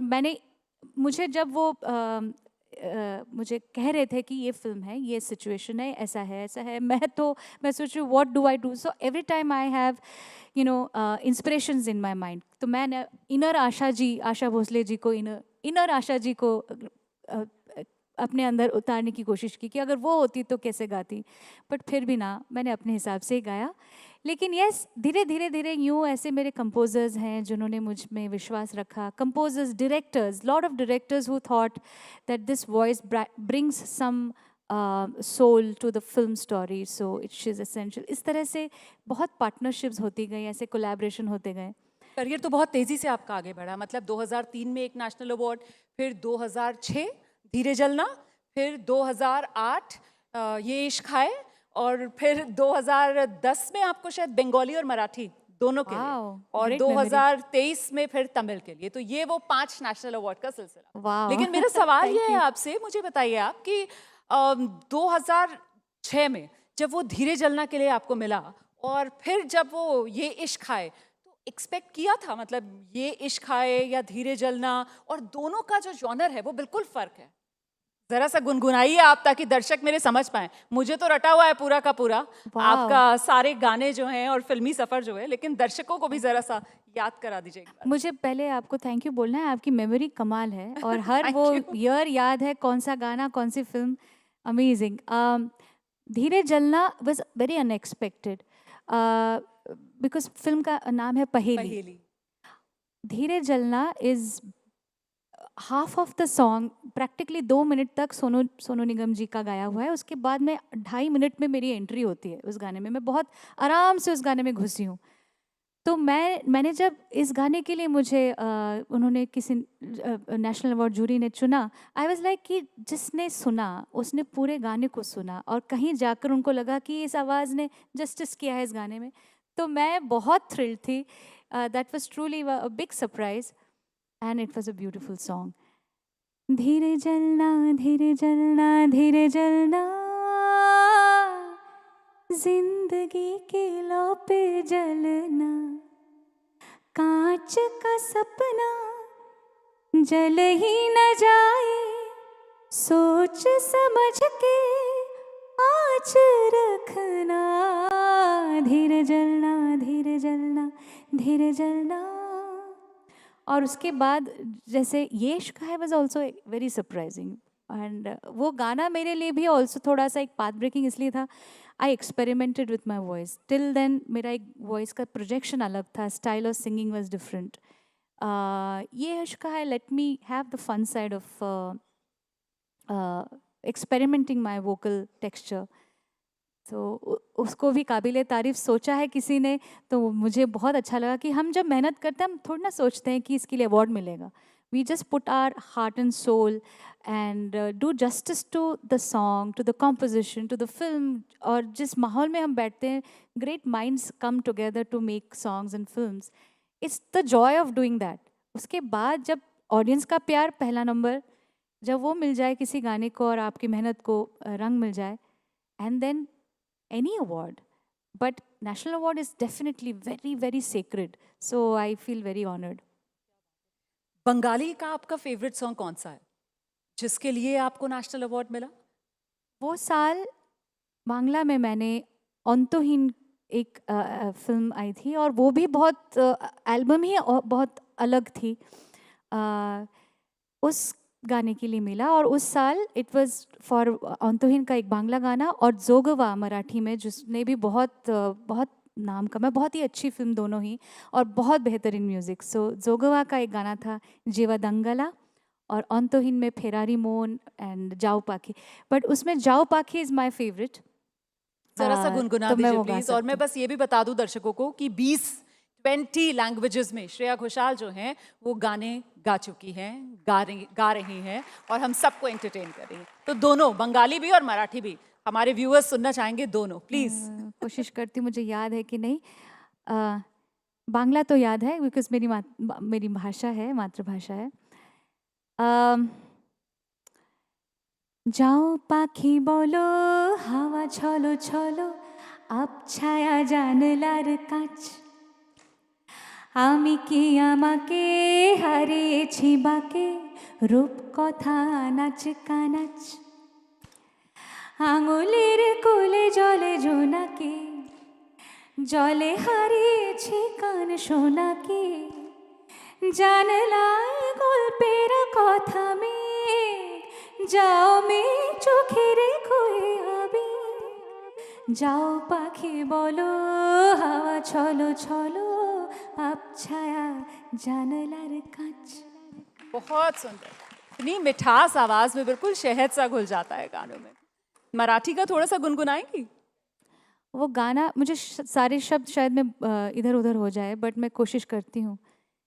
जीव दंगला गुंगला रंगला सा पिरमाची आस तू, जीवला भला नाना ध्यास हो तुझा, गहीवरला श्वास तू। बहुत सुंदर, बहुत सुंदर। Thank you.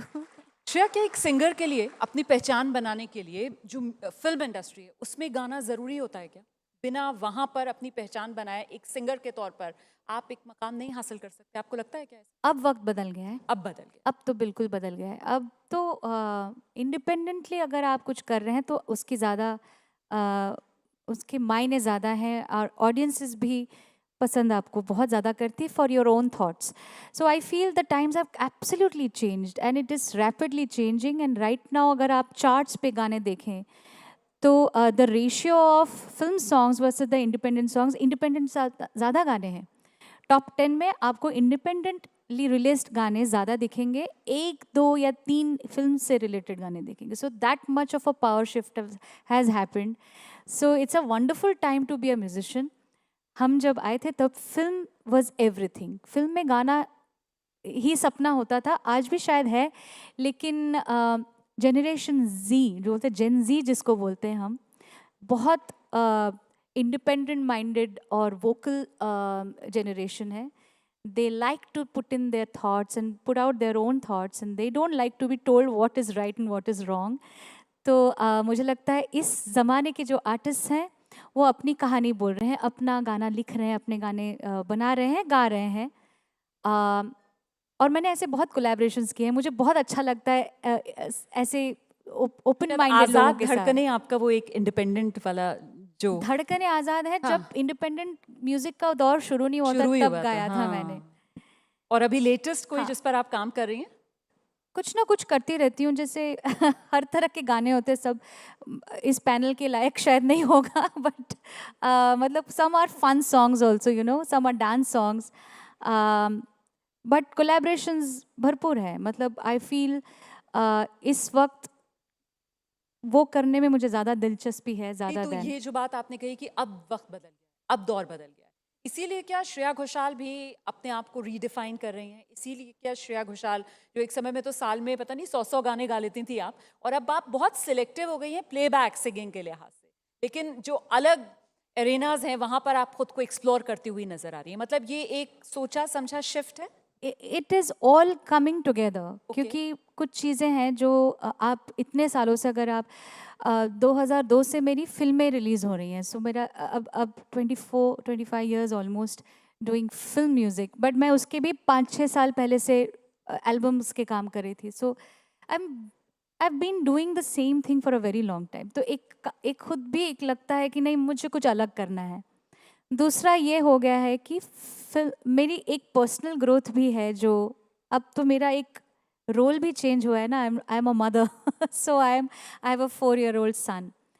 तो I have to find a beautiful balance in work and life जहाँ पे मुझे जो कर रही हूँ उसमें मुझे 100% खुशी ना मिले तो मैं ना करूँ. ऐसा क्लैरिटी ऑफ माइंड आ गई है.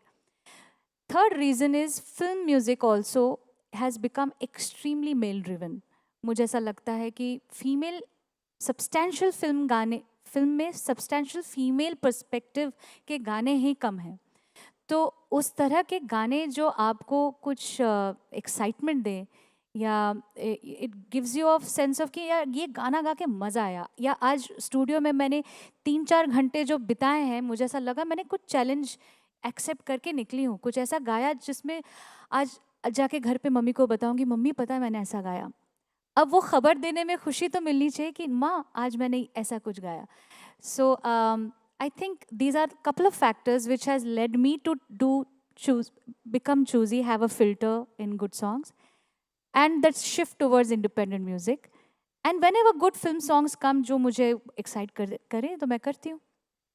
आप चैलेंजिंग की बात कर रही थी. आपके गाए हुए कुछ ऐसे गाने हैं जो बहुत क्लासिकल बेस्ड हैं और उसमें जो हरकतें या वो जो मुर्कियाँ जिसको कहते हैं वो कुछ इस तरीके की होती हैं कि हा मतलब वाकई में मज़ा आ जाता है सुन के. जैसे मोहे रंग दो लाल, उसकी वो जो मुर्कियाँ या हरकतें हैं, ये गाने की अपनी डिमांड होती है या एज एन आर्टिस्ट आप खुद भी इम्प्रोवाइज कर जाती हैं कई बार गाते हुए? ऑफ कोर्स इसमें इनपुट्स तो होती है आर्टिस्ट की, क्योंकि एक कॉम्पोजिशन बन के आती है जिसमें भी होती हैं कुछ नुआंस्ड चीज़ें होती हैं, कभी कभी होती है कभी नहीं भी होती है. आपको अपना कलर नहीं, and the composer and the creators want you to add those things, तब जाके ब्यूटिफिकेशन होती है. और कुछ जगह वो खाली छोड़ देते हैं आर्टिस्ट के लिए कि I have left it for you to think what you can do, explore it creatively on your own. But मोहे रंग दो लाल एक बहुत ट्रेडिशनल स्टाइल का गाना है जिसमें एक्सपेक्टेड है कि उसमें एक अदा है, क्योंकि वो कथक के मूव्स उसमें जो दीपिका के कर रही हैं, बट इसमें जो एंड का पार्ट है वो बिरजू महाराज जी ने एक डिज़ाइन किया हुआ है. जैसे मोहे रंग दो लाल, राग बेस्ड है ना.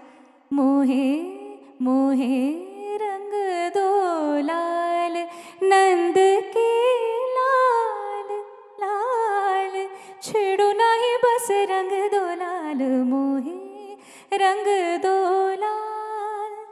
तो इसमें हरकतें तो हैं बट एक्सप्रेशन भी है. So these kind of things only very few songs allow you to do it, but जब होता है तो बड़े मजे करते हैं हम लोग.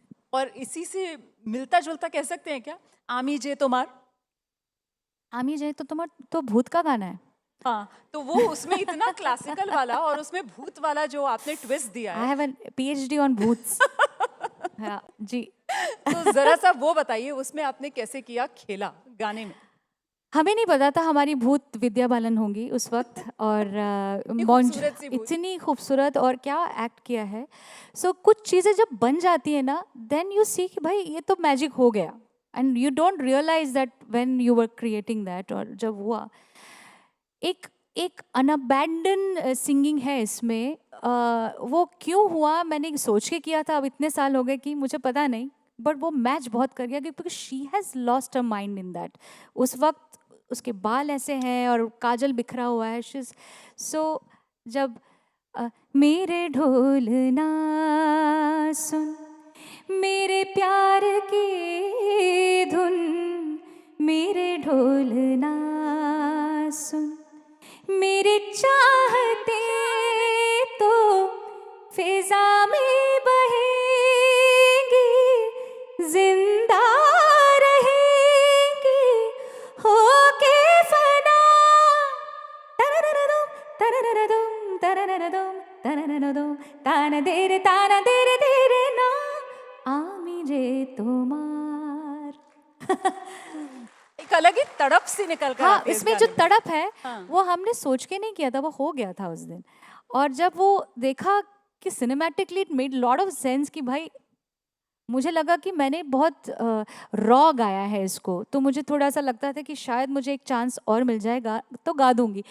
फिर मेरे ढोलना कि इतने वर्जन्स हो चुके हैं आज कि मैंने वो अपने सच में सपने पूरे किए, हजार मतलब इतने वर्जन्स खुद गाए हैं, but still I feel the first one has the best magic.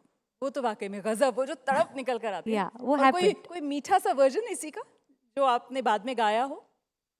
नहीं, एक जो अभी फिर कार्तिक आर्यन वाली जो भूल भुलैया 3 थी, उसमें एक एडिशनल लाइन भी थी ना, दो दिलों की ये प्रेम कहानी ले आई देखो कहाँ, इन लकीरों का मिलना अपना था जन्मों पहले लिखा, हमारे मिलन को है तरसे जो नैना इन्हें आज ना रोकना, जुदा अब न होंगे करो हमसे वादा, मेरा साथ ना छोड़ना, तुम्हें आज पाएंगे या मर ही जाएंगे, ये साथ ना छोड़ना, मेरे ढोल ना सुन। तो क्या ये बात है, क्या बात है, बहुत ये भी बहुत खूबसूरत है, बहुत ही खूबसूरत वाकई में। अच्छा, मुझे ये बताइए कि जो सफ़र आपने अभी तक अपना तय किया है, इसमें अगर मैं कहूँ कि कोई एक मंत्र जो श्रेया घोषाल का रहा, जिंदगी का कोई फलसफा जो श्रेया घोषाल ने अपने गांठ बांधना कहते हैं ना, वो गांठ बांधा और बस उसी पर चली, कुछ ऐसा रहा? जीरो कॉम्प्रोमाइज, एक ही चीज़ है, जीरो कॉम्प्रोमाइज ऑन द और वो भी क्वालिटी ऑफ वर्क। इस इंडस्ट्री में जिसके लिए कहा जाता है कि यहाँ इतना फेवरेटिज्म है, इतने कैंप्स हैं, इतनी पॉलिटिक्स है, ये सब भी कहा जाता है म्यूजिक है होता। अब ना, अब बहुत ज़माना चेंज हो गया है। जब हम आए थे it was at the cusp of change, बहुत नए कलाकार उस वक्त आए, नए composers, singers, it was a great time, collaborative time. अच्छा देखिए, मेरे हिसाब से ना और कुछ काम नहीं करता है। आप अगर अच्छा गाते हैं, आप दिल से गाते हैं, आपके गाने में कुछ ख़ास बात है, तो आपको शायद गाने कम भी मिले, पर जितने गाने आप गाएंगे वो टाइमलेस होंगे और आपको लोग पसंद करेंगे और लोग आपको खींच के लेके आएंगे। अगर आप चाहे रिटायरमेंट भी प्लान कर दें तो भी आपको खींच के लेके आएंगे, if you know what I mean. I mean to say that people are gods, audience god है, दे डिसाइड फॉर यू। अगर आपने एक अपनी जगह बनाई है विथ सिंसियरिटी, वो दिखती है। अगर कोई उसमें छल कपट करके आपने कुछ किया है जुगाड़ लगा के, वो भी दिखता है और वो लॉन्ग टर्म नहीं है। So I feel you need to be very honest with your work, and whichever profession, whether it's music or any other profession, you've got to be 100% committed to what you do and be in love with it. अगर आपको उसमें खुशी नहीं मिल रही है तो it will not reflect in your output also. तो मेरा तो यही मंत्र है, no compromise, give your 100%. बहुत ही बढ़िया मंत्र है, बिल्कुल सीधा सपाट मंत्र है, बिना किसी लाग लपेट के। अच्छा लता जी, आप उन्हें अपनी प्रेरणा मानती हैं, आप जाहिर सी बात है कोई कंपैरिजन हो ही नहीं सकता है, लेकिन फिर भी कहीं ना कहीं आपकी आवाज़ में एक उनकी झलक या एक अक्स कह लीजिए, वो बहुत से लोगों को दिखाई सुनाई पड़ता है। मैं ये जानना चाहती हूँ कि लेटर्स टू लता दीदी जो आप म्यूजिकल ट्रिब्यूट लता जी को दे रही हैं, उसका आइडिया कहाँ से आया, और लता जी की गायकी से कुछ सीखा श्रेया ने? लता जी की गायकी से ही सीखा है। हाँ। मेरे लिए तो पहला जो स्वर है मेरी माँ की आवाज़ है, उसके बाद लता जी की आवाज़ है। तो मैं उनको वो दर्जा देती हूँ कि she is the soul of my thinking, my musical thinking. She is the sensibility which I have very subconsciously adapted in my way of understanding music.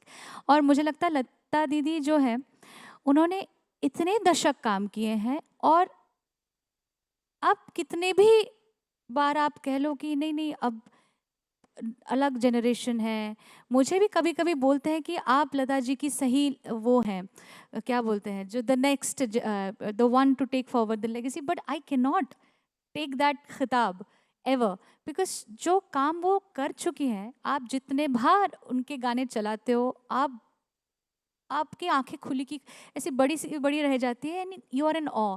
How did she deliver this songs with such ease when there were no re recordings, no retakes, single take. उस ज़माने की बात अलग थी. रफ़ी साहब, लता जी, किशोर दा, इन्होंने काम इस तरह का किया है कि उसके पता नहीं क्या था उस ज़माने में. चाहे जो लेखक हों या कंपोजर्स हों, अलग दुनिया के लोग थे. हमारा टाइम अलग हो गया. लेकिन having said that, she is the soul of my musical mind. तो ये जो ट्रिब्यूट कॉन्सर्ट है वो एक दिल से श्रद्धांजलि है to the guru that she has been to me. And also not just as a guru, musical guru, मुझे ऐसा लगता है she is a very powerful figure of our times. Women's day के अवसर पे ये कॉन्सर्ट हो रहा है 7 मार्च को. 8 को विमेंस डे है. तो मुझे लगता है अगर हमें किसी औरत को सेलिब्रेट करना चाहिए, भारतीय नारी जो 1940s से अपने लिए एक अपनी जगह खुद के बल पे बनाई है. She commanded room full of men where she decided. उनका गाना इतना सुप्रीम था कि लोगों ने उनको वो इज्जत दी और उन्होंने वो कमाई है. When singers were not credited, उनका नाम नहीं आता था. आएगा आने वाला महल का जो गाना, पहला उनका पॉपुलर गाना, उस वक्त उनका नाम रेडियो पे आता नहीं था. तब एक्ट्रेस का नाम छपता था एलपी के ऊपर. ऐसी आवाज़ का जादू कि लोगों ने पूछा ये कौन गाती हैं, कौन गा रही हैं. तो उस वजह से उनका नाम, out of force, the radio channel started giving credit to Lata Mangeshkar, and all the singers followed by that. So she has been a path-breaking woman in many ways. So I think this is a tribute to her. This concert, letters to Lata di. ये एक tribute concert है to the woman I love, to the singer that she is, and her countless songs that have given us so many crucial memories and being part of our fabric of our Indian country and our musical fabric. Yeah. देखिए आपकी सुरीली आवाज़ में मैं ऐसे खो गई कि बातें करते करते कब टाइम अप हो गया मुझे पता ही नहीं चला. पार्ट टू लेकिन करेंगे, चलते जैसे चलते धुरंधर हो रही है ना. सबसे मुश्किल सवाल मैं आपसे पूछने वाली हूँ और उसी के साथ हम इस सेशन को एंड करेंगे. लता जी का आपका ऑल टाइम फेवरेट सॉन्ग जो इस मंच से आप लता जी को डेडिकेट. मेरे ना एज ऑफ नाउ इस सेटलिस्ट में 52 सॉन्ग्स हैं. तो मैं बहुत मुश्किल में पड़ी हूँ कि मैं कितने गाने मैं सारे गाऊंगी. तो I leave it to the audience कि आपको क्या सुनना है. कोई बताना चाहेगा लता जी का कोई गीत जो आप सुनना चाहते हैं? आई नो एक गाना सबकी ज़ुबान पे होता है, तो आप बोल दीजिए. आप ही से आएगा तो बेटर होगा. आए हाय हाय, रहे ना रहे हम महका करेंगे बन के कली बन के सबा बागे वफा में. रहे ना रहे हम महका करेंगे बन के कली बन के सबा बागे वफा में. रहे न रहे हम. ये सुरीली आवाज़ जिसे जितना आप सुनते जाएं उतना ही और सुनने का मन करता है, लेकिन वक्त बस इतने की ही इजाज़त देता है. बहुत शुक्रिया श्रेया घोषाल एबीपी नेटवर्क के इस मंच पर आने के लिए. Thank you so much. Thank you. Ladies and gentlemen, a huge round of applause for Shreya Ghoshal. बरकत, सुकून, जन्नत सब मिल जाता है इनकी आवाज़ सुनकर. And how effortless she is on this stage with her voice. It has been such a pleasure to have you with us, Shreya. Please remain on stage as I invite Dr. Subarno Bose, founder, chairman, chief mentor, IIHM and Indie Smart Group Worldwide, to please join us on stage. I'd also request Yash Mehta, CEO, ABP Education, to join us on stage and please present Shreya with a memento.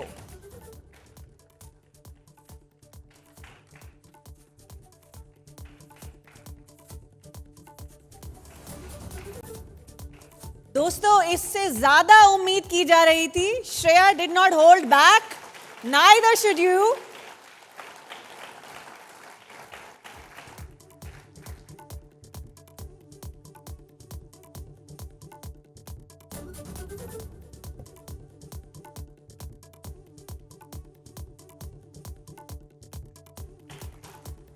जोरदार तालियां श्रेया के लिए और रोमाना के लिए। एक और खूबसूरत सेशन रोमाना।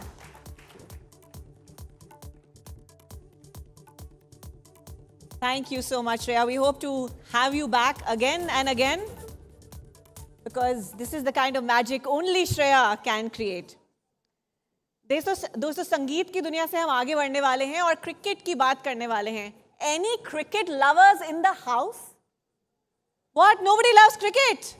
जोर से सुनना चाहती हूँ। Any cricket lovers in the house? Okay, great. Let's shout out some, names, your favorite cricketers. Let me go to this, the front tables first. Any favorite cricketers? कोई famous cricketers नहीं है? Favorite cricketers नहीं है India में? वीरेंद्र सहवाग, सचिन तेंदुलकर का नाम सुनाई दिया, फेंटली विराट कोहली का नाम सुनाई दिया।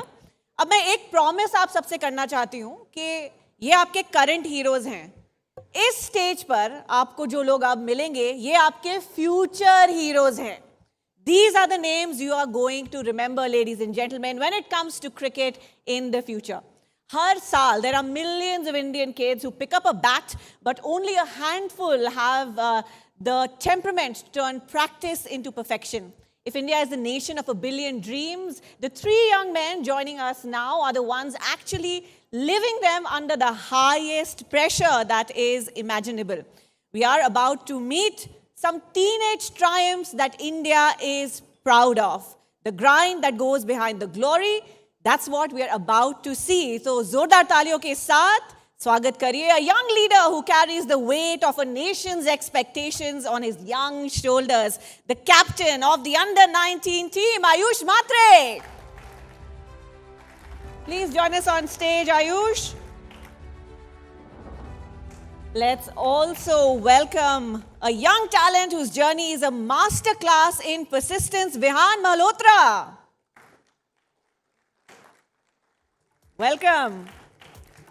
और अब बुलाना चाहूंगी स्टेज पर a young man who has perfected his game through relentless practice, the Navi Mumbai sensation, Abhigyan Abhishek Kundu. बहुत-बहुत स्वागत है आपका, and let's also welcome Chetan Bhagat back on the stage. He's clearly someone who has a pulse on, who has an idea of the pulse of the youth, so we couldn't think of a better chair to lead this conversation. Let's show some appreciation for our young talents and encourage them.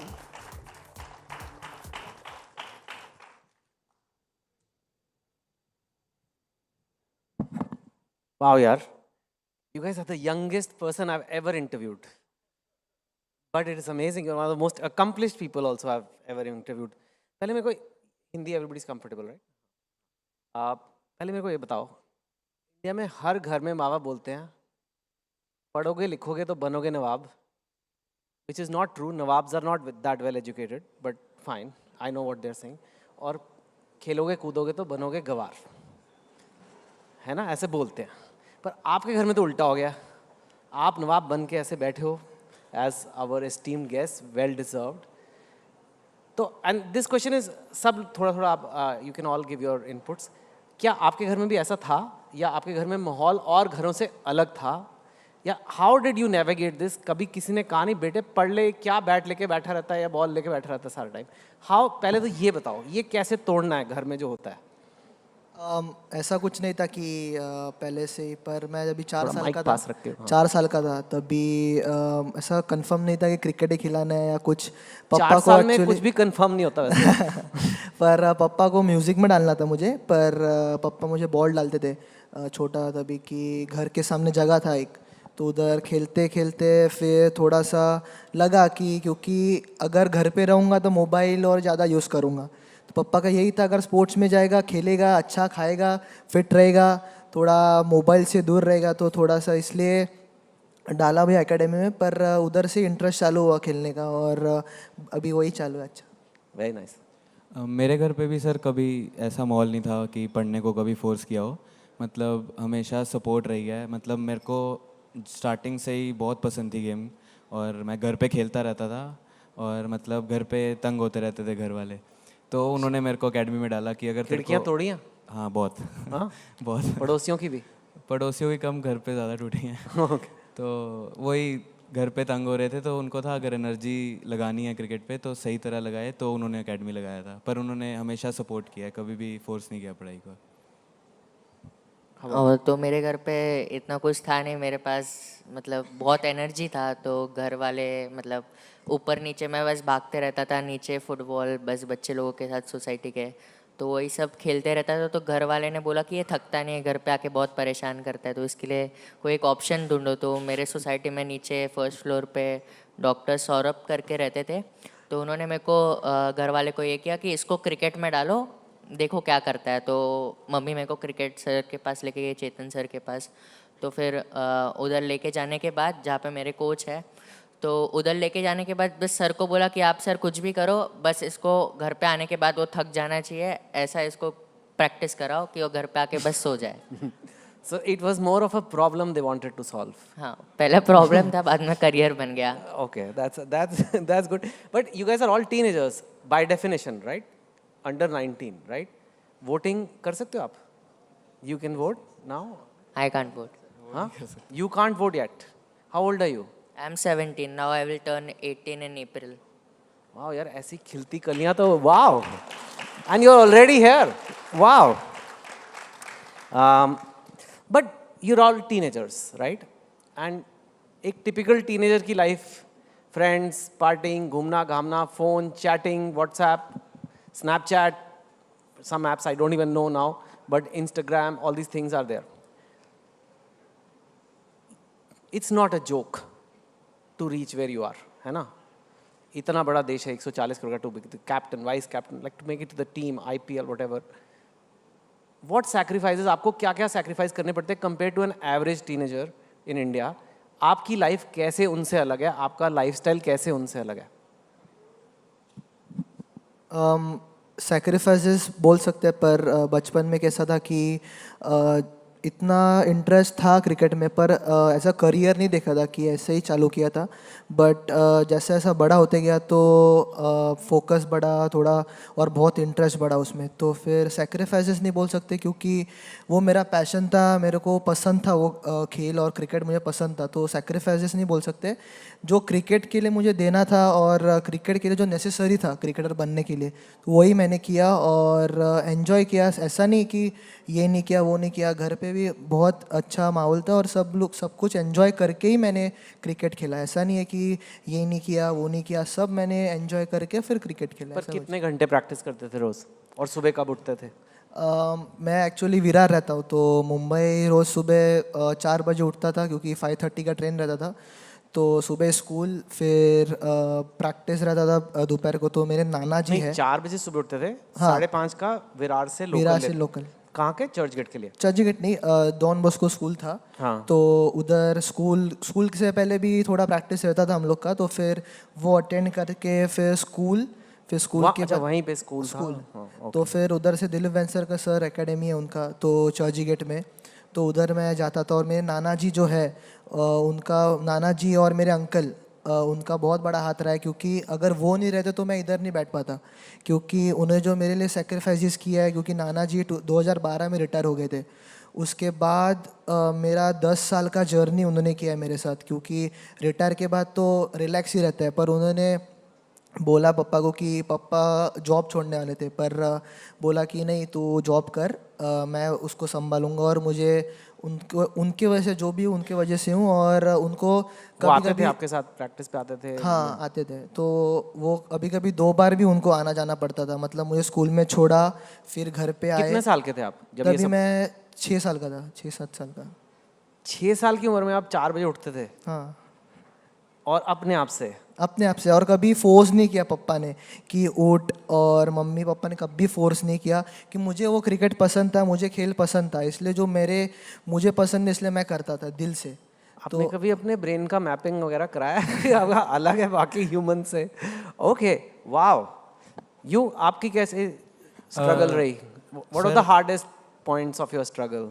I think sir हमारी जो cricketers जो इस India में हैं, उनकी life बस जो normal teenager से जो डिफरेंट है, आई थिंक जो टाइम हमें देना पड़ता है गेम को, क्योंकि अब जो कंपटीशन इंडिया में बढ़ चुका है, तो you have to take care of your fitness, your discipline, your practice, everything. आपका कैसा शेड्यूल रहता है? मेरा सर अगर अब तो जैसे कॉलेज में हो गया हूँ तो स्कूल का नहीं टेंशन रहता है जाने का ज़्यादा, तो इसलिए I am still getting used to the idea कि आप लोग स्कूल में हो अभी. Okay fine. तो यस. इसलिए सर जैसे सुबह उठ के सुबह फिटनेस रहती थी और फिर उसके बाद मतलब मेरा भी जैसे एकेडमी थी वो घर से काफ़ी दूर थी तो मेरे को आने जाने का थोड़ा मुश्किल रहता था. तो इसलिए मैं उधर 12 बजे चला जाता था, अपना लंच साथ लेके जाता था और 12 से 8-9 बजे तक अपनी प्रैक्टिस करके फिर घर वापस आता था. तो वो लंच वहीं पे हो जाता था, रेस्ट वहीं पे कर लेता था ग्राउंड में और लगातार जो मेरे अलग अलग सेशंस रहते थे वो वहीं कर लेता था. आपसे मैं एक स्पेसिफिकली क्वेश्चन पूछना चाहता था. Tell me if my information is correct. RCB की ऑक्शन में you were picked for 30 lakhs. Yes sir. Right.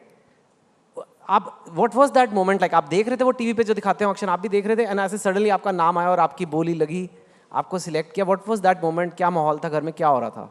Sir तब हम एशिया कप के लिए गए हुए थे दुबई और हम रूम्स में ही थे अपने अपने और मतलब ऑक्शन चल रहा था और मेरा नाम था लिस्टेड में पर वो काफ़ी लेट आ ही नहीं रहा था.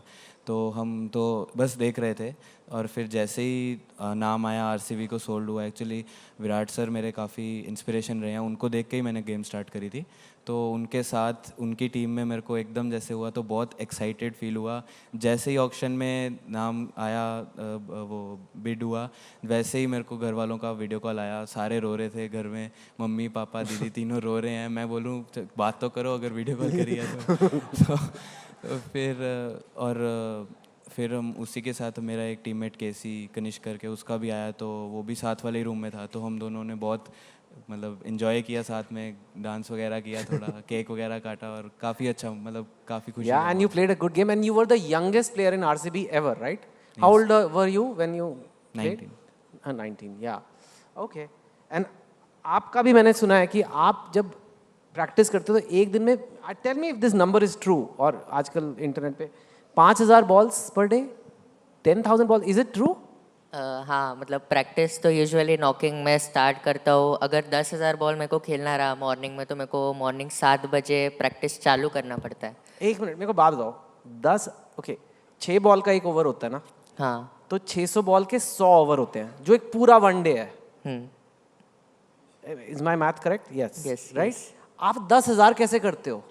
10,000 मतलब बेसिकली नॉक्स रहता है. 4-5 बॉलर एक साथ फेंकते हैं? 4-5 बॉलर नहीं, बेसिकली अंडर आर्म नॉक्स या over arm mix, side arm, bowling machine, ये सब मिक्स कर करके ऑलमोस्ट मेरे को 12 आवर्स या 13 आवर्स लगता है वो कंप्लीट करने को 10,000 बॉल्स.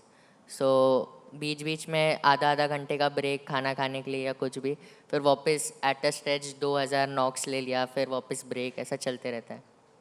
ये जो आप में टॉनिक चल रहा है 4 बजे उठने का, 5,000 बॉल करके, ये बाकी लोग अपने बच्चों में कैसे कर सकते हैं? मतलब हम क्या करें कि हमारे बच्चे भी थोड़ा मतलब फ़ोन साइड पे रख के अपनी ज़िंदगी में कुछ बड़े सपने देखें?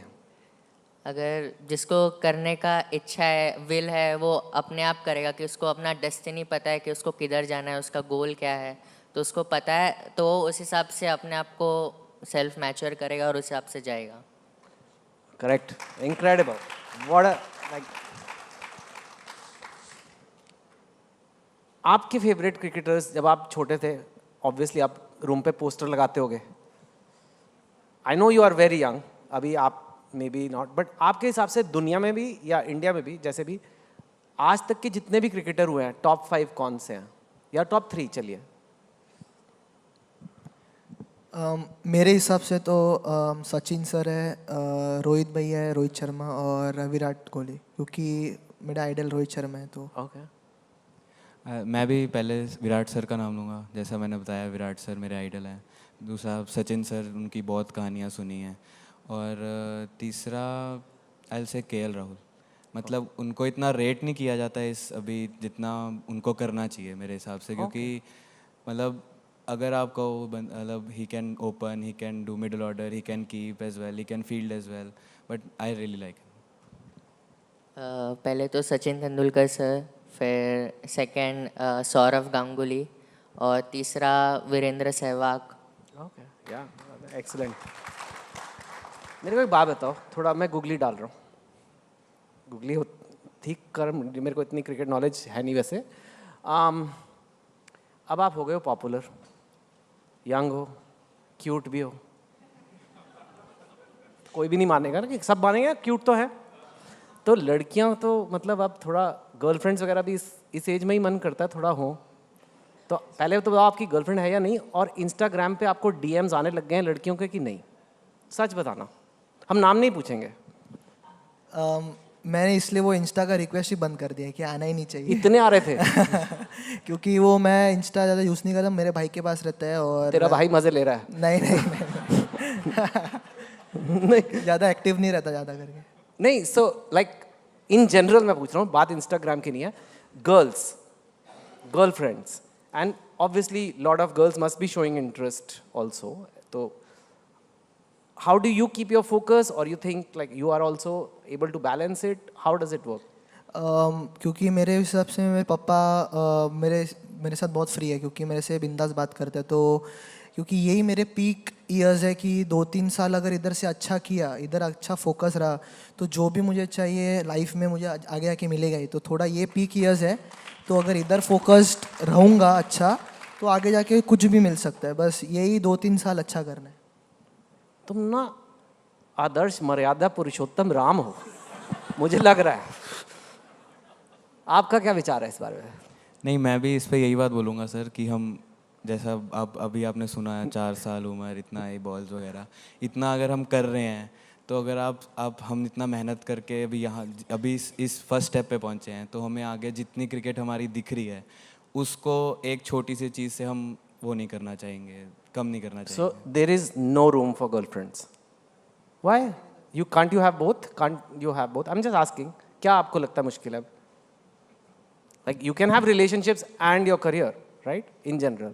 पर वही है कि अभी तक कैसा है कि अभी वो एज है, बट अभी तक इतना मैच्योर इनफ नहीं है कि दोनों संभाल पाए।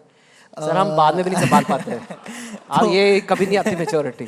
तो फिर अभी वही बोला कि 3-4 साल अच्छा क्रिकेट खेलेंगे, थोड़ा सा अभी और टाइम है उसके लिए, अभी और लाइफ बचा है। अभी यही अभी जस्ट जर्नी स्टार्ट है, पहला स्टेप है बस, अभी और बड़ा खेलना है और बड़ा टाइम है, और तो वही 3-4 साल है और अभी देखते हैं। ओके। मेरे को भी यही लगता है सर, मतलब आजकल जो जैसी जनरेशन चल रही है, बहुत मुश्किल है ये काम। जो कैसे चल रही है थोड़ा बताओ तो। आप बताओ, हमें तो बड़े हो गए ना, अब आप बताओ आजकल क्या चल रहा है। मैं तो सर काफ़ी दूर रहता हूँ सर इन चीज़ों से। मैं तो स्टार्टिंग से ही मेरे को तो ऐसे कह रहे हो जैसे कि कोई ड्रग्स की बात हो रही है। नहीं मतलब मैं तो प्यार मोहब्बत की बात कर रहा हूँ। मतलब मैं छोटा होता था, दीदी मेरी इंस्टा चला, दीदी मेरे से बड़ी बहन है मेरी, तो वो मतलब इंस्टा चलाते रहते थे हमेशा ऐसे। तो मेरे को मतलब स्टार्टिंग से ही ऐसा था कि ये क्या आप यूज़ करिए यार। मतलब मैं सबसे छोटा था, और मतलब मेरे कज़न्स का ग्रुप एक सर्टेन एज पे बड़े थे मेरे से, तो वो सारे फ़ोन चलाते रहते थे। मेरे पास होता नहीं था, मैं मज़ा खेलना चाहता हूँ, तो मेरे को होता था कि आप क्या फ़ोन चलाई जा रहे हो, खेलो। तो वो मेरे को उसी टाइम से उस चीज़ से चिढ़ मच गई थी कि ये सही चीज़ नहीं है। तो मतलब वो बना ही नहीं कभी कि इंस्टा चलाना है, ये चलाना है, वो चलाना है। आप you don't feel like कि Instagram, because now you're popular, not just girls, right? In general praise मिलता है, fame मिलता है, लोग कहते हैं आपके फैन बनते हैं। It's attractive, like मतलब to say कि मैं Instagram पे जाऊँगा ही नहीं या सोशल मीडिया पे जाऊँगा ही नहीं, you're also missing out on that reward of your hard work एक तरह से। आपके क्या thoughts हैं इस पे? थॉट तो यही है कि अभी तो सब चीज़ को टाइम है, अभी इतना भी ये नहीं हुआ है। बट हाँ, इंस्टाग्राम तो चेक करते रहते हैं, बट कैसा कि वो रिक्वेस्ट वाला कॉलम थोड़ा साइड में करके ही रखते हैं मोस्टली, और फिर उसके बाद जाके मोस्टली मतलब रिक्वेस्ट कभी कभी देखते हैं कि हाँ किसका मैसेज आ रहा है, कुछ आ रहा है, बट उसके ऊपर रिवर्ट बैक तो कर नहीं सकते, कुछ कर नहीं सकते, तो उसको जाने देते हैं। बोलते हैं कि थोड़ा पेशेंस रखेंगे और 1-2 साल, क्योंकि इतना मेहनत 10-12 साल मेहनत करके हुए आए हैं, तो अभी 1-2 साल और वेट करेंगे तो अच्छा रहेगा। तो जो भी लोग ABP न्यूज़ में अपने घरों में देख रहे हैं, जब ये लोग कर सकते हैं, सोशल मीडिया से दूर रह सकते हैं और फोकस रह सकते हो, तो आप भी रह सकते हो। तो बहाने मत बनाओ कि मम्मी सबके पास फ़ोन है, सारे मेरे दोस्तों के पास फ़ोन है।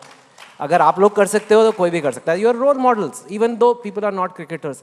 But speaking of sports, India, let's get, मतलब I was just teasing you, but I want to know कि आपके पॉइंट ऑफ व्यू से स्कूल्स में और पेरेंट्स में भी कैसे स्पोर्ट्स को इनकरेज करने के लिए कल्चर इंडिया में लाया जा सकता है? आपके क्या थॉट्स हैं इस पर? अभी पहले तो इतना स्कोप नहीं था स्पोर्ट्स में, पर अभी देख रहा हूँ कि क्रिकेट में और बहुत अच्छा हो, क्योंकि पेरेंट्स भी बहुत इंटरेस्ट दिखा रहे हैं लड़कों में। अभी इवन फीमेल क्रिकेटर्स भी बहुत ऊपर आ रहे हैं, क्योंकि उन्होंने अभी वर्ल्ड कप जीता। बहुत फीमेल क्रिकेटर्स और फीमेल जो है उनको भी बहुत मोटिवेशन मिला है अभी खेलने के लिए। तो अभी ऐसा नहीं है कि स्पोर्ट्स के लिए अपन साइडलाइन कर रहे हैं, पर अभी भी स्पोर्ट्स में बहुत इंटरेस्ट आ रहा है। अभी बहुत सारे पेरेंट्स में देख रहा हूँ कि सब लोग डाल रहे हैं स्पोर्ट्स में। सर मेरे को लगता है कि जैसे आपने बोला कि पेरेंट्स को वो कर सकते हैं, मेरे को लगता है जो इस टाइम में क्रिकेट में कंपटीशन है वो अगर बच्चे का खुद से आता है कि जैसे आपने कहा ये 4 बजे उठना, ये आप कैसे कर रहे हो इतने, वो अगर बच्चे का खुद से आता है तो ही वो कर सकता है। कोई भी चीज़ इस टाइम पे आप फोर्स नहीं कर सकते, मतलब जिस तरह का चल रहा है सिस्टम, बच्चों को जो अगर उसको मन से करना है वो ही करेगा वो सही से। अगर आप किसी चीज़ में फोर्स करोगे कि ये कर लो वो कर लो, तो ना वो ये चीज़ करेगा ना वो जो अपना पसंद की चीज़ है वो करेगा। तो आई थिंक अगर बंदे को स्पोर्ट्स में जाना है तो वो खुद से ही आ सकता है, वो ऐसे फोर्स नहीं किया। मुझे तो ये ऑनेस्टली फील होता है कि अगर कुछ भी चीज़ रहेगा तो at the end, day of the end, satisfaction he important रहता है। चाहे कुछ भी चीज़ हो चाहे ना हो, अगर इंसान जो चीज़ से सेटिस्फाई है वही चीज़ करेगा। तो मैं यही बोलूँगा कि जो भी पेरेंट्स है या कोई भी है, जब तक कोई भी बच्चा सेटिस्फाई नहीं रहता है तब तक उसको उसके हिसाब से करने देंगे या उसको उसके हिसाब से चलने देंगे तो अच्छा रहेगा, क्योंकि नहीं तो फिर इधर उधर जाके वो कुछ गलत कर बैठेगा। इससे अच्छा कि उसका सेटिस्फैक्शन ही इम्पोर्टेंट है, और शांत रह के हम लोग का घर का माहौल भी शांत रख के उसको उसके हिसाब से करने देंगे। ओके, मैंने देखा कि आप तीनों ने स्लीप बैंड्स पहने हैं, you know, like, and these have become popular and we don't have to mention any brand और anything. Do you track your sleep? Is it important? Is it that important even for a sports person to track their sleep? ये किस लिए पहनते हो आप, ताकि औरों को भी पता लग सके? इसीलिए पहनते हैं क्योंकि पूरा ट्रैक करता है स्लीप और कब सोना चाहिए। मेरी रिकवरी दिखाता है कि कितना अच्छा सोया हूँ मैं, कितने टाइम डीप स्लीप में था, कैसा स्लीप हुआ है, वो सब मोबाइल में आता है कि कितने टाइम अगर मुझे 100% रिकवर करना है तो मुझे अभी कितने बजे सोना पड़ेगा रात को, या कितना घंटा का नींद चाहिए, वो सब दिखाता है। तो वो इजी गिरता है कि अभी अप्रॉक्स इतने में सोना है तो अच्छा रिकवरी हो जाए। So recovery is as important as practice and fitness, is it? मतलब रिकवरी का क्या, मेरे को लगता है कि अभी हम जैसे यंग हैं तो हमारी बॉडी वैसे भी रिकवर कर लेगी, लेकिन अगर जैसे हमारी एज बड़ी होती है तो बॉडी को रिकवर करने के लिए डिफरेंट चीज़ें चाहिए होती हैं, और स्लीप सबसे मतलब इजी चीज़ है रिकवरी करने को। तो बेसिकली ये स्लीप ट्रैकिंग करता है, और रिकवरी के लिए मतलब अगर रिकवर नहीं होएगा बॉडी तो कभी भी इंजरी का चांस बढ़ सकता है, और अगर इंजर्ड हुए तो ऐसे ही 2-3 महीने हम लोग के क्रिकेट के बाहर चले जाते हैं। तो वो 2-3 महीने न जाए और कंटिन्यूसली हम लोग खेलते रहे तो इसके लिए ये यूज़फुल है। आप सबका I think we all know, but फिर भी आपसे सुनना चाहूँगा, आपका अल्टीमेट ड्रीम क्या है? अल्टीमेट मोमेंट जो लाइफ में आप देखना चाहते हो? ऑब्वियसली वही है कि सीनियर के लिए वर्ल्ड कप जीतना है, पर वो तो एक ड्रीम है ही, पर इंडिया के लिए और मैचेस जीतने और इंडिया के लिए और अच्छा क्रिकेट खेलना है। ओके, वो सर वर्ल्ड कप तो रहता ही है सबका सीनियर इंडिया के लिए, पर मेरा एक और गोल है कि मतलब तीनों फॉर्मेट में आई वांट टू लाइक एक छाप छोड़नी है, कि मतलब एक प्लेयर गया था विहान मल्होत्रा ऐसा करके। तो यही गोल है कि इंडिया टीम के लिए जितना हो सके ज़्यादा मैं खेल सकूँ इंडिया को, मतलब मेरा क्रिकेटिंग करियर ज़्यादा इयर्स का हो, और अल्टीमेटली उसके अंदर हम लोग को वर्ल्ड कप जीतना है और इंडिया का फ्लैग हमेशा ऊपर रखना है। आप लोग को I am sure not just me, सब लोग इतना इंस्पायर हुए आपसे। टाइम भी अभी कम हो रहा है, लेकिन मुझे पूरा विश्वास है कि जैसे आज हमने सचिन, विराट और सहवाग बोला, ऐसे ही एक दिन यहाँ सेशन हो रहा होगा और बोलेंगे टॉप क्रिकेटर्स कौन है, तो बोलेंगे आयुष, अभिज्ञान और Vihaan. That will happen. Thank you, all the best. Thank you. Thank you so much, we fully agree. Request करूंगी हमारे यंग चैंपियन से हमारे साथ स्टेज पर जरूर बने रहें। I would like to invite on stage miss Rochita Dey, director Shri लेदर्स, and mister Pushant Chakraborty, CFO of the ABP network, to kindly join us on stage. इतनी जल्दी नहीं जाने देंगे आप लोगों को। Please be with us as we present you with a memento from Ideas of India. जोरदार तालियां हमारे यंग क्रिकेटर्स के लिए, the under 19 champions और ये डेडिकेशन, ये फोकस, ये मिशन का रिकग्निशन अगर देश के सब बच्चों को मिल जाए तो भारतीय क्रिकेट से लेके भारत का भविष्य और भी सुनहरा हो जाएगा।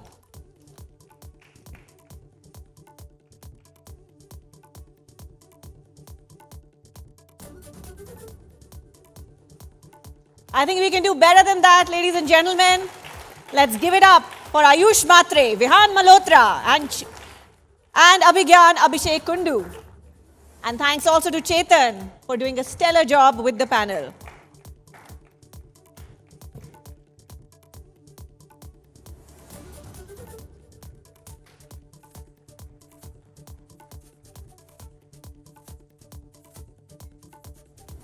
Well, what a wonderful session this has been. And we're moving on to another one, ladies and gentlemen, that we've been waiting for since the morning. The session we're about to begin is titled The Fellowship of Homebound. It's a tribute to those who go home to find the truth. Whether it was the standing ovation at Cannes or the journey to the Oscars shortlist, the world didn't just applaud a film. They applauded the raw, unapologetic spirit of an India that lives in its villages and its struggles. वो कहते हैं ना कि घर वो नहीं जहां आप रहते हैं, पर घर वो है जहां आपको समझा जाए. To discuss this cinematic homecoming, we have a fellowship of artists who surrendered themselves to the soil and brought us a movie that we cannot forget. Let's welcome a filmmaker who captures the Masan and the home with equal grace. Please put your hands together for Neeraj Gevan. Please join us on stage. Also,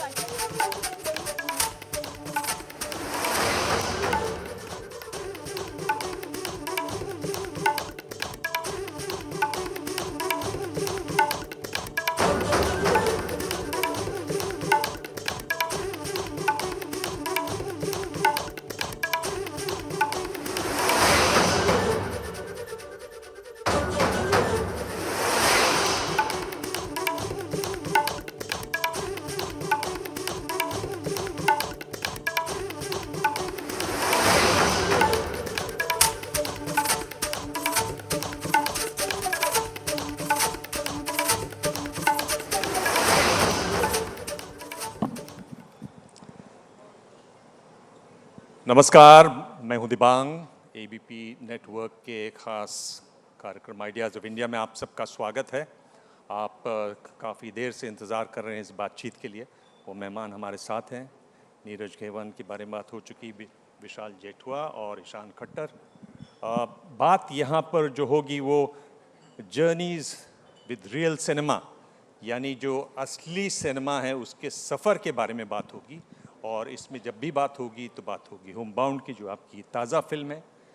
यानी वो कहानियाँ जो समाज के हाशिए पर खड़े लोग हैं, उनकी ज़िंदगी की कहानी.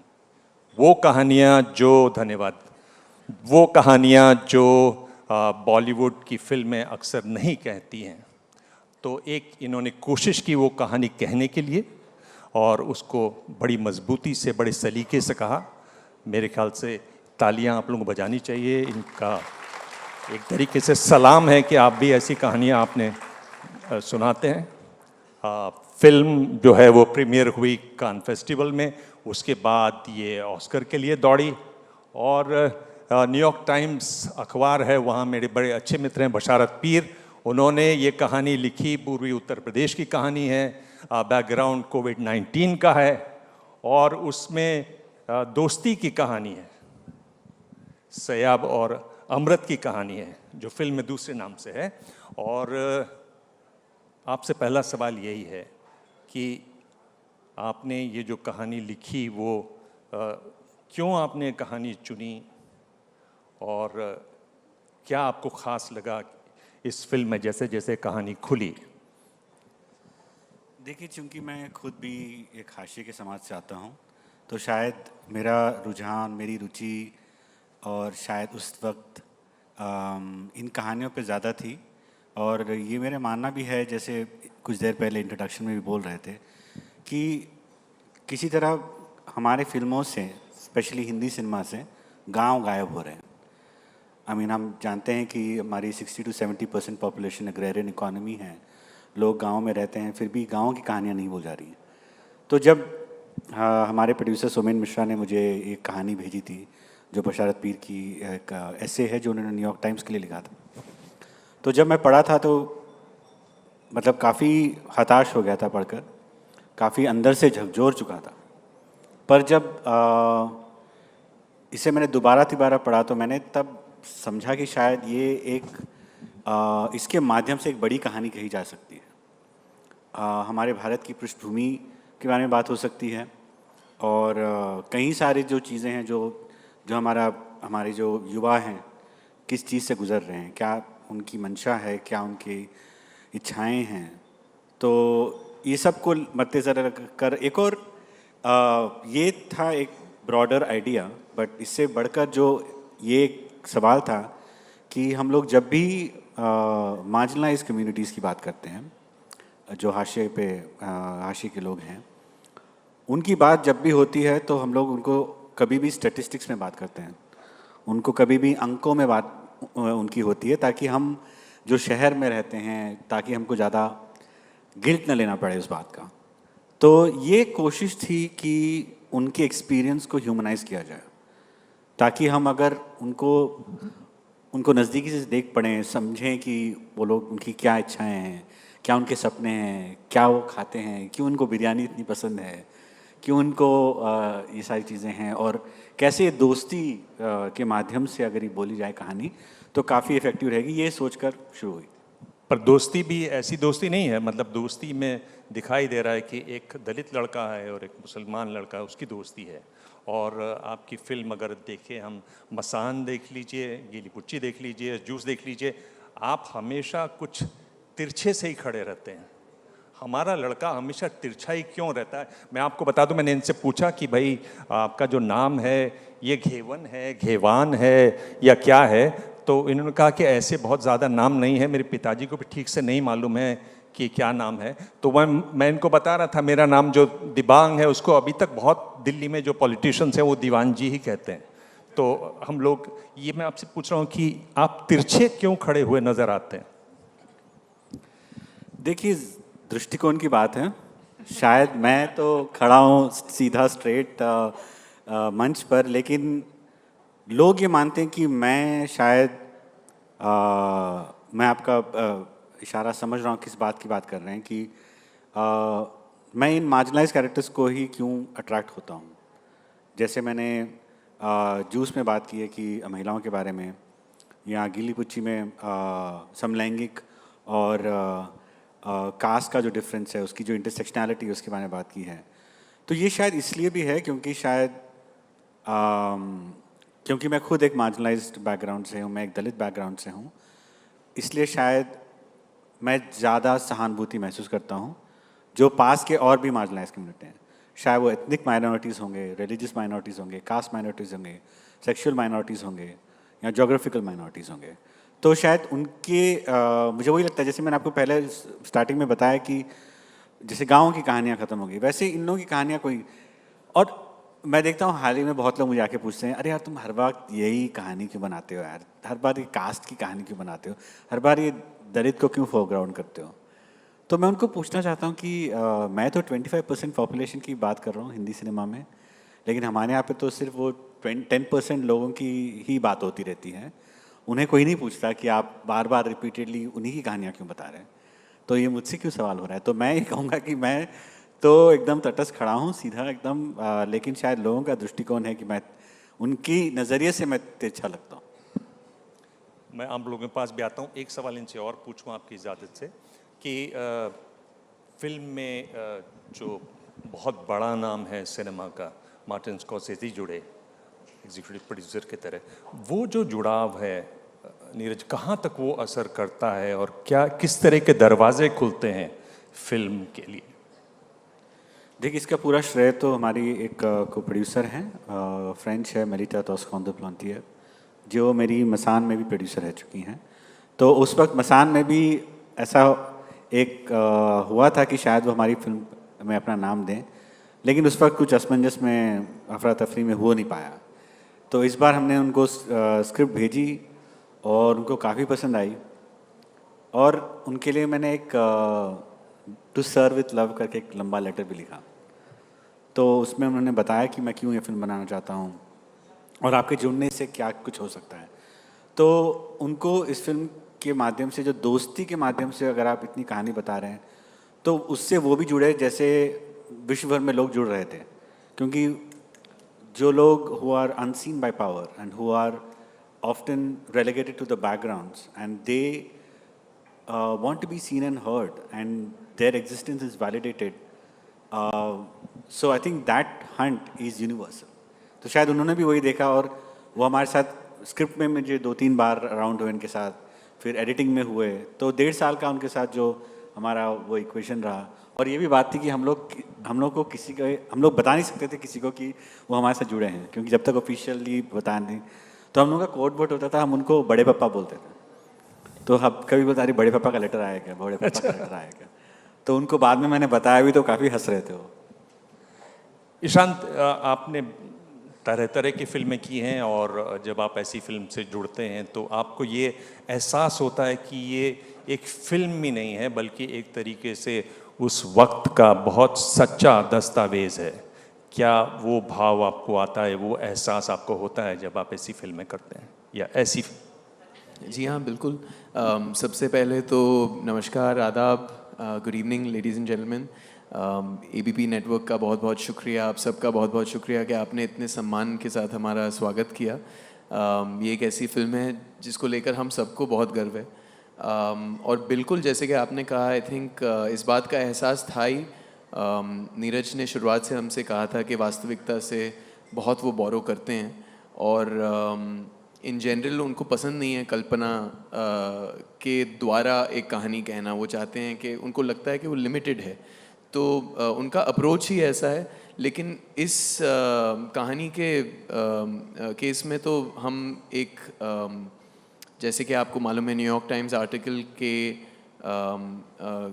ऊपर इस कहानी को लिख रहे थे, तो ये इट्स बेस्ड इन रियलिटी, एक सच्ची कहानी थी। और आई थिंक ये एक बहुत बड़ी सच्चाई है हमारे ज़माने की, ना सिर्फ हमारे देश की या हमारी दुनिया की, लेकिन हमारे ज़माने की। एंड आई थिंक इस फिल्म के द्वारा हमारी कोशिश ये थी कि हम पूरी सच्चाई से इस दोस्ती को एक मिसाल बना पाएँ, क्योंकि इस कहानी में दृष्टिकोण की बात है, जैसे कि आप कहते हैं। जैसे बहुत लोगों ने कहा है कि ये बड़ी दुख भरी कहानी है, इसमें इसे देखने पे बहुत दर्द का एहसास होता है, बहुत रिजेंटमेंट होता है, बहुत रिग्रेट का एहसास होता है। लेकिन बहुतों को ये भी लगा है कि it's ultimately a very hopeful film. And I think यही इस कहानी की ताकत है कि हमने यही कोशिश रखी थी कि हम इस दोस्ती को एक ऐसा मिसाल बना पाएँ कि इसके ज़रिए हम अपने आप को भी और अपने आपस के समाज में ये बात वापस फैला पाएँ कि हमारे देश में कितनी खूबसूरती है, कितनी एकता है, और ये हमारी कितनी बड़ी ताकत है कि हम एक ऐसे फाउंडेशन पे खड़े हैं जहाँ पर इतनी डाइवर्सिटी है और तरह तरह की मुश्किलें हैं हमारे देश में। बट जब हम ऐसी कहानी देखते हैं, आई think it reminds you of the spirit of what our constitution said. I think we are probably one of the most diverse nations, if not the most diverse nation in the world. So I think इस बात का बहुत गर्व का एहसास भी था कि ये फिल्म ना सिर्फ एक दुख भरी कहानी बताती है जो वास्तविकता से है, बल्कि I think it shows you the deeper side of friendship. जो गहराई है इस दोस्ती में, वो उसने हमें बहुत भाया। विशाल, अगर ये फिल्म की बात करें तो आप उसी समाज से आते हैं। आप एक तरीके से आपकी माँ की बात करें तो वो जिस तरह से बर्तन साफ़ किया करती थी, आप जब रोल कर रहे होते हैं उसमें कितना हिस्सा वो होता है जो आपकी ज़िंदगी का खुद जिया हुआ हिस्सा होता है? यानी जब आप फिल्म कर रहे हैं तो आपको अपने बचपन की या ऐसी और कोई बात याद आती हो जो आपकी माँ ने, जो फिल्म में माँ नहीं आपकी असली माँ है, उन्होंने कहा हो, वो इसमें क्या उसका आना जाना रहा इस रोल के दौरान? जी, सबसे पहले तो नमस्ते आप सभी लोगों को। थैंक यू ABP नेटवर्क हमें यहाँ बुलाने के लिए। अच्छा लग रहा है, साथ ही साथ थोड़ा धक धक भी हो रहा है, पता नहीं बहुत समय के बाद ऐसे स्टेज पे हम बैठे। बट जैसे कि आपने कहा कि यस, मेरी लाइफ भी काफ़ी मायनों में इस तरीके से रही है काफ़ी समय पहले, और मैं बहुत ही लकी रहा हूँ कि जो हमने फ़िल्म में हम जो भी कंसर्न के बारे में बात कर रहे हैं, जो भी सोसाइटी के ऐसे इशू के बारे में बात कर रहे हैं जो चंदन और शोएब अपनी आम तौर पर अपनी ज़िंदगी में जीते हैं, मुझे वो जीना नहीं पड़ा है। बट ऐसा कहने का मतलब ये नहीं है कि ये सारी चीज़ें समाज में एग्जिस्ट नहीं करती। मेरा एक्सपीरियंस बहुत अलग रहा है, बट जैसे ही मैंने फ़िल्म में एंटर किया और जैसे मैं नीरज सर से मिला, सर ने मुझे बताया कि हमारे सोसाइटी में और क्या क्या कंसर्न है। सर ने हमें एक बुक दी थी। तो मतलब मैं ये बात इसलिए कहना चाहता हूँ कि हम अपने रियल लाइफ जीवन से जो जो हम चीज़ें निकाल सकते हैं वो तो मैंने ज़रूर डाली, बट कभी भी हम जब एज एन एक्टर फिल्म करते हैं तो वो सिर्फ 2 महीने के वर्कशॉप या 3 महीने के वर्कशॉप या हमने एज एन एक्टर जो प्रिपेयर किया है सिर्फ उतनी ही चीज़ हम उसमें नहीं झोंकते। हम उसके अलावा हमारे जीवन में, लाइक मैं 31 ईयर का हूँ, अगर मैं 30 साल में मैंने जो जो एक्सपीरियंस किए वो सभी डालता हूँ मैं। तो मेरी मॉम से काफ़ी सारे मैंने किस्से सुने कि बचपन में वो कैसे हर एक लोगों के घर पे जाके काम करते थे, या बट वो उनकी एक लाइफ थी। और मैंने भी ये कोशिश की कि मैं कैसे अपने जीवन के एक्सपीरियंस और एज एन एक्टर जितना मैंने कैमरे के सामने मैंने परफॉर्म किया था उसका एक्सपीरियंस कैसे डाल सकूं। तो रियल लाइफ से मैंने बहुत सारी चीज़ें एक्सपीरियंस उठाने की कोशिश की। और बट अगर मैं कहूँ ईशान के लिए भी मैं कह सकता हूँ कि हमारी पूरी फिल्म के दौरान या हमारे फ्रॉम द स्टार्ट अगर कोई एक पर्सन अगर इस पूरी सभी चीज़ों का एक हीरो रहा है तो वो है नीरज खेवान सर। आई थिंक उन्हें जितने फिल्म से लेकर 1 मिनट, बॉम्बे के लोग तालियां बालियां नहीं बजाते हैं। ठीक है, समझ रहा हूँ।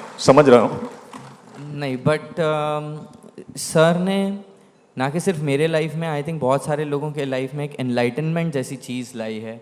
और वो जितना सोसाइटी को, जितना सिस्टम को, जितना फिल्म मेकिंग को जितना अच्छे से समझते हैं, लोगों को इतना अच्छे से समझते हैं और लोगों को आगे बढ़ाने के लिए उनके पास पता नहीं क्या ट्रिक है, वो इतनी सिंपल सी बात करते हैं और आपका जीवन बदल जाता है। तो ये मौका मिला है तो मैं आपको थैंक यू भी कहना चाहूँगा सर अगेन, और मैं हर बार कहता ही रहूँगा। बट येस, आई थिंक हमने जो भी परफॉर्म किया है वो सब कुछ अंडर नीरज सर्स गाइडेंस हुआ है, तो आई थिंक क्रेडिट सर को जाता है। सर क्या करते हैं आप ऐसा? नहीं, देखिए जैसे ये कह रहे थे ना, मतलब आई थिंक कभी कभी कुछ कहानियाँ होती हैं जो आपको मजबूर करती हैं कि वो हम तीनों के फिल्म करियर या हम लोगों का ये फिल्म बनाना उससे भी बड़ी हो जाती हैं।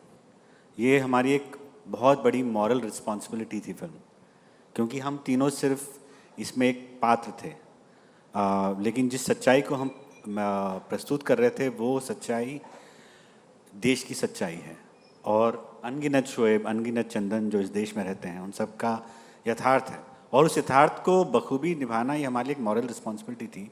तो मैं कहता हूँ कि हम लोग एक दूसरे के लिए काफ़ी हम लोगों ने ये किया है कि हम लोग कितना क्लोज टू लिव रियलिटी हम लोग पहुँचे हैं। तो ये हमारी बहुत कोशिश रही है कि मैं भी इन लोगों से कुछ सीखता था, ये भी मुझसे कुछ सीखते थे, हम लोग तीनों मिलके हमारी यही कोशिश रही है। जैसे हम गाँव में गए, कई लोगों से मिले, वहाँ पे समय बिताए, शायद कुछ देर बाद उसके बारे में बात करेंगे कैसे इन्होंने वो ट्रेनिंग ली थी। तो जब वही है कि जब आपको समझ में आता है कि ये रिस्पॉन्सिबिलिटी है, ना सिर्फ आपके करियर का वन मोर फिल्म है, तब आई थिंक आपको सब चीज़ सिखा देती है, सब आपको समझ आ जाता है कि क्या करना है। एक मैं आपसे पूछना चाह रहा हूँ कि ऐसा नहीं है कि इस तरह की फिल्में बन नहीं रही है, कम से कम अगर हम रीजनल सिनेमा की बात करें, जैसे सैराट है, फैंड्री है, एक ही व्यक्ति की बनाई हुई, कस्तूरी है जो मराठी में फिल्म बनी, तो ये तीनों मराठी फिल्में हैं। दक्षिण भारत में तमिल फिल्में जो बना रही हैं, पारंजीत जिस तरह की फिल्में बना रहे हैं, तो आपको क्या लग रहा है कि एक तरीके से समाज के हाशिए पर खड़े लोगों की सच्चाई को और बहुत बोल्ड तरीके से सामने लाने वाली फिल्म बन रही है, एक नया रास्ता खुल रहा है? मैं चाहता हूँ कि मैं एक बहुत ही ऑप्टिमिस्टिक आंसर दूँ आपको, लेकिन शायद मेरे पास वो आंसर नहीं है। ऑप्टिमिस्टिक नहीं है। मैं ये कहूँगा क्योंकि देखिए इस वक्त जो मैं देख रहा हूँ कि मैं स्पेशली हिंदी सिनेमा में की बात कर रहा हूँ, कि हमारे यहाँ पे एक जो एग्रेसिव मेल बेस्ड जो कहानियाँ अभी आ रही हैं और जिसमें लोग काफ़ी कुछ बॉक्स ऑफिस सक्सेस देख रहे हैं, तो उसी तरह की फिल्में बनती जा रही हैं और उसमें यथार्थवाद बोरिंग हो गया है और शायद लोगों के टेस्ट भी वैसे इवॉल्व हो रहे हैं, शायद उनको वो प्लेटफॉर्म ही नहीं मिल पा रहा है। एक तो हमारे यहाँ पे टैक्सेस इतने हैं कि लोग थिएटर में जाके फिल्में नहीं देख पाएंगे। एक 4 लोगों का परिवार अगर जाना चाहे तो वो कम से कम औसतन 2 या 3 हज़ार लगते हैं और अगर वो लोग एक परिवार एक वीकेंड में उनको टाइम मिल रहा है तो वो जाएंगे, वो लोग बड़ी फिल्म नहीं देखने पाएंगे। शायद मेरी फिल्म देखने के लिए उनको एक मोटिवेशन नहीं है, तो वो अगर हमारी फिल्म शायद 500 रुपये में देख पाते तो तब शायद देख पाते। तो वो एक ये चीज़ है। दूसरा आइडियोलॉजी को लेकर है कि भाई आई थिंक काइंडनेस जा रही है हमारी फिल्मों से, बिकॉज ये जो vehicle of aggressive Morcha and ये जो नैरेटिव्स जो हो रही हैं, ऑफ कोर्स ये बॉक्स ऑफिस के लिए अच्छी हैं और बहुत अच्छी अच्छी फिल्में बन रही हैं, बहुत अच्छा ट्रेड हो रहा है, which is very good. But also मैं सोच रहा हूँ कि कहीं ना कहीं हम आत्मीयता भूलते जा रहे हैं और सिनेमा में धीरे धीरे आत्मीयता भी गायब होती जा रही है। मेरे ख्याल से बहुत बड़ी बात है कि हमारे ऐसी फिल्में बनाने वाले, ऐसे फिल्म डायरेक्टर ये कह रहे हैं कि हमारे समाज से काइंडनेस कहीं ना कहीं गायब होती जा रही है। ये बहुत दुखद बात है। ईशान, आपकी बात करें, देखिए मैं सैराट के बारे में बात कर रहा था, उसी पर बनी फिल्म धड़क, तो फिर आपने वहाँ वैसी फिल्म चुनी।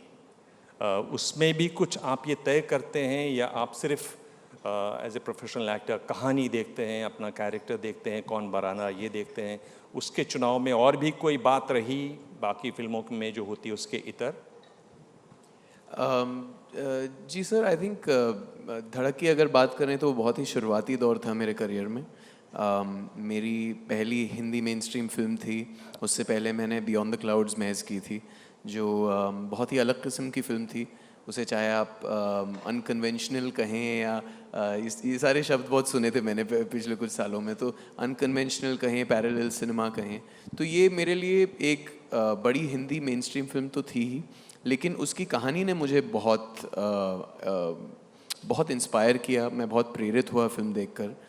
मुझे लगता है कि सैराट हमारे दौर की एक बहुत ही इम्पॉर्टेंट और बहुत ही मास्टरफुल फिल्म है। आई थिंक बहुत ही कम ऐसी फिल्में हैं जो आर्टिस्टिक नज़रिए से अगर आप देखें तो बहुत ही सोफिस्टिकेटेड हों, बहुत ही सोच और बहुत ही मेहनत के साथ बनाई गई हों, और एट द सेम टाइम उसमें वो सारे इंग्रेडिएंट्स हों जो उसे एक ऑडियंस तक लेकर जाए, वाइड ऑडियंस तक लेकर जाए। तो सैराट एक बहुत ही आई थिंक यूनिक फिल्म थी, बहुत अनमोल फिल्म थी। हमारी कोशिश और हमारी नीयत हमेशा यही थी कि हम उस कहानी को एक हिंदी ऑडियंस तक लेकर आ पाएँ और उसकी आवाज़ को थोड़ा और ज़ोर दें। पर आई थिंक होमबाउंड का जो मेरा अनुभव रहा वो बहुत अलग था, क्योंकि 6-7 साल गुजर चुके थे और उसके बाद मेरी कोशिश ये थी और मेरी आई थिंक मेरा एक सर्च भी था कि मैं ऐसे कलाकारों के साथ काम करूं, ऐसे निर्देशक के साथ काम करूं जो मुझे और भी ज़्यादा पुश करें, जो मुझे और गहराई से काम करने का मौका भी दें और उनके पास वो टूल्स भी हों। नीरज घेवान एक ऐसे निर्देशक हैं जिनके साथ मैं 10 साल से काम करना चाहता था। तो सबसे पहला आई थिंक जिसे कहते हैं टेम्पटेशन, वो यही था कि इनके साथ काम करने का मौका मिलेगा। लेकिन जैसे कि इन्होंने कहा, जैसे ही ये कहानी मेरे सामने आई, मुझे इस बात का अंदाज़ा हुआ कि ये हमारे दौर की बहुत ही ज़्यादा अहम और बहुत ही ज़्यादा इम्पॉर्टेंट फिल्म है। और फिर उसके बाद हम सबका आई थिंक एफर्ट यही रहा कि हम, जैसे कि इन्होंने कहा, हम उसे ऑथेंटिकली कैसे लोगों तक ला पाएँ। तो उसके बाद ये जो पर्सनल जो चीज़ हो जाती है कि मैं इसे किसी भी और फिल्म से कंपेयर करूं अपने करियर में, वो सारी चीज़ें मिट गईं। उसके बाद हमारी कोशिश यही थी कि हम इस कहानी को पूरी ऑथेंटिसिटी के साथ और पूरी सिंसियरिटी के साथ लोगों तक पहुंचा पाएँ। नीरज, देखिए सैराट जिस तरह की फिल्म है मराठी में, और झड़क धड़क जो बनी, उसमें वो खनक नहीं है, वो हनक नहीं है, वो बात नहीं है, वो वज़न शायद नहीं है। तो क्या जब आप हिंदी में फिल्म बनाते हैं तो शायद आपको और भी आवाज़ें सुननी पड़ती हैं? हमारा जो लड़का है वो कहीं ढीला तो नहीं पड़ जाएगा इस चक्कर में?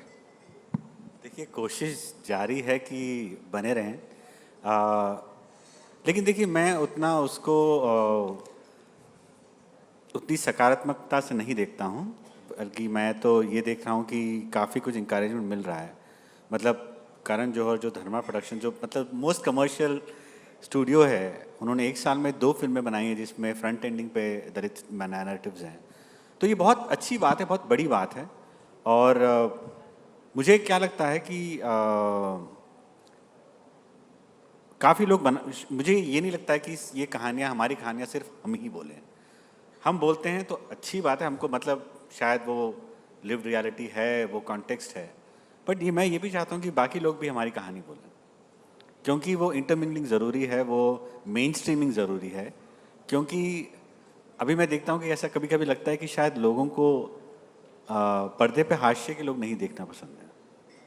आई होप मेरी धारणा चेंज हो, आई होप लोग इसको ऐसे ना देखते हुए कुछ और भी देखना चाहें, और भी ऐसी कहानियाँ बने जिसको लोग सराहें और मेन स्ट्रीम करें। ये पैरेलल सिनेमा जो कह रहे थे, टैग जो मिल जाता है, यहाँ आर्ट सिनेमा, यहाँ यथार्थवाद, हम मेन स्ट्रीम कब बनेंगे, उसका इंतज़ार है।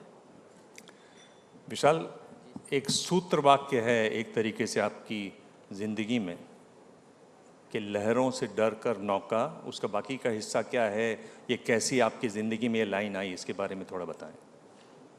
ओके, तो पूरा एक तो सेंटेंस पूरा करें वो। मैं थोड़ी सी बैक स्टोरी बता सकता हूँ इसके ऊपर।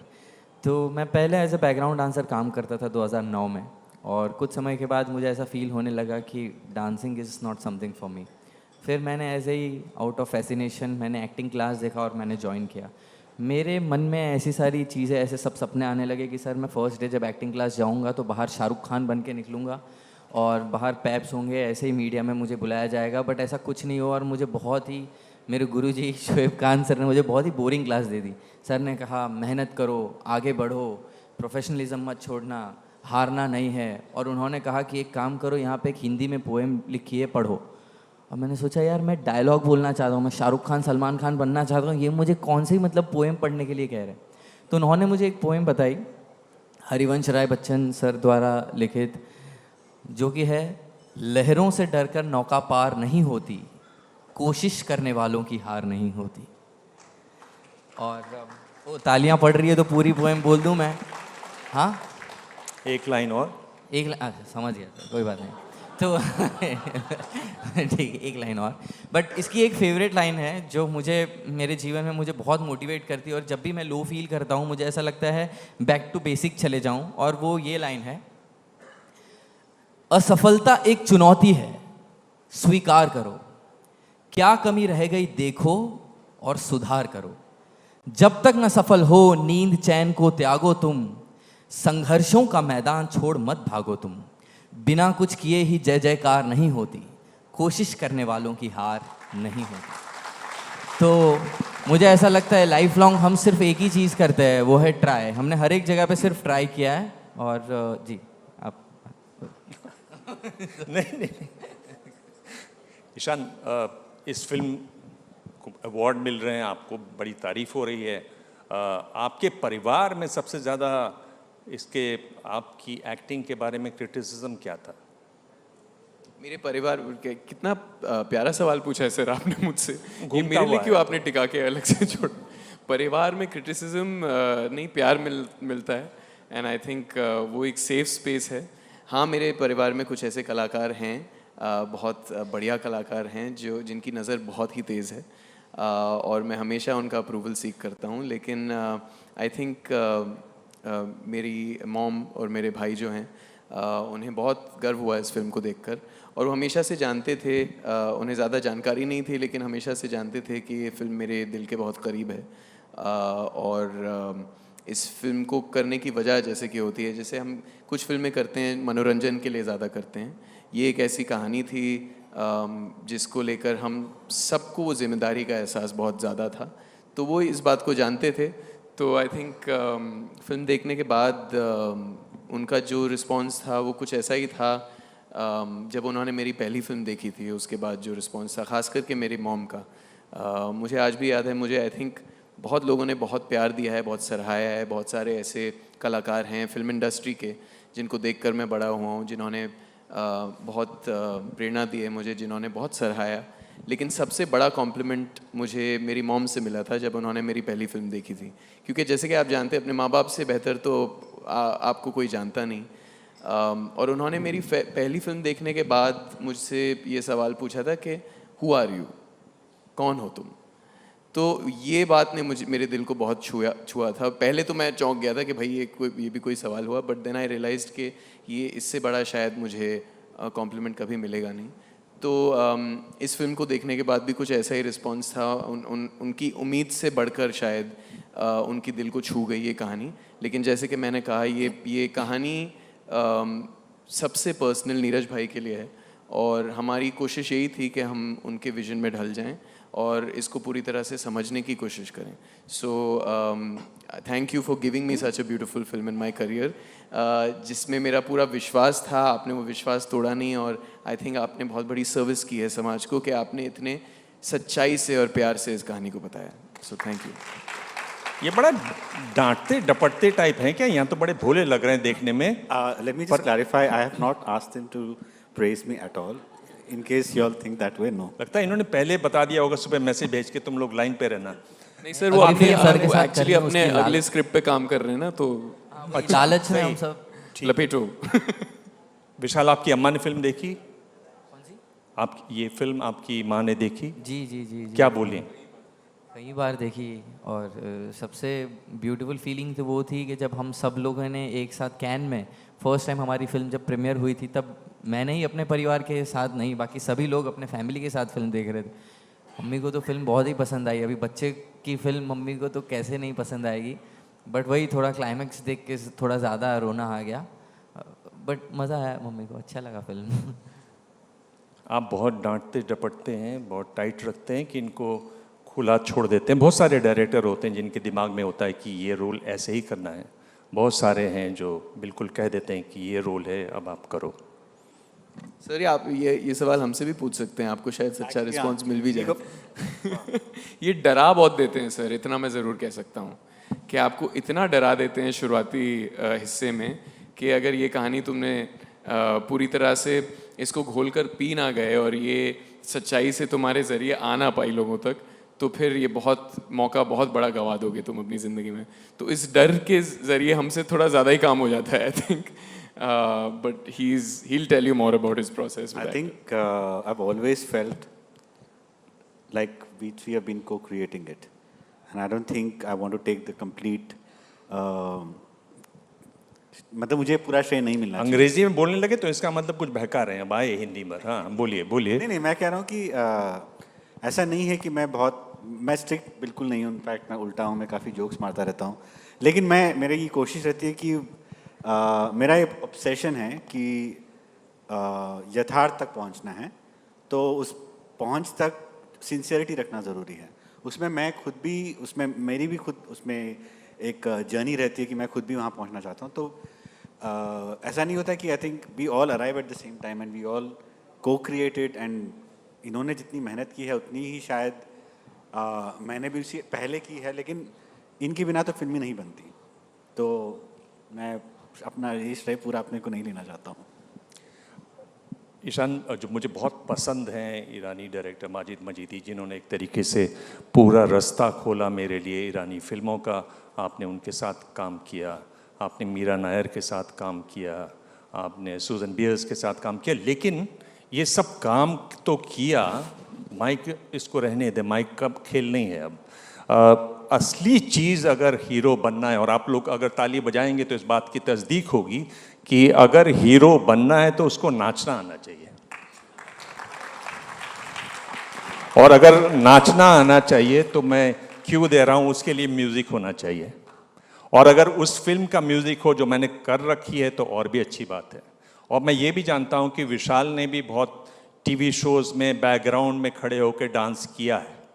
तो अगर आप लोग दोनों माइक छोड़ के खड़े हो जाएं और इससे ये बातचीत आज की खत्म होगी, मैं दोबारा नहीं आऊँगा। हम लोग अब म्यूज़िक सुनेंगे और इनका डांस देखेंगे और तालियों के साथ ये बातचीत ख़त्म होगी। मेरे ख्याल से बहुत अच्छा तरीका है ख़त्म होने का। डायरेक्टर भी ये भी हाँ कह रहे हैं, तो अगली फिल्म ये बनाने वाले हैं, हाँ कह रहे हैं। मैं आपका शब्द इस्तेमाल करूंगा, बड़ा तिरछा सवाल पूछा है आपने। पूछा ही नहीं है आपने, छोड़ दिया हम पे ये सवाल। चलिए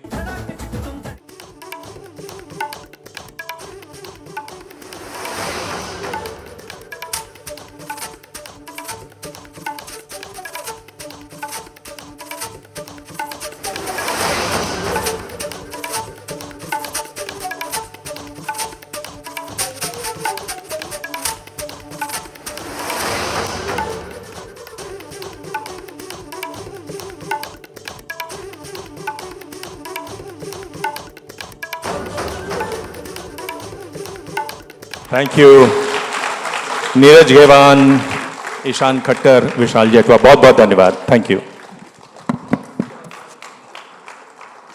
So much indeed. We are ending with high energy और दरख्वास्त है आपसे आप बने रहें स्टेज पर। I'd like to invite Rajat Bhaskar, business head and partner Nexus Alliance, and Saurabh Yagnik, COO ABP Network, to please join us on stage and present our guests with a memento. Their sincerity, their humility, and the intent to bring forth stories from geographies that are usually away from the razzmatazz of our urban jungles. But that is certainly endearing, and we hope to see more from them. Thank you so much for being here today.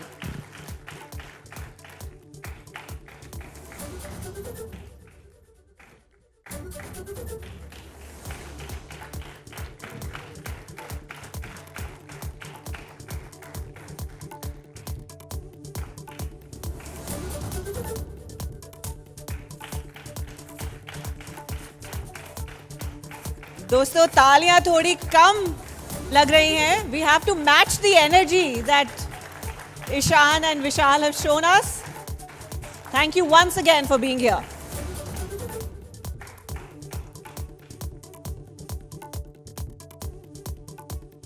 बहुत बहुत धन्यवाद. और दिबांग जी आपका भी बहुत बहुत धन्यवाद for another wonderful conversation. दोस्तों हमने क्रिकेट की बात कर ली है. We have also understood the intent behind some celebrated cinema. अब हम आगे बात करेंगे about scale that moves a nation. When we talk about the Adani Group today, we aren't just discussing a portfolio of ports and power. We are looking at a massive pivot, a $100 billion bet on green energy and AI that aims to redefine India's very industrial DNA. But as the group scales, so does the scrutiny on its impact. As the next generation takes the lead, the question is no longer about just the market cap. It's about the human capital behind projects like the Dharavi redevelopment. It's about whether a global empire can truly be run with empathy. To discuss this roadmap for a Viksit Bharat, please welcome to the stage Director of Adani Enterprises, Pranav Adani. Let's welcome him with a round of applause, please. And joining him to lead this dialogue is a man who never shies away from asking the tough questions. Our chair for the session, Dr. Shashi Tharoor. Let's have a big round of applause for what is going to be a riveting conversation.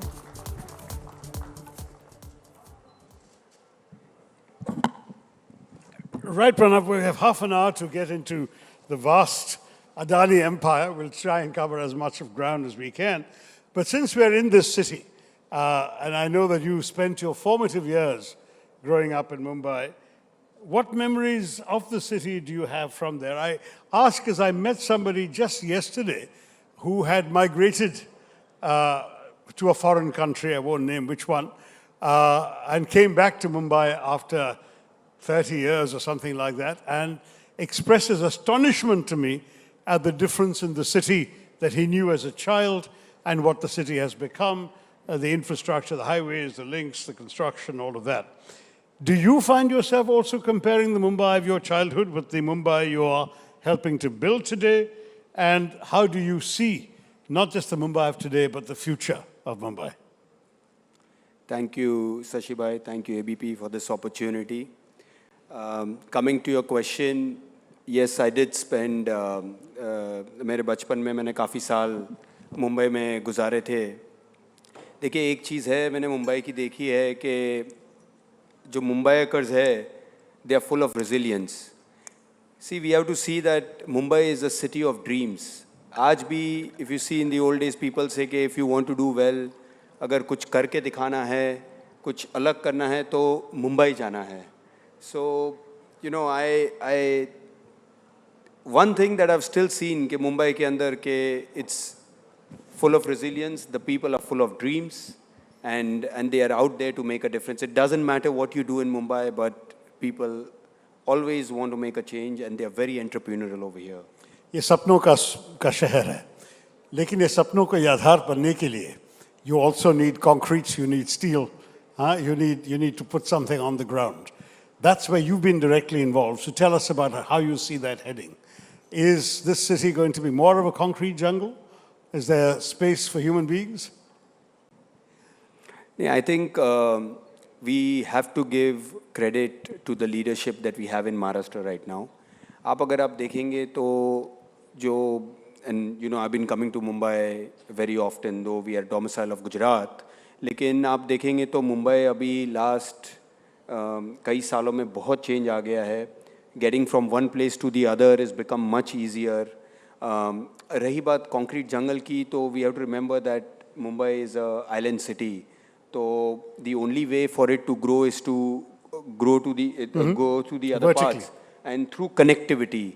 You know, if you see कि जो पहले मुंबई में था, we had one airport, now we have 2 airports, we have beautiful connectivity. अभी बहुत change हो गया है मुंबई. तो I think ease of moving around, if nothing, is much better in Mumbai right now. We'll still have to fix the trains, but we'll come to that in due course.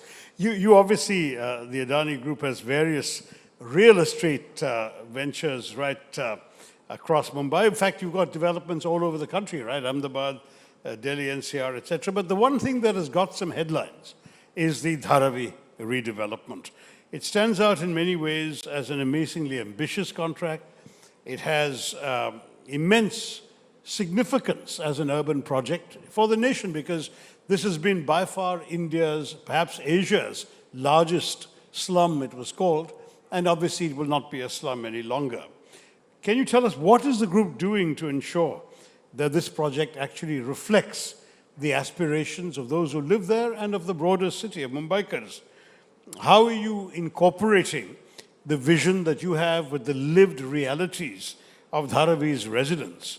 Are you putting them into the planning process? Are you consulting the people living there now? What concrete steps will you take to transform it into the kind of world-class residential hub that Adani Group has been talking about? There was a lot of questions, but I'll try to place it in order. देखिए ये धारावी जो है, it's not only India or Asia's, but it is the world's largest urban regeneration development project in the urban setting. As यहाँ पर काफ़ी लोग जो मुंबई से हैं वो जानते हैं कि यहाँ से सिर्फ 2 किलोमीटर दूर from BKC we have what we call Dharavi. Dharavi के अंदर आज की तारीख में almost 1 million people या 10 लाख लोग रहते हैं, काम करते हैं, they have commercial establishments. We are blessed as a group to have the opportunity to make a difference to their lives. हमारे लिए ये project एक real estate project है ही नहीं.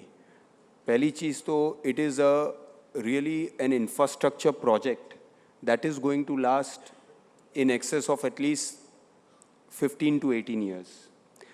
The slum. You mean 15 to 18 years to construct it?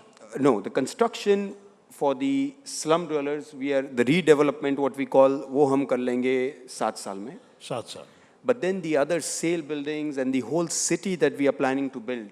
And mind you, this is a city by itself because we are going to build retail over there, commercial over there, housing over there, hotels over there, shopping, movie theaters, retail, everything over there. Sorry? Movie theaters. Movie theaters also Bollywood over there, after. Bollywood of course. So the whole वहाँ की जो पूरी look and feel is going to change and for the people. देखिए आपने जो बोला वो बहुत सही बात है कि how this is a really inclusive project. The most important thing for us are the people living in Dharavi. See, we as a group believe कि ये जो भी हम कर रहे हैं, we are doing it for the people. And believe me, Shashi ji, that if the people of Dharavi are with you, nobody can stop you from doing the redevelopment. मैंने personally जब वहाँ लोगों से, when we took over the project about a year ago, when I would talk to the people there, सब यही कहते थे कि over 3 generations we have lived a life like this. And mind you, it is not fair as Indians कि हम ये accept भी करें कि when we are living in such luxury, we see people how they are living there. So really for us, it's a project with purpose for the group. And the purpose is to give a better lives to our fellow Indians, 1. 2, to give a life of dignity. And when I mean dignity, I don't mean it in any other manner. What I mean is give them opportunities. They are so hungry for opportunities. And they're full of, how to say, they really want to work hard. They really want to make their mark. They really want to make a difference. And I'm telling you, the people over there who living domicile of Dharavi are super smart people. It's just that they have to be given an opportunity. We are trying in our little way to help build that. So give me an example of the kind of opportunities you think you might be able to provide some of the young people of Dharavi. So, you know, what we have started with, even prior to starting the real redevelopment, we have started a lot of skilling for people over there. Very relevant. We've started a lot, there are a lot of sportsmen bubbling to come out of there. We've given them a lot of sporting opportunities where we are training them, we are having competition. There are a lot of people who are, you know, artisans in their own So you have a sports ground also there? Yes, yes. That takes up space. Yes, it does. But that's part of your plan. It's a part of our plan. So, did you like involve them in your planning? Did you consult residents on the plan? Yes, of course. You see, this project, why it is special is because अगर आप जानते हो कि यहाँ पर जो slum rehab जो यहाँ मुंबई में होता है, तो by compulsion you have to give 300 square feet. But in the case of Dharavi, they have a special government resolution saying कि वहाँ उनको 350 square feet carpet दिया जाए, which today in that area the price is almost in excess of 90 lakhs to 1 crore rupees. So this is the kind of free housing they will get against the slums that they are living in. So when we discussed with them, okay, how do you want the placement of the house? How do you want, and mind you... House आप कहते हैं तो flats होंगे ना? Yeah, the flats होंगे. And plus the whole city development, we have shared it with them. The whole master planning, we have shared it with them. So the communities around there are a part of the development that we are planning over there. So it's an inclusive development. तो इनके सपने भी आप सुने हैं? In the fulfillment of the dreams. I was impressed to hear you talking like that about involving people, because honestly, empathy is not often associated in our country with large-scale infrastructure development. It often comes, of course, when leaders speak about community-centered development. Now, you have talked about how you're going to get the community involved. I'm glad to hear that. What about livelihoods? We are talking about human beings, we're talking about families. Are there going to be job opportunities within that space for them? Can you see some Dharavi residents finding new jobs they don't have today in the new township that you are building? So for this, I'll answer it in 2 ways. One is I'll talk about Dharavi itself, and one is I'll talk about what, as a group, we do whenever we go to communities outside.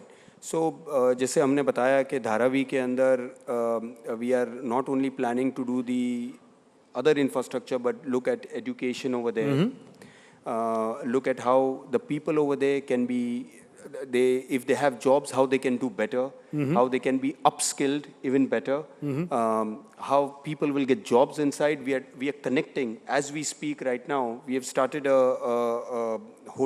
there's a whole team there, including portals, to make sure that जैसे आपको jobs चाहिए और एक बाजू there are people who want jobs, how to match them. We are working on that already. We have done job fairs inside. So this we are doing our way to for the outreach, community outreach के लिए we have already started doing that. The second part that I want to say is, as a group, आज हम almost over 285 से 300 different sites है हमारी all over India, हमारे सभी businesses में. As a group, we believe कि you have to give opportunities to people around, because हम ये मानते हैं कि आज समझो हमने कहीं पर भी कोई प्लांट डाला, हमारा सीमेंट प्लांट हो या हमारा एयरपोर्ट्स हो या हमारा यूटिलिटी पावर प्लांट हो, तो we are actually going in their community. We are guests. They are the domicile of people over there. So we have to respect that they have invited me to go over there. So the first thing we do is, जो आजकल काफ़ी group जो CSR कहते हैं, हम CSR नहीं मानते, हम मानते ही हमारी ड्यूटी है. So what we do is हम local employment देते हैं, खास करके hyper local employment देते हैं for people around there. We take them. If sometimes we feel that there is a gap between what we want and what they are able to do, then we skill them. But we make sure that we take them. And Sashi ji, you will be happy to hear कि हमने ये इसका पूरा data analytics किया है. First of all, जो वहाँ के local लोग रहते हैं या जिसको हम कहते हैं कि हम hyper local employment से लोग को लेते हैं, these people, they are more hungrier because they have not got opportunities. Second, they are very ambitious. This tier 2, tier 3 city, I've always been advocating this. They are more ambitious than what you see, because यहाँ पर तो we believe that this is all given, you know. But when you go over there, for them, everything is a luxury. And third, data shows that they are more loyal towards the organization. Those people who you employ locally, they will stick with you for a longer period of time when they are skilled and they are more loyal. That's actually the kind of attitude I'd like to see. I must say that I've actually seen some of this at work, not in your area, Pranav, but your group has established a pretty significant presence in my state of Kerala, and in my own constituency, we have the Vizhinjam International Seaport Project, which began operations in December 24, but they were constructing it for almost a decade before that, and it's a PPP model. And what's interesting is that PPP is widespread now in the country. We are getting private-public partnerships. State provides the land, the private sector provides the capital, the construction, whatever. And I'm very, very curious because when Pranav said what he said about the people of the community being involved, I remember going to Vizhinjam, which is essentially a port that's come up amid a fishing community. And there I saw a young girl who was the daughter of a fisherman sitting in an air-conditioned room in front of a computer console, operating a joystick in a very sort of complicated, lots of buttons and dashes and dots and so on. She's operating a joystick, moving the largest crane in the world. And there I was seeing a crane which even 10 years ago, you were needed a hefty guy to move some very heavy levers and so on to move that crane, sitting on top of a huge height. And here you've got this young girl from humble background, trained and skilled to do all this with a computer joystick. I must say, to me, this was the kind of extraordinarily moving potential that, for me, development is not just figures, it's lives, it's human beings and how they change. And that's what I'd like to hear more and more in you, Pranav, and I'm glad to say that you said that. Yeah. What is your, before we go back to empathy again, let's talk briefly about Vizhinjam, because it is in my constituency, I have an interest.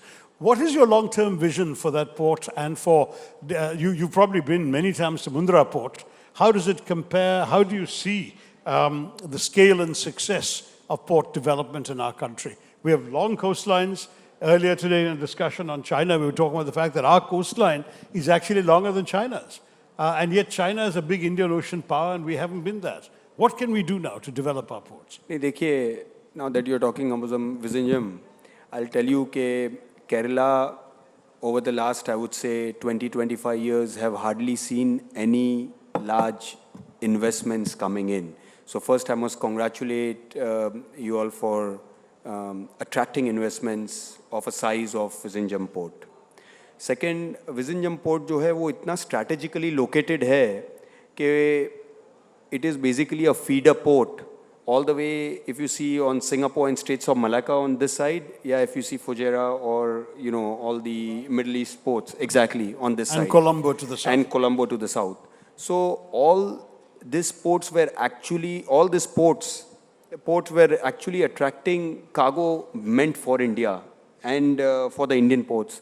तो आज अगर हमने एक हिंदुस्तान में एक strategic port बनाया, that itself is very strategic to the country, point number one. Second, जो आपने बोला, thank you for your kind words, that वहाँ पर you're just endorsing what we are doing as a group के हम local लोग को ज़्यादा प्रोत्साहन करते हैं for the jobs.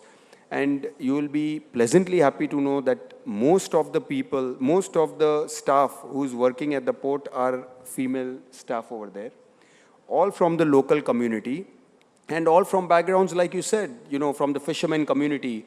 So in those days, they didn't have an opportunity to go and do anything else, but we made sure that we indulged them over there in the port, and today they are doing, and you train them, you skill and we train them, we skill them, and today they are doing super jobs, and most of the people that you've seen inside when you went to the port are all female staff members we have there. So what I want personally to advocate is that you guys do more skilling generally, because you talk about the young being given opportunities, but are the young ready to seize these opportunities?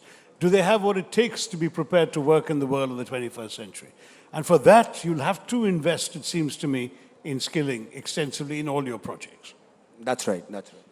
So let me turn to another area, which is energy, that you guys are getting involved in. I've heard about some of your projects in the energy field. Are we now ready for a green energy transition in India? And what would your group be doing to bring that about?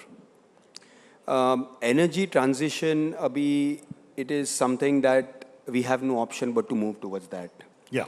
Of course, the base load today also comes in from thermal power plants that we have in India, which is also required. The way that India is now demanding energy.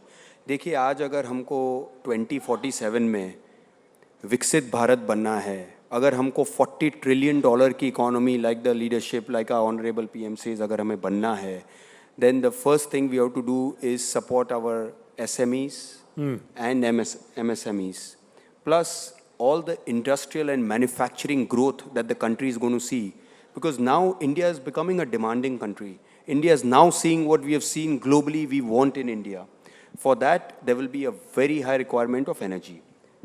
Energy will come in either from thermal sources, but now we are also moving and energy transiting to greener what kind of green energy? And those are, of course, in the renewable sense, more solar, wind.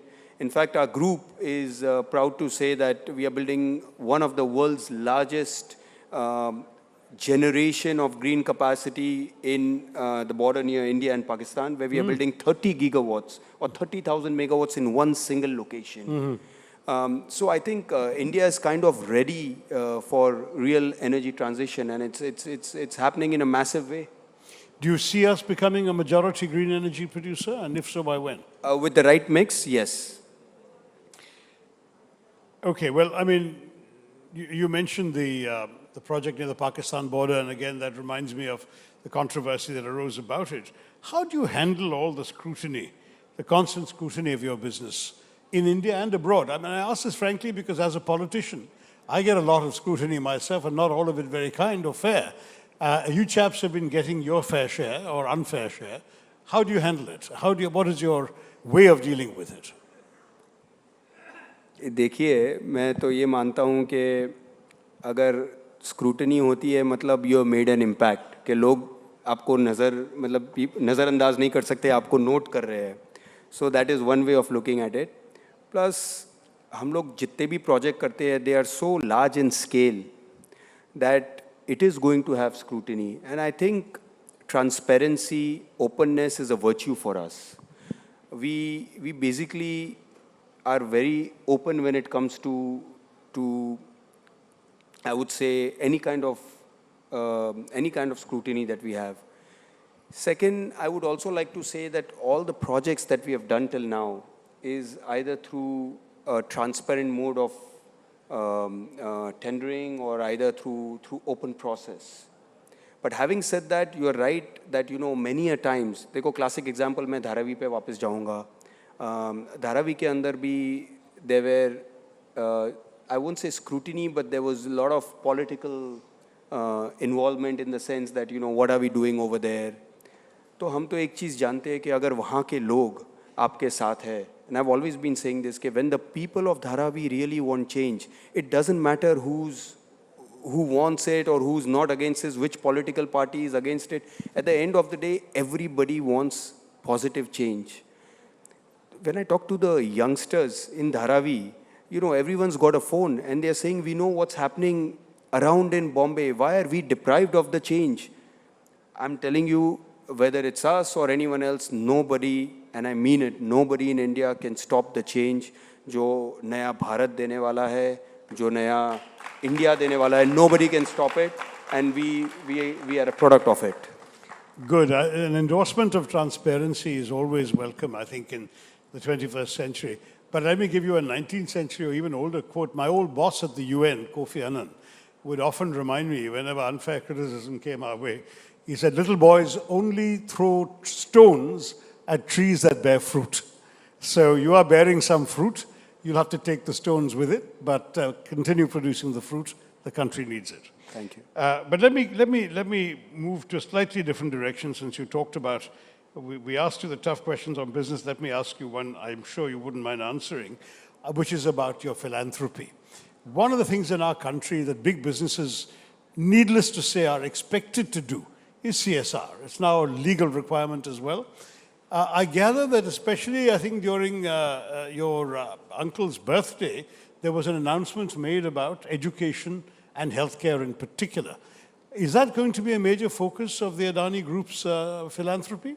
Yes. जब हमारे chairman Gautam भाई की 60th birthday थी, about 2 years ago, as a family, we decided to donate 60,000 crores.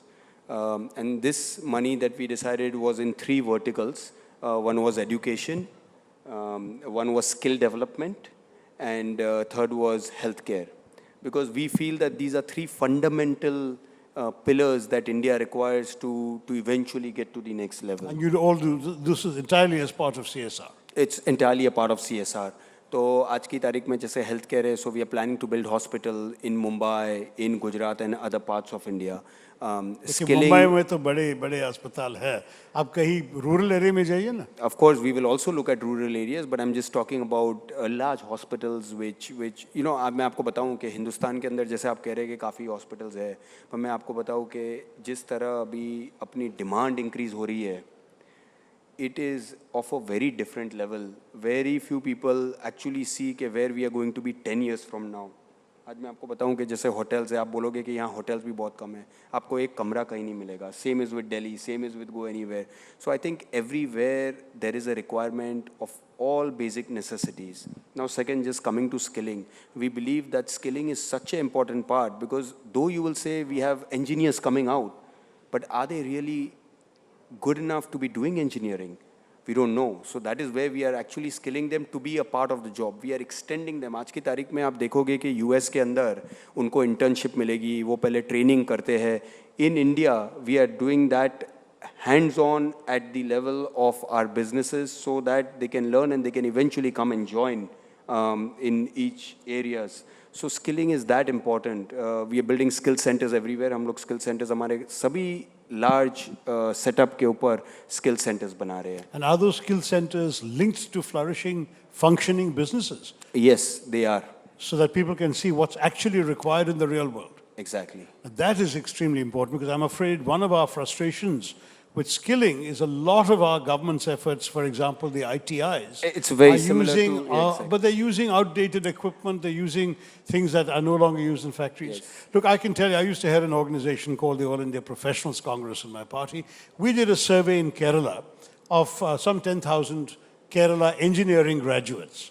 You know what we found? 66% of them are today in jobs that never required an engineering degree. So basically what they studied was irrelevant to the marketplace. Oh my God. This is a challenge that you folks also have to help rise to. If a company like Adani, a group like Adani can train people in ways that are employable, whether you hire them or whether you give them a certificate that can make them hireable elsewhere. Exactly, exactly. I mean, you know, we give them the option, but then what we want to do is make them eligible to be hired anywhere in the kind of industry. So they have an option. And you're doing this all over the country? Are Yes, you setting up centers in how many places? Presently, we're doing it in 6 locations, and then now we're going to... But north, south, east, west, everywhere? Sorry? North, south, east, west, yes, everywhere? everywhere. Wherever we have large establishments, that's where we plan to... Because we know that we'll need a lot of hiring over there anyways. Excellent. That's important. And you mentioned education as the third pillar. What are you doing in education? So in education, we are looking at, building schools, both primary, secondary, as well as colleges, where in today's world, what is required, we can't be teaching something that was relevant 10 years ago. Today, the way things are moving, whether we talk about AI or the way people have to adapt to changes, we are trying to do that through education. So by the time that they are ready to come into the market, they're already ready. They're already future ready. Fascinating. Okay. I want to bring us back to where we began because we've just got a few minutes left. Mumbai. Mumbai, look, I grew up in Mumbai myself. I remember it as a city that at that point was choking on itself. And now suddenly the lungs have opened up. You've got various links, connectivity you talked about. Are there specific directions you want to see Mumbai going? And in particular, what can other Indian cities learn from the Mumbai experience? I mean, I've been joking to some degree about the Mumbaiization of Bangalore, which is also now choking on itself. Other cities all seem to be heading in that direction. I represent a tier 2 city, and I'm delighted that I go to a city where you can get from anywhere to anywhere in 20 minutes, which is not true in Bangalore or Hyderabad or Mumbai. I'm told increasingly not even true in Pune. So how do we manage to improve the quality of life for our urban residents, particularly as more and more cities grow in the decades to come? See, I think Mumbai, there is a lot of urbanization happening, and the whole urban infrastructure is going through a very large transformational change. I don't know if you've noticed, जो पहले हम लोग कहते थे कि to get from South Mumbai to the airport, it would take us almost 1.5 hours. Today, I can tell you, in 35 minutes, you can get from one place to the other. So gone are the days, Sashibhai, when you say that, it would take so long. Now things have changed over here, and they are getting even better. The kind of connectivity that Mumbai is planning, whether it's metro, whether it's, airports, roads, bridges, is of a very different type. And I can tell you कि जो आपने बोला कि is it setting an example? I think, देखो, we've always known Mumbai as a city of dreams. We've always known that Mumbai is the financial hub. Why shouldn't Mumbai be compared to places like London, Hong Kong, Singapore? Why not? And I think we are right now in safe hands to get over there. Having said that, I think Mumbai also set examples, क्योंकि जब ऐसा कुछ करते हैं तो other cities, अगर आप याद करोगे, then, in the early 2000s when we started what we call Investors Summit, people always started saying, Arey, if they can do this, why can't we do this? If they can attract investments, why can't we do this? Likewise, I think काफ़ी states देखते हैं कि अगर Maharashtra or in particular Mumbai is able to build urban infrastructure of this quality, of this type, of this speed, with this kind of execution, तो हमारा state क्यों नहीं कर सकता? और मैं आपको बताऊं कि काफ़ी states अभी follow कर रही है. And I travel all over India, tier 2, tier 3 cities, and I think, again, I'm very proud Indian, and I'd like to say that Bharat badal raha hai. ठीक है, that was a very upbeat ending. I think सपनों का शहर है मुंबई, ये तो सपनों का सौदागर है. Pranab Adani, our time is up, but our Chief Minister, I think, is next on the anvil. So you'll hear what he has to say about all of that. Give him a big round of applause. Thank you all for your patience. Thank you. Thank you very much indeed. What an enlightening conversation this has been, and good to see such transparency and clarity from a corporate titan. Request you to kindly remain on stage as I invite Dhruba Mukherjee, Director ABP Network, and Sumanta Datta, CEO ABP Network, to kindly join us on stage and present Mr. Adani with a memento from Ideas of India.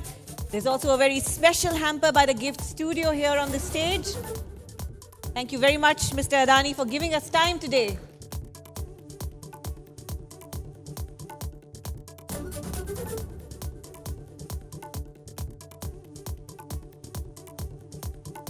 A big round of applause, please, ladies and gentlemen, for Dr. Tharoor as well, for a brilliant session once again.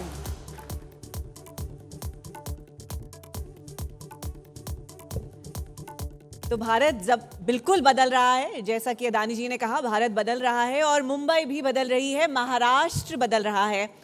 दोस्तों, अगर आज आप मुंबई की skyline को देखें तो आपको सिर्फ कंस्ट्रक्शन ही नहीं दिखती, आपको एक राज्य का बदलता हुआ भविष्य दिखता है। ये सिर्फ इमारतें नहीं हैं, महाराष्ट्र की इकोनॉमिक डीएनए को एक दोबारा से रचा जा रहा है। 701 किलोमीटर लंबे समृद्धि महामार्ग का पूरा होना, मुंबई की पहली fully underground metro aqua line का ऑपरेशनल होना, धारावी जो एक महानगर में एक छोटा शहर माना जाता है, 10 लाख रेजिडेंट्स हैं वहां, उसका रीसेटलमेंट होना। ये सिर्फ प्रोजेक्ट्स नहीं है बल्कि महाराष्ट्र की $1 ट्रिलियन इकोनॉमी के विजन का एक मजबूत फाउंडेशन है। इन पहलुओं के पीछे एक ऐसा नेतृत्व है, एक ऐसे लीडर हैं जो इंफ्रास्ट्रक्चर को सिर्फ विकास नहीं बल्कि अपॉर्चुनिटी, इन्वेस्टमेंट और आने वाली पीढ़ियों के भविष्य से जोड़कर देखते हैं। A man who balances the demands of identity politics and the potential of infrastructure. दोस्तों, this is a leader who understands allies and adversaries in the shifting sands of state politics. A Shishu Swayamsevak, Nagpur's youngest mayor, 3-time CM of Maharashtra. दोस्तों, the Honorable Chief Minister of Maharashtra is with us now. Let's welcome him with a huge round of applause, please. Maharashtra के महानायक और महास्ट्रेटेजिस्ट, the Honorable Chief Minister of Maharashtra, Shri Devendra Fadnavis जी। नमस्कार sir, आपका बहुत बहुत स्वागत है एबीपी आइडियाज ऑफ इंडिया के मंच पे। आपसे दरख्वास्त करूंगी सर, कृपया स्टेज पर हमें ज्वाइन करें। Ladies and gentlemen, please welcome the Honorable Chief Minister right to the stage, as I also invite Megha Prasad from ABP to kindly join us and lead this chat.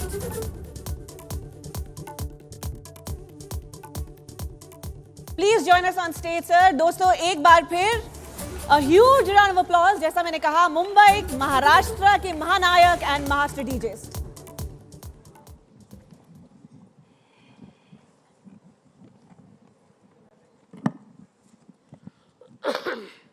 नमस्कार to all of you once again.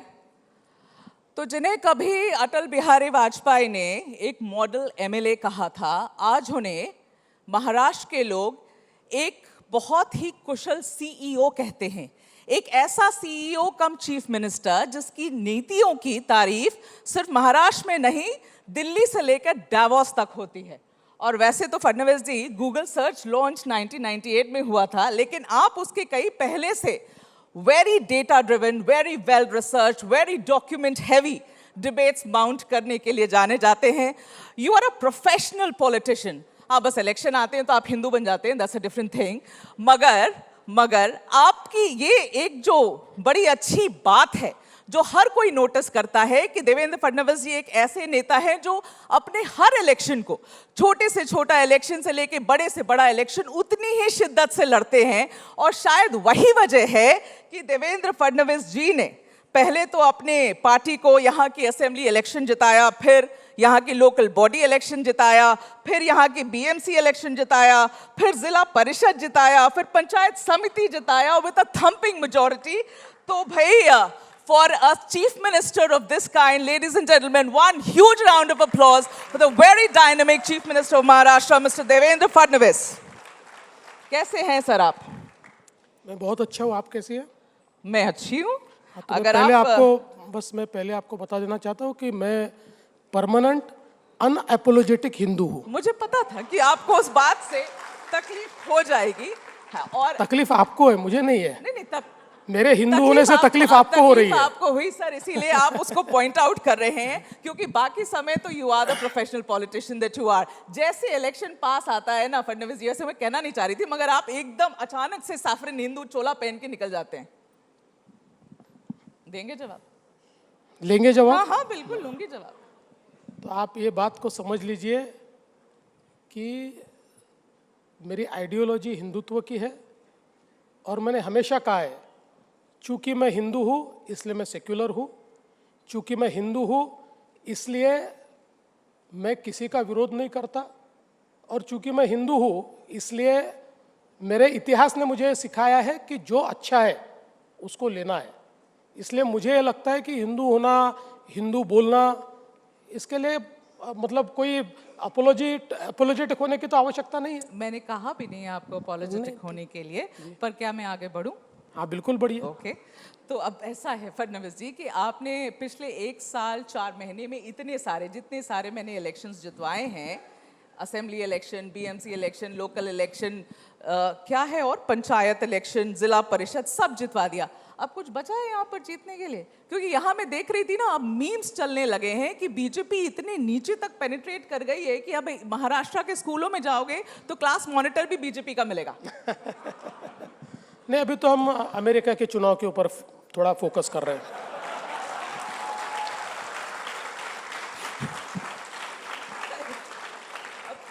देखिए, ठीक है, चुटकी तो आप ले लीजिए फडणवीस जी, मगर ऐसा है कि आप ना यहाँ इतने सारे आपने चुनाव जिता दिए हैं, आप चुनाव जिताने की सर्टिफाइड मशीन बन गए।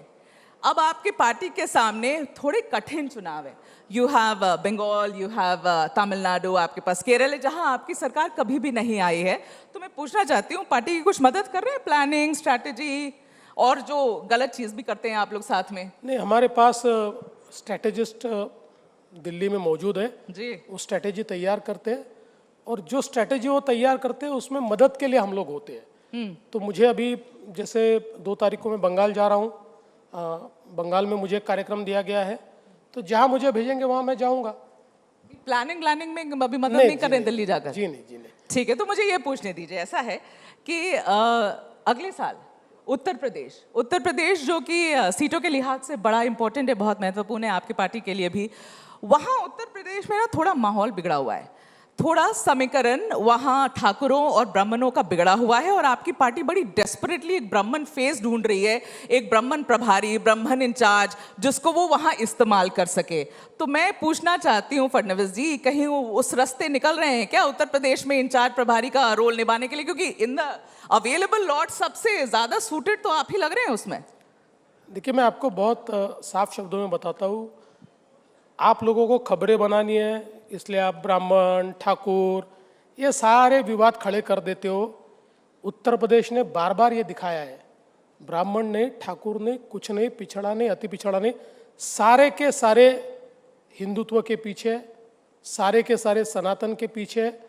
और मैं आपको बहुत स्पष्टता से कहता हूँ कि इस विधानसभा के चुनाव में भी पूरी मेजॉरिटी के साथ और 2/3 मेजॉरिटी के साथ भारतीय जनता पार्टी की सरकार उत्तर प्रदेश में बनेगी।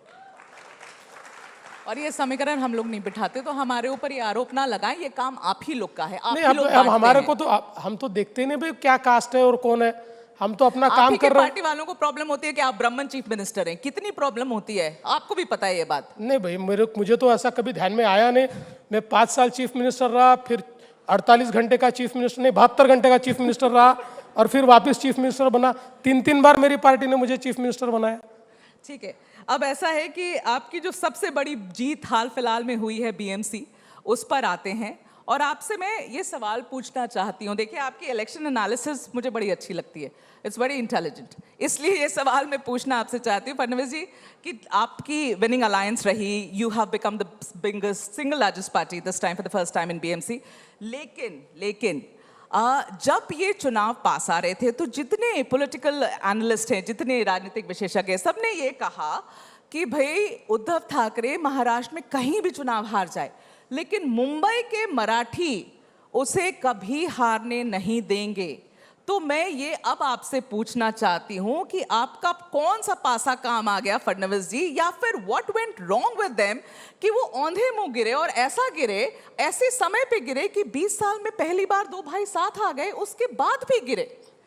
देखिए, पहली बात तो ये है कि जो मुंबई का मराठी आदमी है वो भी तो सोचता है, समझता है, देखता है आपने क्या किया है। 30 साल में मुंबई के मराठी आदमी को उद्धव ठाकरे जी ने क्या दिया? कुछ भी नहीं दिया। विशेष रूप से मैं तो ये कहता हूँ कि पिछले 15 सालों में जब से उद्धव जी स्वयं मुंबई की महानगर पालिका संभाल रहे हैं, मैं तो हमेशा, आपको पता है, मैंने तो भाषण में ओपन चैलेंज दिया था कि उद्धव जी विकास के ऊपर एक वाक्य बोले तो मैं 100 रुपये दूंगा। धीरे धीरे मेरा वो जो मतलब प्राइज मनी है बढ़ते बढ़ते 3000 रुपये तक पहुंचा। फिर भी उन्होंने डेवलपमेंट पर कुछ नहीं बोला। फिर मैंने उनको चैलेंज दिया था कि मुंबई का एक आइकॉनिक प्रोजेक्ट, इतने सालों से उनके पास महानगर पालिका है, तो एक आइकॉनिक प्रोजेक्ट वो बताए, वो नहीं बता पाए। देखिए, हम लोगों के बोलने की बात अलग है और करने की बात अगर अलग है तो लोगों को डिफरेंस दिखता है। इतने सालों में मुंबई का मराठी आदमी मुंबई से बाहर चला गया, वो कहीं तो मीरा भाईंदर गया, इधर कल्याण डोंबिवली गया, फिर वो भिवंडी गया, उसके आगे चला गया, वो कर्जत तक वो चला गया। तो आप तो मुंबई के मराठी आदमी के बारे में केवल बोलते रहे, लेकिन आपके हाथ में इतनी बड़ी महानगर पालिका थी, आप उसको घर भी नहीं दे पाए। और लोगों ने जब देखा कि हमने बीडीडी चाल का रीडेवलपमेंट करके जो मुंबई का बिल्कुल आम मराठी आदमी है उसको 120 फुट के घर से 500 फुट के घर में वहीं पर साउथ मुंबई में उसको हमने लाया। ऐसे ही कितने अलग अलग हमने जो रीडेवलपमेंट के कार्यक्रम हाथ में लिए, इसमें लोगों को ध्यान में आया कि असली या असल में अपने साथ कौन खड़ा है। तो मुंबई के मराठी लोगों ने भी हमको वोट दिया और जो अन्य भाषी लोग हैं उन्होंने भी हमको वोट दिया। और मैं पहले दिन से कहता था कि ये जो लोग मराठी आदमी को अपनी बपौती समझते हैं, उनको कहीं ना कहीं मराठी आदमी को जवाब तो देना पड़ेगा कि उनके लिए क्या किया है। तो ये कुछ नहीं किया, इसलिए दोनों तरफ से हमको वोट मिला और हम चुन कर आए। ठीक है, उन्होंने कुछ नहीं किया वो तो आपने गिना दिया, पर आपने क्या किया वो ज़रा मैं आपसे पूछती हूँ। फडणवीस जी, ऐसा है कि इस इलेक्शन में आपकी पार्टी की ऐसी ज़बरदस्त डेस्परेशन देखने को मिली, वो यूं कि आप लोगों ने कई जगह कांग्रेस, AIMIM ऐसे लोगों के साथ हाथ मिलाया। आपने हालांकि बाद में कहा ये गलत हुआ, मैं एक्शन लूंगा, मैं उसको सस्पेंड करूंगा, पता नहीं क्या क्या कहा आपने। कहा मुझे नहीं पता कैसे होता है, पत्ता नहीं हिलता है यहाँ फडणवीस जी आपके बगैर। लेकिन चलिए, आपने उनके ऊपर डाल दिया कि ये सब गलत हुआ। अब आप मुझे ये बताइए, ये मतलब कहते हैं ना जैसे all is fair in love and war, वैसे ही लगता है कि all is fair in Fadnavis ji style of politics. कुछ भी करेंगे सत्ता में आने के लिए? देखिए, पहली बात तो यह है कि आप लोगों को पता कुछ होता नहीं है। पता तो मुझे होता है, और आप लोग इतनी बड़ी बड़ी बातें कर देते हैं मानो कोई हमने नहीं। मैं आपको मुझे मालूम है, आपको बता देता हूँ। पहली बात तो जो है कि बदलापुर में जो बात चली कि हमने कांग्रेस से हाथ मिला, हमने कांग्रेस से हाथ नहीं मिलाया। कांग्रेस के 13 कॉरपोरेटर्स ने बदलापुर की नगर पालिका में कांग्रेस को छोड़कर हमारी पार्टी में प्रवेश किया। और उसके बाद हमारा तो नगराध्यक्ष चुनकर आया था, हम उनके भरोसे नहीं थे, हमारा नगराध्यक्ष चुनकर आया था, बाद में उन्होंने हमारी पार्टी में प्रवेश किया। दूसरा, जो MIM की बात आप कर रहे हो, वो तो अकोला जिले की एक बहुत ही छोटी सी नगर पालिका जिसमें टोटल वोटर 12,000 है, उस नगर पालिका में हम लोग चुनकर आए, हमारा नगराध्यक्ष आया। उपनगराध्यक्ष के लिए हमको 2-3 वोट कम थे, तो हमने NCP के साथ अलायंस किया, NCP के साथ। बाद में जब हमारे ध्यान में आया, यहाँ ये होता है कि हमारे कानून में पोस्ट पोल अलायंस आप कर सकते हो और पोस्ट पोल रजिस्ट्रेशन आप कर सकते हो। तो जब हमने पोस्ट पोल अलायंस NCP के साथ किया तो हमको ध्यान में आया कि NCP की को जो एक नॉमिनेटेड कॉरपोरेटर चाहिए, इसके लिए उनको लोग कम पड़ रहे थे, तो उन्होंने पोस्ट पोल रजिस्ट्रेशन में ऑलरेडी MIM के साथ रजिस्ट्रेशन किया था। जैसे हमको ये पता चला, हमने उनके साथ का हमारा अलायंस भी तोड़ा। हमने कभी MIM से अलायंस नहीं किया, हमने उनके साथ का हमारा अलायंस भी तोड़ा। और जिस MLA ने बिना ये सारी सच्चाई को जाने NCP के साथ अलायंस किया था, बहुत सीनियर MLA था, उसको हमने पार्टी से निकालने का नोटिस भी दिया और सस्पेंड भी किया। ये चंद्रपुर और भिवंडी में क्या हुआ? देखिए, चंद्रपुर में आपको पता है कि जो शिवसेना कांग्रेस के कैंडिडेट थे उसको रातों रात उठा के ले आए। हमने किसी को नहीं, आप वही मैं बोलता हूँ, आप लोग पूरी जानकारी लेते नहीं हो और जो हमारे ऊपर तोप की तोप डालते रहते हो। इसलिए समझ लीजिए, भिवंडी में हमने किसी के साथ अलायंस नहीं किया है। ये बात जरूर है कि हमारे 6 लोग टूटे भिवंडी में, बीजेपी के टूटे 6 लोग, और वो उनके साथ गए, हमने उनको पार्टी से निकाल दिया। हमारे साथ नहीं है वो, ये 6 लोग हमसे टूटे, हमने उनको पार्टी से निकाल दिया। भिवंडी में एक्चुअली सबसे बड़ी पार्टी तो हम ही थे अगर हमारा अलायंस को हम देखें, और मुझे लगता है कि हम बना सकते थे, लेकिन कुछ हमारी अड़चनें थी, उन अड़चनों में थोड़ा टाइम हमको लग गया। उस बीच हमारे 6 लोगों को उन्होंने तोड़ा और उन्होंने वहाँ पर अपना मेयर बनाया। लेकिन चंद्रपुर में उल्टा हो गया। चंद्रपुर में ये हुआ कि चंद्रपुर में हमारे से 4 या 5 लोग वो कम थे, वो ज़्यादा थे, 4 या 5 लोग हमारे पास कम थे। ऐसे समय उद्धव जी की जो पार्टी है उस पार्टी के लोग टूटे और वो हमारे साथ आए और हमने अपना मेयर बनाया। देखिए फडणवीस जी, यहाँ मैं चंद्रपुर और भिवंडी थोड़ी डिस्कस करने के लिए बैठी हूँ, मोटा मोटी ये बताने के लिए बैठी डिस्कस तो हूँ वही कि कर रहे हो, कि डिस्कस तो वही कर रहे हो। अब देखिए, अब आपके सारे दलीलें यहाँ पर मतलब एक प्रकार से खोखली निकली तो आप चिढ़ रहे हो मेरे ऊपर, नाराज हो रहे हो। मेरी कोई बात खोखली नहीं निकली, आपके बोलने से थोड़ी खोखली निकलेगी। तो आपके बोलने से थोड़ी सही निकलेगी। आप लोग की कोई सीमा ही नहीं है। आप गलत चीज को सही थोड़ी ठहरा सकते हो। अरे भाई, आप गलत चीज को थोड़ी सही ठहरा सकते हो। अरे इतनी बड़ी पार्टी है, लोग कहीं ना कहीं गलतियां करते हैं। चलिए मान लीजिए कि गलती होती है, यही इतना ही भर मान लीजिए कि गलती करते हैं आप लोग। हाँ, तो मैंने कब कहा नहीं करते? ऐसा दुनिया में कौन है नहीं करता? Okay, now that you have won BMC so handsomely, Fadnavis ji, tell me what is the plan for Brihan Mumbai? I want to know that. Development के लिए जाने जाते हैं आप, आपसे सुनना चाहती हूँ। देखिए, मुंबई में हम लोगों ने अभी ये फैसला किया है कि एक प्रकार से इस शहर को सस्टेनेबल सिटी में हमको परिवर्तित करना है। हम लोगों ने पिछले समय काफ़ी इंफ्रास्ट्रक्चर इस शहर में तैयार करना शुरू किया है और पूरा इंफ्रास्ट्रक्चर जब हमारा तैयार होगा, क्योंकि आप जानते हैं कि करीब MMR रीजन में 400 किलोमीटर की हमारा मेट्रो का नेटवर्क चल रहा है। हमारा जो कोस्टल रोड है, ये कोस्टल रोड अभी बांद्रा तक तो हो गया, बांद्रा से वर्सोवा हो रहा है, वर्सोवा से दहीसर हो रहा है, दहीसर से हम लोग भाईंदर तक का कोस्टल रोड, उसका काम हमने शुरू कर दिया है। तो वेस्टर्न साइड पे हम लोग इसको जोड़ रहे हैं। उसके साथ साथ कुछ टनल्स हम लोगों ने बनाना शुरू किए, जैसे थाना से बोरीवली टनल है या मुलुंड से हम लोग गोरेगांव तक का टनल बना रहे हैं। इसके साथ साथ जो हमारा ईस्टर्न फ्रीवे है, उस ईस्टर्न फ्रीवे को हम लोग एक्सटेंड करके थाना तक ले जा रहे हैं और आगे उसको हम लोग भिवंडी तक भी लेकर जा रहे हैं। इसके साथ साथ जो हमारी सबर्बन रेलवे है उसका भी नेटवर्क हम ठीक कर रहे हैं। कुछ और नए टनल्स हम तैयार करें, मसलन बांद्रा से सीधा टनल के माध्यम से अब आप BKC आ पाएंगे और BKC से एक टनल हमारा जो छत्रपति शिवाजी महाराज एयरपोर्ट है वहाँ तक जाएगा, वहाँ से एक टनल सीधा आपको कोस्टल रोड को जोड़ेगा। तो एक प्रकार से जो हमारा वेस्टर्न एक्सप्रेसवे है, जो मुंबई की लाइफलाइन है, उस लाइफलाइन को हम लोग, जिसपे 60% मुंबई का ट्रैफिक जाता है, उसको टोटल डीकंजेस्ट हम लोग कर देंगे। लेकिन ये सब करते हुए अभी सबसे महत्वपूर्ण बात यह है कि मुंबई को अगर सस्टेनेबल सिटी बनाना है तो यहाँ पर एक सर्कुलर इकोनॉमी हमको तैयार करनी पड़ेगी। मुंबई की एयर क्वालिटी, मुंबई की वाटर क्वालिटी, इसके ऊपर हमको वर्क करना पड़ेगा। तो उसका एक पूरा सर्कुलर इकोनॉमी का प्लान हमने तैयार किया हुआ है। तो अभी हमारा मेजर एजेंडा जो है, ये मुंबई सर्कुलर इकोनॉमी का हमारा एजेंडा है, जो अभी चूंकि BMC हमारे पास में है, तो BMC के माध्यम से अभी देखिए हम लोगों ने पिछले 2-3 सालों में तो प्रयास करके BMC में STP का काम चालू किया।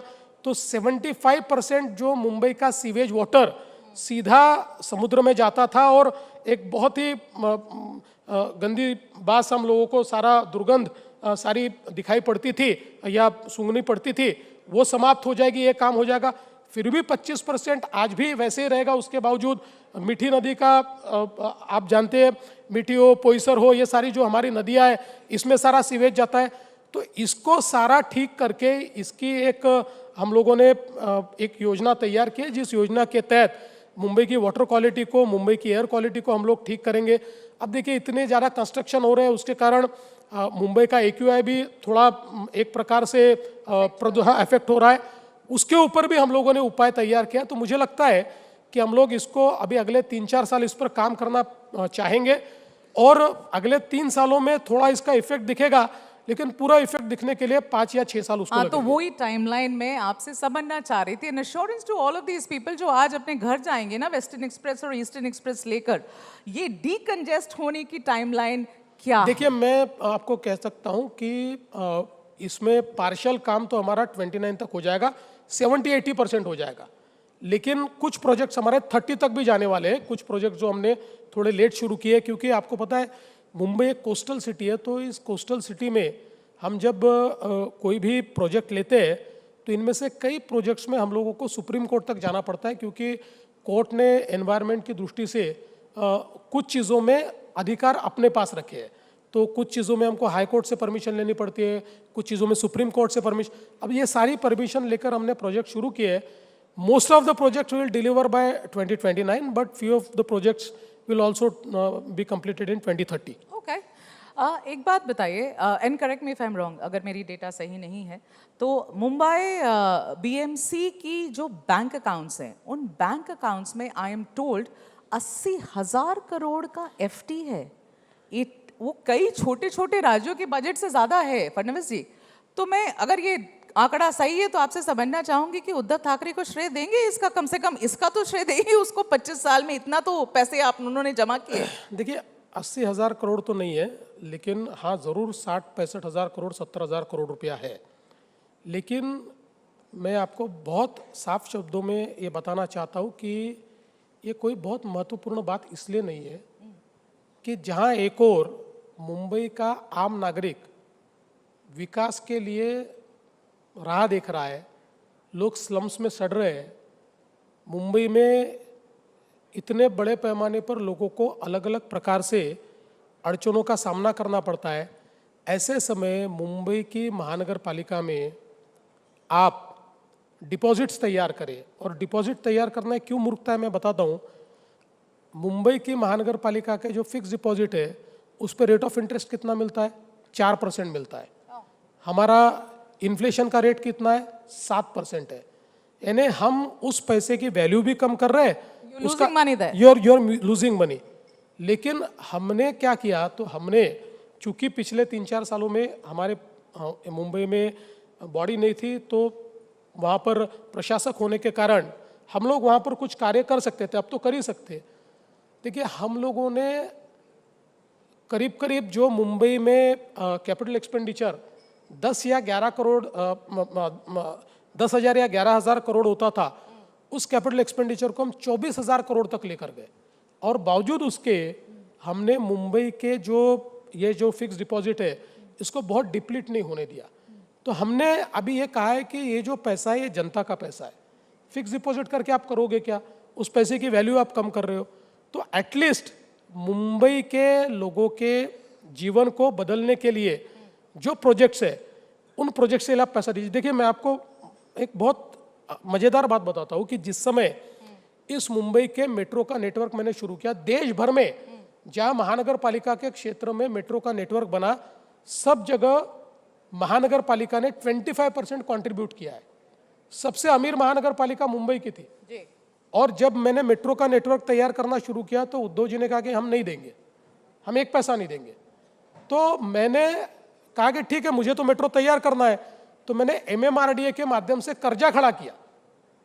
तो अब आप देखिए, इसको आप मूर्खता नहीं बोलेंगे कि मुंबई के लोगों के लिए मेट्रो तैयार करनी है तो मैं 9% से 11% से कर्जा लेता हूं और 4% से पैसा पड़ा हुआ है जिसकी वैल्यू कम हो रही है। इसलिए मैं ये मानता हूं ये फाइनेंशियल प्लानिंग कौन कर रहा था उनके लिए? ये फाइनेंशियल प्लानिंग कौन कर रहा था? उनको पता है कौन कर रहा था उनके लिए प्लानिंग। तो मेरा मानना इतना ही है कि देखिए पैसा फिक्स डिपॉजिट में रहना भी अच्छी बात है, लेकिन वो कितना रखना चाहिए। और जब आपके सामने इतने डेवलपमेंटल प्रोजेक्ट्स हो, उनको छोड़कर अगर आप पैसा केवल बैंक में रखते हो तो मैं इसको कोई क्रेडिट नहीं दूंगा। ओके, अब ये बात क्योंकि ठाकरे ब्रदर्स की निकली, उद्धव ठाकरे की निकली, तो आपसे ये भी ज़रा पूछ ही लो मैं फडणवीस जी। राज ठाकरे आपके भी बड़े करीबी दोस्त हैं, उनके पार्टी के लोग आज भी इवन टुडे नॉर्थ इंडियंस को खदेड़ खदेड़ कर मारते हैं। उन्हें मराठी नहीं बोलने के लिए वायलेंस उनके ऊपर होता है, पीटा जाता है उनको, गालियां दी जाती हैं उनको। और आप फडणवीस जी सच में कुछ नहीं करते इस बारे में। यू जस्ट खाना पूर्ति आप करते, आप कहते नहीं होना चाहिए, हम एक्शन लेंगे, एक आध किसी को अरेस्ट कर लेते हैं, मगर चीफ मिनिस्टर हैं आप, you can ensure that you take an action which is exemplary in nature, कि कोई हिम्मत ना करे कि किसी नॉन मराठी स्पीकिंग के ऊपर हाथ उठाया जाए, but you don't do that. पहली बात तो ये है, ऐसी घटनाएं कितनी घटी? बहुत होती हैं। कितनी घटी? चलिए आप गिनेंगे क्या? मैं आपको पूछता हूँ, होती है नहीं कितनी घटी बताइए। तो आप नंबर बताइए ना, कितनी कितनी चाहिए क्या? देखिए 3-4 घटनाएं हुई है, वो भी गलत है, नंबर मैं बात नहीं कर रहा हूँ। 3-4 घटना, देखिए जब तक हम लोग यहाँ पर है किसी की हिम्मत नहीं है। ठीक है, एक आधी घटना हुई, आप बात सुन लीजिए, एक आधी घटना होती है, छोड़ते नहीं है, उसको बंद कर देते हैं, ठोकते हैं उसको भी छोड़ते नहीं है। और मैं साफ शब्दों में कहता हूँ, मुंबई के अंदर, देखिए मैं भी मराठी हूँ, मुझे भी स्वाभिमान है, मैं भी मराठी की बात करता हूँ, पर मराठी की बात करके कोई अगर यहाँ पर इस प्रकार से भेदभाव करेगा, हम चलने नहीं देंगे। ऐसी कोई बात यहाँ नहीं चलेगी, कानून का ही राज चलेगा। कोई ऐसा करता है तो उसके ऊपर कार्रवाई होगी, हमने की है, हमेशा करते रहे। और मुंबई में रहने वाले अन्य भाषियों के साथ आप पूछ लीजिए, जब से बीजेपी की सरकार, 5 साल पहले भी मैं रहा और आज भी जब से बीजेपी की सरकार है, कहीं डिस्क्रिमिनेशन दिखाई देता है क्या? कहीं डिस्क्रिमिनेशन नहीं है, कोई डिस्क्रिमिनेशन नहीं है। अरे देखिए, कोई चिल्लर आदमी कहीं ना कहीं मीरा भाईंदर के एखादे कोने में किसी को झापड़ लगा दे, आप नेशनल न्यूज बना के मानो मुंबई में खदेड़ खदेड़ कर मार रहे हैं, इस प्रकार की आप भूमिका वहां तैयार करते हैं। ऐसा नहीं है भाई, मुंबई में कोई ये प्रॉब्लम नहीं है और प्रॉब्लम हम होने भी नहीं देंगे। फाइन, अगर वो एश्योरेंस है आपकी तो। And people are liking your answer. Alright, BMC चुनाव में आप लोगों ने ये प्रॉमिस किया था कि रोहिंग्या, बांग्लादेशियों को सबको हम बाहर निकालेंगे, ठीक है? अब पता नहीं डेटा तो क्या है मुझे नहीं पता, लेकिन आदित्य ठाकरे ये कहते हैं कि पिछले 10 सालों में मैक्सिमम नंबर ऑफ ईयर्स आप रहे हैं चीफ मिनिस्टर, आपके सेंटर में आपकी सरकार, वहां से घुस घुस कर यहाँ पर कैसे चले आते हैं? जवाब कौन देगा? फिर इलेक्शन आएगा तो ये रोहिंग्या बोलेंगे, बांग्लादेशी बोलेंगे, उनको हटाओ, डिटेंशन सेंटर में लेके जाओ और इसका मुद्दा बनाएंगे। आप ही बॉर्डर्स तो आप ही लोग हैंडल कर रहे हैं, वहीं से घुस कर आते हैं, आपके बॉर्डर के अंदर आते हैं, आप होम मिनिस्टर हैं, जवाब कौन देगा? मैं दूंगा।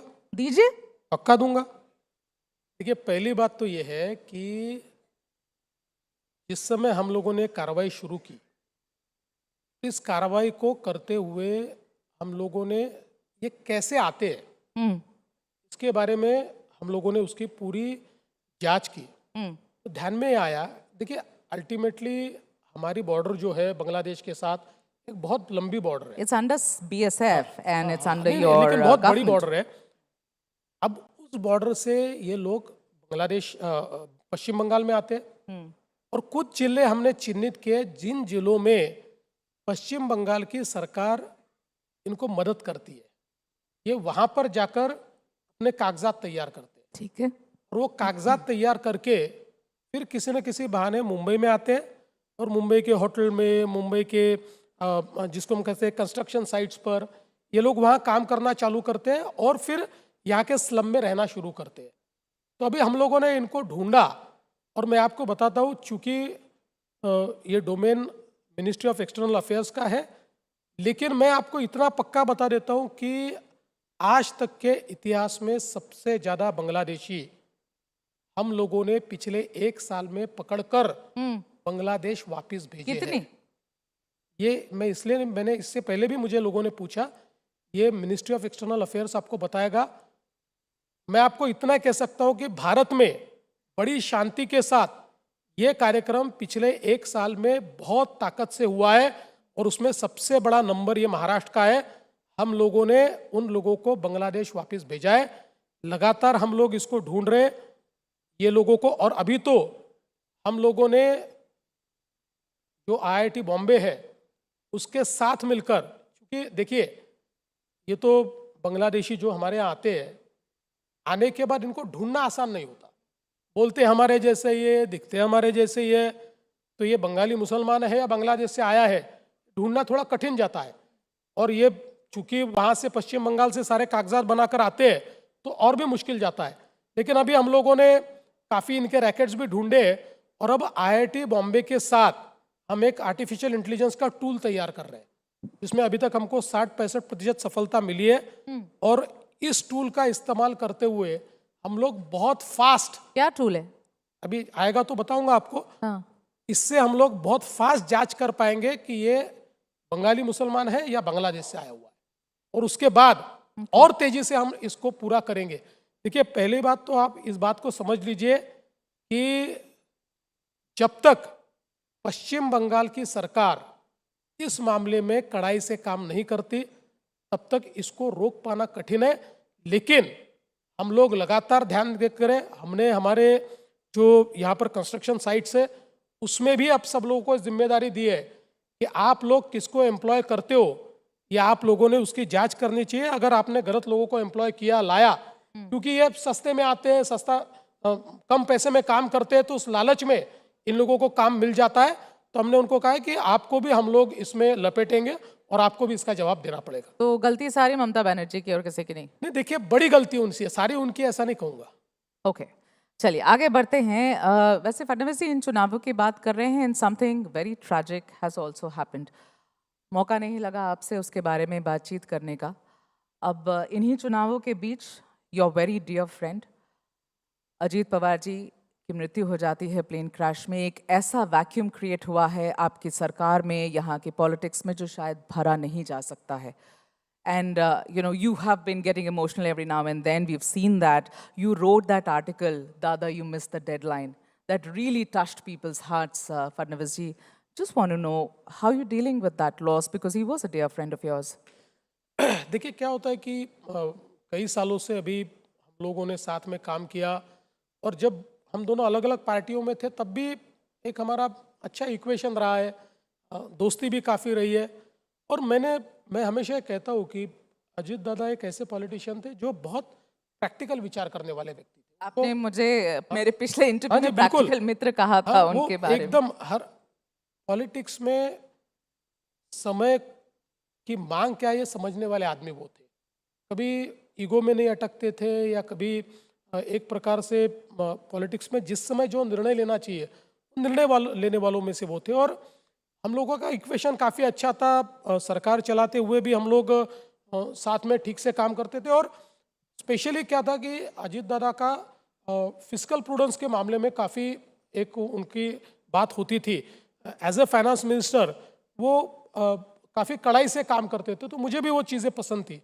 इसलिए मुझे ऐसा लगता है कि अचानक उनका हमारे बीच से चला जाना, निश्चित रूप से ऐसे समय जो आदमी के साथ रोज आप काम कर रहे हो, उसके एक दिन पहले हम लोग सुबह कैबिनेट में साथ में थे, फिर इंफ्रास्ट्रक्चर कमेटी में साथ में थे, उसके बाद करीब पौने घंटा हम लोग साथ में बैठे थे, कई चीज़ों पर हमने बातें की। तो ऐसे समय मतलब जब एक अनइमेजिनेबल इस प्रकार की ऐसी घटना होती है तो it comes to you like a shock. तो हमारे लिए भी एक शॉक था, लेकिन अब गाड़ी तो हमारी आगे बढ़ रही है, लेकिन गाड़ी तो कभी रुकती नहीं है। जी, आखिरी कब बात हुई आपकी अजीत पवार जी से, और किस बारे में बात हुई, अगर आप बताना चाहें तो? नहीं, मैंने कहा कि जैसे एक दिन पहले हमारी कैबिनेट की बैठक हुई, उसके बाद इंफ्रास्ट्रक्चर कमेटी की बैठक हुई। इंफ्रास्ट्रक्चर कमेटी की बैठक में भी कई चीज़ों पर हमारी चर्चा हुई, जैसे कैपिटल फॉर्मेशन क्यों कम हो रहा है, कॉस्ट ओवररन्स क्यों होते हैं, इसके ऊपर हम लोगों ने काफ़ी बातचीत की। उसके बाद फिर हम लोग मेरे एंटी चैम्बर में बैठे, उस समय हमने पॉलिटिकल बातें की, क्या चल रहा है उनकी पार्टी में, क्या चल रहा है, हम लोगों के जो स्थानीय निकाय के चुनाव है उसमें कौन से जिले में क्या करना है, ऐसी कई चीज़ें की। एक दो लोग उनके आए, उनके साथ बातचीत की, फिर हम दोनों अकेले बैठे, तो कई प्रकार की बातचीत हमारी उस समय हुई। मुझे ऐसा लगता है कि मतलब कभी ऐसा लगा ही नहीं कि वो आखिरी बात होगी। यू थिंक आपकी गवर्नेंस और administration will that feel the same to you after him? देखिए, अल्टीमेटली हर व्यक्ति अपनी एक जगह बनाता है, और जब वो व्यक्ति नहीं होता तो कहीं ना कहीं एक वैक्यूम तो आपको फील होता ही है। लेकिन अल्टीमेटली आगे तो बढ़ना पड़ता है, तो वो तो धीरे धीरे उस वॉइड को समय के साथ जो व्यवस्था है वो व्यवस्था भरते रहती है। इसलिए अब हम लोग आगे बढ़ रहे हैं। अब सुनेत्रा ताई जो उनकी वाइफ है, she has become deputy chief minister, she is trying to cope up, वो प्रयास कर रही है, हम लोग उनके साथ में, तो गाड़ी आगे बढ़ते रहेगी। हाँ, आप बिल्कुल सही कह रहे हैं, ज़िंदगी का नाम ही आगे बढ़ना फडणवीस जी, और आप लोग बढ़ रहे हैं आगे। लेकिन हुआ यूँ कि ये सारी चीज़ के बीच में भी आरोप लगे आपके ऊपर, और आरोप ये लगे कि इतनी जल्दी फडणवीस जी ने सुनीत्रा पवार को डेप्यूटी सीएम बना दिया कि मौका ही नहीं दिया शरद पवार को जो वो करना चाह रहे थे। शायद उस वक्त विलय की बात हो रही थी दोनों गुटों के बीच में, शायद अगर आप थोड़ा समय दे देते तो विलय हो भी जाता, और अगर ऐसा होता तो शरद पवार के चुने हुए कोई इंसान आपके डेप्यूटी सीएम होते, सुनेत्रा पवार नहीं होती।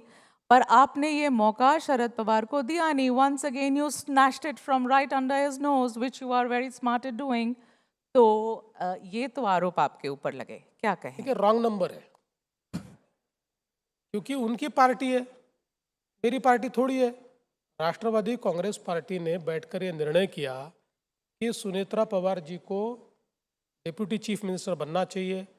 डेट उन्होंने तय की, वो मेरे पास आए, उन्होंने मुझे कागज़ दिया, उन्होंने कहा कि इस डेट को करना है। हमारे को कोई आपत्ति नहीं थी, उन्होंने कहा तो हमने उसको हाँ पढ़ी। तो इसलिए ये कोई निर्णय हमने किया हुआ निर्णय नहीं है, ये उनकी पार्टी ने किया हुआ निर्णय है।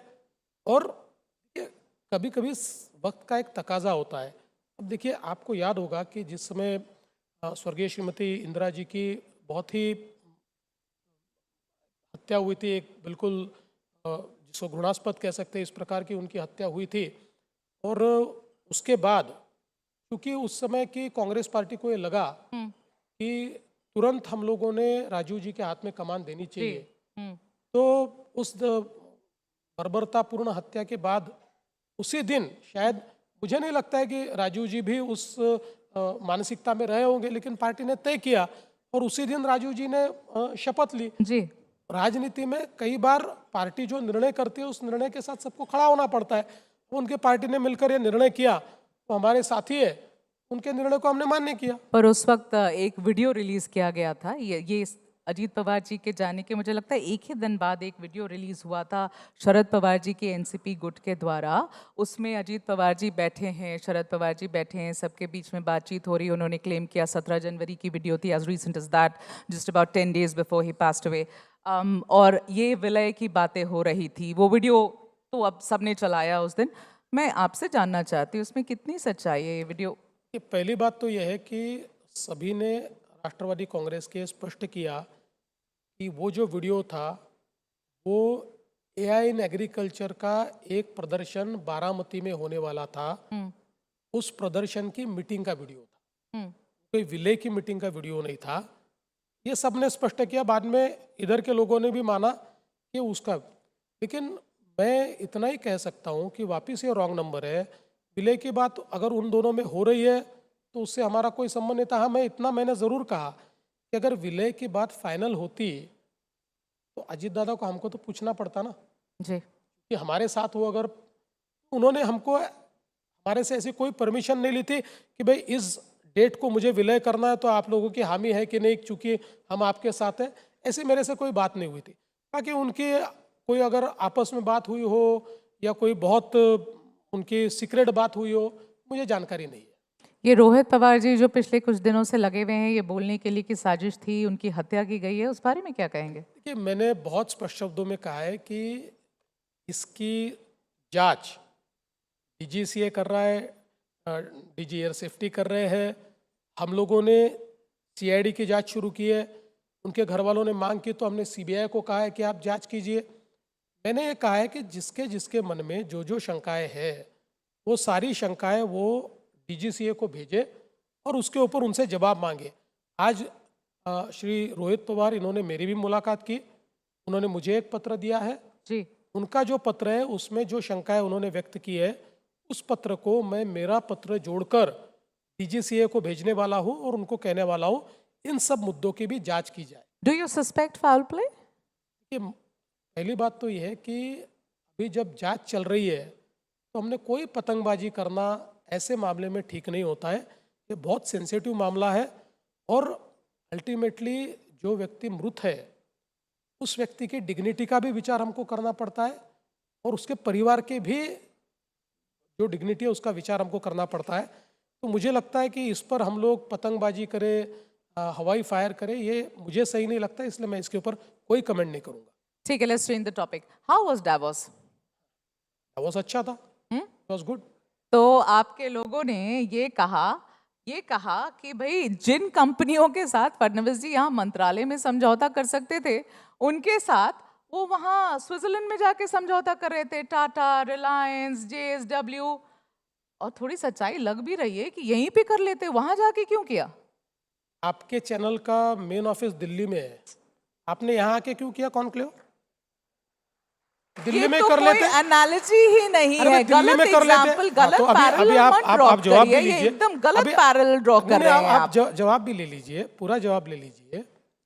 देखिए, डावोस एक ऐसी जगह है जहाँ दुनिया भर के लोग, सारे इन्वेस्टर्स आते हैं, दुनिया की अर्थव्यवस्था को चलाने वाले लोग आते हैं, ऐसी जगह जहां प्रेसिडेंट ट्रम्प भी आकर 2 दिन रुकते हैं।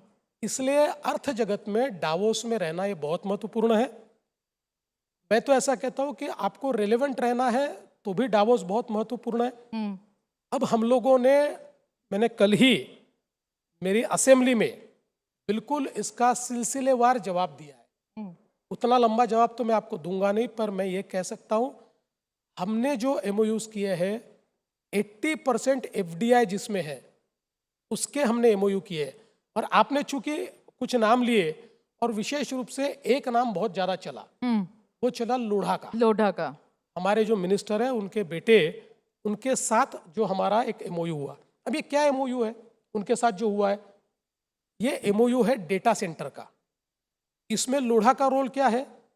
लोढ़ा की जगह है, इलेक्ट्रिसिटी, पानी, ये सारी चीजें वो कर रहे हैं। और वहां पर इन्वेस्ट कौन कर रहा है? वहाँ माइक्रोसॉफ्ट कर रहा है, एनटीटी वहां पर कर रहा है। सारे जो हाइपर स्केलर्स है 1 लाख करोड़ का निवेश है। 1 लाख करोड़ का निवेश करने वाले 5 हाइपर स्केलर्स जो है ये एफडीआई ला रहे हैं, पूरा एफडीआई ला रहे हैं। अब अगर हमने इसके लिए उनके साथ डावोस में अगर एमओयू किया, इसको मिर्ची लगी तो मैं क्या करूं? ये सारे ऐसे, देखिए मैं आपको एक बात कहता हूं, डावोस में अल्टीमेटली हमारे राज्य को हमको मार्केट करना है। अब यहां पर भी जो लोग हैं इनमें से कोई अगर डावोस में होगा तो उनको पूछिए, महाराष्ट्र, देश के राज्यों में किसकी चर्चा थी? महाराष्ट्र की चर्चा थी वहां। You think you won the narrative? You think you won the narrative? हाँ? नैरेटिव वन करने का विषय नहीं भाई, 30 लाख करोड़ का इन्वेस्टमेंट आया है। और मैं आपको ये बताना चाहता हूं, मैंने कल आंकड़े दिए, हम लोगों ने पिछले साल डावोस में 14 लाख करोड़ का इन्वेस्टमेंट लाया था। जो एमओयूज थे उनमें से 88% एमओयूज पे काम शुरू हो गया। हाँ, तो ये बात तो बार बार उठती है ना, कितने लाख करोड़, इतने लाख करोड़ के इसलिए मैं आपको बता रहा हूं, समझ में नहीं आता कितने जीरो है उसमें। अभी आप बात को समझिए, बात को समझ लीजिए। देश में एमओयू का इन्वेस्टमेंट में कन्वर्शन का रेशियो 35% है, महाराष्ट्र में ये 60% है। और हमने पिछले 3 सालों में डावोस में जो किया उसका कन्वर्शन का रेट 85% से ऊपर है।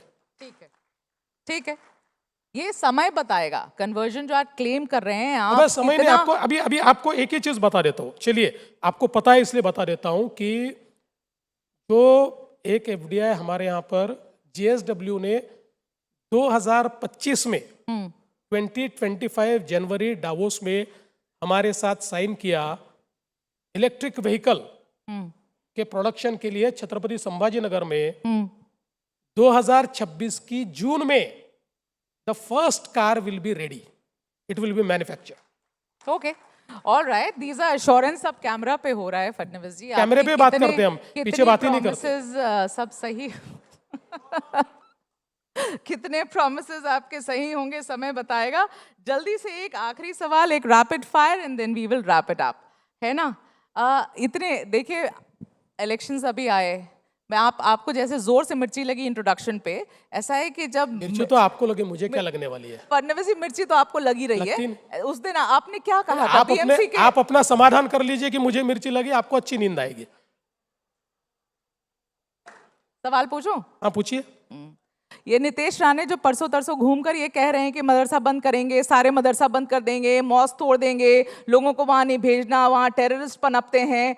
मुझे समझ में नहीं आता, ऐसे ब्लैंकेट क्या आप लोग चलाते रहते हैं और आप कहेंगे कि हम हिंदू हिंदू नहीं करते हैं। आपको तो जब कन्वीनियंट लगता है, और नीतीश राणे जैसे को मैं वर्ड यूज करूं, छोड़ के रखा है आपने। आप यू विल नॉट रेन, आप छोड़ देते हो उसको, करो जितनी गंदगी मचानी है समाज में जाके मचाओ, मैं देख लूंगा, क्योंकि आपका फायदा होता है। ऐसे ही करते हैं आप लोग काम। देखिए, पहली बात तो ये है कि भारतीय जनता पार्टी महाराष्ट्र में क्या बोलती है ये तय होता है मेरे बोलने से, किसी के बोलने से नहीं। भारतीय जनता पार्टी की नीति यहाँ तय होती है, मैं जो बोलता हूँ उससे तय होती है, क्योंकि भारतीय जनता पार्टी ने अपना सर्वोच्च नेता मुझे बनाया है। इसलिए मैं जो कहता हूँ वो बीजेपी की नीति है, बाकी कोई कहता है तो उसका अपना कहना है। वो कोई डिसोन कर दिया आपने नीतीश राणे को। वो बीजेपी की, डिसऑन क्यों करना है भाई, मेरा मिनिस्टर है।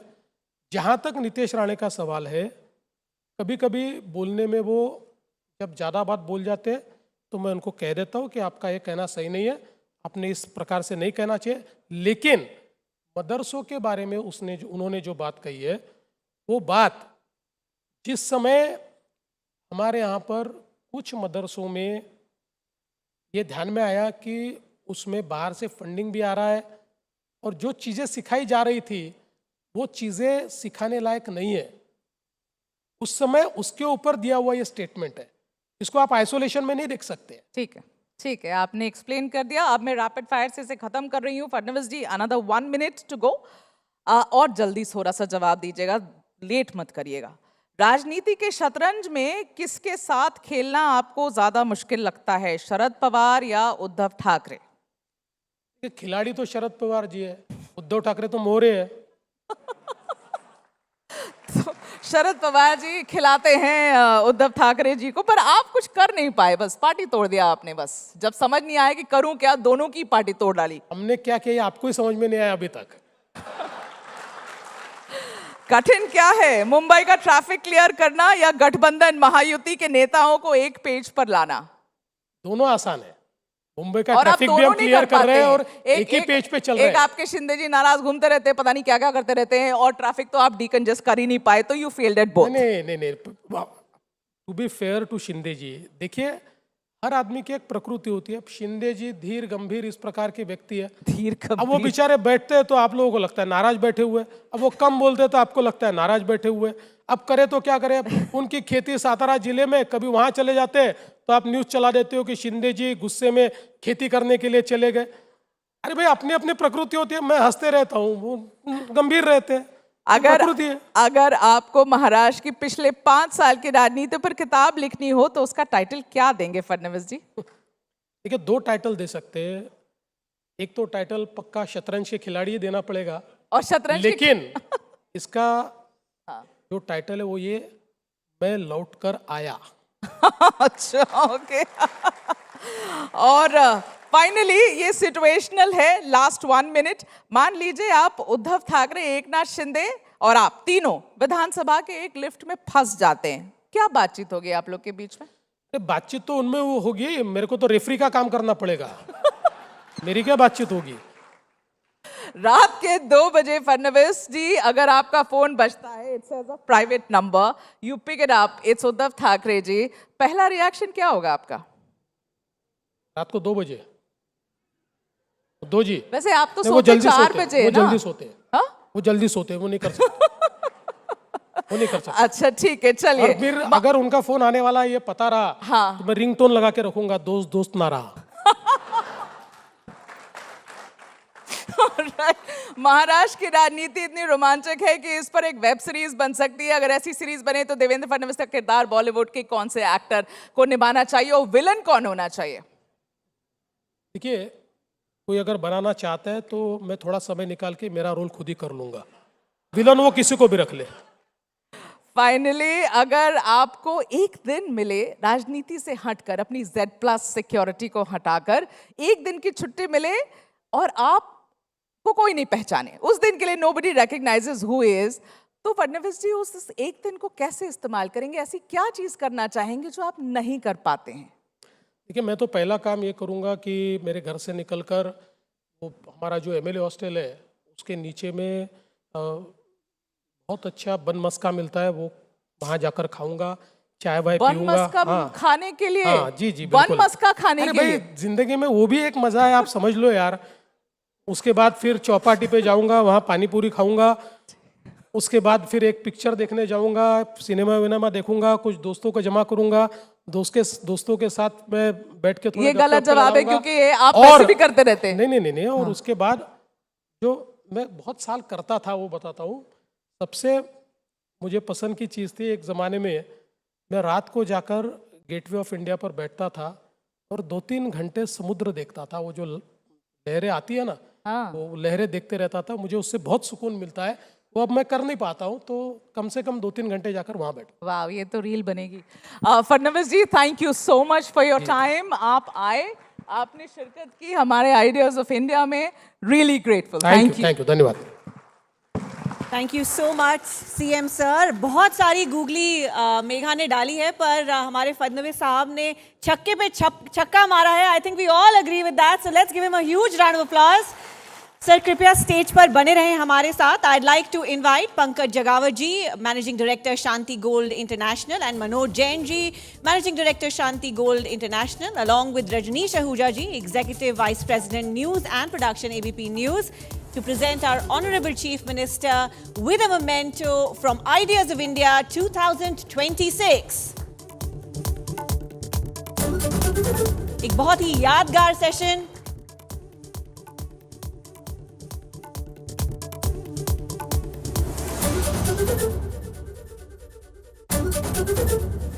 एक बार फिर, ladies and gentlemen, a huge round of applause for our Honorable Chief Minister, Shri Devendra Fadnavis ji.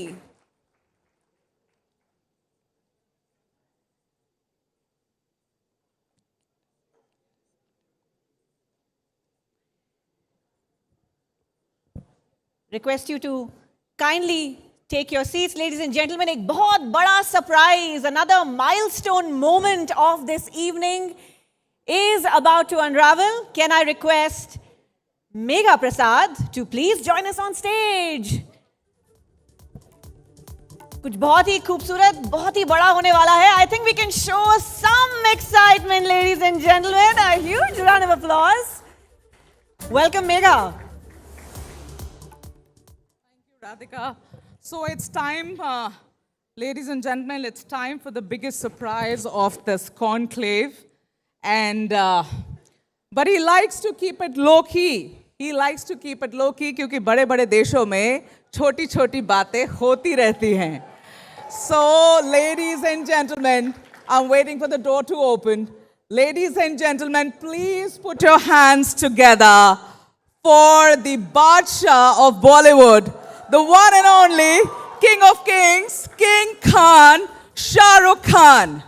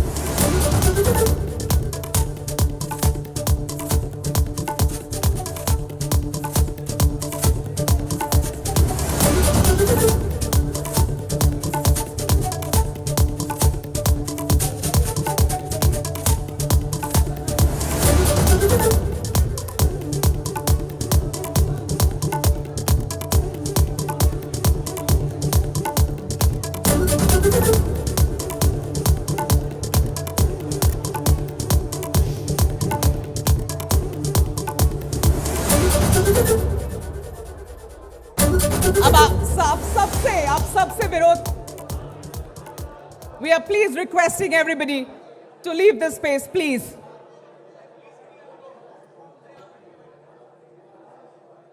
अनुरोध कर रही हूं आप लोगों से, प्लीज प्लीज अपनी जगह ले लीजिए. आप सब से अनुरोध कर रही हूं, अपनी अपनी जगह ले लीजिए. All right, we are moving ahead.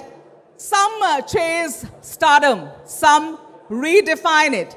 He made romance feel effortless, success seem inevitable, and charm look dangerously easy.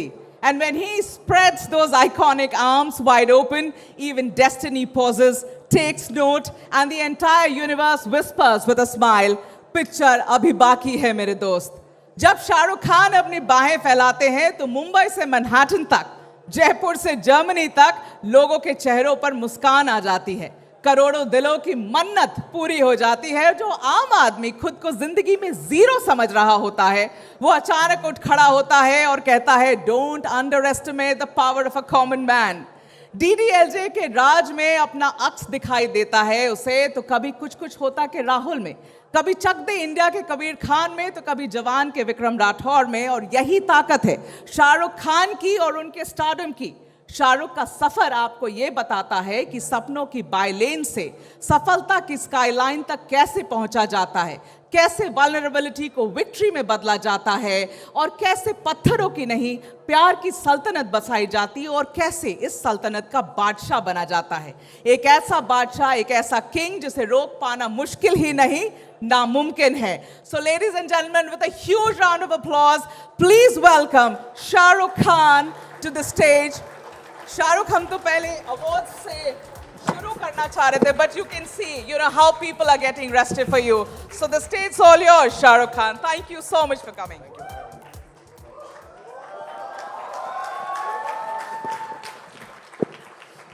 Good evening, everyone, and thank you, Megha. And thank you, the Sarkar family, Mr. Sarkar, Roop Sarkar. Thank you, ABP, for having me. It's a big honor in the presence, the esteemed presence of the Honorable CM Saab, Fadnavis ji, Namaskar, sir, and all the other guests. Shashi sir is here, everyone is here. Good evening to you, and like Megha said, actually, I didn't come here to give an award or do anything of that sort. Actually, I came here myself because रोज़मर्रा की ज़िंदगी में कभी-कभी हम सबको थोड़ा सा एक बूस्ट चाहिए होता है. You know, we need some vitamins. कि हम लोग जो हैं आगे बढ़ सकें, कुछ कर सकें. So the two vitamins of life, I truly believe, are courage and enthusiasm. And आज जिनको हम honor करने वाले हैं stage पे, that set of people actually stand for courage and enthusiasm. So the first set of people, a wonderful set of people who believe that courage is not the absence of difficulty or an obstacle, but it is the will and desire to overcome it at whatever cost. And when we have seen these sports people, just these wonderful human beings compete, you see that it is courage in motion. It's a will and desire that these people have decided that they're not going to be succumbing or feeling what their losses were, but they're going to believe in what is possible. I'm talking about two very special people who are present here. There were others who were supposed to be here. और जैसे मैंने कहा कि मैं यहाँ पर किसी को अवार्ड देने नहीं आया हूँ, मैं यहाँ पर courage और enthusiasm का injection लेकर जाना चाह रहा हूँ. And these two people really do stand for courage. There is Avni, who at the age of 19 won her gold medal at the Paralympics. And yes, thank you, sir. And Praveen, who won a gold medal at the Paris Paralympics. And these two people genuinely, and their other teammates and friends, define what courage is. The next set of people is the other set of injection that we need to take is of enthusiasm. I know youth stands for enthusiasm, determination, grit, and trying to achieve whatever one can do. But this set of youngsters have gone through many sacrifices, lot of failings, lot of issues, but stuck to their goal, stuck to their dream. And I'm talking about, and a big round of applause for the kids under 19 World Cup winning team, I think just about a month ago. And we have some of the members here.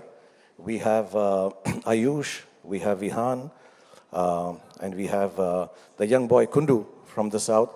All these kids, all of them, have really worked hard, and the sacrifices their parents have made to make sure that these kids achieve the dreams that they set out to, or the ideas and thoughts they had, and made our country proud. So tonight, when you applause and when they come on stage, it should not be to encourage them, because I don't think the set of 5 people who will come here need any encouragement. I think they're champions. The claps and the applause is to thank them that tonight, when we go away from here, we take back the lesson of courage and enthusiasm and sacrifice for them, so we can be better people in life. Thank you so much.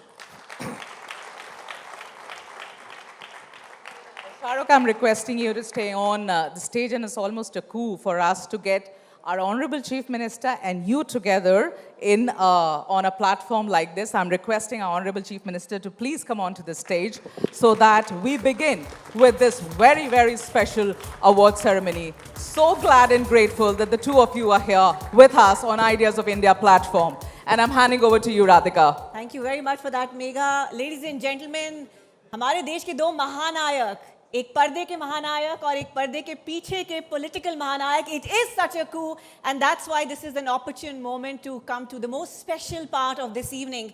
It's time to celebrate the Ideas of India Champions 2026. We are so privileged to have these two icons with us to do the honors. Every once in a while, we pause to celebrate not just success, but the spirit behind it.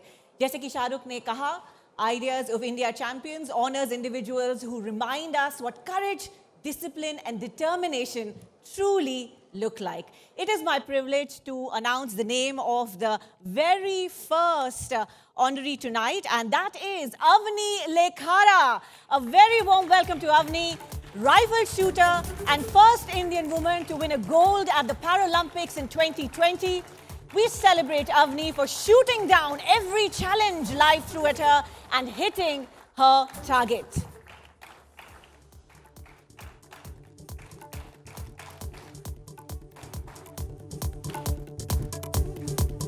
We can do better than that, ladies and gentlemen.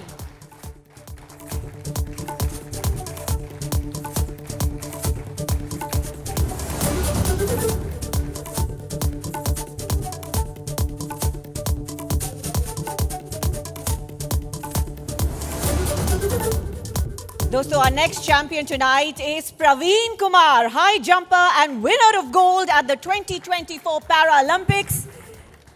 We honor him for taking a leap of faith and not allowing a congenital impairment to shatter his sporting dream.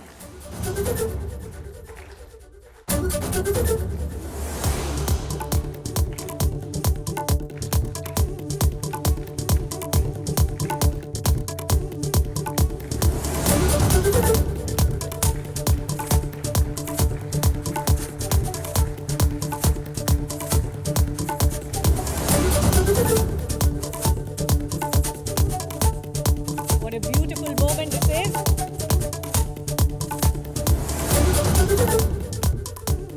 और आगे बढ़ते हुए दोस्तों, we will move on to Ayush Matre, captain under 19 ODI team India.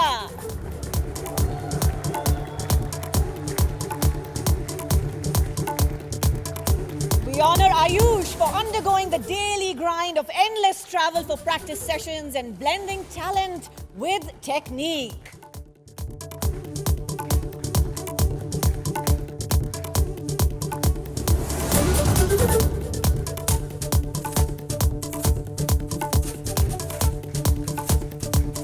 बहुत बहुत मुबारकबाद.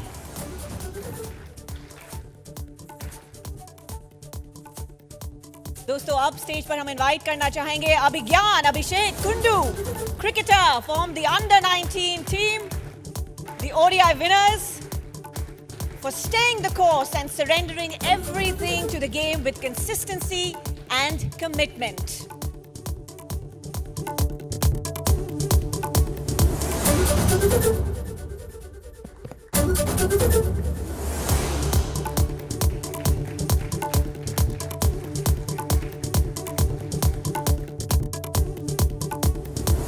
और दोस्तों, अब जोरदार तालियां हो जाएं हमारे अगले चैंपियन के लिए, Vihaan Malhotra, cricketer for the under 19 ODI winners.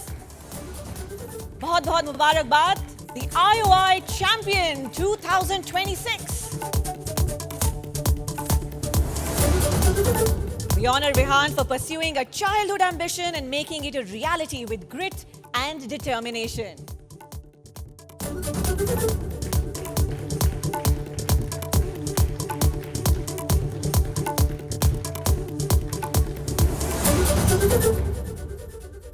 Thank you very much for doing the honors, but I request you to please stay on stage. We would like to present our guests with another memento.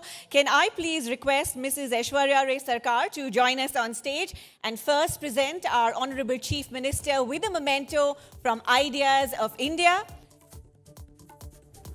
I'd also like to request Mr. Atidev Sarkar to join us, Chief Editor, ABP Network.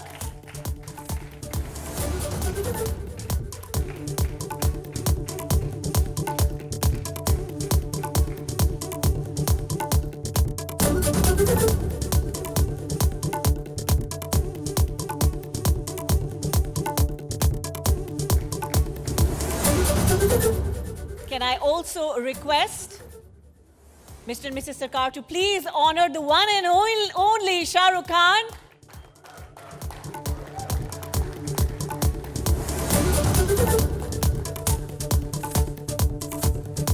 Absolutely no one like him, ladies and gentlemen. Let's hear it for the Badshah of Bollywood.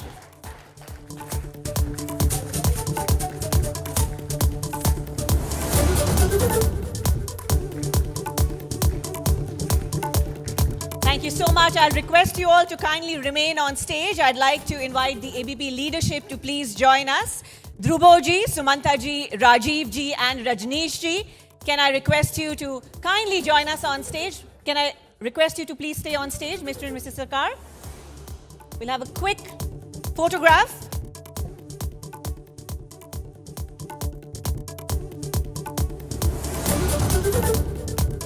This is really the photograph of the night. We could not have hoped for a better end to day one of Ideas of India 2026, ladies and gentlemen. This is such a coup for us, and we are so grateful to the Honorable Chief Minister and Shah Rukh for being here tonight, making it memorable for this August House, and also for Ideas of India Champions 2026. All right. ये रात हम कोई नहीं भूलेंगे. ये रात हमें बहुत लंबे समय तक याद रहेगी. And eternally grateful to our Honorable Chief Minister, sir, and to Shah Rukh Khan for making this night memorable for us. A very, very big thank you to both of you. Ladies and gentlemen, I request you all to kindly stay back as our guests A big thank you to our Honorable Chief Minister and to Shah Rukh Khan for coming here and making time. Shah Rukh, eternally grateful. I know how you have, fixed your schedule to be here. Thank you so much. Thank you, CM sir. Thank you, Shah Rukh. Thank you for coming. Let's send them off with a huge round of applause, ladies and gentlemen. Taaliyan rukni nahi chahiye. This is an iconic moment for us here at the ABP Network, bringing our two Mahanayaks onto the Ideas of India stage.